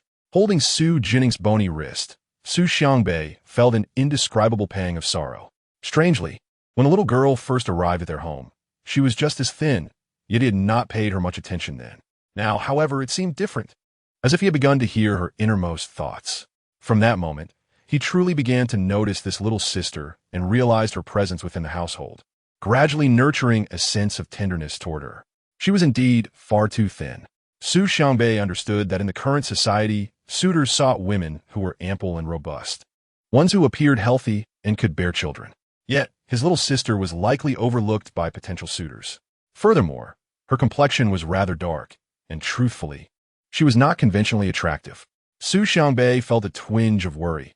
It would be difficult for his little sister to marry in the future. Perhaps, if she could not find a husband, he would strive to support her for a lifetime. After all, his life was saved by her. One life in exchange for a lifetime of care. There was nothing wrong with that. Xu Jinning remained oblivious to Xu Xiangbei's inner thoughts as she watched him place the watch on her wrist. "All right, this watch is a gift for you. How do you like it?" Xu Xiangbei asked cautiously. Xu Jinning gazed at the watch, its face glimmering under the light of the kerosene lamp. Upon hearing Xu Xiangbei's question, she promptly looked up and replied, "Yes, I like it." She genuinely did. It seemed that since arriving in this world and this family, the gift she received had only multiplied. Her father's milk powder, her mother's handmade clothes, her elder brother's care and chicken legs, her elder sister's snowflake cream, and now, the watch bestowed upon her by her elder brother. Perhaps this is what it means to have family. This watch could not compare to those she wore in the modern world, adorned with diamonds and exuding extravagance. However, those modern pieces felt merely like accessories to her. This watch, on the other hand, was different. It was a gift, personally placed on her wrist by her elder brother. The significance was unparalleled. Additionally, these few watches will be gifted to our parents, elder brother, and elder sister, Xu Xiangbei said, setting aside a few watches for his family, including one for himself. The remaining 44 watches he planned to sell at a later time. "Little sister, I will sell the remaining watches, and when the time comes, we will split the earnings equally," Xu Xiangbei declared. Upon hearing this, Xu Jinning quickly shook her head. "No, I only need this one. This watch is yours. How can it be given to me? Shouldn't the one who acquires it be the one to keep it?" But Xu Jinning did not wish for it to be that way. "I do not wish to accept something I did not earn. This watch is more than enough for me. Truly." Xu Jinning waved her wrist adorned with the watch, her eyes brimming with sincerity and delight. Xu Xiangbei let out a slight sigh, realizing how innocent the little girl was. You even know the saying about not wanting something without merit. But little sister, if we are to be truthful, the one who deserves the most credit here is you. It is because of you that I am alive. Your contribution is immense. Yet, Xu Xiangbei could also see that the little girl was inexplicably stubborn in certain aspects. Once she declared that she would not accept something, she would not. "Very well, I shall keep it safe for now. When the time comes for the reforms to emerge, and we can freely engage in business, I will invest this half as your share. Once we earn money, I will give you your due." "Yes, that is the plan." At that moment, Xu Jinning remained unaware of the surprises Xu Xiangbei had in store for her. After Xu Xiangbei departed, Xu Jinning prepared for bed. In truth, she had intended to sleep early that night. However, she awoke shortly thereafter, pondering a troubling thought. Would Xu Xiangbei truly refrain from going due to a stomachache? In the book, the author portrayed Xu Xiangbei as someone who placed great value on money and interests, and mentioned his fondness for business dealings. Xu Jinning speculated that this might represent the unawakened aspect of Xu Xiangbei, but if he had awakened, he would undoubtedly be different. Just like the others in the Xu family, each of whom exhibited entirely different natures after awakening, their behavior toward her also diverged from the author's descriptions. Thus, she envisioned that the Xu Xiangbei who grew up as part of the Xu family must possess a nature far removed from the greedy and selfish portrayal in the book. However, Xu Jinning remained uncertain whether Xu Xiangbei had truly awakened. She felt it was highly likely that he had not. Therefore, tonight, if Xu Xiangbei's stomach felt better, would he go to the county town, continue with the transaction, and unwittingly step into the trap set by Cui Jiqiang? The more she thought about it, the more plausible it seemed. But she could not allow that. Since coming to this family, Xu Xiangbei had become her elder brother. And how could she bear to watch him walk into danger? Moreover, she did not wish for her dear parents to suffer the loss of a child. She also did not want Xu Xiangdong and Xu Fanghua to lose their brother. Of course, it was merely her conjecture that Xu Xiangbei would go tonight. Even if he did, she had no certainty about the time of his departure. Nonetheless, Xu Jinning rose from her bed. She intended to visit the restroom, having drunk quite a bit of water before bed. Additionally, she wanted to see if Xu Xiangbei would be leaving. Xu Jinning's suspicions were swiftly confirmed. She naturally wished to prevent Xu Xiangbei from going, perhaps even persuading him to take her along. She had not anticipated that Xu Xiangbei would indeed bring her with him, leading to the events that unfolded in the county town. Now, as Xu Jinning lay in bed, she gazed at the ceiling through the moonlight.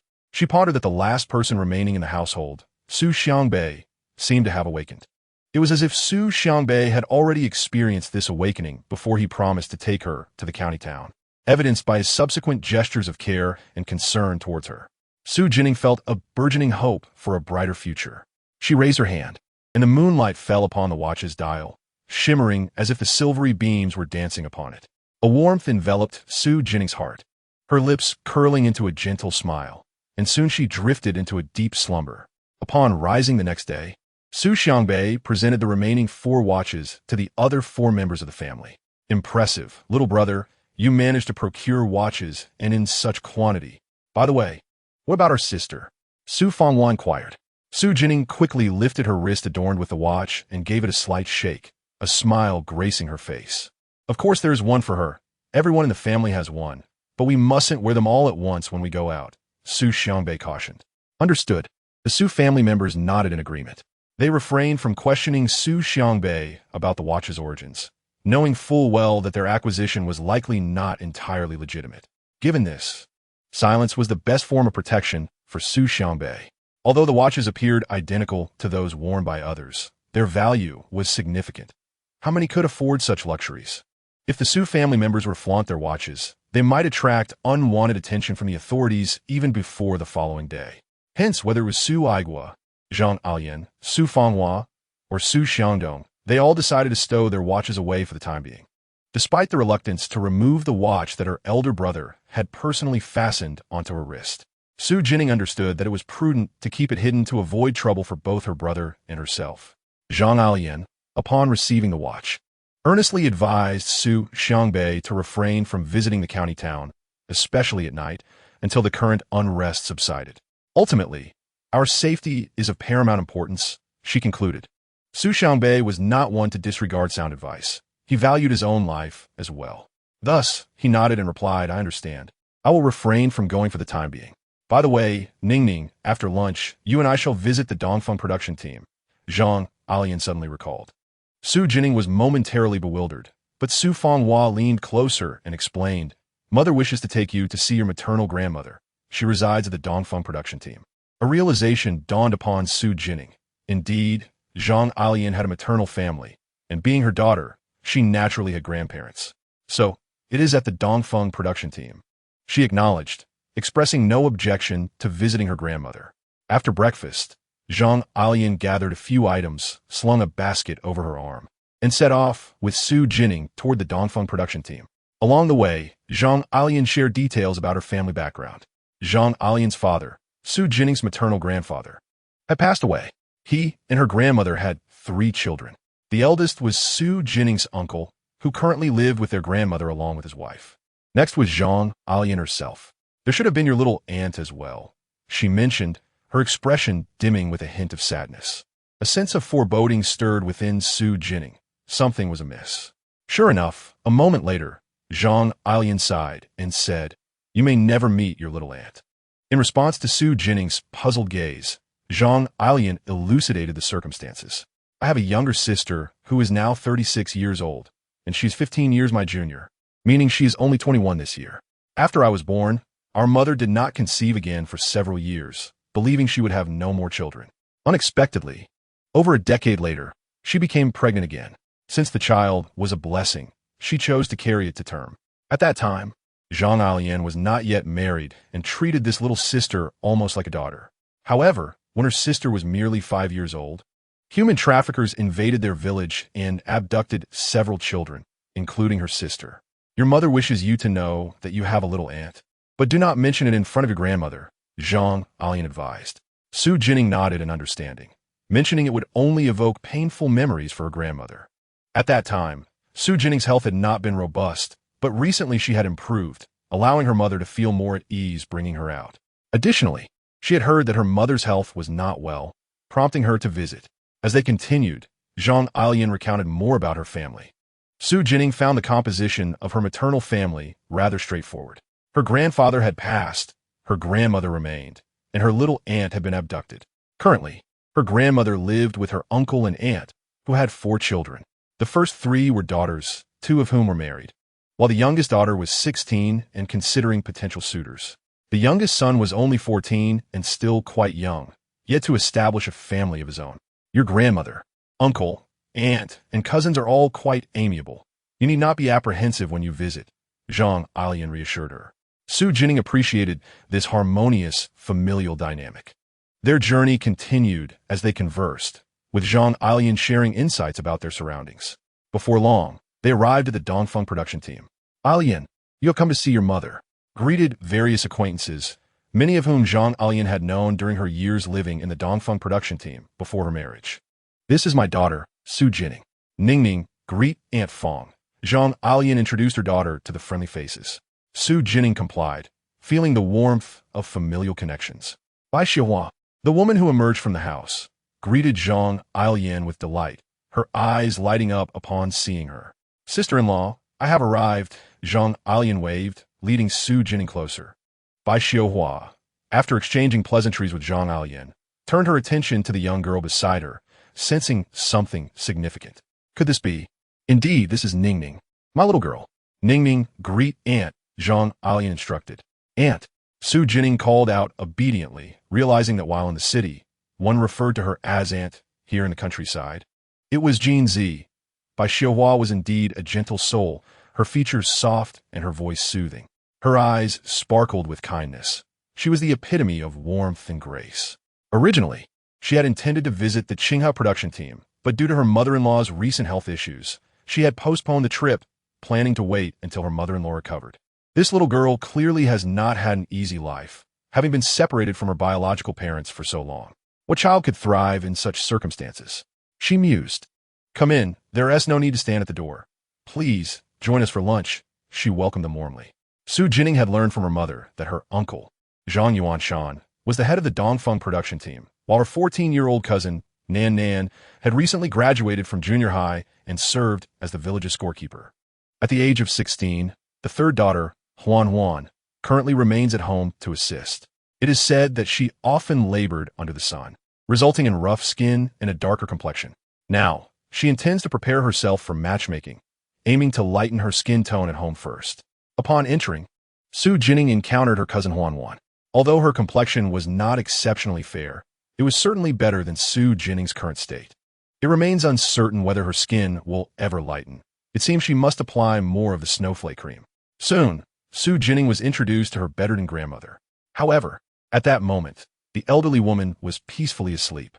They merely cast a quiet glance before exiting the room. Zhang Changzheng suggested that Xu Jinning converse with Huang in the courtyard while she went to the kitchen to help with meals.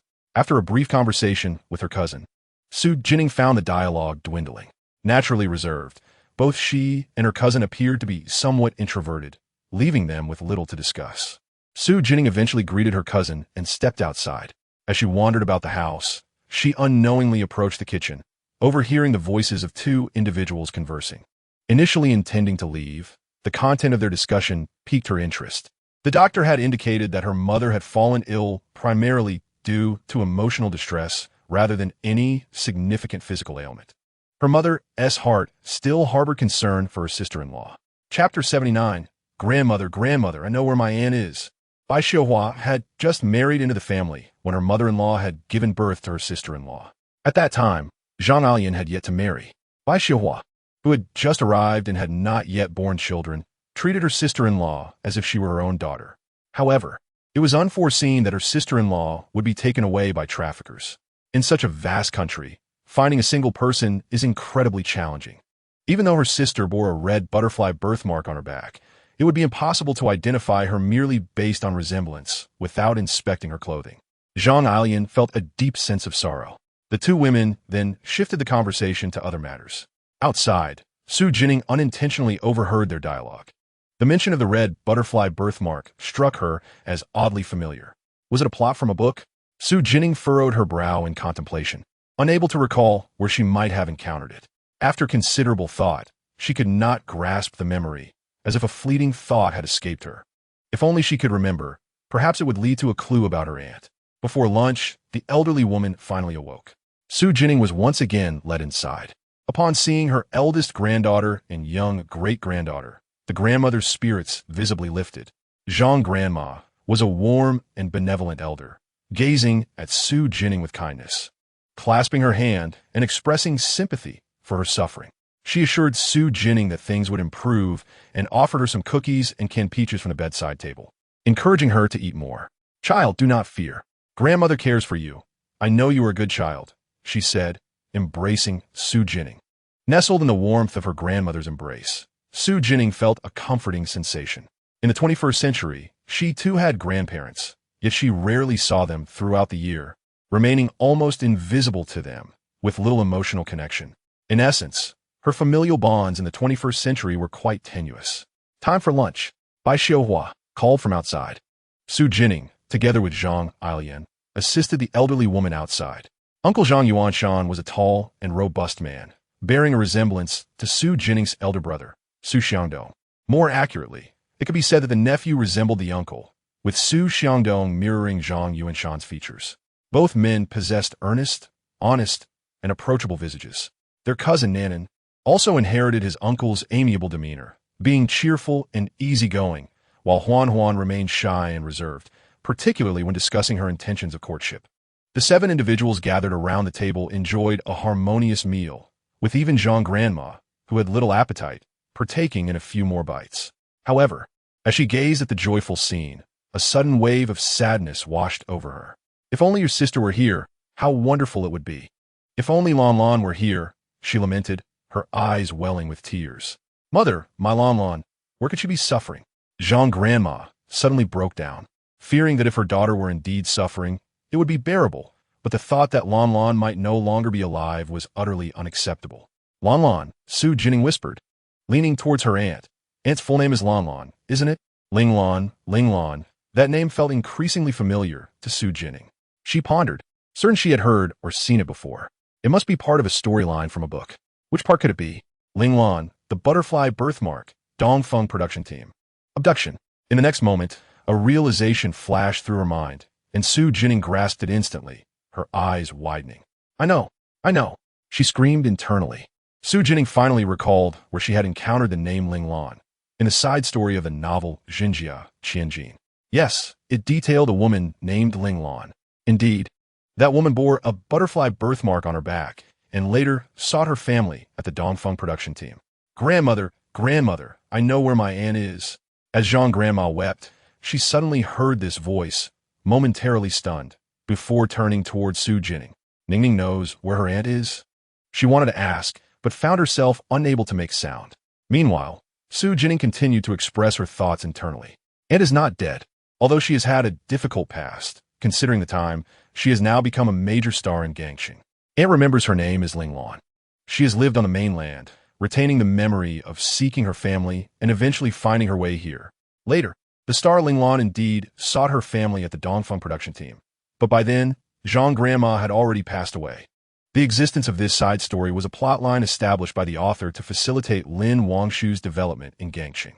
Zhang Linglan served as a stepping stone for the protagonist, a connection in her network. Zhang Grandma was utterly taken aback. "Gangxing, where is that?" She had never heard of such a place. The notions of a star, reform, and opening up, and Gangxing were foreign to her. Yet, she understood Xu Jinning's words about Lan seeking her family in a few years and eventually finding her way to the Dongfeng production team. Could this be true? If so, it would be wonderful. Zhang Grandma's tears flowed even more freely, but this time they were tears of joy. Chapter 80. Gangxing Zhang Linglan seeing her grandmother in such distress. Xu Jinning yearned to share the clues about her aunt. Yet, as before, she found herself unable to articulate anything. She could only sigh, contemplating how to remind her family or how she might eventually visit Gangxing to reunite with her aunt. If her aunt had become a star in Gangxing, Discovering her whereabouts should not prove too difficult. Meanwhile, it was evident that after Zhang Grandma's tears, her mood had significantly improved. She seemed to shower Xu Jinning with even more affection. The gaze directed towards Xu Jinning was increasingly affectionate. I noticed that Ning Ning resembles Lan Lan in her features. Ning Ning, your aunt was quite beautiful in her youth. If you take good care of yourself and stay indoors, you will undoubtedly mirror her beauty, Grandmother Zhang stated earnestly. Initially, I had not observed closely, but the more I looked, the more I found her likeness to my memories of my younger daughter. At that moment, Grandmother Zhang's eyes held a trace of nostalgia, as if she sought to glimpse her daughter's grown-up visage through her granddaughter. Is it true? Will I really get to meet your aunt? Xu Jinning felt a peculiar intensity in her grandmother's gaze, akin to that of a supplicant beseeching divine favor. Seemingly freed from her worries, Grandmother Zhang's demeanor brightened, shedding the initial gloom that had enveloped her. They recognized that it was Ning Ning's presence and words that had uplifted the elderly woman. Despite having conveyed similar sentiments before, they pondered why the elder had responded to Ning Ning, but not to them. Nevertheless, the improvement in her spirits was what mattered most. Zhang Yuanshan and Bai Xiuhua also treated Xu Jinning with greater warmth. Before departing, Grandmother Zhang insisted on giving Xu Jinning numerous gifts, as if everything good she possessed must be bestowed upon her granddaughter, stubbornly insisting she accept them, reminiscent of a child in her delight. Xu Jinning found herself both amused and bewildered. Although she attempted to decline, she ultimately departed with a considerable number of items, all under her grandmother's insistence. Notably, Grandmother Zhang personally saw them to the door. Curiously, before their arrival, Grandmother Zhang had been gravely ill, struggling to rise from her bed. Now, she was able to walk about with visible improvement in her health. This transformation was a source of gratitude for both Zhang Yuanshan and Bai Xiuhua towards Xu Jinning. In Grandmother Zhang's eyes, Xu Jinning had become a veritable talisman of good fortune. Though she could not articulate the reasons behind her beliefs, she felt an inexplicable connection to Ning Ning's unspoken words. She was determined to wait for the day of reunion between mother and daughter. As an elder, while contemporary beliefs may dismiss such notions as superstition, she held an unwavering faith in her heart, especially with such a fortuitous star before her. Moreover, upon closer inspection, Xu Jinning's features bore a striking resemblance to her youngest daughteress. It was as if she could see the shadow of Xu Jinning in her own child. In a distant port city, amidst the vibrant nightlife, the neon lights cast a kaleidoscope of colors. This place housed opulent casinos, towering skyscrapers, and shabby, low-rise buildings reeking of filth. Here, affluent ladies adorned in finery rode in luxury cars, while others lived in squalor, scavenging for scraps and evading authorities. This paradise harbored darkness and sin in its shadows. Zhang Linglan, now 21, had emerged as a rising star in the port city's entertainment scene over the past 2 years. However, her reluctance to accept roles that were too revealing limited her opportunities, despite her evident talent, confining her to minor roles and continued suppression. Eventually, she encountered a pivotal figure in her life, her god-sister. They had once shared a theater troupe in their youth, only to be separated when it disbanded. Upon their reunion, her god-sister Qiang Wei had become the wife of a high-ranking official and had consistently supported Zhang Linglan. With Qiang Wei's backing, Zhang Linglan's path in the entertainment industry became increasingly favorable, and she blossomed into a new star, drawing the admiration of countless admirers. Her beauty was unparalleled, evoking the tender memories of one's first love, a cherished moonlight in the heart. Had Xu Jinning been present, she would have been astonished to find that 21-year-old Zhang Linglan bore a striking resemblance to her own youthful self. At that moment, Zhang Linglan reclined on a sofa, swirling a glass of red wine, gazing out at the vibrant cityscape. Memories cascaded through her mind, the arduous training of her childhood in the theater, the harsh discipline, and the pangs of hunger, the transition into adolescence as she practiced and performed, the disbandment of her troupe, and the ensuing struggles in the port city. Her serendipitous entry into the entertainment industry, where she discovered her passion for acting only to face oppression and threats due to her beauty, and finally, her reunion with her god-sister Qiang Wei, which paved the way for her success. Yet, those recollections were but fragments of her early years. Vivid images of bustling scenes filled with laughter and camaraderie, of her gentle mother calling her by tender names like Lan Lan, and the existence of siblings, lingered in her mind. She remembered that her surname was Zhang. She was Zhang Linglan. Chapter 81. Will the college entrance examination resume next year? Zhang Linglan's memories were limited, and she remained uncertain whether her family, including her parents and siblings, resided in the port city or a more distant land. Over the past year, she had grown increasingly convinced that her birthplace and the home of her parents was likely on the mainland. If it were solely in the port city, given her rising fame and the uniqueness of her name, her family would have long since sought her out. After all, the port city was not vast. Yet, that had not happened. Her inquiries yielded no leads that aligned with her memories. Thus, standing by the window, she gazed out through the myriad lights, yearning to glimpse the other side. Her family was likely living on the mainland. However, for various reasons, she had yet to make that journey. But soon she would. She was determined not only to shine in the port city-S entertainment arena, but also to make her mark in the mainland-S industry, ensuring her parents and siblings would know of her existence. She envisioned herself in the spotlight, allowing her family to witness her achievements, and she would strive to find them. Xu Jinning had been feeling somewhat distressed in recent days, not due to any external matters, but because of her studies. Indeed, it was her academic endeavors that were troubling her. It was not that she struggled to comprehend. Rather, she seemed to be learning at an astonishing pace. Su Fanghua had fully embraced her earlier promise to teach Xu Jinning whenever she was at home. Ning Ning, indeed, this is how you solve this problem. You are truly remarkable. Yes, this character is pronounced this way, and this is how you construct a sentence with it. Ning Ning, I believe you are a genius. Xu Jinning could only smile awkwardly, internally protesting, I am not. I am truly not. Although she was not academically inclined, she grasped the basics of elementary knowledge, particularly in literacy and simple mathematical problems. Despite her struggles in formal education, her fundamental logical reasoning skills remained intact, and she could not forget the characters she had learned. Thus, the words and problems Su Fanghua introduced were mostly familiar to her, allowing her to respond correctly. This inadvertently led Su Fanghua to perceive her sister as a prodigy, prompting her to dedicate even more effort to ensure Xu Jinning's academic success. Xu Jinning sighed, feeling quite helpless. However, she mused about the future. If she was currently studying Chinese and mathematics, what would happen when she ventured into English and Russian? Do not speak. Xu Jinning, in the 21st century, may not excel in other subjects, but her singular talent seems to shine brightly in the realm of languages. From a young age, she has pursued her language courses under the guidance of foreign teachers. She has studied English, Russian, Spanish, German, and Japanese, seemingly mastering 6 or 7 languages. She has become quite proficient in them. Suddenly, a spark ignited in Xu Jinning's eyes.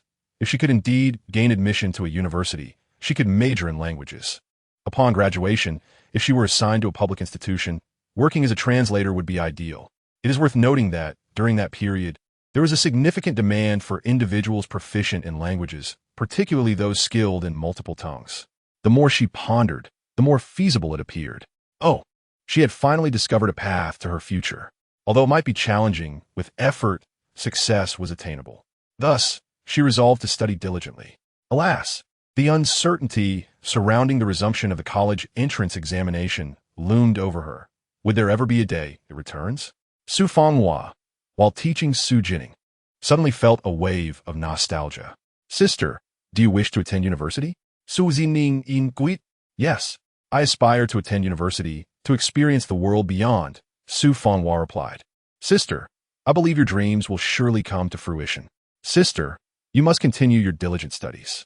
The college entrance examination will resume in October next year. At that time, anyone can apply, whether from the village or the educated youth. As long as they succeed, they can attend university. Furthermore, there are subsidies, and after graduation, job placements will follow. Xu Jinning's heartfelt words left Xu Fanghua momentarily stunned. What? The college entrance examination will resume next October? Is this true? Xu Fanghua instinctively wanted to confirm the truth of this revelation, overwhelmed by shock and astonishment. However, she quickly realized that this was her sister's genuine sentiment. Her previous insights regarding Wei Ro had proven to be accurate.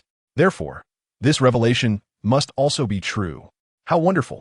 The college entrance examination, the pursuit of higher education, is the dream of countless high school students and educated youth, something many have long awaited. particularly for those educated youth who have waited year after year, only to be met with disappointment and forced compromises, choosing instead to settle in production teams in the countryside, marry, and start families. Over the years, especially in the past two, Xu Fanghua had witnessed this too often. Yet, in such circumstances, cases of cruel abandonment of spouses and children have emerged. Alas, this is a tragedy. Xu Fanghua was startled upon hearing this. Not for any other reason, but because besides Wei Rou, she had another close friend, Kai Shumin, who had recently married a young man from the village named Zhou Yinsheng. What if Zhou Yinsheng were to gain university admission next year and leave? No, that cannot happen. Fanghua, are you at home? Kai Shumin's voice suddenly rang out from outside. Shumin, I'm at home. Please come in. Shortly, a girl with a braided hairstyle, possessing a delicate and gentle appearance, entered. She exuded an air of warmth. Shumin, what brings you here? Please take a seat. By the way, this is my younger sister, Xu Jinning. Jinning greets Sister Shumin. Hello, Sister Shumin. Wait a moment. Shumin, your surname is not Kai, is it? Kai Shumin looked at Xu Jinning with mild confusion and surprise. Sister Shumin, what is your surname? I am surnamed Kai. Oh no. She really is surnamed Kai. Isn't that the same Kai Shumin who was pushed off a cliff by her husband Zhou Yinsheng, who sought to leave after gaining university admission, resulting in a tragic loss of 3 lives? Chapter 82. Is this true? Kai Shumin was taken aback, her body swaying as if she were about to collapse. Hey Shumin, what is wrong? Xu Fanghua exclaimed, rushing to support her, helping her to sit down. Kai Shumin attempted to rise, wanted to ask Xu Jinning why she would say such things. Yet, when she opened her mouth, no sound emerged, as if she had suddenly become mute. Pani envelope Kai Shumin. Shumin, are you okay? Is everything all right? After several attempts, she discovered that whenever she intended to inquire about her husband Zhou Yinsheng, she could not utter a single word. However, speaking on other matters seemed possible. Moreover, would her husband gain university admission? Would the college entrance examination be reinstated? What did 1 corpse, 3 lives mean? Kai Shumin instinctively placed her hand on her abdomen, although she was not yet pregnant. She had longed for a child with her husband. Would she have a child in the future? Perhaps twins? But would her husband push her and the child off a cliff? Kai Shumin gently shook her head, refusing to believe that her devoted husband could ever act in such a manner. No, that cannot be. This is merely the fanciful ramblings of a young girl. Yes, indeed. Shumin, what brings you here? Oh, it's nothing. I thought you wouldn't have class today, so I came to find you. It should be noted that Xu Fanghua and Kai Shumin have been classmates since childhood, from elementary school all the way to high school graduation. Indeed, Kai Shumin was also a high school student, and she excelled academically. The two often alternated between the first and second ranks. Xu Fanghua was aware that Kai Shumin had always harbored aspirations of participating in the college entrance examination and attending university. Reflecting on the news she had just received from Jinning, Xu Fanghua hesitated but ultimately decided to share it with her. Thus, she pulled Kai Shumin aside and whispered in her ear, Shumin, are you still studying the old textbooks? I have received reliable news that the college entrance examination is highly likely to resume in the next 2 years. If you wish to attend university, do not become complacent. Xu Fanghua's words filled Kai Shumin with joy, yet she was reminded of Xu Jinning's earlier comments, causing her heart to skip a beat.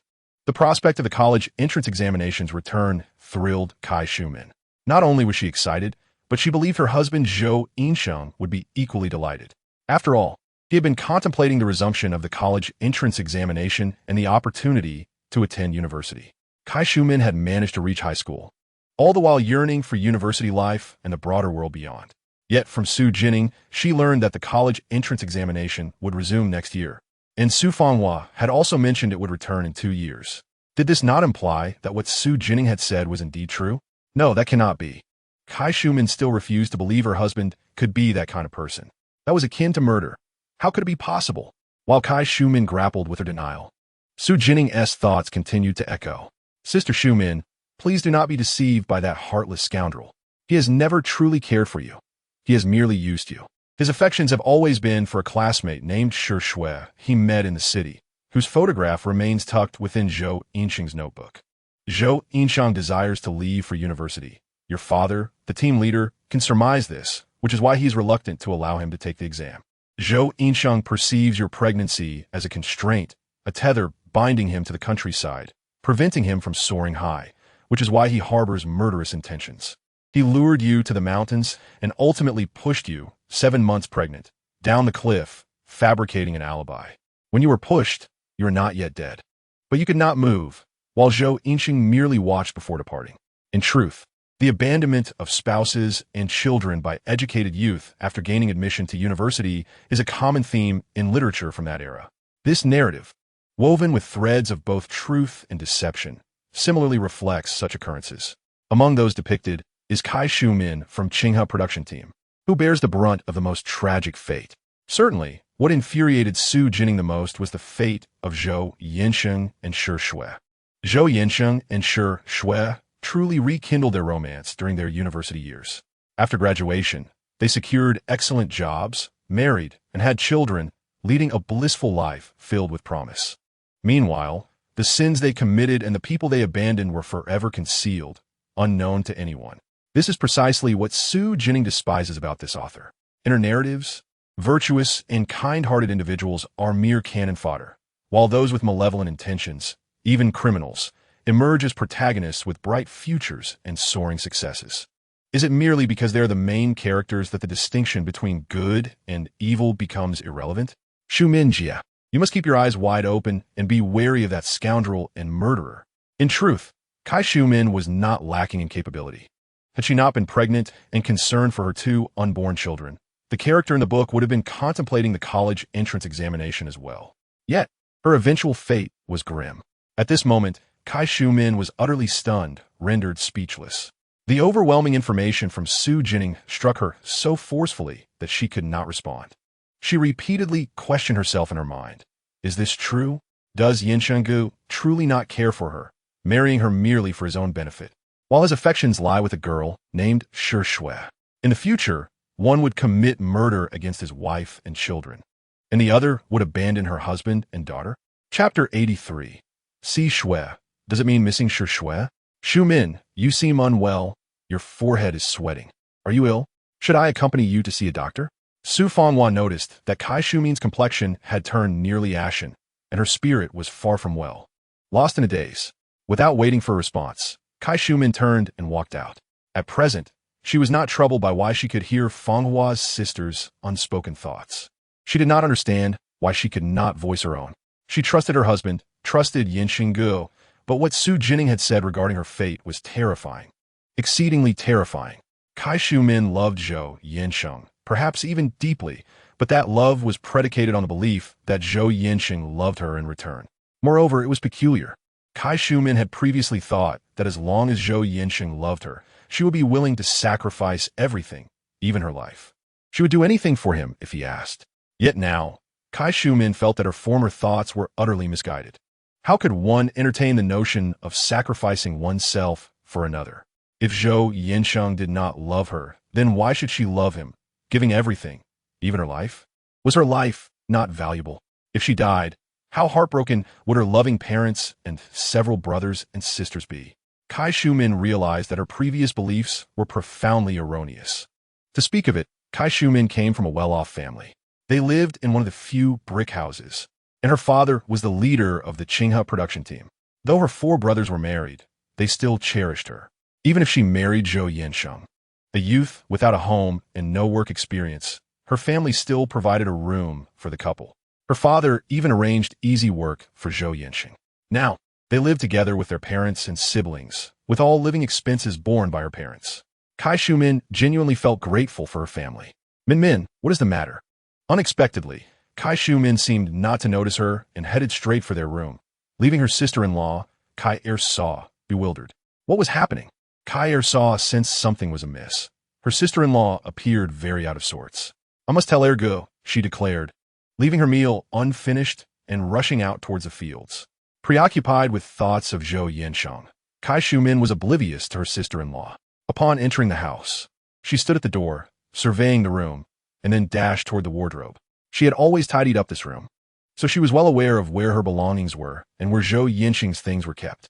Opening the wardrobe, she spotted a locked wooden box at the very bottom. This box contained Zhou Jining's belongings. When they married, Zhou Jinning had mentioned needing a place for his items. While they could have been stored in the bedside tables, both were not lockable and unsuitable for additional locks. Ultimately, Kai Shumin provided him with another wooden box, and Zhou Yinsheng had taken care of the lock himself. Now, that lock lay before her. Kai Shumin knew where the key was, but she could not access it. Initially, she did not know its whereabouts, but one time, she inadvertently saw the key hanging around Zhou Yinsheng's neck. Indeed, he carried it with him. She had not thought much of it at the time, but now it felt distinctly wrong. Zhou Yinsheng was clearly guarding against her. In this household, other than this wooden box, there were no other locked places, and she was completely open and transparent with her husband. The more she pondered, the more complicated and uncomfortable her emotions became. Staring at the locked box before her, Kai Shumin turned and retrieved a piece of iron wire from another location. She inserted the wire into the lock and, using a bit of finesse, twisted it a few times. The next moment, she heard a click as the lock opened. Kai Shumin understood that prying into another's privacy was indeed improper, but this time she felt compelled to look. If the truth revealed that she had misjudged Zhou Yinsheng, she would apologize and make amends. However, if the reality aligned with Xu Jinning's claims, then Kai Shumin removed the lock and slowly opened the box. To be honest, her feelings were conflicted. She did not know what outcome she truly desired. Perhaps, deep down, she hoped she was mistaken. She did not wish to believe that her partner was such a person. As the box opened, she quickly discerned its contents. A mere glance revealed several books and notebooks resting atop. Fanghua's sister had mentioned that the photograph was tucked within a notebook. Kai Shumin said, picking up one of the notebooks, of which there were 3 in total. She flipped through the first, finding nothing. She turned to the second, still empty. Upon opening the third notebook gently, a small photograph came into view. It was a black and white photo of a girl, appearing about 15 or 16, with a ponytail, radiating youthful beauty. Kai Shumin was momentarily frozen. It was indeed true. Zhou Yinsheng's notebook contained a photograph of a girl. She picked up the photograph, attempting to discern any resemblance to Zhou Yinsheng. Perhaps this was his sister or younger sibling. Yet, Kai Shumin could not deceive herself. The girl bore no resemblance to Zhou Yinsheng whatsoever. However, it was evident that the photograph had been frequently handled. At that moment, Kai Shumin noticed what seemed to be writing on the back of the photo. She flipped it over and saw the 2 characters, Sishui. Kai Shumin's pupils constricted. Fanghua's sister had said that the girl was named Shishui. Sishui, does it mean missing Shishui? Indeed, aside from that meaning, what else could it imply? At this moment, Kai Shumin could no longer deceive herself. Suddenly, she recalled a moment when she was half asleep, hearing her husband murmuring, Shui, Shui. At that time, she had thought he was referring to water, believing he was thirsty, and had gotten up to fetch him a drink. Chapter 84. Truth and Divorce. Kai Shumin's lips pressed tightly together as she recalled Xu Jinning's words about Zhou Yinsheng and Shishui still corresponding. Were those letters? She continued to rummage through the wooden box, perhaps believing Zhou Yinsheng thought she would never open it. As long as he kept the key with him, the box would remain locked. However, as she removed the books and notebooks, she discovered a pile of letters underneath. Among them were several that Zhou Yinsheng had written but never sent. Kai Shumin began to open the letters one by one. Upon reading the first letter, just the salutation and opening made her heart sink. With each subsequent letter, her heart plummeted further into despair. She swiftly scanned through the 40 or so letters and sat down on the floor in a daze. If anyone else read these letters, they might be moved by the feelings between Zhou Yinsheng and Shishui, as each word concealed their longing, deep affection, in view of each other as their one and only. Yet, to Kai Shumin, it was deeply ironic. Both Zhou Yinsheng and Shishui were already married with children. Was this not a blatant betrayal of love and family? Kai Shumin was truly taken aback by how deeply her partner had concealed his true feelings, and she had not noticed at all. It became clear that Zhou Yinsheng did not love her. He harbored feelings for another, yet performed for her and her family, leading everyone to believe he was deeply devoted. Kai Shumin liked Zhou Yinsheng, but she also desired his affection in return. If it were all a facade, she would rather forego it entirely. Moreover, she recalled Xu Jinning's ominous words about her fate, being pushed off a cliff by Zhou Yinsheng, a death that claimed 3 lives. The thought of that image sent a shiver down her spine, leaving her feeling cold all over. The evidence lay before her, affirming that Xu Jinning's heartfelt words were indeed true.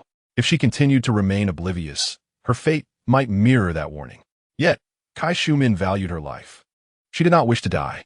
In that moment, the woman who once loved Zhou Yinxing so deeply made a significant decision. She placed her hand on her abdomen, contemplating that perhaps the two children she hoped for would never come to be. Children, wait a little longer, she thought. Little sister, what's wrong? Why are you sitting on the floor? Yes, are you feeling unwell? Get up, the ground is cold. Concerned and anxious, her sister-in-law hurried over to help her up. Min, what's the matter? You can share with us. Don't keep it bottled up inside. Yes, whatever difficulties you face, you must speak out. We will definitely help you. Her siblings chimed in, each expressing their care and support, gradually warming Kai Shumin's heart that had grown cold due to Zhou Yinsheng. It was all right if she lost Zhou Yinsheng. She still had such a wonderful family. It was all right if there were no children now. If fate allowed, they would come in the future. At that moment, Kai Shumin's parents arrived, and under the concerned gazes of her family, her resolve strengthened. Father, mother, brothers, and sisters, I truly have something to discuss. I intend to divorce Zhou Yinsheng. What? Min, has Zhou Yinsheng done something to wrong you? The family was bewildered. Before this day, Zhou Yinsheng had cultivated an image of a loving husband so well that it was deeply ingrained in everyone's minds. Thus, they struggled to comprehend. But they understood that Kai Shumin must have her reasons. Kai Shumin showed them the letters and photographs.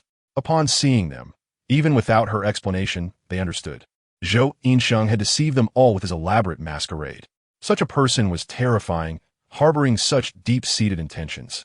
It was clear that Min could not continue with him, or she might find herself ensnared in his schemes without realizing it. This scoundrel Zhou Yinsheng, if you like someone else, then like them. Why deceive my sister? I cannot allow this. Where's Zhou Yinsheng? I want to confront him. Yes, I want to deal with him. What's happening here?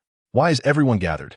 Zhou Yinsheng entered, and, upon seeing the opened wooden box that should have been locked and the scattered letters and photographs, his pupils constricted in shock. Anger and panic surged within him. Just as he was about to speak, he was met with a fist aimed at his eye. Zhou Yinsheng, you heartless scoundrel. I will end you. No, sister, what are you saying? Shumin has decided to divorce. Xu Jinning learned of this news suddenly from Su Fanghua days later, her eyes wide with astonishment. Though this was what she had hoped for, it seemed to have happened too swiftly, and she had not yet had the chance to offer her warnings. Why was the development diverging from the original narrative? Perhaps her understanding of the plot was not as reliable as she had believed. Indeed, Kai Shumin had discovered that Zhou Yinsheng loved another and had been corresponding with her for years. She declared that since he did not love her, she would not continue the relationship. Furthermore, her parents and siblings supported her, affirming that Zhou Yinsheng was too skilled at disguising his true self, with intentions far too profound for her to remain with him. Thus, the news of Kai Shumin's impending divorce from Zhou Yinsheng began to circulate like wildfire throughout the village. After all, divorce was a significant matter, and in this era, few were willing to take such a step, perceiving it as an extreme disgrace. Some women, after marriage, endured hardship, abuse, betrayal, and mistreatment without ever considering divorce, having been indoctrinated with the idea that divorce was shameful, leading to a life of solitude. Chapter 85. How could he arrange for him to clean the manure? Although the root cause of Kai Shumin's divorce was Zhou Yinsheng, many villagers still believed she was in the wrong. Regardless of whom he loved, as long as he was married to her and remained by her side, that should suffice. Most shared this sentiment, even considering Kai's family to be unreasonable for supporting her decision to divorce. Divorce was a matter of great shame, and now the entire village was aware, watching the spectacle unfold. Kai Shumin's prospects of marrying again seemed bleak. Once the only daughter of the village chief, a high school student, and rather attractive, she had been a desirable match among several nearby villages. However, now that she was divorced and the one who initiated it, no family would welcome such a strong-willed woman. Of course, there were those who sought to persuade the Kai family, hoping they could dissuade Kai Shumin from going through with the divorce, perhaps even criticize her. However, the Kai family did not waver in their support. For them, while divorce was indeed a significant matter, as long as their sister desired it, they would stand by her. Moreover, it was entirely Zhou Yinsheng's fault. Their sister had done nothing wrong.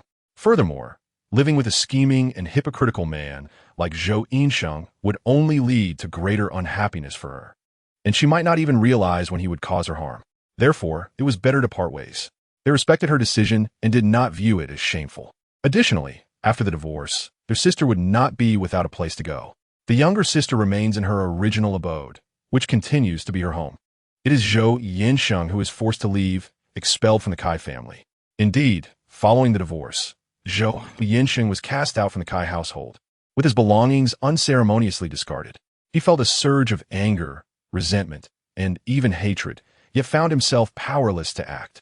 Regardless of the depth of his animosity towards the Kai family and Kai Shumin, he dared not exhibit it outwardly. He continually sought to apologize and make amends to Kai Shumin, even defending himself. Thus, despite the anger and resentment stemming from the divorce and his expulsion from the Kai household, he remained restrained. Returning to the youth dormitory, Zhou Jinning faced considerable hardship. Previously, he shared a room with Kai Shumin, but now he was relegated to sleeping in a crowded dormitory with several other youths. At the Kai residence, not only did he enjoy the comforts of home, but he also had access to ample food, as Kai's family was well off. Kai's father was the village chief, and her brothers were strong, working-age men, allowing for a satisfactory standard of living that included occasional fine grains and meat. Moreover, Zhou Jinning had previously engaged in relatively easy work. Now, however, out of spite, the Kai family had assigned him the task of hauling dung. A distinguished intellectual, a culture man from the city, reduced to such menial labor was intolerable for him. Yet he had no choice but to endure it, for it was an order from the village chief, and any defiance would only invite ridicule from others, who would likely find amusement in his plight rather than offer sympathy or assistance. Consequently, Zhou Jinning's mental state visibly deteriorated. His resentment was not limited to the Kai family. It extended to Shui as well. Once a cherished presence in his heart, she had now become a target of his ire. Zhou Jinning believed that it was Shui's existence that had led to his divorce from Kai Shumin and to his current misfortunes.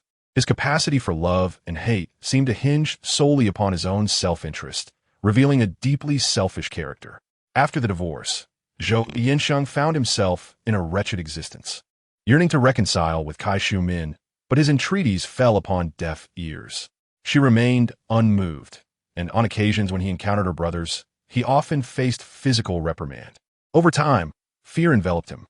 Following the divorce, the Kai family anticipated that Kai Shumin would be heartbroken, given her prior affection for Zhou Jinning. Instead, she continued to embrace life joyfully, undeterred by the rumors circulating around her. The family soon discovered that rather than mourning, she had taken to studying, aspiring to take the entrance examination for university. Although they doubted the examination would be reinstated, they supported her scholarly pursuits, believing it wise to focus on constructive goals rather than wallow in heartbreak over an unworthy man. Kai Shumin truly had no time for sorrow. In fact, she felt liberated post-divorce. Time and again, she reflected on how her past infatuation with Zhou Jinning had felt like a form of imprisonment, both physically and mentally constraining. Now, she relished her newfound freedom, believing her future would only improve. She aspired to attend university and explore the broader world beyond her current confines. Moreover, she felt immense gratitude towards Xu Jinning, for without her timely intervention, she might have faced a tragic fate at Zhou Jinning's hands. This gratitude, however, remained a private sentiment, though she vowed to repay the life-saving kindness for a lifetime. Now, with Xu Jinning needing to contend with just Su Fanghua, an unexpected teacher had arrived in her life. Kai Shumin took the initiative to visit Xu Jinning's home, offering to tutor her during Su Fanghua's absence from work. Xu Jinning was taken aback. Both Su Fanghua and Kai Shumin were academic prodigies, while she considered herself a struggling student. Although she attempted to decline, Kai Shumin was resolute, and Su Fanghua endorsed the arrangement. Thus, Xu Jinning reluctantly accepted Kai Shumin as her additional tutor. However, Kai Shumin proved to be exceptionally kind, exhibiting gentleness in her teaching and often bringing various treats to share with Xu Jinning, treating her as if she were a beloved younger sister. In Chapter 86, a question arose: what were these individuals hiding in their sacks? Due to Xu Jinning's perceived lack of educational aptitude, both Kai Shumin and Su Fanghua recognized her remarkable capacity for learning. Particularly when she began studying Russian and English, Xu Jinning demonstrated an uncanny proficiency, with her pronunciation far surpassing theirs. At times, she instinctively corrected their errors in pronunciation and grammar, further astonishing them. Many moments arose where they felt Xu Jinning's command of these languages exceeded their own. Yet, they also acknowledged her 15 years of absence from formal education. attributing her abilities to a natural talent for language acquisition. Consequently, they regarded Xu Jinning with the admiration reserved for a prodigy. Determined to ensure she was prepared for the university entrance examination the following year, confident in her abilities. Upon inadvertently discovering their intentions, Xu Jinning recoiled, insisting she was unworthy and merely a poor student. Thus, the days ahead would see her struggling through the trials of study. Meanwhile, in the county, a group of human traffickers had fled from another province and were lurking in the shadows. Though their exact location remained unknown, their intentions were clear. They sought to reoffend by abducting women and children once more. Fortunately, due to prior warnings from comrade Zhang Changzheng, vigilance had been heightened, enabling them to identify the threat. As this information spread, nods of agreement filled the room. The fact that these criminals had settled in Huang County indicated their intent to commit further offenses. Truth be told, without Zhang Changzheng's earlier alert, their presence might have gone undetected. Yet, even with knowledge of their arrival, their whereabouts remained a mystery. The hope was that through collective efforts, they could not only thwart any future crimes, but ideally apprehend the perpetrators. Zhang Changzheng recalled Xu Jinning's thoughts and wondered if he might once again encounter the traffickers. While she had envisioned a grim fate at their hands, this time he was prepared, eager to confront them and put an end to their despicable acts that shattered families. The cunning nature of these traffickers was indeed reprehensible. Despite the heightened vigilance and covert searches conducted by the authorities, reports of missing persons continued to surface on the second and third days. In just 2 days, 3 individuals had vanished. The first report came from a grandmother who had taken her 4-year-old grandson to visit relatives. During a turn, the child inexplicably disappeared. The second report originated from the day production team, where a mother had taken her children to the supply and marketing cooperative. While she was inside purchasing goods, her children waited outside, only to find upon her return that they had vanished. Based on these descriptions and analyses from law enforcement, it was suspected that the abductions were linked to a group of human traffickers hiding in Huang County. The search efforts were intensified, with a firm resolve to apprehend them. As the atmosphere in the county town grew increasingly tense, the traffickers seemed to sense the pressure and refrained from further actions for the next few days. On this particular day, Zhang Changzheng finished work later than usual, having stayed behind due to the ongoing trafficking investigation. It was past the closing time for most factories, and he pondered where the traffickers might be hiding. All the suspicious locations had already been searched without success. Was it possible that the answer lay in a fleeting thought within Zhang Changzheng's mind that he could not quite grasp? At that moment, as he rode his bicycle, he brushed past 4 men, 2 younger and 2 older than him, who walked with their heads down, slightly hunched. Notably, the 2 younger men carried 2 burlap sacks on their backs. Zhang Changzheng initially paid them little mind, but as he passed, one of the sacks suddenly shifted, emitting a muffled sound. It was unclear what was inside, but he was convinced it contained something alive. "Wait!" Zhang Changzheng called out, halting his bicycle. The men also paused, and the eldest among them turned to face him, his gaze sweeping over Zhang Changzheng's police uniform before he smiled and asked, "Officer, is there something you need? What do you have in those sacks?" Zhang Changzheng narrowed his eyes, surveying them with a serious tone. "Oh, we're just visiting relatives. We brought some food and clothes. It wouldn't be polite to visit someone's home and eat their food without bringing something," one man explained, wearing a simple, honest smile. "Really? Just food and clothes? Because I just saw something moving inside those sacks." The moment he uttered the word moving, the men's postures stiffened noticeably, and the smile of the one addressing Zhang Changzheng faltered. Their reaction was suspicious. Zhang Changzheng's instincts flared, and he slowly moved one hand towards the gun concealed at his waist. "Ha ha, officer, it must be the darkness playing tricks on you. Let us not make this difficult. We really only have food and clothes. Open the sacks. I need to inspect them," Zhang Changzheng commanded directly. "Officer, isn't that a bit much? It's dark, and we're in a hurry. Could you please let us go? We genuinely have food and clothes." As soon as he finished speaking, the previously quiet sacks began to move violently, followed by muffled whimpering sounds, reminiscent of someone stifling a cry.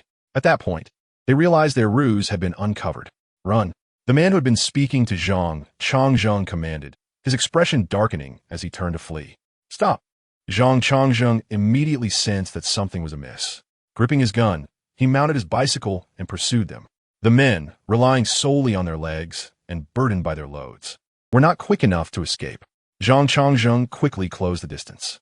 Seeing him approach, the men exchanged a glance of determination, discarded their burdens, and brandished knives, ready to confront Zhang Changzheng. In the dim light, they failed to notice the gun in his hand. Assuming they had the upper hand against a lone officer without weapons, they prepared to attack. In a different scenario, had Zhang Changzheng not heard Xu Jinning's thoughts earlier, he might have found himself at a disadvantage against their four. However, this time was different. Zhang Changzheng was armed. As they attempted to encircle him, knives poised to strike, he fired his weapon. The gunshot not only startled the four men, but also struck one in the leg. It also summoned Zhang Changzheng's colleagues who were patrolling nearby. Another gunshot rang out.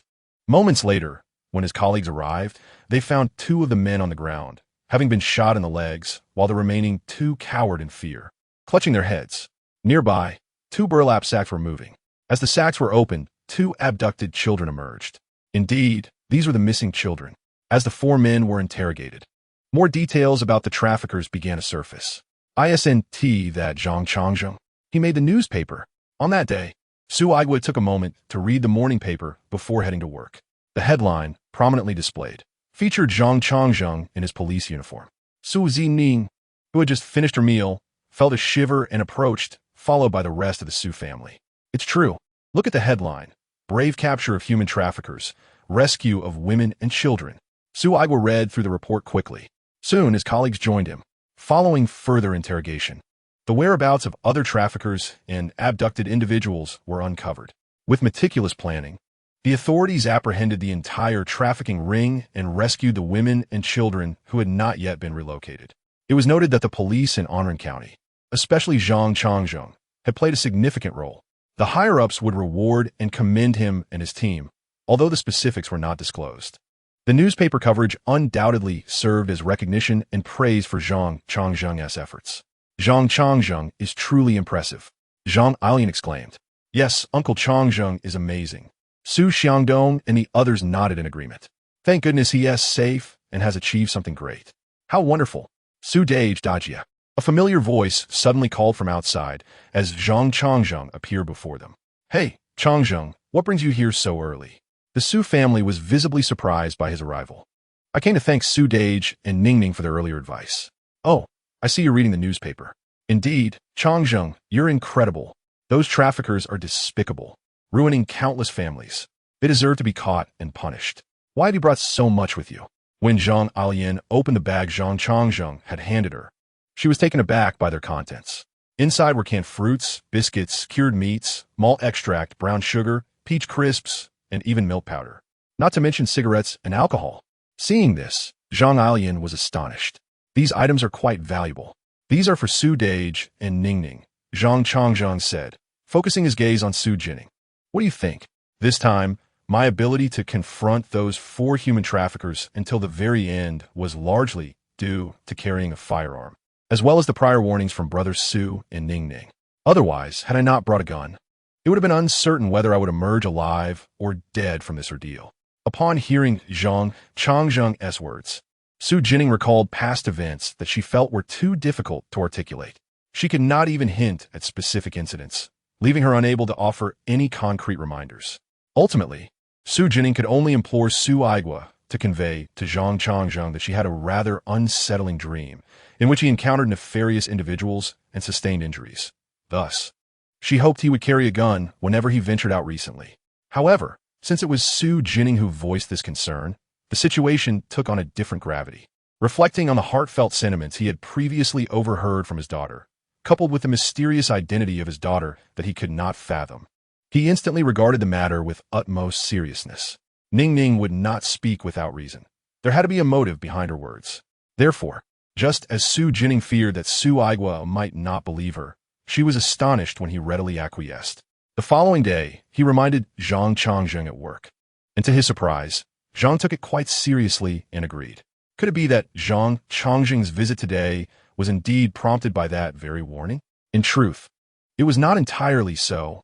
That was merely a superficial justification that Zhang Changzheng had contrived.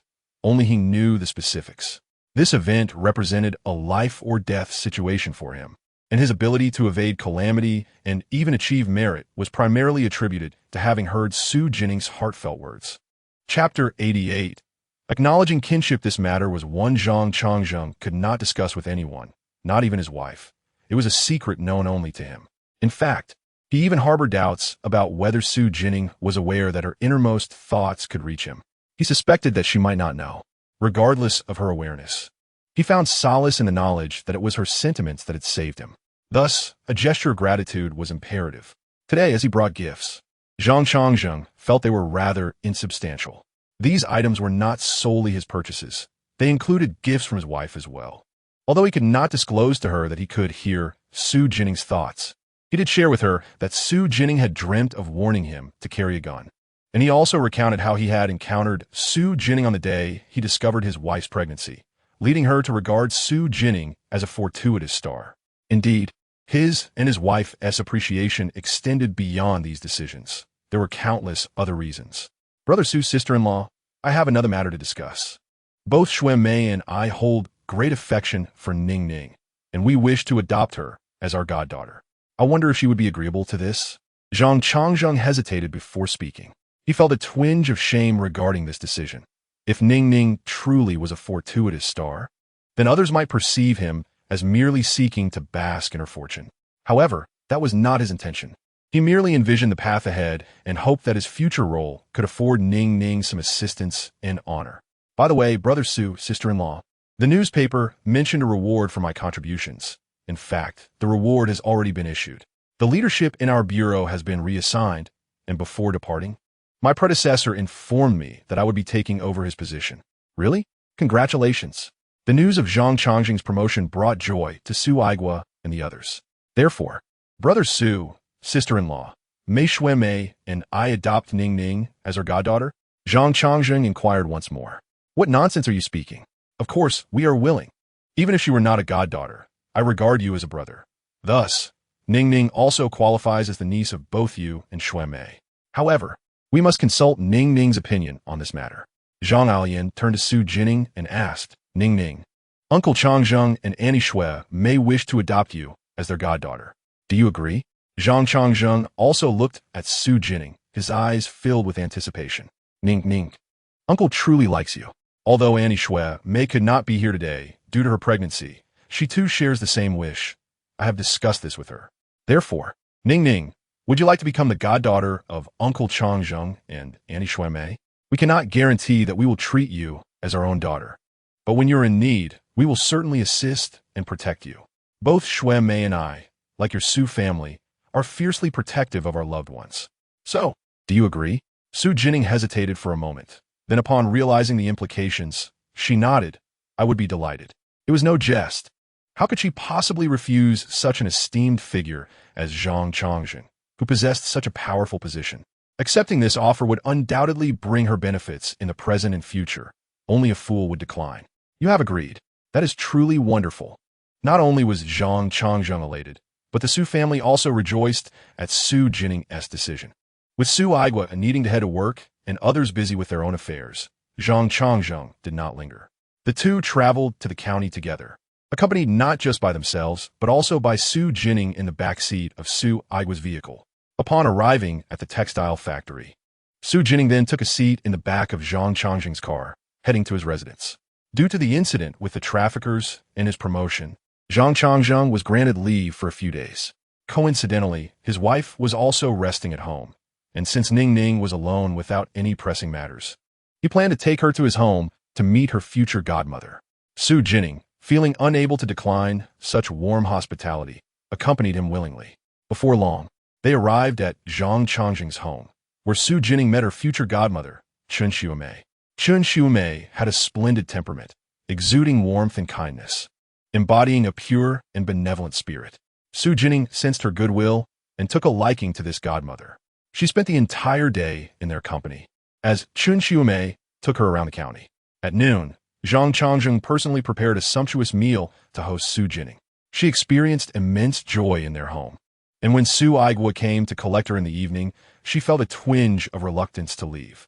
No longer reserved, she affectionately linked her arm with Chen Xiumei's, even though they had yet to formalize their kinship. She had already begun to call Chen Xiumei godmother and Zhang Changzheng godfather. Su Aigua could see that his daughter had a wonderful time at Zhang Changzheng's home, which brought him great happiness. Henceforth, there would be another protector for his dear Ning Ning. Before departing, Zhang Changzheng pulled Su Aigua aside to discuss the investigation into the events surrounding Zhang Aliyin and the Lin family matron's childbirth 15 years ago. This matter had been delayed due to the recent trafficking incident, but he vowed to continue his inquiry, determined to uncover the truth. Previously, Zhang Changzheng's investigation into this matter, including Xu Jinning's life over the past 15 years, had been prompted by Su Aigua's request. However, the circumstances had changed. Xu Jinning was now the goddaughter of both him and his wife. He was resolute in his quest to uncover the truth from that era. If the misidentification had indeed been a scheme by the Lin couple, it must be exposed. Ning Ning's previous suffering could not be in vain. Reflecting on what he had uncovered about Ning Ning's hardships over the past 15 years stirred deep empathy within him. The young girl had endured far too much suffering. Yet, if she could have enjoyed happiness and grown up surrounded by family, only to be deliberately exchanged to endure hardship, such an act would be unforgivable. Su Aigua patted Zhang Changzheng on the shoulder, gazing at Xu Jinning, who was bidding farewell to Qin Xiumei, and said, "This matter is entrusted to you. You are Ning Ning's godfather, and I trust you to handle it. I'll buy. On this day, Su Xiangbei was in the fields recording his work points when he suddenly heard a somewhat familiar voice calling out to him. He focused his gaze, and upon realizing it was Xu Jinning, his eyes narrowed slightly. This fellow dared to seek him out. Xu I had just finished taking notes and was walking over with his notebook and pen. However, as he drew near and beheld Xu Jining's countenance, he was taken aback. In Chapter 89, Borrowing Money, Xu Jining's complexion, though not previously vibrant, was now marred by dark circles, drooping eyelids, and bloodshot eyes, giving his face an overall haggard appearance. Once brimming with youthful vigor, he now exuded a sense of desolation, intermittently betraying signs of anxiety and restlessness, much like a startled bird, trembling with unease. As Xu Jinning approached and had yet to utter a word, Xu Jinning grasped his arm and implored Bi. "Do you have any money? Can you lend me some money?" Xu Jinning fell silent. Had the unfortunate incident not transpired, he would have surely had no shortage of funds. Yet now, he found himself utterly devoid of finances, burdened by an overwhelming debt. Those men had threatened him, declaring that if he failed to repay, they would sever his hands and feet, and soon after, his life would be forfeit. Previously, in his pursuit of marrying Xu Jinning, he had intended to use those watches to ensnare Xu Jinning in a trap, aiming to report him and secure the job position demanded by Xu Jinning's parents. Although Xu Jinning had initially agreed at the last moment, he inexplicably hesitated and left. Left with no other choice, Xu Jinning attempted to sell the watches himself, only to encounter the police. If it weren't for that damn police force chasing him, he would never have thought to hide the watches. However, upon returning to retrieve them, he discovered they had inexplicably vanished. Xu Jinning could not fathom how, on such a late and dark night, anyone could have passed by and known his secret hideout, let alone taken all his watches. All his watches, those were worth thousands, and he had significant debts to settle. Initially, he thought that since Xu Jinning was not easily deceived, he would sell the watches himself and use the proceeds to repay his debts, potentially earning enough to buy a job position, albeit at a high price, as nothing worthwhile comes without cost. Yet, in a stroke of misfortune, the watches had simply disappeared. No matter how hard he searched, he could find no trace of them. What was he to do about the debts? Those men were ruthless. If he failed to repay, his days would be far from pleasant. They would undoubtedly not let him off easily. As fate would have it, after spending 2 anxious days at home, the group appeared on the 3rd day, and thus began his nightmare. On one occasion, they even held him down and submerged his head in water. The sensation of suffocation and impending death still haunts Xu Jinning. In that moment, he truly felt he was on the brink of death. It was this brush with mortality that instilled in him a profound fear of dying. They had warned him that if he failed to repay again, they would break his hands next, then his legs, and ultimately his life would be forfeit. Not only would he perish, but his parents and siblings would also suffer the consequences. Yet Xu Jinning had no money. Thus, he was compelled to borrow. The first person who came to mind was Zhang Changzheng. She was not only his girlfriend, but also deeply infatuated with him, insisting she would marry him. Hence, she would undoubtedly be willing to lend him money. Moreover, Zhang's family was well-to-do, and she herself had a steady job with a monthly salary. So, he approached her for a loan. He dared not directly ask for several thousand yuan. He was uncertain if her family had that much available, and he feared that such a large sum would intimidate her. Thus, he framed his request for a few hundred, specifically 500. Securing 500 yuan first would be a start. He could repay a portion of his debts and at least safeguard his limbs. Despite his attempt to downplay the amount, Zhang was taken aback by even this figure, stating she did not possess that much money. Nevertheless, she was thoroughly ensnared in the web of love Zhang had woven, and she offered him all her savings, totaling just over 200 yuan. Zhang's monthly salary was 21 yuan, part of which was allocated for household expenses while her parents urged her to save the rest for a dowry. Now, completely devoted to Zhang, she relinquished her entire savings. Yet, it was still insufficient. Zhang continued to press for more. Xiaoyan, you have nothing left. Surely your parents must have some. Can you ask them to lend me a bit? He probed tentatively. No, my parents would never agree. Zhang replied almost instantly. Her parents had never been supportive of her relationship with Zhang. Even if Zhang were to request money from them, it would be impossible if they discovered she had given all her savings to him. It would spell the end for their relationship, let alone any thoughts of marriage. Xiaoyan, please, I beg you, you must help me. I truly have no other options. If I don't repay this money soon, you might never see me again, Zhang pleaded, gripping her hand in desperation. In Zhang's heart, Zhang had always been the valiant figure who saved her in times of peril. She never imagined she would witness him in such a desperate state, pleading before her. Zhang was momentarily taken aback. Zhang's current demeanor shattered the idealized image she held of him. The sense of security and love she once felt began to wane. Yet, deep down, her affection for him remained. She still yearned to be with him and eventually marry him. Hence, with a firm resolve, she finally said, "All right, I will try, but I cannot guarantee success." I know, Xiaoyan, I need another 500. Please ask your parents for 500 more. Thank you. I assure you I will treat you well from now on. If I ever mistreat you, may I be cursed to a wretched fate. I swear, I will cherish you for a lifetime. Initially wavering, Xiaoyan was moved by his earnest words and the tears glistening in his eyes, leading her to solidify her decision. In Chapter 90, Stealing Money, Zhang agreed. However, despite her promise, she was acutely aware of her parents' disposition. She knew that no matter how she approached the matter, she would never be able to borrow any money. In her desperation, she devised another plan: to steal. Zhang's parents adored her. Hence, their money was not particularly well hidden, and she was aware of where they kept it, even knowing where the keys were. There were two places where her parents stored money. One was a long-term stash accumulated over the years, which was substantial and rarely checked. The other was a place where their monthly salaries were kept, which they monitored closely, transferring any surplus to the first location at the end of the year. Zhang intended to take money from the first location. Xiaoyan, you're actually stealing from your parents? What do you need all that money for?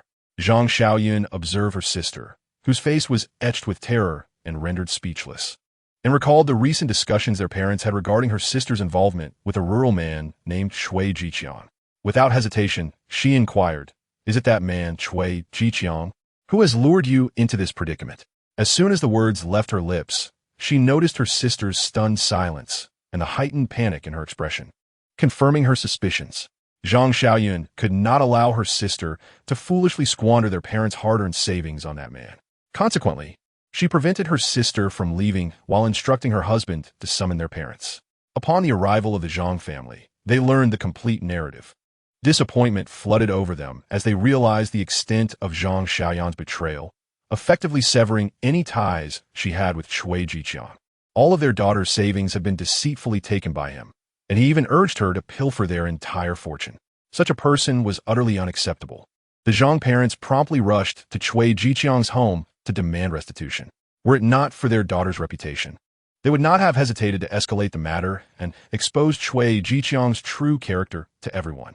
Naturally, Cui Jiqiang was unable to provide any money and was acutely aware that this incident had irrevocably shattered any chance of a future with Zhang Xiaoyan. However, the Zhang parents had already torn their relationship asunder. Thus, he warned them not to create a scene or demand money from him. Otherwise, he would reveal that Zhang Xiaoyan had slept with him, jeopardizing her prospects for marriage.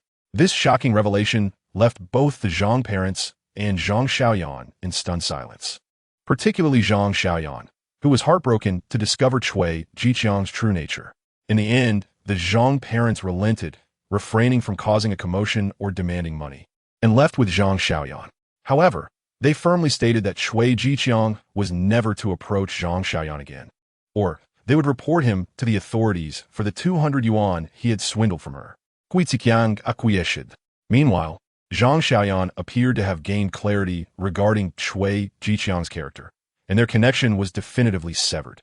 Cui Jiqiang remained deeply affected by the situation. For Zhang Xiaoyan was the most gullible and attractive city girl he had encountered, and he had intended to use her as a stepping stone to a life in the city, unbeknownst to either Zhang Xiaoyan or the Cui family. The incident in which Cui Jiqiang rescued Zhang Xiaoyan had been orchestrated by him, a mere fade for his scheme against her.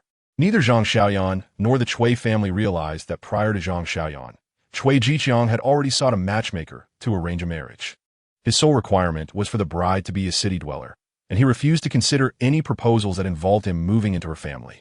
Previous matchmakers had introduced him to potential brides, but either they required him to take on their family name, or they were physically unattractive or had various issues. Cui Jiqiang was dissatisfied with all of them. Then, by chance, he encountered Zhang Xiaoyan, and, after observing her for several days, she became his target. Under the guise of heroism, his plan unfolded smoothly. Although the Zhang parents were astute, as long as Xu Xiangbei retrieved the watch that night, he could report it, securing his job. Then he could marry Zhang Xiaoyan, and the subsequent events would have never transpired. Cui Jiqiang had a commendable reputation within his production team, serving as the eldest son, supporting his parents and numerous younger siblings. Yet, he alone knew of his disdain for this life, viewing them as burdens. Thus, he aspired to escape to the city, leveraging his marriage as a bargaining chip. However, now he found himself in failure. Zhang Xiaoyan had seemingly given up entirely, yet he still needed to repay his debts, lest he suffer dire consequences. He dreaded the thought of death. In desperation, he thought of another individual, Xu Xiangbei. Xu Xianbi, who had previously engaged in trading, surely had some wealth. Thus, he approached him for a loan. Yet, disappointment engulfed him once more. Upon Cui Jiqiang's request for money, Xu Xiangbei fixed him with a steady gaze and replied, "Brother Cui, I'm afraid I cannot lend you any money." Cui Jiqiang, in a state of urgency, insisted, "How can you have none? Obey. I know you have money. Just lend me 500 for now. I promise to repay you." He pleaded, "I am truly at my wit's end, and without your assistance, I may perish. I'm sorry, Brother Cui, but I cannot help you." Xu Xiangbei's resolve remained unwavering. In truth, Xu Xiangbei viewed Cui Jiqiang as hypocritical and laughable. Why would Cui Jiqiang presume that upon learning of his deceitful schemes, Xu Xiangbei would still regard him as a good friend and lend him money? Xu Xiangbei was astute. He could surmise that Cui Jiqiang's financial woes stemmed from the watch incident. If not for the watch, Cui Jiqiang would not be in such a predicament. But why should he be sacrificed, serving as a mere stepping stone for Cui Jiqiang's ambitions? Had he fallen into that trap, facing the consequences would have been dire, not only for him, but also for his parents, who would have mourned him. Such a fate was intolerable for Xu Xiangbei. Chapter 91, Xu Jinning Gunfun. Therefore, he reasoned that taking the watch was not wrong. As the young girl Ningning had remarked, it was akin to seeking compensation for emotional distress. At the very least, he had not condemned Cui Jiqiang to death, nor had he allowed a life to be bartered for another. Consequently, he would not extend a loan to Cui Jiqiang. Observing Xu Xiangbei's unwavering stance, Cui Jiqiang realized he could not acquire the funds this time either. Yet, he felt indignant. Were it not for Xu Xiangbei's sudden absence that fateful night, he would not have found himself in such dire straits. "Xu Xiangbei, why? It was your fault that I have been reduced to this state. How dare you refuse me assistance? If I had gone that night, death would have awaited me." Xu Xiangbei retorted, His expression morphed into one of sheer panic and confusion as he regarded Xu Xiangbei, instinctively retreating a step. "Bei, what do you mean? I don't understand. How can you not understand?" Xu Xiangbei's demeanor was grave, pressing closer. "That watch was a trap, devised to secure Zhang Xiaoyan as your bride and a job for yourself. You intended to report me, using my life to elevate your own." Cui Jiqiang was overwhelmed with terror. "Cui Jiqiang, how can you expect me to regard you as a brother after all this? What audacity!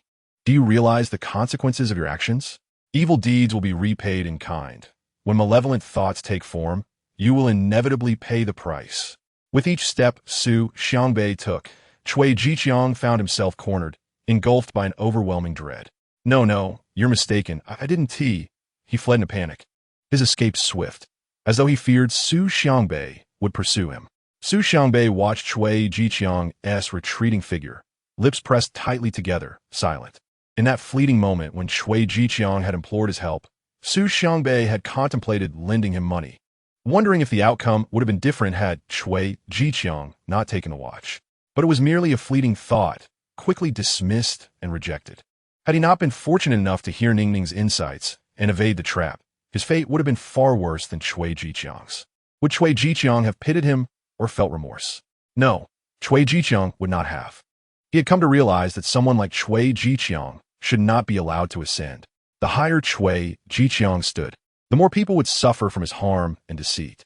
After staring blankly at Cui Jiqiang's receding figure for a long while, until he was completely out of sight, Xu Xiangbei finally turned and left. It seemed that he and Cui Jiqiang would no longer have any intersection or contact in the future. Xu Jinning remained unaware of the matters concerning Xu Xiangbei and Cui Jiqiang. Today was a rare occasion. Her elder sister, Xu Fanhua, had gone to work, and Kai Shumin was occupied, thus not coming to tutor her. After several days of being cooped up, she finally had the opportunity to step outside. However, just a few steps out the door, she encountered three individuals: Shun Hongling, Su Yu, and Shun Hongling's mother-in-law. They were laden with bags, as if embarking on a long journey. From Shun Hongling's demeanor, it appeared she had specifically come to find her. "Aunt Hongling, do you need something from me? Where are you all heading?" "Ning, I have something to discuss with you." Xu Jinning nodded, indicating her attentiveness. Ning, I plan to take you and my mother-in-law to Jing City for medical treatment." "Oh, really?" "Yes." Shun Hongling then expressed her belief that Su Yu was not a fool and speculated that she might be suffering from a different ailment. Hence her intention to seek treatment in Jing City, bringing her mother-in-law along for eye care. In truth, ever since she had exchanged a considerable amount of money from the Heisher, she had been contemplating this decision. However, arranging the trip was not a simple task. It required an introduction letter, meticulous planning, and purchasing train tickets. It was only today that everything had been finalized, meaning they intended to depart today. She had not disclosed this to anyone, but felt it was essential to inform Xu Jinning. Thus, before leaving, she brought Yu and her mother-in-law to her. "Yes, it is indeed to take you and your mother-in-law to Jing City. Only in Jing City can they find healing. Moreover, we will be heading to the First People's Hospital of Jing City to seek out Director Liao Ming, who is capable of treating Yu." Xu Jinning's heart surged with excitement. In fact, after recognizing Su Yu, she had deliberately reminded Shun Hongling upon their subsequent meeting that Su Yu is not a fool and may have another illness, suggesting that if possible, they could take her to a big city for treatment. She could only say so much, as there was little else she could convey. She had not anticipated that Shun Hongling had absorbed her words and now intended to take Yu along with her mother-in-law to seek treatment in Jing City. This was truly wonderful. Xu Jinning felt genuine joy for them. Shun Hongling silently noted the names of the First People's Hospital of Jing City and Director Liao Ming, increasingly convinced that her decision to seek out Xu Jinning today was correct. She was more assured than ever that Xu Jinning was their family's good fortune. "A blessing for Yu. Ning, it is because of you that I have the thought of taking Yu to Jing City for treatment. If Yu can recover this time, you will undoubtedly play a significant role in that." "No, Ning, please let me finish. Truly, if you can get better, I will definitely ensure to repay you. I was merely speculating." Shun Hongling was keenly aware that Yu's fortune, or rather, the family's fortune, began the moment they encountered Xu Jinning, and she could hear the thoughts of Xu Jinning. Shun Hongling understood the principle of gratitude. Such kindness must be repaid. After bidding farewell to Xu Jinning, Xu Hongling left quietly with Su Yu and her mother-in-law. Their departure was known only to the team leader who issued the introduction letter, Xu Jinning, and those present at the moment. Others only observed Xu Hongling taking Su Yu and her blind mother-in-law away. When it became known later that Xu Hongling was taking Su Yu and her mother-in-law to Jing City for medical treatment, astonishment filled the air. What? Taking Su Yu to Jing City for treatment? But Su Yu is a fool. How could a fool, whose mind is broken, ever be healed? That's Jing City, a place so far away. Does Xu Hongling have the means to go? And she even brought her blind mother-in-law along. One wonders what on earth she is thinking. Well, Hongling has always believed that Su Yu is not a fool, merely ill, which is why she has been intent on taking her to see a doctor. But now, to go to Jing City? Isn't that absurd? Just after Xu Hongling departed from Qinghe production team with Su Yu and her mother-in-law, a woman from Day production team arrived. Chapter 92. The arrival of Jiang Xiao. Hello, little sister. Could you tell me how to get to Su Yu's home? The woman stopped Xu Jinning to inquire. The woman appeared to be around 20 years of age, strikingly beautiful, like a rose in full bloom, radiant and alluring. Although not as captivating as when Yulan, she was certainly a beauty. However, Xu Jinning found something peculiar about her at first glance. The woman was indeed beautiful and youthful, but her beauty seemed somewhat hollow, and her eyes, when gazing at Xu Jinning, evoked discomfort. Those eyes bore a weight of experience, as if the woman before her was not a 20-year-old, but rather an elderly soul.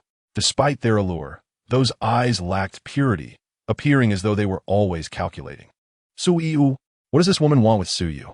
I've never heard Aunt Hongling mention any relatives. Who are you? And what business do you have with Su Yu? Maintaining a cautious demeanor, Xu Jinning asked. The woman seemed slightly impatient with Xu Jinning's inquiry, but quickly replaced her annoyance with a smile. Oh, my name is Jiang Xiao, and I come from Day production team. I know Su Yu's mother, Xu Hongling, and I have matters to discuss with them. Though the woman wore a bright smile. The mention of the name, Jiang Xiao, sent chills down Xu Jinning's spine. Jiang Xiao. Is she the protagonist Jiang Xiao from the novel Reborn in the 80s? Sweet wife? She has actually come, and now stands before her. Xu Jinning's mind exploded with realization, and fear made her body tremble slightly. Indeed, this person must be Jiang Xiao. Her appearance matched the description in the book perfectly, and she hailed from Day production team, now seeking out Su Yu and Xu Hongling, referring to Xu Hongling as Su Yu's mother. Others would typically say Su Yu's mama. If she is indeed Jiang Xiao, then her earlier instincts were correct. This person before her must be Jiang Xiao. Moreover, she was Jiang Xiao who had already been reborn. Thus, though she appeared 20, the soul within her was likely over 50, explaining the depth in her gaze. She has actually come, seeking out Su Yu and Aunt Hongling. What did she possibly want? Does she intend to deceive Aunt Hongling out of the Dahai Shi? As described in the plot, Xu Jinning felt an immense sense of relief that today Aunt Hongling had already left for Jing City with Su Yu and her mother-in-law. Otherwise, if confronted with Jiang Xiao, Xu Jinning genuinely feared that Aunt Hongling might be tricked, ultimately handing over the Dahai Shi, the only hope for Su Yu's recovery. To Jiang Xiao, Xu Jinning's concerns were not unfounded. After all, this was Jiang Xiao, the protagonist crafted by an author with questionable morals, who would use anyone as a stepping stone on her path to success and wealth. Countless individuals have suffered in the wake of Jiang Xiao's ambitions. Furthermore, as the protagonist, she undoubtedly possessed a certain aura of favor. Xu Jinning was anxious that others encountering Jiang Xiao, under her protagonist aura, could experience a decline in intelligence and once again become mindless puppets devoid of independent thought. This was certainly not a situation Xu Jinning wished to witness. In fact, at this moment, Xu Jinning even worried about her own susceptibility to such a decline in intellect. Her hands trembled slightly from worry. Little sister, why are you silent? Are you not aware? Jiang Xiao noticed that the little girl in front of her remained silent, which stirred a hint of impatience within her, causing her brows to furrow slightly. Xu Jinning, of course, could not divulge the address of Su Yu's residence to Jiang Xiao. Instead, she pointed in the direction of a small grove.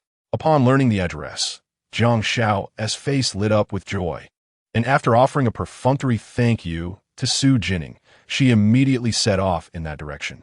Xu Jinning stood frozen, her gaze lingering on Jiang Zhao's retreating figure for an indeterminate amount of time, until someone gently ruffled her hair, prompting her to snap back to reality. Little one, what are you staring at so intently? Are you feeling unwell? Your complexion looks rather poor. He hurried over to check on her. Oh, why? In truth, Xu Xiangdong had spotted Jiang Xiao conversing with Xu Jinning from a distance. Although he was far away, the impression Jiang Xiao left on him was less than pleasant. Coupled with Xu Jinning's seemingly odd demeanor, he felt compelled to express his concern. Meanwhile, Jiang Xiao followed Xu Jinning's guidance, but the further she walked, the more desolate the surroundings became, with fewer people in sight, until she reached the grove. Gazing at the small grove before her, Jiang Xiao felt a sense of confusion. Surely, Su Yu's home could not be nestled within the forest. Had she taken a wrong turn? Just then, a woman descended from the mountain path. Excuse me, could you tell me how to get to Su Yu's home? Jiang Xiao hurriedly inquired. Su Yu.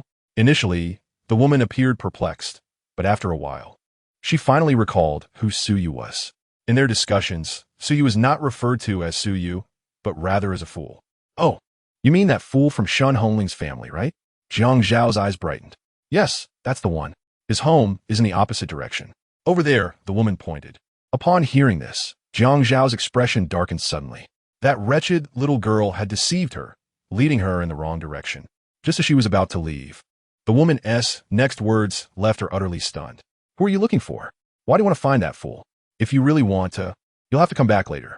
Unfortunately, the whole family left today for the capital. I heard they were taking the fool for treatment. What? They went to the capital today? How long ago did they leave? How is that possible? Su Yu and Shen Hongling should be at home at this time. ISNT, that's something planned for next year? Why are they gone so early?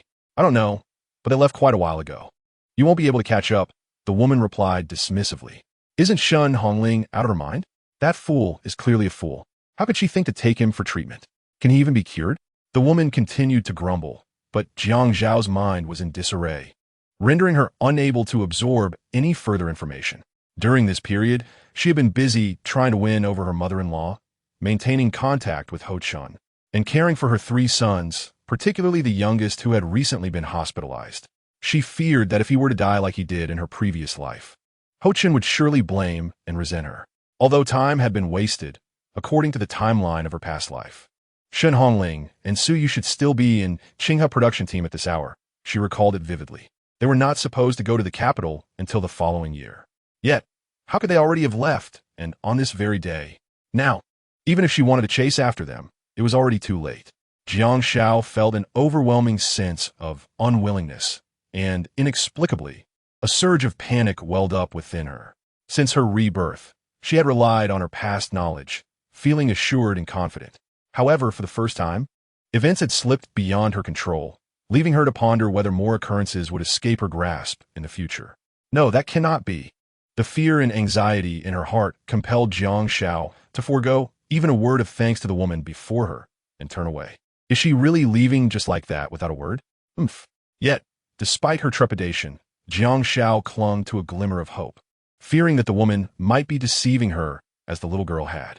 She earnestly wished that the woman was lying, at least to the extent that Shen Hongling's family was still around. However, upon arriving at Shen Hongling's doorstep, she found the doors and windows firmly locked. After inquiring with several people, she received the same disheartening response. Ultimately, Jiang Xiao had no choice but to depart from Qinghe production team, filled with reluctance and anxiety. On the other hand, Xu Jinning had begun to experience a flurry of thoughts and unease since encountering Jiang Xiao. She was particularly afraid of the protagonist's halo and harbored suspicions that the world she had traversed might be a blend of at least 2 of the author's narratives. No, everyone should be the protagonist of their own lives, not mere stepping stones for other success. Even as a supporting character, one should possess their own thoughts and emotions, not be manipulated or forced to sacrifice. Regardless of whether the protagonist's worldview was correct or not, this world remained ambiguous. Thus, the turmoil and anxiety within her left Xu Jinning restless throughout the afternoon, a sentiment that resonated with her entire family. Yet when they inquired, she assured them that all was well. That evening, after dinner, Xu Jinning retired to rest. However, as soon as she lay down, she succumbed to a nightmarish slumber. In her dreams, her parents, her brother, and her sister had all transformed. Xu Jinning, our greatest love is for Fong Fong. How could it possibly be you? I love Sun Jiqing. How could I ever think of marrying Wen Yuan? I was dismissed. The batch of fabric I was responsible for caught fire, causing tremendous losses to the factory. Parents, I'm sorry. I have caused you to suffer the loss of your child. I was wrong. In her dream, the Xu family remained under control, each walking toward their tragic fate. In the end, she could only watch as her family drifted away from her, unable to grasp hold of them, no matter how she reached out. No, don't go, please don't. Xu Jinning abruptly awoke, staring at the ceiling. Her eyes filled with terror, tears streaming down her cheeks without her realization. At that moment, someone from beside her embraced her, enveloping her in warmth. The person spoke softly, gently patting her shoulder to soothe her. Do not fear. It was merely a dream. It is not real. Ning Ning, do not be afraid. Your mother is here. Turning her head, she found that the one holding her was none other than her mother, Zhang Changzheng. Moreover, standing beside her were her father, Xu Aigua, her eldest sister, Xu Fanghua, her elder brother, Xu Xiangdong, and her younger brother, Xu Xiangbei, all gazing at her with concern. What are you all doing here? What is happening to me? Xu Jinning initially realized her voice was hoarse and painful. Ning Ning, do not speak. Do you know that you have a fever? This child, you didn't even realize you had a fever. Here is some water. It's warm. Drink some more. Xu Fanghua hurriedly passed her a cup of water, and Zhang Changzheng supported her as she drank. After drinking, Xu Jinning felt some relief in her throat. I have a fever? Xu Jinning was a bit bewildered. Hadn't she gone to bed right after dinner? And after having such a dream, how could she have developed a fever? Yet, Xu Jinning could feel something was amiss with her body. She felt somewhat feverish and sticky. At that moment, Zhang Changzheng gently wiped her forehead with a towel and remarked, Fortunately, you have sweated it out. With this sweat, your body should be fine. I noticed something was off with you this afternoon. I should have asked more questions then. Zhang Changzheng felt a twinge of guilt, a sentiment echoed by Xu Aigua, Xu Xiangdong, and the others. They had all sensed that something was amiss with Xu Jinning earlier that day, yet they had not pressed her for details. However, that night, they had grown increasingly worried about her well-being. Thus, they decided to check on her before retiring for the night. After knocking at the door for a while, Xu Jinning did not come to answer. Consequently, they decided to enter, and upon their arrival, they beheld Xu Jinning, her cheeks flushed and warm, unresponsive, seemingly ensnared in a nightmare. They were immediately alarmed. Had it not been for the spare medicine at home, they might have rushed Xu Jinning to the doctor at once. Xu Aigua fetched medicine for Xu Jinning, while Xu Xiangdong boiled water. Xu Fanghua assisted Zhang Changzheng in administering the medication to Xu Jinning. Xu Xiangbei procured wine and a towel, and then Zhang Changzheng and Xu Fanghua took turns to wipe Xu Jinning's body to lower her temperature. They thought that if after half an hour Ning Ning's fever had not subsided, they would surely take her to see a doctor that very night, perhaps even to the county hospital. Fortunately, Xu Jinning awoke. Chapter 94. Xu Aigua, do not blame me. Upon hearing her mother's explanation, Xu Jinning realized that she was indeed ill and had a fever. Moreover, her family had noticed her unusual condition since the afternoon and had come to check on her before bedtime. Filled with concern, they had all gathered, caring for her until her fever broke and she awakened. Xu Jinning surveyed her family in the room, seeing the deep worry and affection reflected in their eyes. Her heart momentarily skipped a beat, followed by a warmth spreading within her. This was the feeling of being cherished and loved by family. How wonderful! Xu Jinning had to admit that she was indeed fortunate to have traversed into this life, into the welcoming embrace of the Xu family, who had become her kin. No, not just kin, they were now her family. She had a complete family with parents and siblings. Perhaps it was the overwhelming joy and excitement that caused a tear to escape from the corner of her eye. Seeing her cry, the Xu family felt even more distressed and concerned. What was wrong? Why was she crying? Had she been frightened by a nightmare? Or was she still unwell? Should they take her to the county hospital? Xu Jinning shook her head, slowly rising to embrace Zhang Changzheng. I am fine. I did indeed have a nightmare, just now. I dreamt that you did not love me and left me. I was scared, so that was it. Zhang Changzheng sighed in relief, gently patting her back. Silly child, we are right here. Do not worry. Your parents and your siblings will always be by your side. Yes, we will always be with you, chimed in Xu Xiangdong and the others. Xu Jinning smiled through her tears. In that moment, Xu Jinning understood that concepts like the protagonist's halo or being a mere supporting character were irrelevant. Her life was to be governed by her own choices. She would safeguard her family with all her might, ensuring that no one would bring them harm. After comforting Xu Jinning for a while, the others, apart from Zhang Changzheng, took their leave. Zhang Changzheng chose to stay, fearing that Xu Jinning might have another bout of fever in the night. Being nearby would allow her to attend to her. Ningming, sleep now. Mother is here. Nestled in Zhang Changzheng's embrace, inhaling the unique scent of her mother and feeling the gentle caresses on her back, Xu Jinning ultimately drifted into a peaceful slumber, awakening with the dawn, free from nightmares. Throughout the night, Zhang Changzheng occasionally stirred, checking Xu Jinning's forehead to ensure she had not relapsed in a fever before dozing off again, repeating this several times. In Anren County, the textile factory buzzed with activity over the past few days. The cause? The allocation of housing. The foundation for the apartment building behind the factory had been laid 2 years prior. Rumors had circulated among the workers that welfare housing was being constructed, and once completed, eligible individuals would be assigned homes. It was only recently that the welfare housing was fully completed, and just 2 days ago, the distribution of these homes was formally confirmed. Although only senior employees or long-tenured staff were eligible for housing, it did not dampen the excitement among the workers. The atmosphere in the factory had been particularly lively, with discussions about housing allocation echoing through the halls. The eligibility criteria had been announced. Although few qualified, the houses were insufficient, necessitating a second round of a lottery. Only the fortunate would secure a home, while others would have to wait for the next opportunity. Everyone understood the scarcity of welfare housing relative to the number of workers. Thus, this method was deemed fair. Naturally, individuals like Xu Aigua and Xu Jinning, who had less experience, were currently ineligible for housing allocation. The competition for the position of workshop director would also be decided after the housing distribution was completed. Xu Jinning observed the individuals taking turns to draw lots on stage, his heart a tumult of emotions, unable to discern whether he felt jealousy or admiration. He longed to be among those drawing lots. Yet he was not. However, it mattered little, for he had heard that the factory would reserve 3 apartments for the workshop director. Although the director had yet to be appointed, everyone in their workshop had tacitly accepted that Xu Aigua was the likely candidate.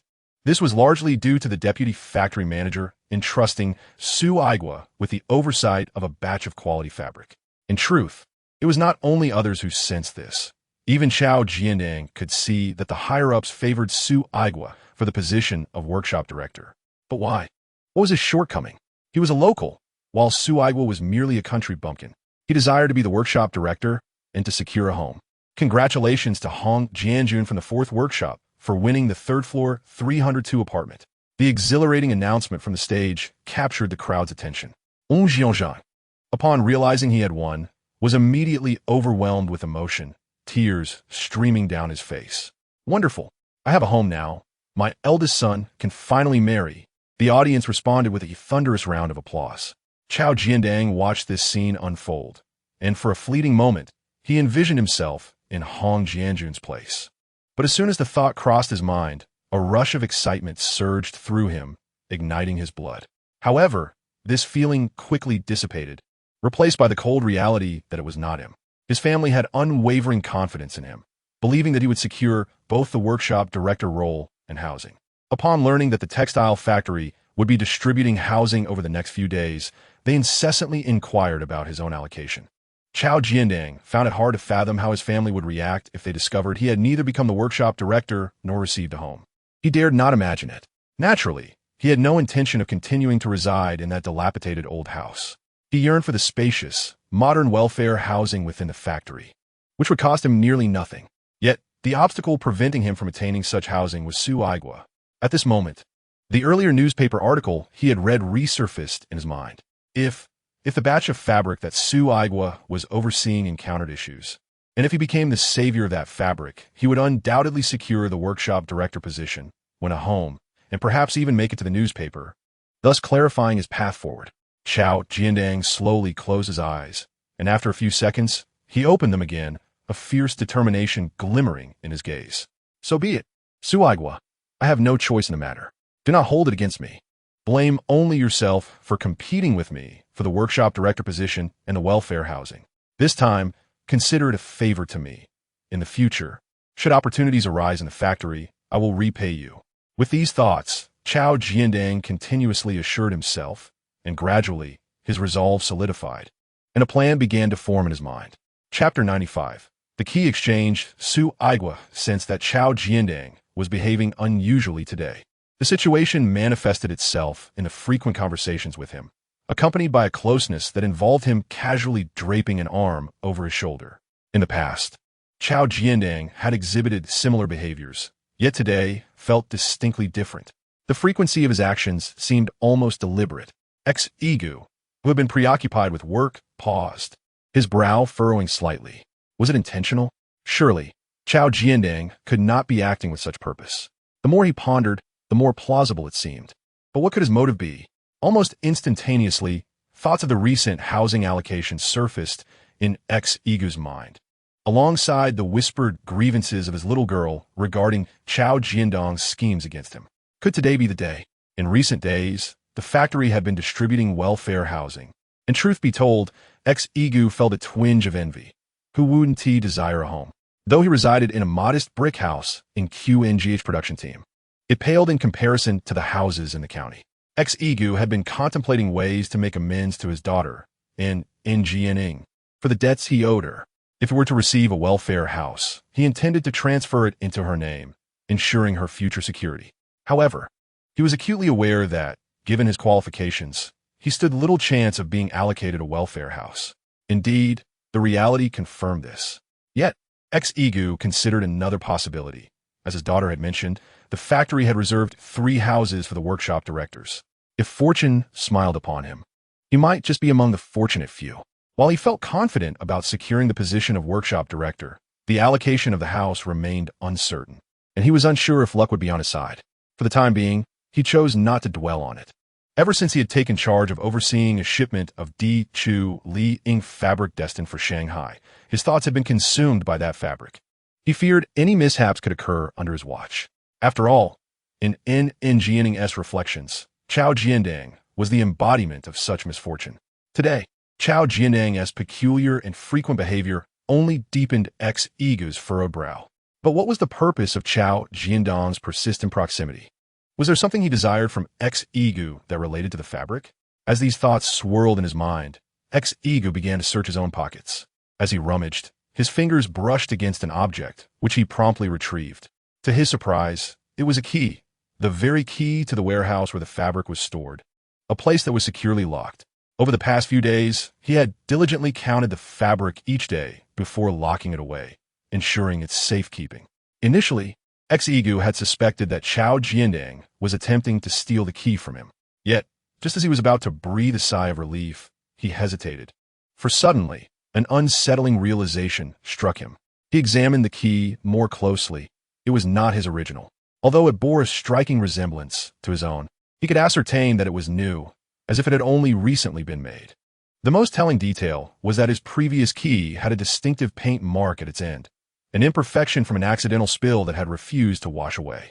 The key before him, however, bore no such mark, indicating that Xu Jinning had switched it out. What could be his motive? The warehouse and the fabric. Xu's eyes narrowed, filled with a chill. At that moment, from a distance, Xu Jinning approached once more, casually draping his arm over Xu's shoulder and initiating yet another conversation. As Xu feigned interest, he remained acutely aware of Xu Jinning's movements. Before long, he noticed Xu Jinning's hand subtly moving toward the pocket where the key lay. The motion was so discreet that had he not been vigilant, he might have missed it entirely. Within seconds, Xu Jinning's hand slipped into Xu's pocket and swiftly emerged. Xu, I've been talking too much and distracting you from your work? My apologies. I've just been feeling rather troubled and had no one else to confide in, he said, feigning regret. Never mind. I won't take up more of your time. Let's meet again soon. With that, he departed hastily, as if fearing Xu might pursue him. As Xu watched Xu Jinning's retreating figure, he slowly extracted the key from his pocket. The key in his hand was, in fact, the one that had been marred with paint. It was clear what Xu Jinning had intended to do with the other key. Xu was now entirely convinced that Xu Jinning's ulterior motives would unfold either tonight or in the days to come. Earlier, When he had glimpsed Chao Jiandong's hand reaching into his pocket, he had considered seizing it on the spot to expose him. However, after a moment's hesitation, he refrained. Would Chao Jinning admit to his wrongdoing? Certainly not. He would only concoct a multitude of excuses. Moreover, it was likely that Chao Jinning, unperturbed, would lay further traps for him. Rather than remain on high alert for unforeseen pitfalls, it would be wiser to feign ignorance, allowing Chao Jinning to believe his initial plan had succeeded, thereby revealing his subsequent intentions. At least this way, ex-ego would gain insight into Chao Jiandong's next move. Chao Jinning, I truly misjudged you, he thought, fully aware that the fabric was the target of Chao Jiandong's schemes, and he must ensure its safety. Thus, he decided to momentarily set aside his work and head towards the office of the deputy factory director, the one he held in high regard and trusted the most. Chapter 96. Midnight arson. The county town at night was always eerily silent, devoid of streetlights, enshrouded in a veil of darkness, save for the moonlight that cast a dim glow. Most people, having toiled throughout the day, were now lost in sweet slumber. The streets were nearly deserted. By nightfall, the factories had emptied of workers, with only a few places remaining under watch, while elsewhere, the heavy locks had fallen, ushering in silence. The textile factory was no different. At that moment, a shadowy figure stealthily approached the textile factory, hunched over and moving cautiously. He skillfully scaled the factory's gate, entering the premises and making his way towards the warehouse. Soon, he arrived at the storage area, pinpointing a specific location. He set down the item he had been carrying, then reached into his pocket, and in the moonlight, he revealed a key, expertly unlocking the warehouse door. As the door creaked open, revealing a bounty of Chu Li ink fabric within, a satisfied smile spread across the intruder's face. He then bent down to retrieve the item he had previously placed on the ground, which, upon closer inspection, appeared to be a bottle of liquor. He raised the bottle and, as if in a frenzy, began to douse the fabric before him with its contents. With each splash, his excitement and fervor grew, as if he were beckoning the very thing he desired to draw nearer. Until he had poured out every last drop of wine from the bottle, he stuffed it into his own bosom and, without delay, retrieved another object from his pocket. Just as he was preparing to act, an unexpected voice pierced the silence from behind him. Chao Jiandong, what are you doing in the dead of night? Indeed, the figure standing before the warehouse was none other than Chao Jiandong himself. At that moment, the moonlight illuminated his suddenly pale visage and rigid spine, rendering him momentarily paralyzed with fear. For a fleeting instant, his mind went blank, and his legs felt as if they were encased in lead, immobilized in place. However, as the sound of footsteps approached and the beam of a flashlight illuminated him, Chao Jiandong quickly regained his composure. He realized he could not be discovered. If his actions were revealed, it would spell disaster for him. With that thought, he immediately turned and fled towards the factory exit, sprinting with all his might. Stop! Don't run! Chao Jiandong, we have identified you. He heard behind him. I am not Chao Jiandong. You have mistaken the person. He instinctively protested. The pursuers continued their chase, and as he neared the factory entrance, a flicker of hope surged within him. If he could just escape the factory, if he could evade capture, even if they recognized him, he could feign ignorance tomorrow and deny everything if questioned. Yes, that was the plan. Just as a look of joy spread across his face, about to burst through the factory door, three figures abruptly appeared before him, seizing him tightly, rendering him utterly helpless despite his struggles. It was only when he recognized one of them that he froze in shock, his face a mask of disbelief. Su Aigua, how could you be here? Indeed, the person standing before Chao Jiandong was Su Aigua, flanked by two other individuals from the factory, whom Chao Jiandong did not recognize. At that moment, the initial pursuers caught up, confirming, Chao Jiandong, it truly is you. It was over, utterly finished. In that instant, it felt as if something within Chao Jiandong's mind had exploded. Chao Jiandong, speak up. In the dead of night, you sneak into the factory and open the warehouse door. What were you planning to do? Vice Factory Director Li inquired, motioning for the others to escort Chao Jiandong towards the warehouse. Without needing to raise a cloth, the air was already saturated with the pungent scent of alcohol. In that moment, as Chao Jiandong struggled, the object concealed in his bosom fell to the ground, shattering with a loud crash, revealing itself as a wine bottle.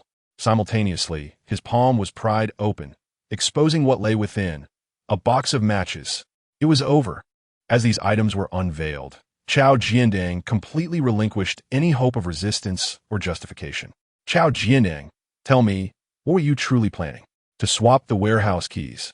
To secretly duplicate the key? To open the warehouse in the dead of night and douse the fabric with wine? All while carrying matches? Were you not intending to commit arson? The mere mention of arson struck a chord deep within Xu Jinning. I am not. I did not. I did not. Even if Xu Jinning had harbored such intentions, he was determined to deny them outwardly. Admitting to arson would seal his fate. Very well, since he refused to confess. I shall call the police. Prepare to spend time in prison, Vice Factory Director Li declared with a wave of his hand.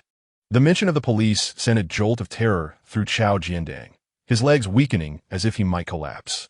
In this era, everyone feared the police. Everyone dreaded the prospect of imprisonment. No, please do not call the police, Director, I beg you. I admit it, it was me. I came here to commit arson. With that confession, Xu Jinning's spirit crumbled, his head hanging low. He understood that whether he confessed or not, being caught with the evidence meant his ruin. Xu Jinning, the factory has treated you well. Why would you do such a thing? Do you realize the immense losses your deliberate arson would cause to the factory? Had we not intervened, once that fabric was destroyed, your punishment would exceed mere imprisonment. You might even face dire consequences. Vice Factory Director Li's voice was stern, each word echoing ominously in the stillness of the night.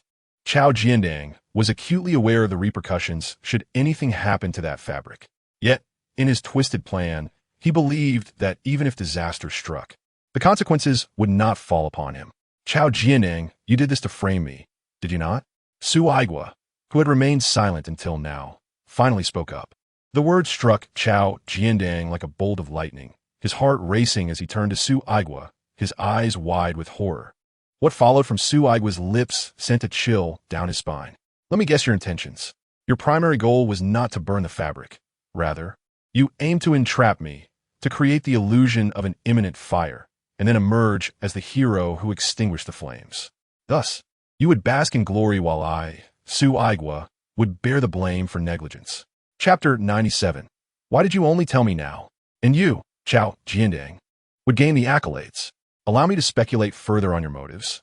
Was it for the position of workshop director? Or perhaps? Su Aigua leaned closer to Xu Jinning's ear and softly whispered 2 words, housing allocation. In an instant, Xu Jinning's eyes widened in terror, shock, and confusion as he gazed at Su Aigua. How did he know this? These thoughts had only existed in Xu Jinning's mind. He had never shared them with anyone. You know everything, don't you?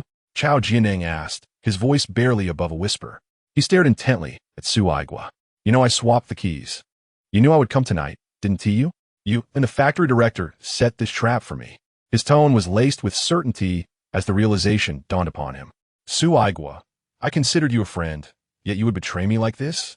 The look on Xu Jinning's face, as if he had been wronged, only amused Su Aigua. Xu Jinning, you truly have the audacity to turn the tables. You call me a friend? A friend who, knowing that I was responsible for guarding the fabric, would still go so far as to swap keys and commit arson? Do you understand the consequences of negligence? You, Xu Jinning, are the one who has truly acted maliciously against our friendship, not I. I, Su Aigua, have nothing to regret. Su Aigua stripped away the facade that Xu Jinning had desperately maintained, unwilling to witness the disingenuous expression of someone who had harmed others while feigning victimhood. Upon hearing these words, Xu Jinning felt a lump in his throat. Yet, when he heard the final statement, it seemed to strike a nerve, igniting his fury. Perhaps at that moment, Xu Jinning had resigned himself to his fate. You claim to have a clear conscience, yet dare to say that you, Su Aigua, are guiltless? How did you gain entry into the textile factory? You claim to be guiltless, yet we are both competing for the workshop director position. Why has everyone tacitly accepted that this role belongs to you? Why did the vice director entrust this batch of fabric to you? I, too, am not without merit. I have received awards for excellence in my work. Su Aigua, can you honestly claim that you have obtained all this without guilt? As he reached the end of his tirade, Xu Jinning nearly shouted, his voice filled with righteous indignation, as if he were a herald of justice. Is the individual who has transgressed the bounds of justice and propriety.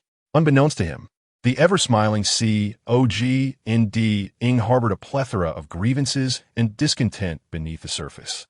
He was momentarily taken aback, not solely by the accusations levied by Xu Jinning, but by the revelation that Xu Jinning seemingly never regarded him as a friend, while he had naively considered him one for many years. Reflecting on the numerous occasions he extended a helping hand during Xu Jinning's hardships, he found the irony laughable. Just as he was about to articulate a response, Deputy Factory Director L interjected.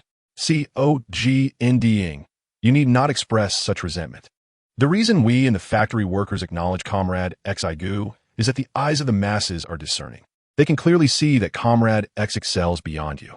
Just as you have now contemplated arson, you must ask yourself how you can possibly justify your actions. After this statement, Deputy Factory Director L let out a slight sigh. In truth, we have been observing your efforts and conduct. The position of Workshop Director in the 6th Workshop is indeed intended for Comrade Xigu.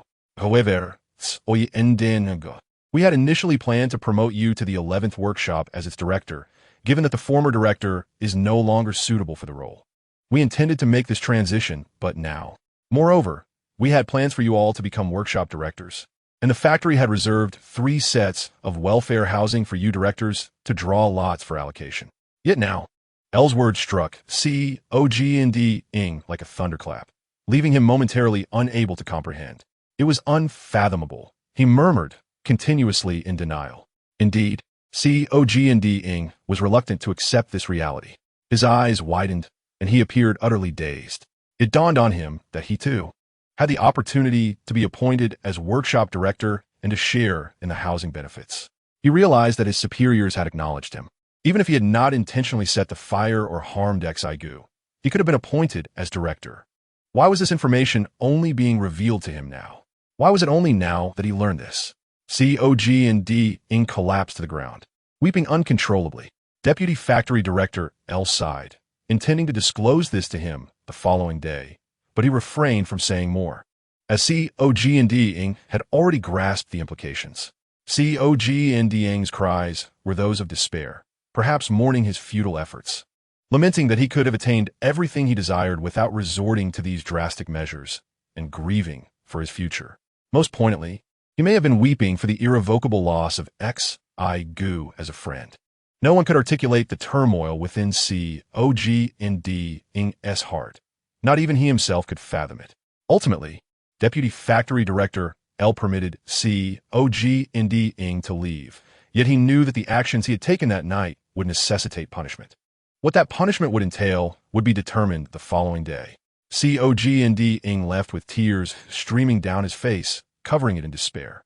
For a fleeting moment, as he observed Xu Jinning's stooped figure, he pondered whether he had erred in his actions that night. After all, he was aware of Xu Jinning's familial struggles. The latter's actions were perhaps born of desperation. However, this thought was ephemeral, as he quickly dismissed it. Why should he forgive someone who had wronged him? He had committed no transgression. Had Xu Jinning's plan succeeded that night, the consequences would have been dire, as one could easily surmise. Thus, he resolved to accept the situation as it was. Comrade Xigu, we owe you a debt of gratitude tonight. Without your intervention, our factory would have suffered significant losses and Xu Jinning's conspiracy would have succeeded. Deputy Factory Director L remarked, patting Xigu's shoulder. Xigu shook his head, suddenly recalling something. By the way, Deputy Director L, there is a matter I may need to entrust to you. The following day, Xu Jinning arrived at the textile factory, heading directly to Deputy Factory Director L's office. His appearance startled his family, who bombarded him with inquiries, but Xu Jinning uttered not a word. He had spent the latter part of the night sitting at home's threshold, unable to sleep. Only with the dawn did he drag his weary body to the factory, awaiting his final reckoning. Xu Jinning understood that his failure to report the previous night's incident was already a testament to Deputy Factory Director L's leniency. Yet, he was acutely aware that he must face the consequences of his actions. Xu Jinning, in light of your conduct last night, the factory has decided to terminate your employment. The fabrics you soaked in alcohol have resulted in some losses, for which you will be held liable for compensation. Deputy Factory Director L announced, gradually pushing a bag toward Xu Jinning. Trembling, he accepted it. He had anticipated this outcome. Thank you for your leniency, Director. With that, Xu Jinning turned to leave, feeling he had no face to remain there any longer. He was uncertain about the path that lay ahead. His second son was preparing to marry, but the bride's family demanded a house. In that moment, a thought of despair flickered in Xu Jinning's mind. Wait. Just as Xu Jinning was about to step out of the office, Deputy Factory Director L called out to him. You know Ping De, the head of the grain station in our county, right? Xu Jinning was aware of him. He was an esteemed, elderly veteran, respected by all. Recently, he had expressed a desire to take on a godson to care for him in his old age. By gaining his approval and becoming his godson, one could inherit the position of station head, as well as secure another role at the grain station. Furthermore, Ping De had his own house, and should he accept a godson, they could reside together. Even if married, the family could live together, and eventually, the house would be transferred to the godson. I remember your second son. He is a good person, and I believe Ping De would appreciate him. If you are willing for your second son to be Ping De's godson, he will arrange for him to work at the grain station. The only stipulation is that half of the initial salary must be given to Ping De for 5 years, after which it will no longer be necessary. If you agree, this could alleviate a significant portion of your current predicament. I am willing. Chu En is indeed agreeable. Xu Jian de Ngs Second Son, named Xu Chuan, was the least like him. Honest, upright, kind, and sometimes stubborn to the point of exasperating Xu Jinning. For instance, concerning the marriage, Xu Chuan was aware of the family's inability to provide a house, so he never asked for assistance from his parents. Despite his affection for the bride and understanding that her demands were unreasonable, he planned to part ways with her, not wanting to burden his family. Xu Jinning had not anticipated his second son to be so fortunate. A position at the grain station was a coveted opportunity. Xu Jinning would have welcomed Xu Chuan being Ping De's godson, even wishing he were his biological son, especially with the prospect of housing. Gaining a worker's position and a house in the future was a reasonable arrangement for Ping De's care in old age, and the condition of giving half the salary for the first 5 years was fair. Very well, since you are agreeable. Find a time to take your second son to the grain station to meet Ping De. Yes, I understand. Thank you, Director L. Xu Jinning's eyes glistened with emotion, overwhelmed with gratitude. He had not expected that, despite his actions at the factory, Director L would still consider his circumstances so thoughtfully. The members of the Chao family, aside from Chao Quan, were all eagerly anticipating Chao Jiandong's promotion to workshop director and the subsequent allocation of housing. However, in an unexpected turn of events, they not only lost the prospect of housing, but also the position of workshop director, leaving Chao Jiandong without even the most basic employment. Had it not been for Chao Quan's situation, the voices of criticism from the Chao family would have undoubtedly emerged.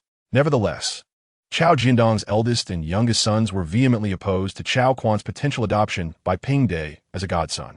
Father, why should it be the second son? I could do it too. The younger son protested. Father, my elder brother has a job and my second brother has a partner, yet I have nothing. Shouldn't this opportunity be mine? The younger son, lacking intelligence, believed that Ping De would not favor the second son, insisting instead that he should be the one to take on the role.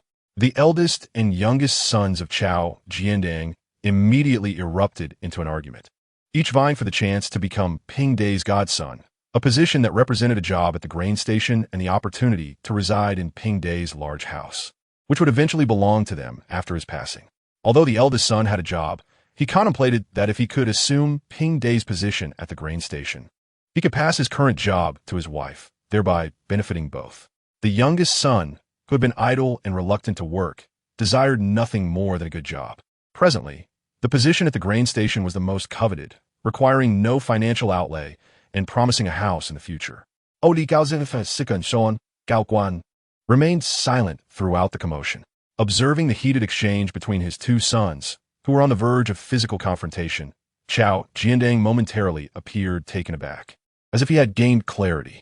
His expression darkened as he glanced at his second son, and he resolutely declared, "You need not argue any longer. It is Chao Quan that Ping De desires. Do you not recognize your own natures? Do you truly believe Ping De is oblivious to such matters?" In truth, Zhao Jinning was well aware of his three sons' personalities. The eldest son was the most cunning and self-serving, while the youngest preferred to be lazy, always considering only his own interests. Only the second son, though somewhat dull, was honest, genuine, and kind-hearted. Perhaps this was the very reason why director Li specifically requested Chao Quan to become Ping Day's godson. Gao Quan, wow. Tomorrow I shall take you to meet Ping Day. Having long been accustomed to being overshadowed by his elder siblings, Chao Quan's eyes widened in surprise, quickly transforming into joy as he responded, "Yes, father, I understand." The following day, Zhao Jinning, carrying the prepared items, took Chao Quan to the grain station to meet Ping Day. The process of gaining Ping Day's approval went remarkably smoothly for Chao Quan. Ping Day, having been a scout in his youth, possessed keen insight and discerned the underlying motives of Zhao Jinning, who was not entirely straightforward. Nevertheless, the honest and kind-hearted Chao Quan won Ping Day's favor. Consequently, Ping Day promptly stated that he would adopt Chao Quan as his godson at a suitable time. Upon learning that Chao Quan was about to marry, Ping Day expressed great delight and even offered that the wedding could be held in his home, where Chao Quan and his bride could reside thereafter. His house, comprising 4 to 5 rooms and spanning over 160 square meters, was ample enough for him alone. Even if Chao Quan and his wife were to move in, there would be plenty of space. Upon hearing this, tears streamed down Chao Quan's face as he accepted the offer. "This is wonderful. I can finally be with you, Ping," he thought to himself. His betrothed, Zhou Yuping, hailing from Anren County, was indeed a remarkable young woman who genuinely cared for Chao Quan. Even upon learning of his family's hardships, including their inability to provide proper housing, she remained steadfast in her commitment to be with him. However, Zhou Yuping's parents opposed the union, unwilling to see their daughter endure hardship in a household like Chao's. They insisted that Chao Quan must have a house before they would consent to the marriage. Aware of his family situation, Chao Quan held no resentment towards her parents' demands, as he too could not bear the thought of Yu Ping suffering alongside him. Thus, despite his deep affection for Zhou Yuping, he originally contemplated relinquishing their relationship. However, by accepting a godfather, he not only secured a job, but also a place to live. Grateful for the opportunity bestowed upon him by his father, Zhao Jinning, and his newfound godfather, Ping Day, Chao Quan silently vowed to honor and care for both of them in their old age.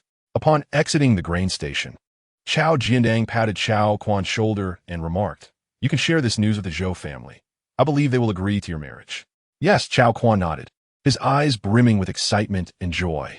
"However, we must also express our gratitude to another person."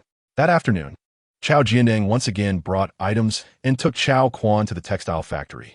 Indeed, the other person worthy of thanks was Deputy Director Li. Zhao Jinning recounted the acceptance of Chao Quan by Ping Day and expressed his gratitude to Deputy Director Li. To his surprise, Deputy Director Li looked at him with astonishment. "Oh, did you not know? Comrade Su Aigua did not inform you?" Zhao Jinning was momentarily bewildered. What had Su Aigua told him? Consequently, even after leaving the textile factory the previous day, he had not sought out Su Aigua. The next moment, Deputy Director Li's words struck him like a thunderclap, leaving him momentarily stunned. "Did Comrade Su Aigua not tell you?" The matter of Ping Day adopting a godson was suggested by Comrade Su Aigua, who asked me to inform you. If he hadn't mentioned it to me when you came to handle the paperwork, I wouldn't have known so much. Thus, the person you ought to thank is Comrade Su Aigua. Zhao Jinning stood there in shock, his eyes filled with disbelief. At that moment, he caught sight of a familiar figure in the distance. It was indeed Su Aigua, and behind him stood a young man, presumably Zhao Jiandong's son. Just as Su Aigua was about to pass by Zhao Jinning, he grasped the handlebars of Su Aigua's bicycle and said, "Shall we have a word?" Su Aigua regarded him for a long moment before nodding in agreement. He pushed his bicycle, accompanying Zhao Jinning and his son to a quieter spot.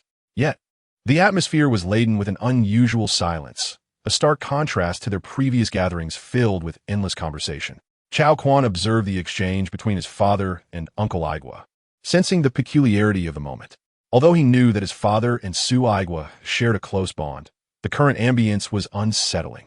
Nevertheless, Chao Quan remained silent, unsure of what to say. Soon, however, he recalled the purpose of his visit to the textile factory with his father and the words spoken by Deputy Director Li. "Uncle Aigua, I have some good news to share. Today, my father took me to meet my godfather, Ping Day, and he agreed to adopt me." Hearing this, Su Aigua, who held Chao Quan in high regard, smiled and replied, "Oh, is that so? Congratulations. Ping Day is a wonderful person. Treat him well, and he will not treat you poorly." "Yes, Uncle Aigua, I will," Chao Quan earnestly assured him, a goofy grin spreading across his face. At that moment, Xu Jinning, who had remained silent, suddenly spoke up. "Regarding Ping Day, Deputy Director Li informed me that it was you who told him to convey the news to me." "Why'd you do that?" Su Aigua looked at him, and Xu Jinning continued, "You often mention that your family is large and your house is small, making it difficult to accommodate everyone. Recently, you expressed concern about Chao Quan's relationship, noting that his girlfriend's parents want him to have a house, and it would be even better if he had a job. So you suggested that Deputy Director Li inform me about Ping Day's offer?" "Yes," Su Aigua confirmed. Chao Jiandong's eyes instantly filled with tears, his voice wavering with emotion. Why? Why do you want to help me? That night, I did such a terrible thing. I thought you would hate me, that you would never want to associate with me again. I believed I had lost this friend forever." Chao Jiandong understood that he deserved it. He had erred. Yet he pondered, why did Su Aigua still choose to assist him, even risking his own job in the process? "I am not helping you. I simply care for the child, Chao Quan. I'm merely aiding him." Tears streamed down Chao Jiandong's face, his shoulders shaking uncontrollably. He stifled his cries, forcing himself to remain silent. Su Aigua, witnessing his distress, sighed softly and said, "Jiandong, I comprehend why you acted as you did. In times of hardship and despair, one may stray from the right path. However, my actions are not meant to forgive you. That night's events have irrevocably severed our friendship. Yet for those 8 years, I considered you a friend. I recall vividly how you supported me when I first joined the textile factory. This will be my final act of assistance to you, and also the last time I help a friend. Perhaps our paths will not cross again, but Jiandong, life's journey is still long, and I sincerely wish for your well-being." With that, Su Aigua mounted his bicycle and departed. Chao Jinning gazed at Su Aigua's receding figure, realizing that the bond forged over 8 years had truly come to an end. Unable to contain himself any longer, he sank to the ground, weeping like a child. Chapter 100. The disappearance case. Xu Jinning sat beneath a tree, propping her chin on her hands as she observed the two individuals conversing in the distance. Her expression a blend of helplessness and indulgence. The pair were none other than her elder brother Xu Xiangdong and Wen Yulan, who had painted her face black. Soon to be her sister-in-law. Ever since Xu Xiangdong began courting Wen Yulan, he seized every opportunity to visit the day production team, naturally to see her. Out of the 3 visits, he had invited Xu Jinning along twice, to which her response was always an eager, of course. With 2 relentless taskmasters at home urging her to study, she often felt overwhelmed. Thus, accompanying her brother for a stroll provided a welcome reprieve. Even though she was merely an unwelcome bystander in their romance, she found solace in sitting under the tree, breathing in the fresh air, and relishing a moment free from her academic obligations. The sunlight was perfectly warm as Xu Jinning leaned against the tree, dappled rays casting a gentle golden hue upon her.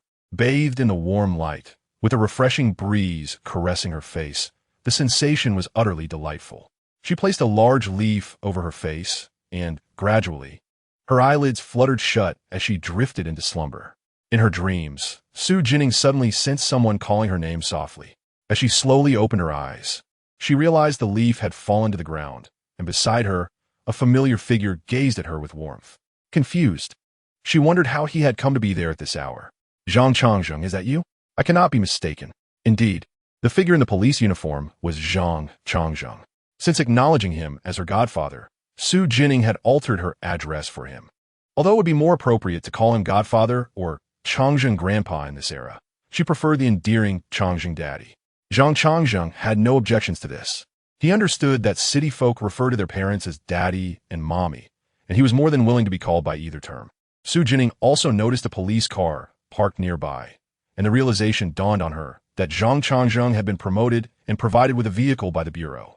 However, she wondered why he was present at this time of day. "I have come to investigate certain matters," he explained, having received a report from the day production team. From a distance, he had spotted Xu Xiangdong and another girl, alongside Xu Jinning, who appeared to be sleeping beneath the tree.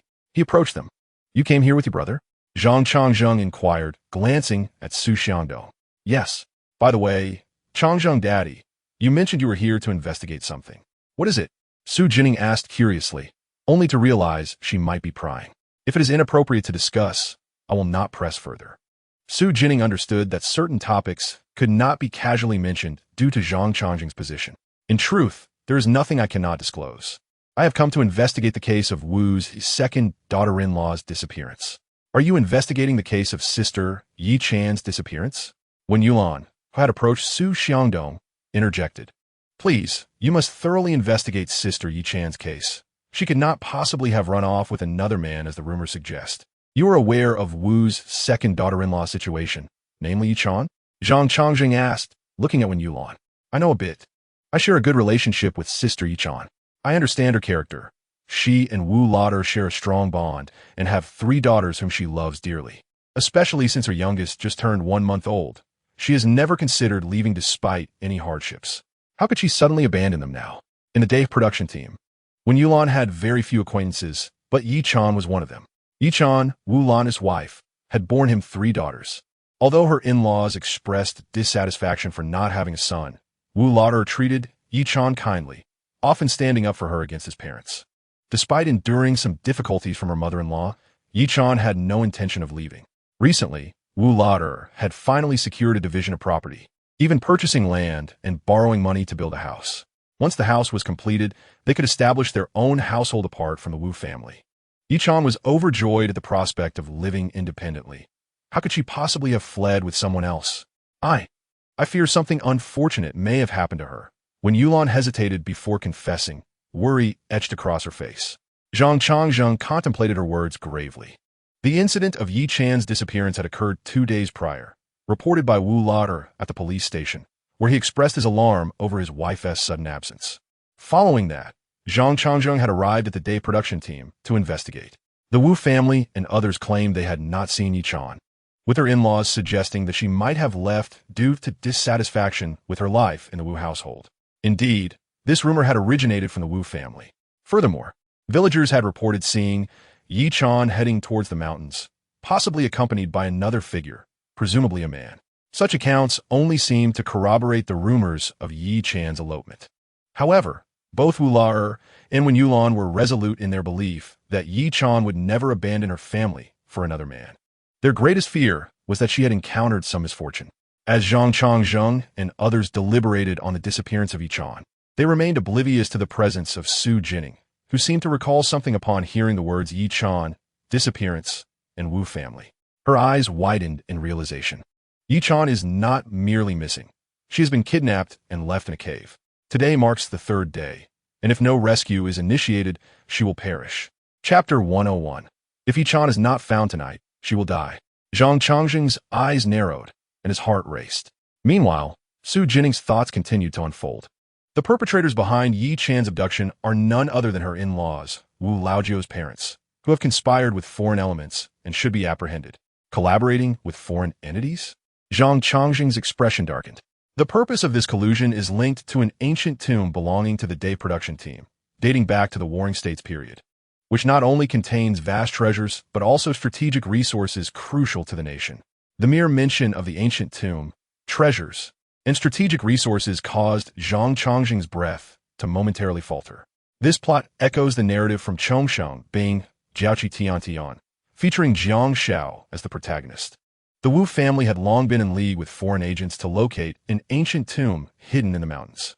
Decades ago, during the invasion, the nation retreated hastily, leaving behind strategic materials they could not carry away, hidden in a mountain. At that time, they fortuitously discovered the tomb filled with treasures, which they coveted but could not transport.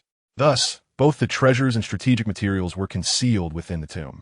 The significance of these strategic resources is immense, and those from the foreign side have not forgotten. They merely bide their time. 7 or 8 years ago, they successfully incited Wu Laojiu's parents to assist in locating the ancient tomb and facilitating the subsequent transfer of materials. They chose the Wu family due to their avarice and ruthlessness. However, their certainty about the tomb's location was compromised by a significant earthquake over 20 years prior, necessitating the assistance of local individuals to confirm the site. They promised that upon successful retrieval, the Wu family would be taken abroad, transformed into citizens, and granted a life of wealth and luxury. The Wu family searched the mountains for 7 or 8 years, finally discovering a lead recently, and even pinpointing the location. It was during their excited discussions that their second daughter-in-law, Yi-chan, overheard them. Alarmed, Yi-chan understood the gravity of her in-laws' actions and followed them to the mountain where the tomb was located. Unfortunately, as she prepared to leave, a snake bit her foot.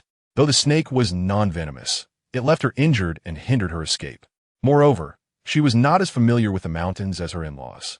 Hence, she was quickly pursued and struck on the back of her head by her father-in-law with a stone, rendering her unconscious. Initially, they contemplated killing her to safeguard their secret, aware that no one, not even their son, could discover their hidden truth. They knew that exposure meant death, so Yi-chan had to die. Yet, they could not kill her outright.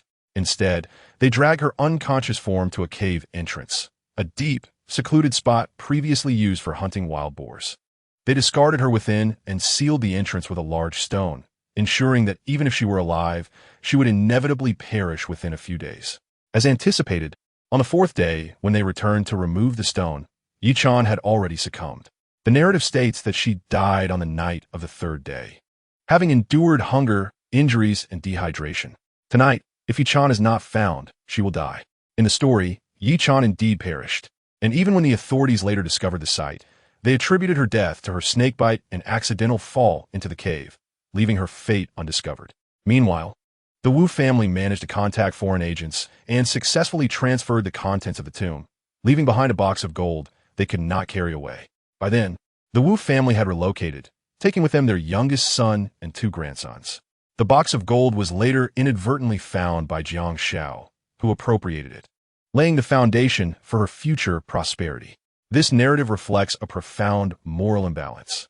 How could the Wu family succeed while Yi-chan perished, and Jiang Xiao profited from the gold? The text does not elaborate on the Wu family's life abroad with their youngest son and grandsons. Yet Jiang Xiao thrived post-acquisition of the gold. Xu Jinning felt anxious, pondering how to inform Zhang Changzheng. She wished to urge him to search the mountains, but the words caught in her throat. Zhang Changzheng noticed Xu Jinning's unspoken urgency. He recalled their initial meeting when she articulated the predetermined outcome in her mind. He was uncertain why Xu Jinning possessed foresight into these future events, as if she were an omniscient being. Nevertheless, Zhang Changzheng believed in Xu Jinning's insights. Comrade Police, please do everything possible to locate Yi-chan. She has been missing for 3 days now, and I fear that any further delay may lead to grave consequences. When Yulan pleaded, Zhang Changzheng nodded, glancing at the young girl, then said, I will. We have searched numerous locations in the past 2 days, but now we must return to the mountains. I will head to the county immediately to arrange for more personnel. Upon hearing this, Xu Jinning's eyes brightened. Yes, we must search the mountains, go to that place. Zhang Changzheng committed the address to memory and wasted no time, boarding a vehicle towards the county to expedite the search efforts. This situation transcended the mere disappearance of a woman. It entangled the Wu family's collusion with foreign agents and the implications of the ancient tomb and strategic materials. The matter was far too significant to overlook. Although Su Xiangdong had come to meet Wen Yulan, he could not linger long, lest it tarnish her reputation. Thus, shortly after Zhang Changzheng departed, Su Xiangdong took Xu Jinning away. Chapter 102, The Despairing Yi-chan. All that remained was to hope that Zhang Changzheng could muster the strength to lead a search team to the mountains and locate Yi-chan promptly. Old man, do you think it will find her?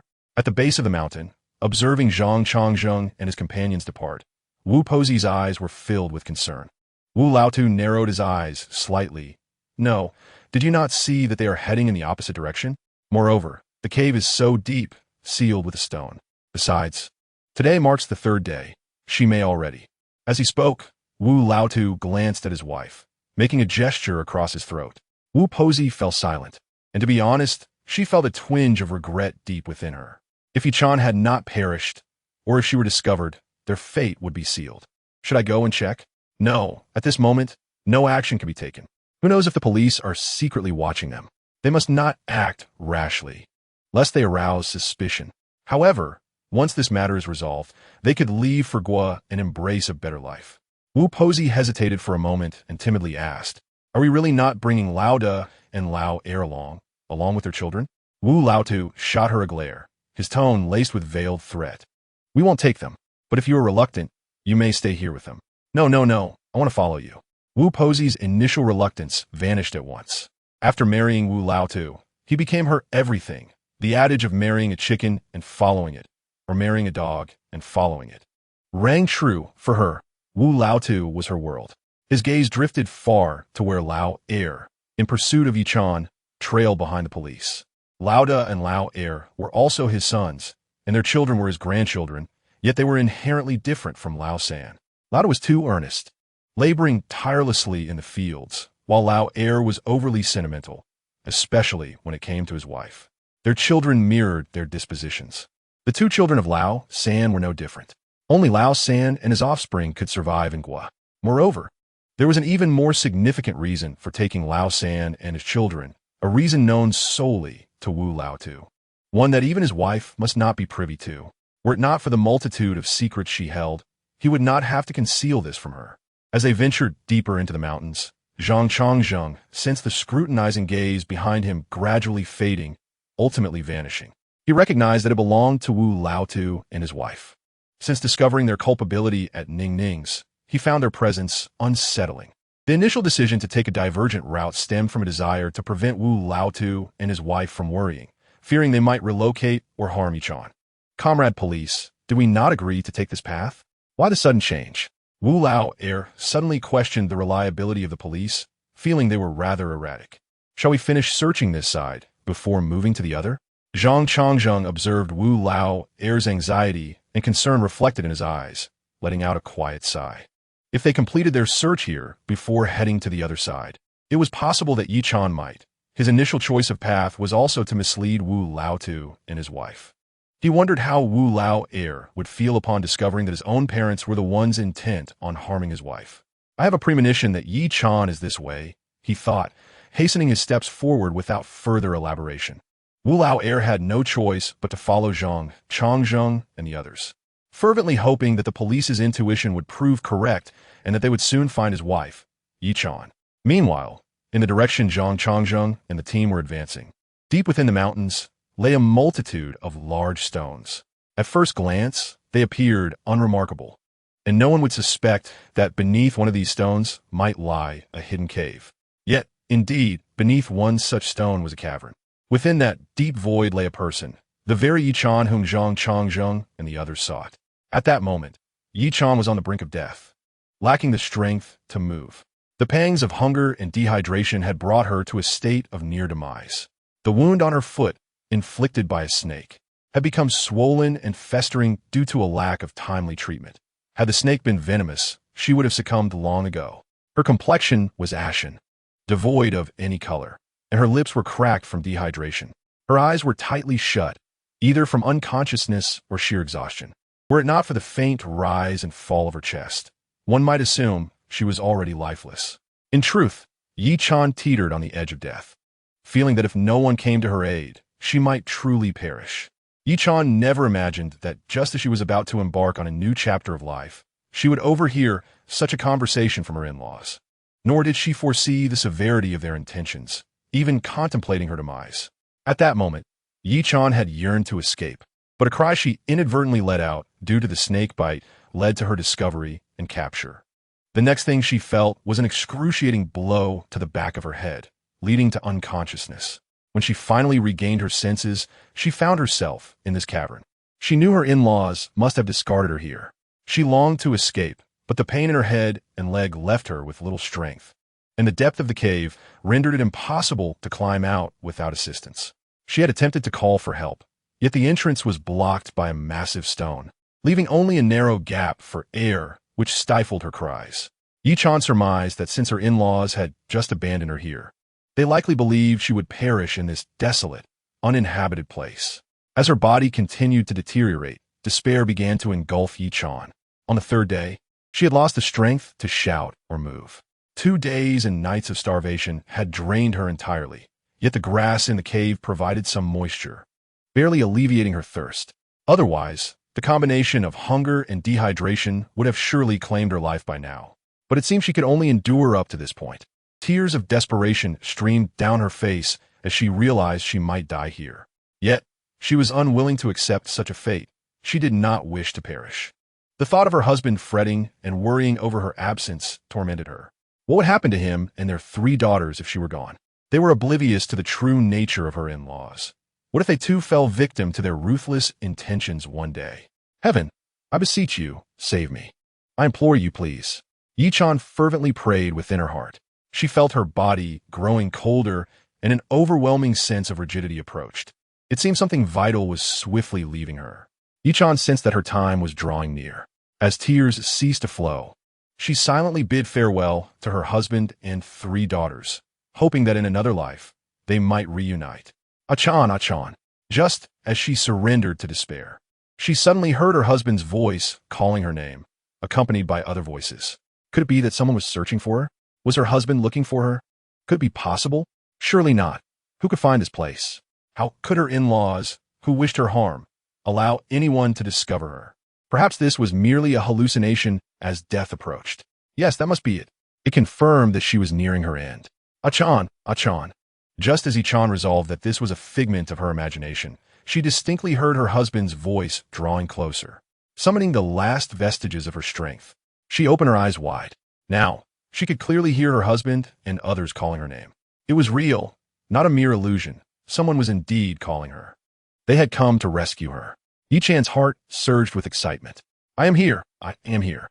Yichang wished to shout aloud, only to realize that due to excessive vocal exertion the past few days, her vocal cords might be damaged, and she was also dehydrated, rendering her utterly incapable of producing any sound. What should she do? She could not give up. She must survive. She needed to continue living alongside her husband and 3 daughters. She absolutely could not perish without reason. Perhaps it was the will to survive that reignited the strength within Yichang, who had long been exhausted. She picked up 2 stones from within the cave and struck them against each other, hoping that the sound would reach the ears of those outside. Yichang's conjecture proved correct. Nearby were Zhang Changzheng and her husband, Wu Lauer. Upon entering, Zhang Changzheng immediately discerned that, according to Ning Ning, Yichang must be located here. Yichang was trapped in a cave, above which lay a large stone. However, gazing at the multitude of stones scattered about, Zhang Changzheng found it difficult to identify which stone concealed Yichang. Let us search thoroughly beneath these stones, Zhang Changzheng instructed.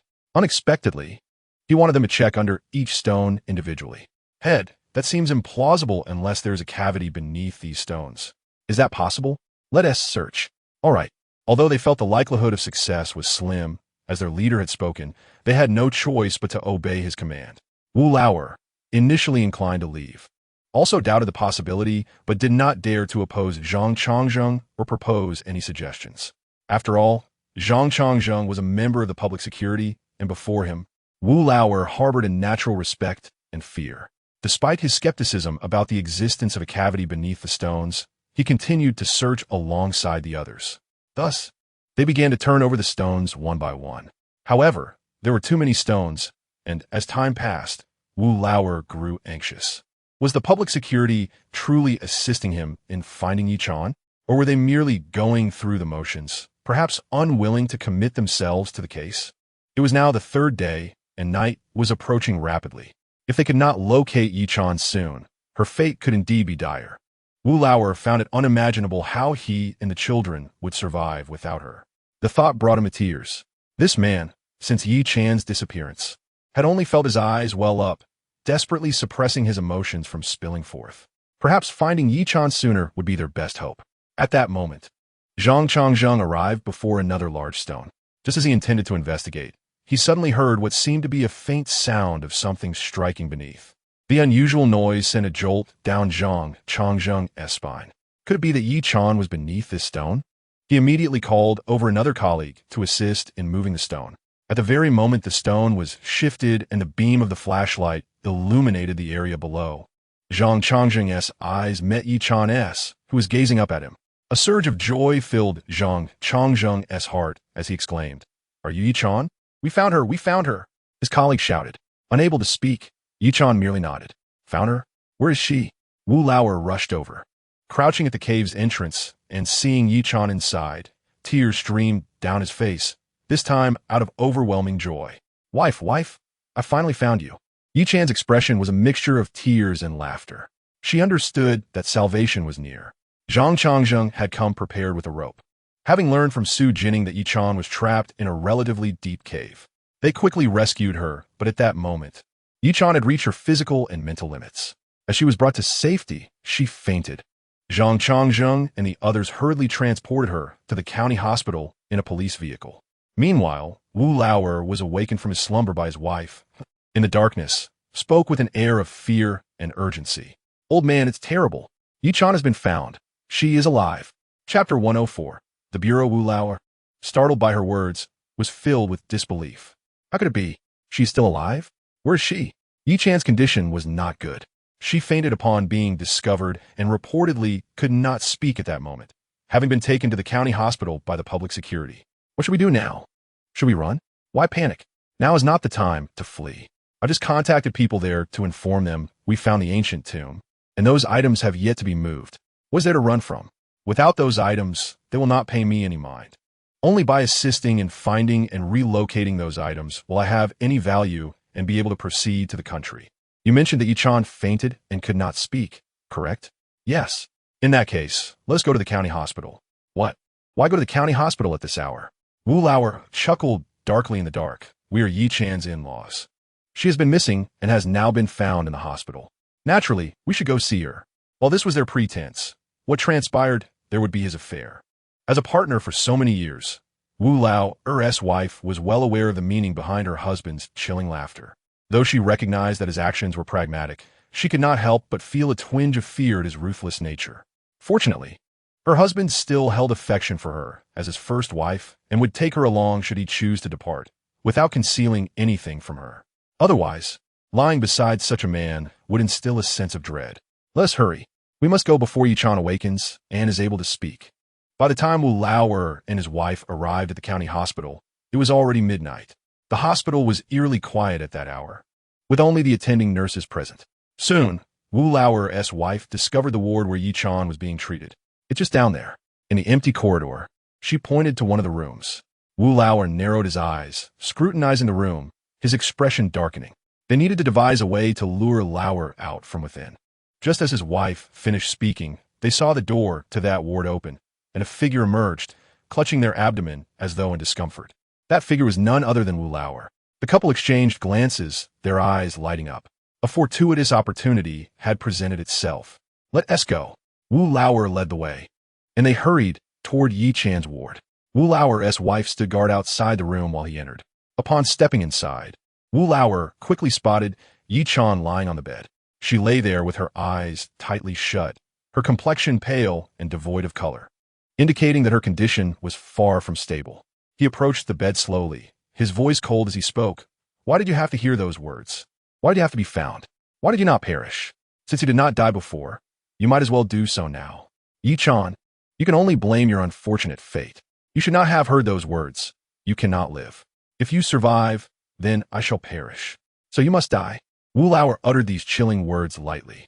He then picked up a nearby pillow, a fierce glint flashing in his eyes as he moved it towards Yi Chan's face. Just as the pillow was about to press down upon her, an unexpected presence emerged from behind him, restraining him, while the door to the ward was suddenly flung open. Wu Lauhan, you truly intend to murder your daughter-in-law. Standing behind Wu Lautu was Zhang Changzheng. At the door of the hospital room, Wu Laupo was silenced by the police, while Wu Lauer looked on in shock at the unfolding scene. Father, how could you? Akan is your daughter-in-law. Why would you do this? Wu Lauer's voice trembled with anguish. You set me up. What an incredible coincidence. At that moment, Wu Lautu realized that this was a trap, a scheme devised against him and his wife. And he had fallen for it. Take them away for questioning, Zhang Changzheng instructed. Father and mother, why would you do this? Was Akan's disappearance also orchestrated by you? Speak. Wu Lauer demanded an answer, yet his parents remained silent, enveloped in an ominous quiet. In truth, this hospital room represented a trap for Wu Lautu and his wife. Zhang Changzheng was aware that they would learn of Yi Chan's survival immediately, or rather, he would ensure they discover it promptly. Knowing that Yi Chan was alive, they could not allow her to live, fearing she would unveil their secrets. Therefore, they would undoubtedly come to the county hospital tonight, intending to kill her before she awoke. Zhang Changzheng relayed this possibility to Wu Lauer, who found it hard to believe. Although he understood that his parents were not virtuous or upright individuals, he could not fathom them committing such an atrocity against their daughter-in-law. Moreover, Akan had never wronged them. Wu Lauer, despite his disbelief, cooperated with Zhang Changzheng and the others, pretending to suffer from abdominal pain as a ruse to find the restroom. Soon enough, he indeed spotted his parents. His mother was outside, relaying information, while his father entered the room, preparing to smother Yi-chan with a pillow. Wu Lauer thought to himself that had it not been for Zhang Changzheng's warning, Akan might have succumbed to her father's hands. Witnessing that scene was akin to the earth shattering beneath him. His eyes welled with tears, and he was overwhelmed with emotion. After all, on one side stood his parents, and on the other, his beloved wife, who was gravely ill. His parents were taken away, and once Wu Lauer's emotions stabilized, he remained by his wife's side. When dawn broke, Yi-chan awoke and upon seeing Wu Lauer, burst into tears, as if releasing all the fear and terror she had endured over the past 3 days. Do not fear, everything will be all right now. Wu Lauer comforted her, holding her close. Yes, it was my parents who harmed me, Yi-chan managed to say, her voice hoarse with pain. She needed her husband to know who had endangered her. Chapter 105 Wu Lauer's First Love by Huang. Wu Lauer was momentarily stunned, and just as Yi-chan feared he did not believe her, he saw the sorrow in his eyes. I know, I witnessed it. He soon revealed the incident where his father had attempted to suffocate Yi-chan with a pillow. He had stumbled upon that scene. Otherwise, he would not have believed it. Yi-chan was equally astonished, having narrowly escaped death once more.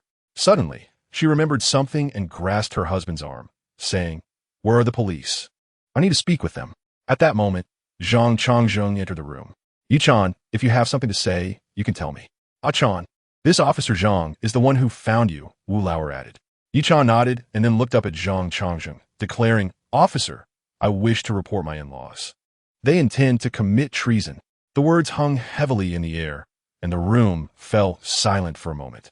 Wu Lauer was taken aback, and, coming to his senses, exclaimed, "No, that cannot be." Then, as if a thought struck him, he asked, "Is it true? Did they want to silence you because you discovered this? Were they responsible for what happened in the cave on the mountain?" Yi-chan fixed her gaze on Wu Lauer and provided a decisive answer. "Yes." Thereafter, Yi-chan recounted her harrowing experience, detailing how she had nearly been silenced. Zhang Changzheng, having heard some of this from Xu Jinning, was not particularly shocked. In fact, he likely knew more than Yi-chan did. However, the essence of her narrative was crucial, and he quickly began to document her account, realizing it needed to be reported immediately for further questioning of Wu Lauer and his wife.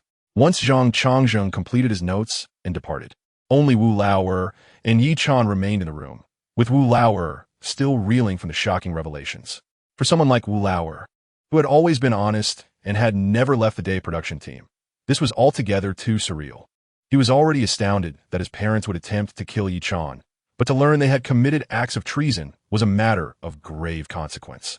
Seeing Wu Lauer in disbelief, Yi-chan, feeling a mix of frustration and anger, challenged him. "What is it? Do you not believe me? Do you think I am lying?" Wu Lauer quickly recovered, denying, No, I am merely astonished. I ask you, if it were only about your parents attempting to kill me, would you plead for them?" Yi-chan looked intently at Wu Lauer, seeking an answer. After all, if she chose not to pursue the matter, perhaps Wu Lauer and his wife would face lesser consequences. Wu Lauer hesitated, recognizing the gravity of her question and the importance of his answer. After a moment's contemplation, he replied, "I would not plead for them. The decision is yours to make. It is you who was harmed, nearly killed. And wrong is wrong. What they did was inherently wrong. Since they have erred, they must face the consequences, whether for their intent to silence Yi-chan or for the far graver charge of treason." Tears streamed down Yi-chan's face as she listened to Wu Lauer's words. Had he sought to intercede for his parents, she would have been profoundly disappointed. Thankfully, the person she had thought of in her dire moments was indeed not mistaken. Meanwhile, after Xu Jinning awoke, she learned from her elder brother Xu Xiangdong about Yi-chan's rescue the previous night. Zhang Changzheng and his team had found her in the mountains. Though her condition was not ideal, she was alive. Furthermore, Wu Lauer and his wife had been apprehended. This morning, numerous police vehicles and officers had arrived at the day production team, heading into the mountains, though their purpose remained unclear. Naturally, They were there to search for the ancient tomb, Xu Jinning reasoned. It appeared Zhang Changzheng was remarkably effective, not only rescuing Yichan in a timely manner, but also uncovering information about the ancient tomb in the mountains. They must find it. As Xu Jinning prepared for breakfast, she was surprised to see Zhang Changzheng, who should have been occupied with the investigation at the day production team. Su Aiguo promptly invited Zhang Changzheng to join them for a meal. "Then I shall not be polite. I've been busy since yesterday and have not eaten anything," Zhang Changzheng replied candidly. While they ate, Su Xiangdong and the others inquired about Yichan and Wu Laotu. Curiosity about these matters was not limited to the Su family. Even those from nearby production teams were eager to learn more. Zhang Changzheng shared whatever information he could, and the situation continued to proceed smoothly. Last night, after he reported the matter, individuals were dispatched immediately, and now they are heading into the mountains. With the specific location provided by Yichan, it is anticipated that they will locate the ancient tomb and the treasures within it without much difficulty. However, Zhang Changzheng's brow furrowed slightly. While this matter was progressing rather smoothly, another issue was proving to be quite the opposite. The elderly couple, Mr. and Mrs. Wu, only admitted to their intention to harm Yichan, entirely denying any accusations of treason. Understandably, if it were solely the former, they might still have a chance at survival. But if the latter were true, they would be destined for a dead end. The Wu couple claimed that their desire to kill Yichan stemmed from the fact that Yichan had captivated their son as heart, leading him to cause discord within the family and disrespect them. "Changzheng, is there still something troubling you?" asked Xu Jinning, noticing Zhang Changzheng's frown as he spoke. "This matter pertains to confidentiality and cannot be disclosed." However, after having breakfast, when Xu Jinning was alone, she inquired once more, prompting Zhang Changzheng to finally divulge. "It is merely that the Wu couple only acknowledges their intention to kill Yichan, while they entirely deny the other allegations. Yichan's testimony alone is insufficient. Mr. Wu is quite cautious, and despite their search of the Wu residence, no physical evidence was found. In truth, Zhang Changzheng confided in Xu Jinning with the hope of uncovering additional clues from her. As expected, upon sharing his thoughts, he soon heard Xu Jinning's inner voice. "Changzheng, you should go to the nearby Toyota production team and seek out a woman named Wei Shuwan. She is Mr. Wu's first love. His white moonlight, and the third child of the Wu family, is actually the offspring of Wei Shuwan and Mr. Wu.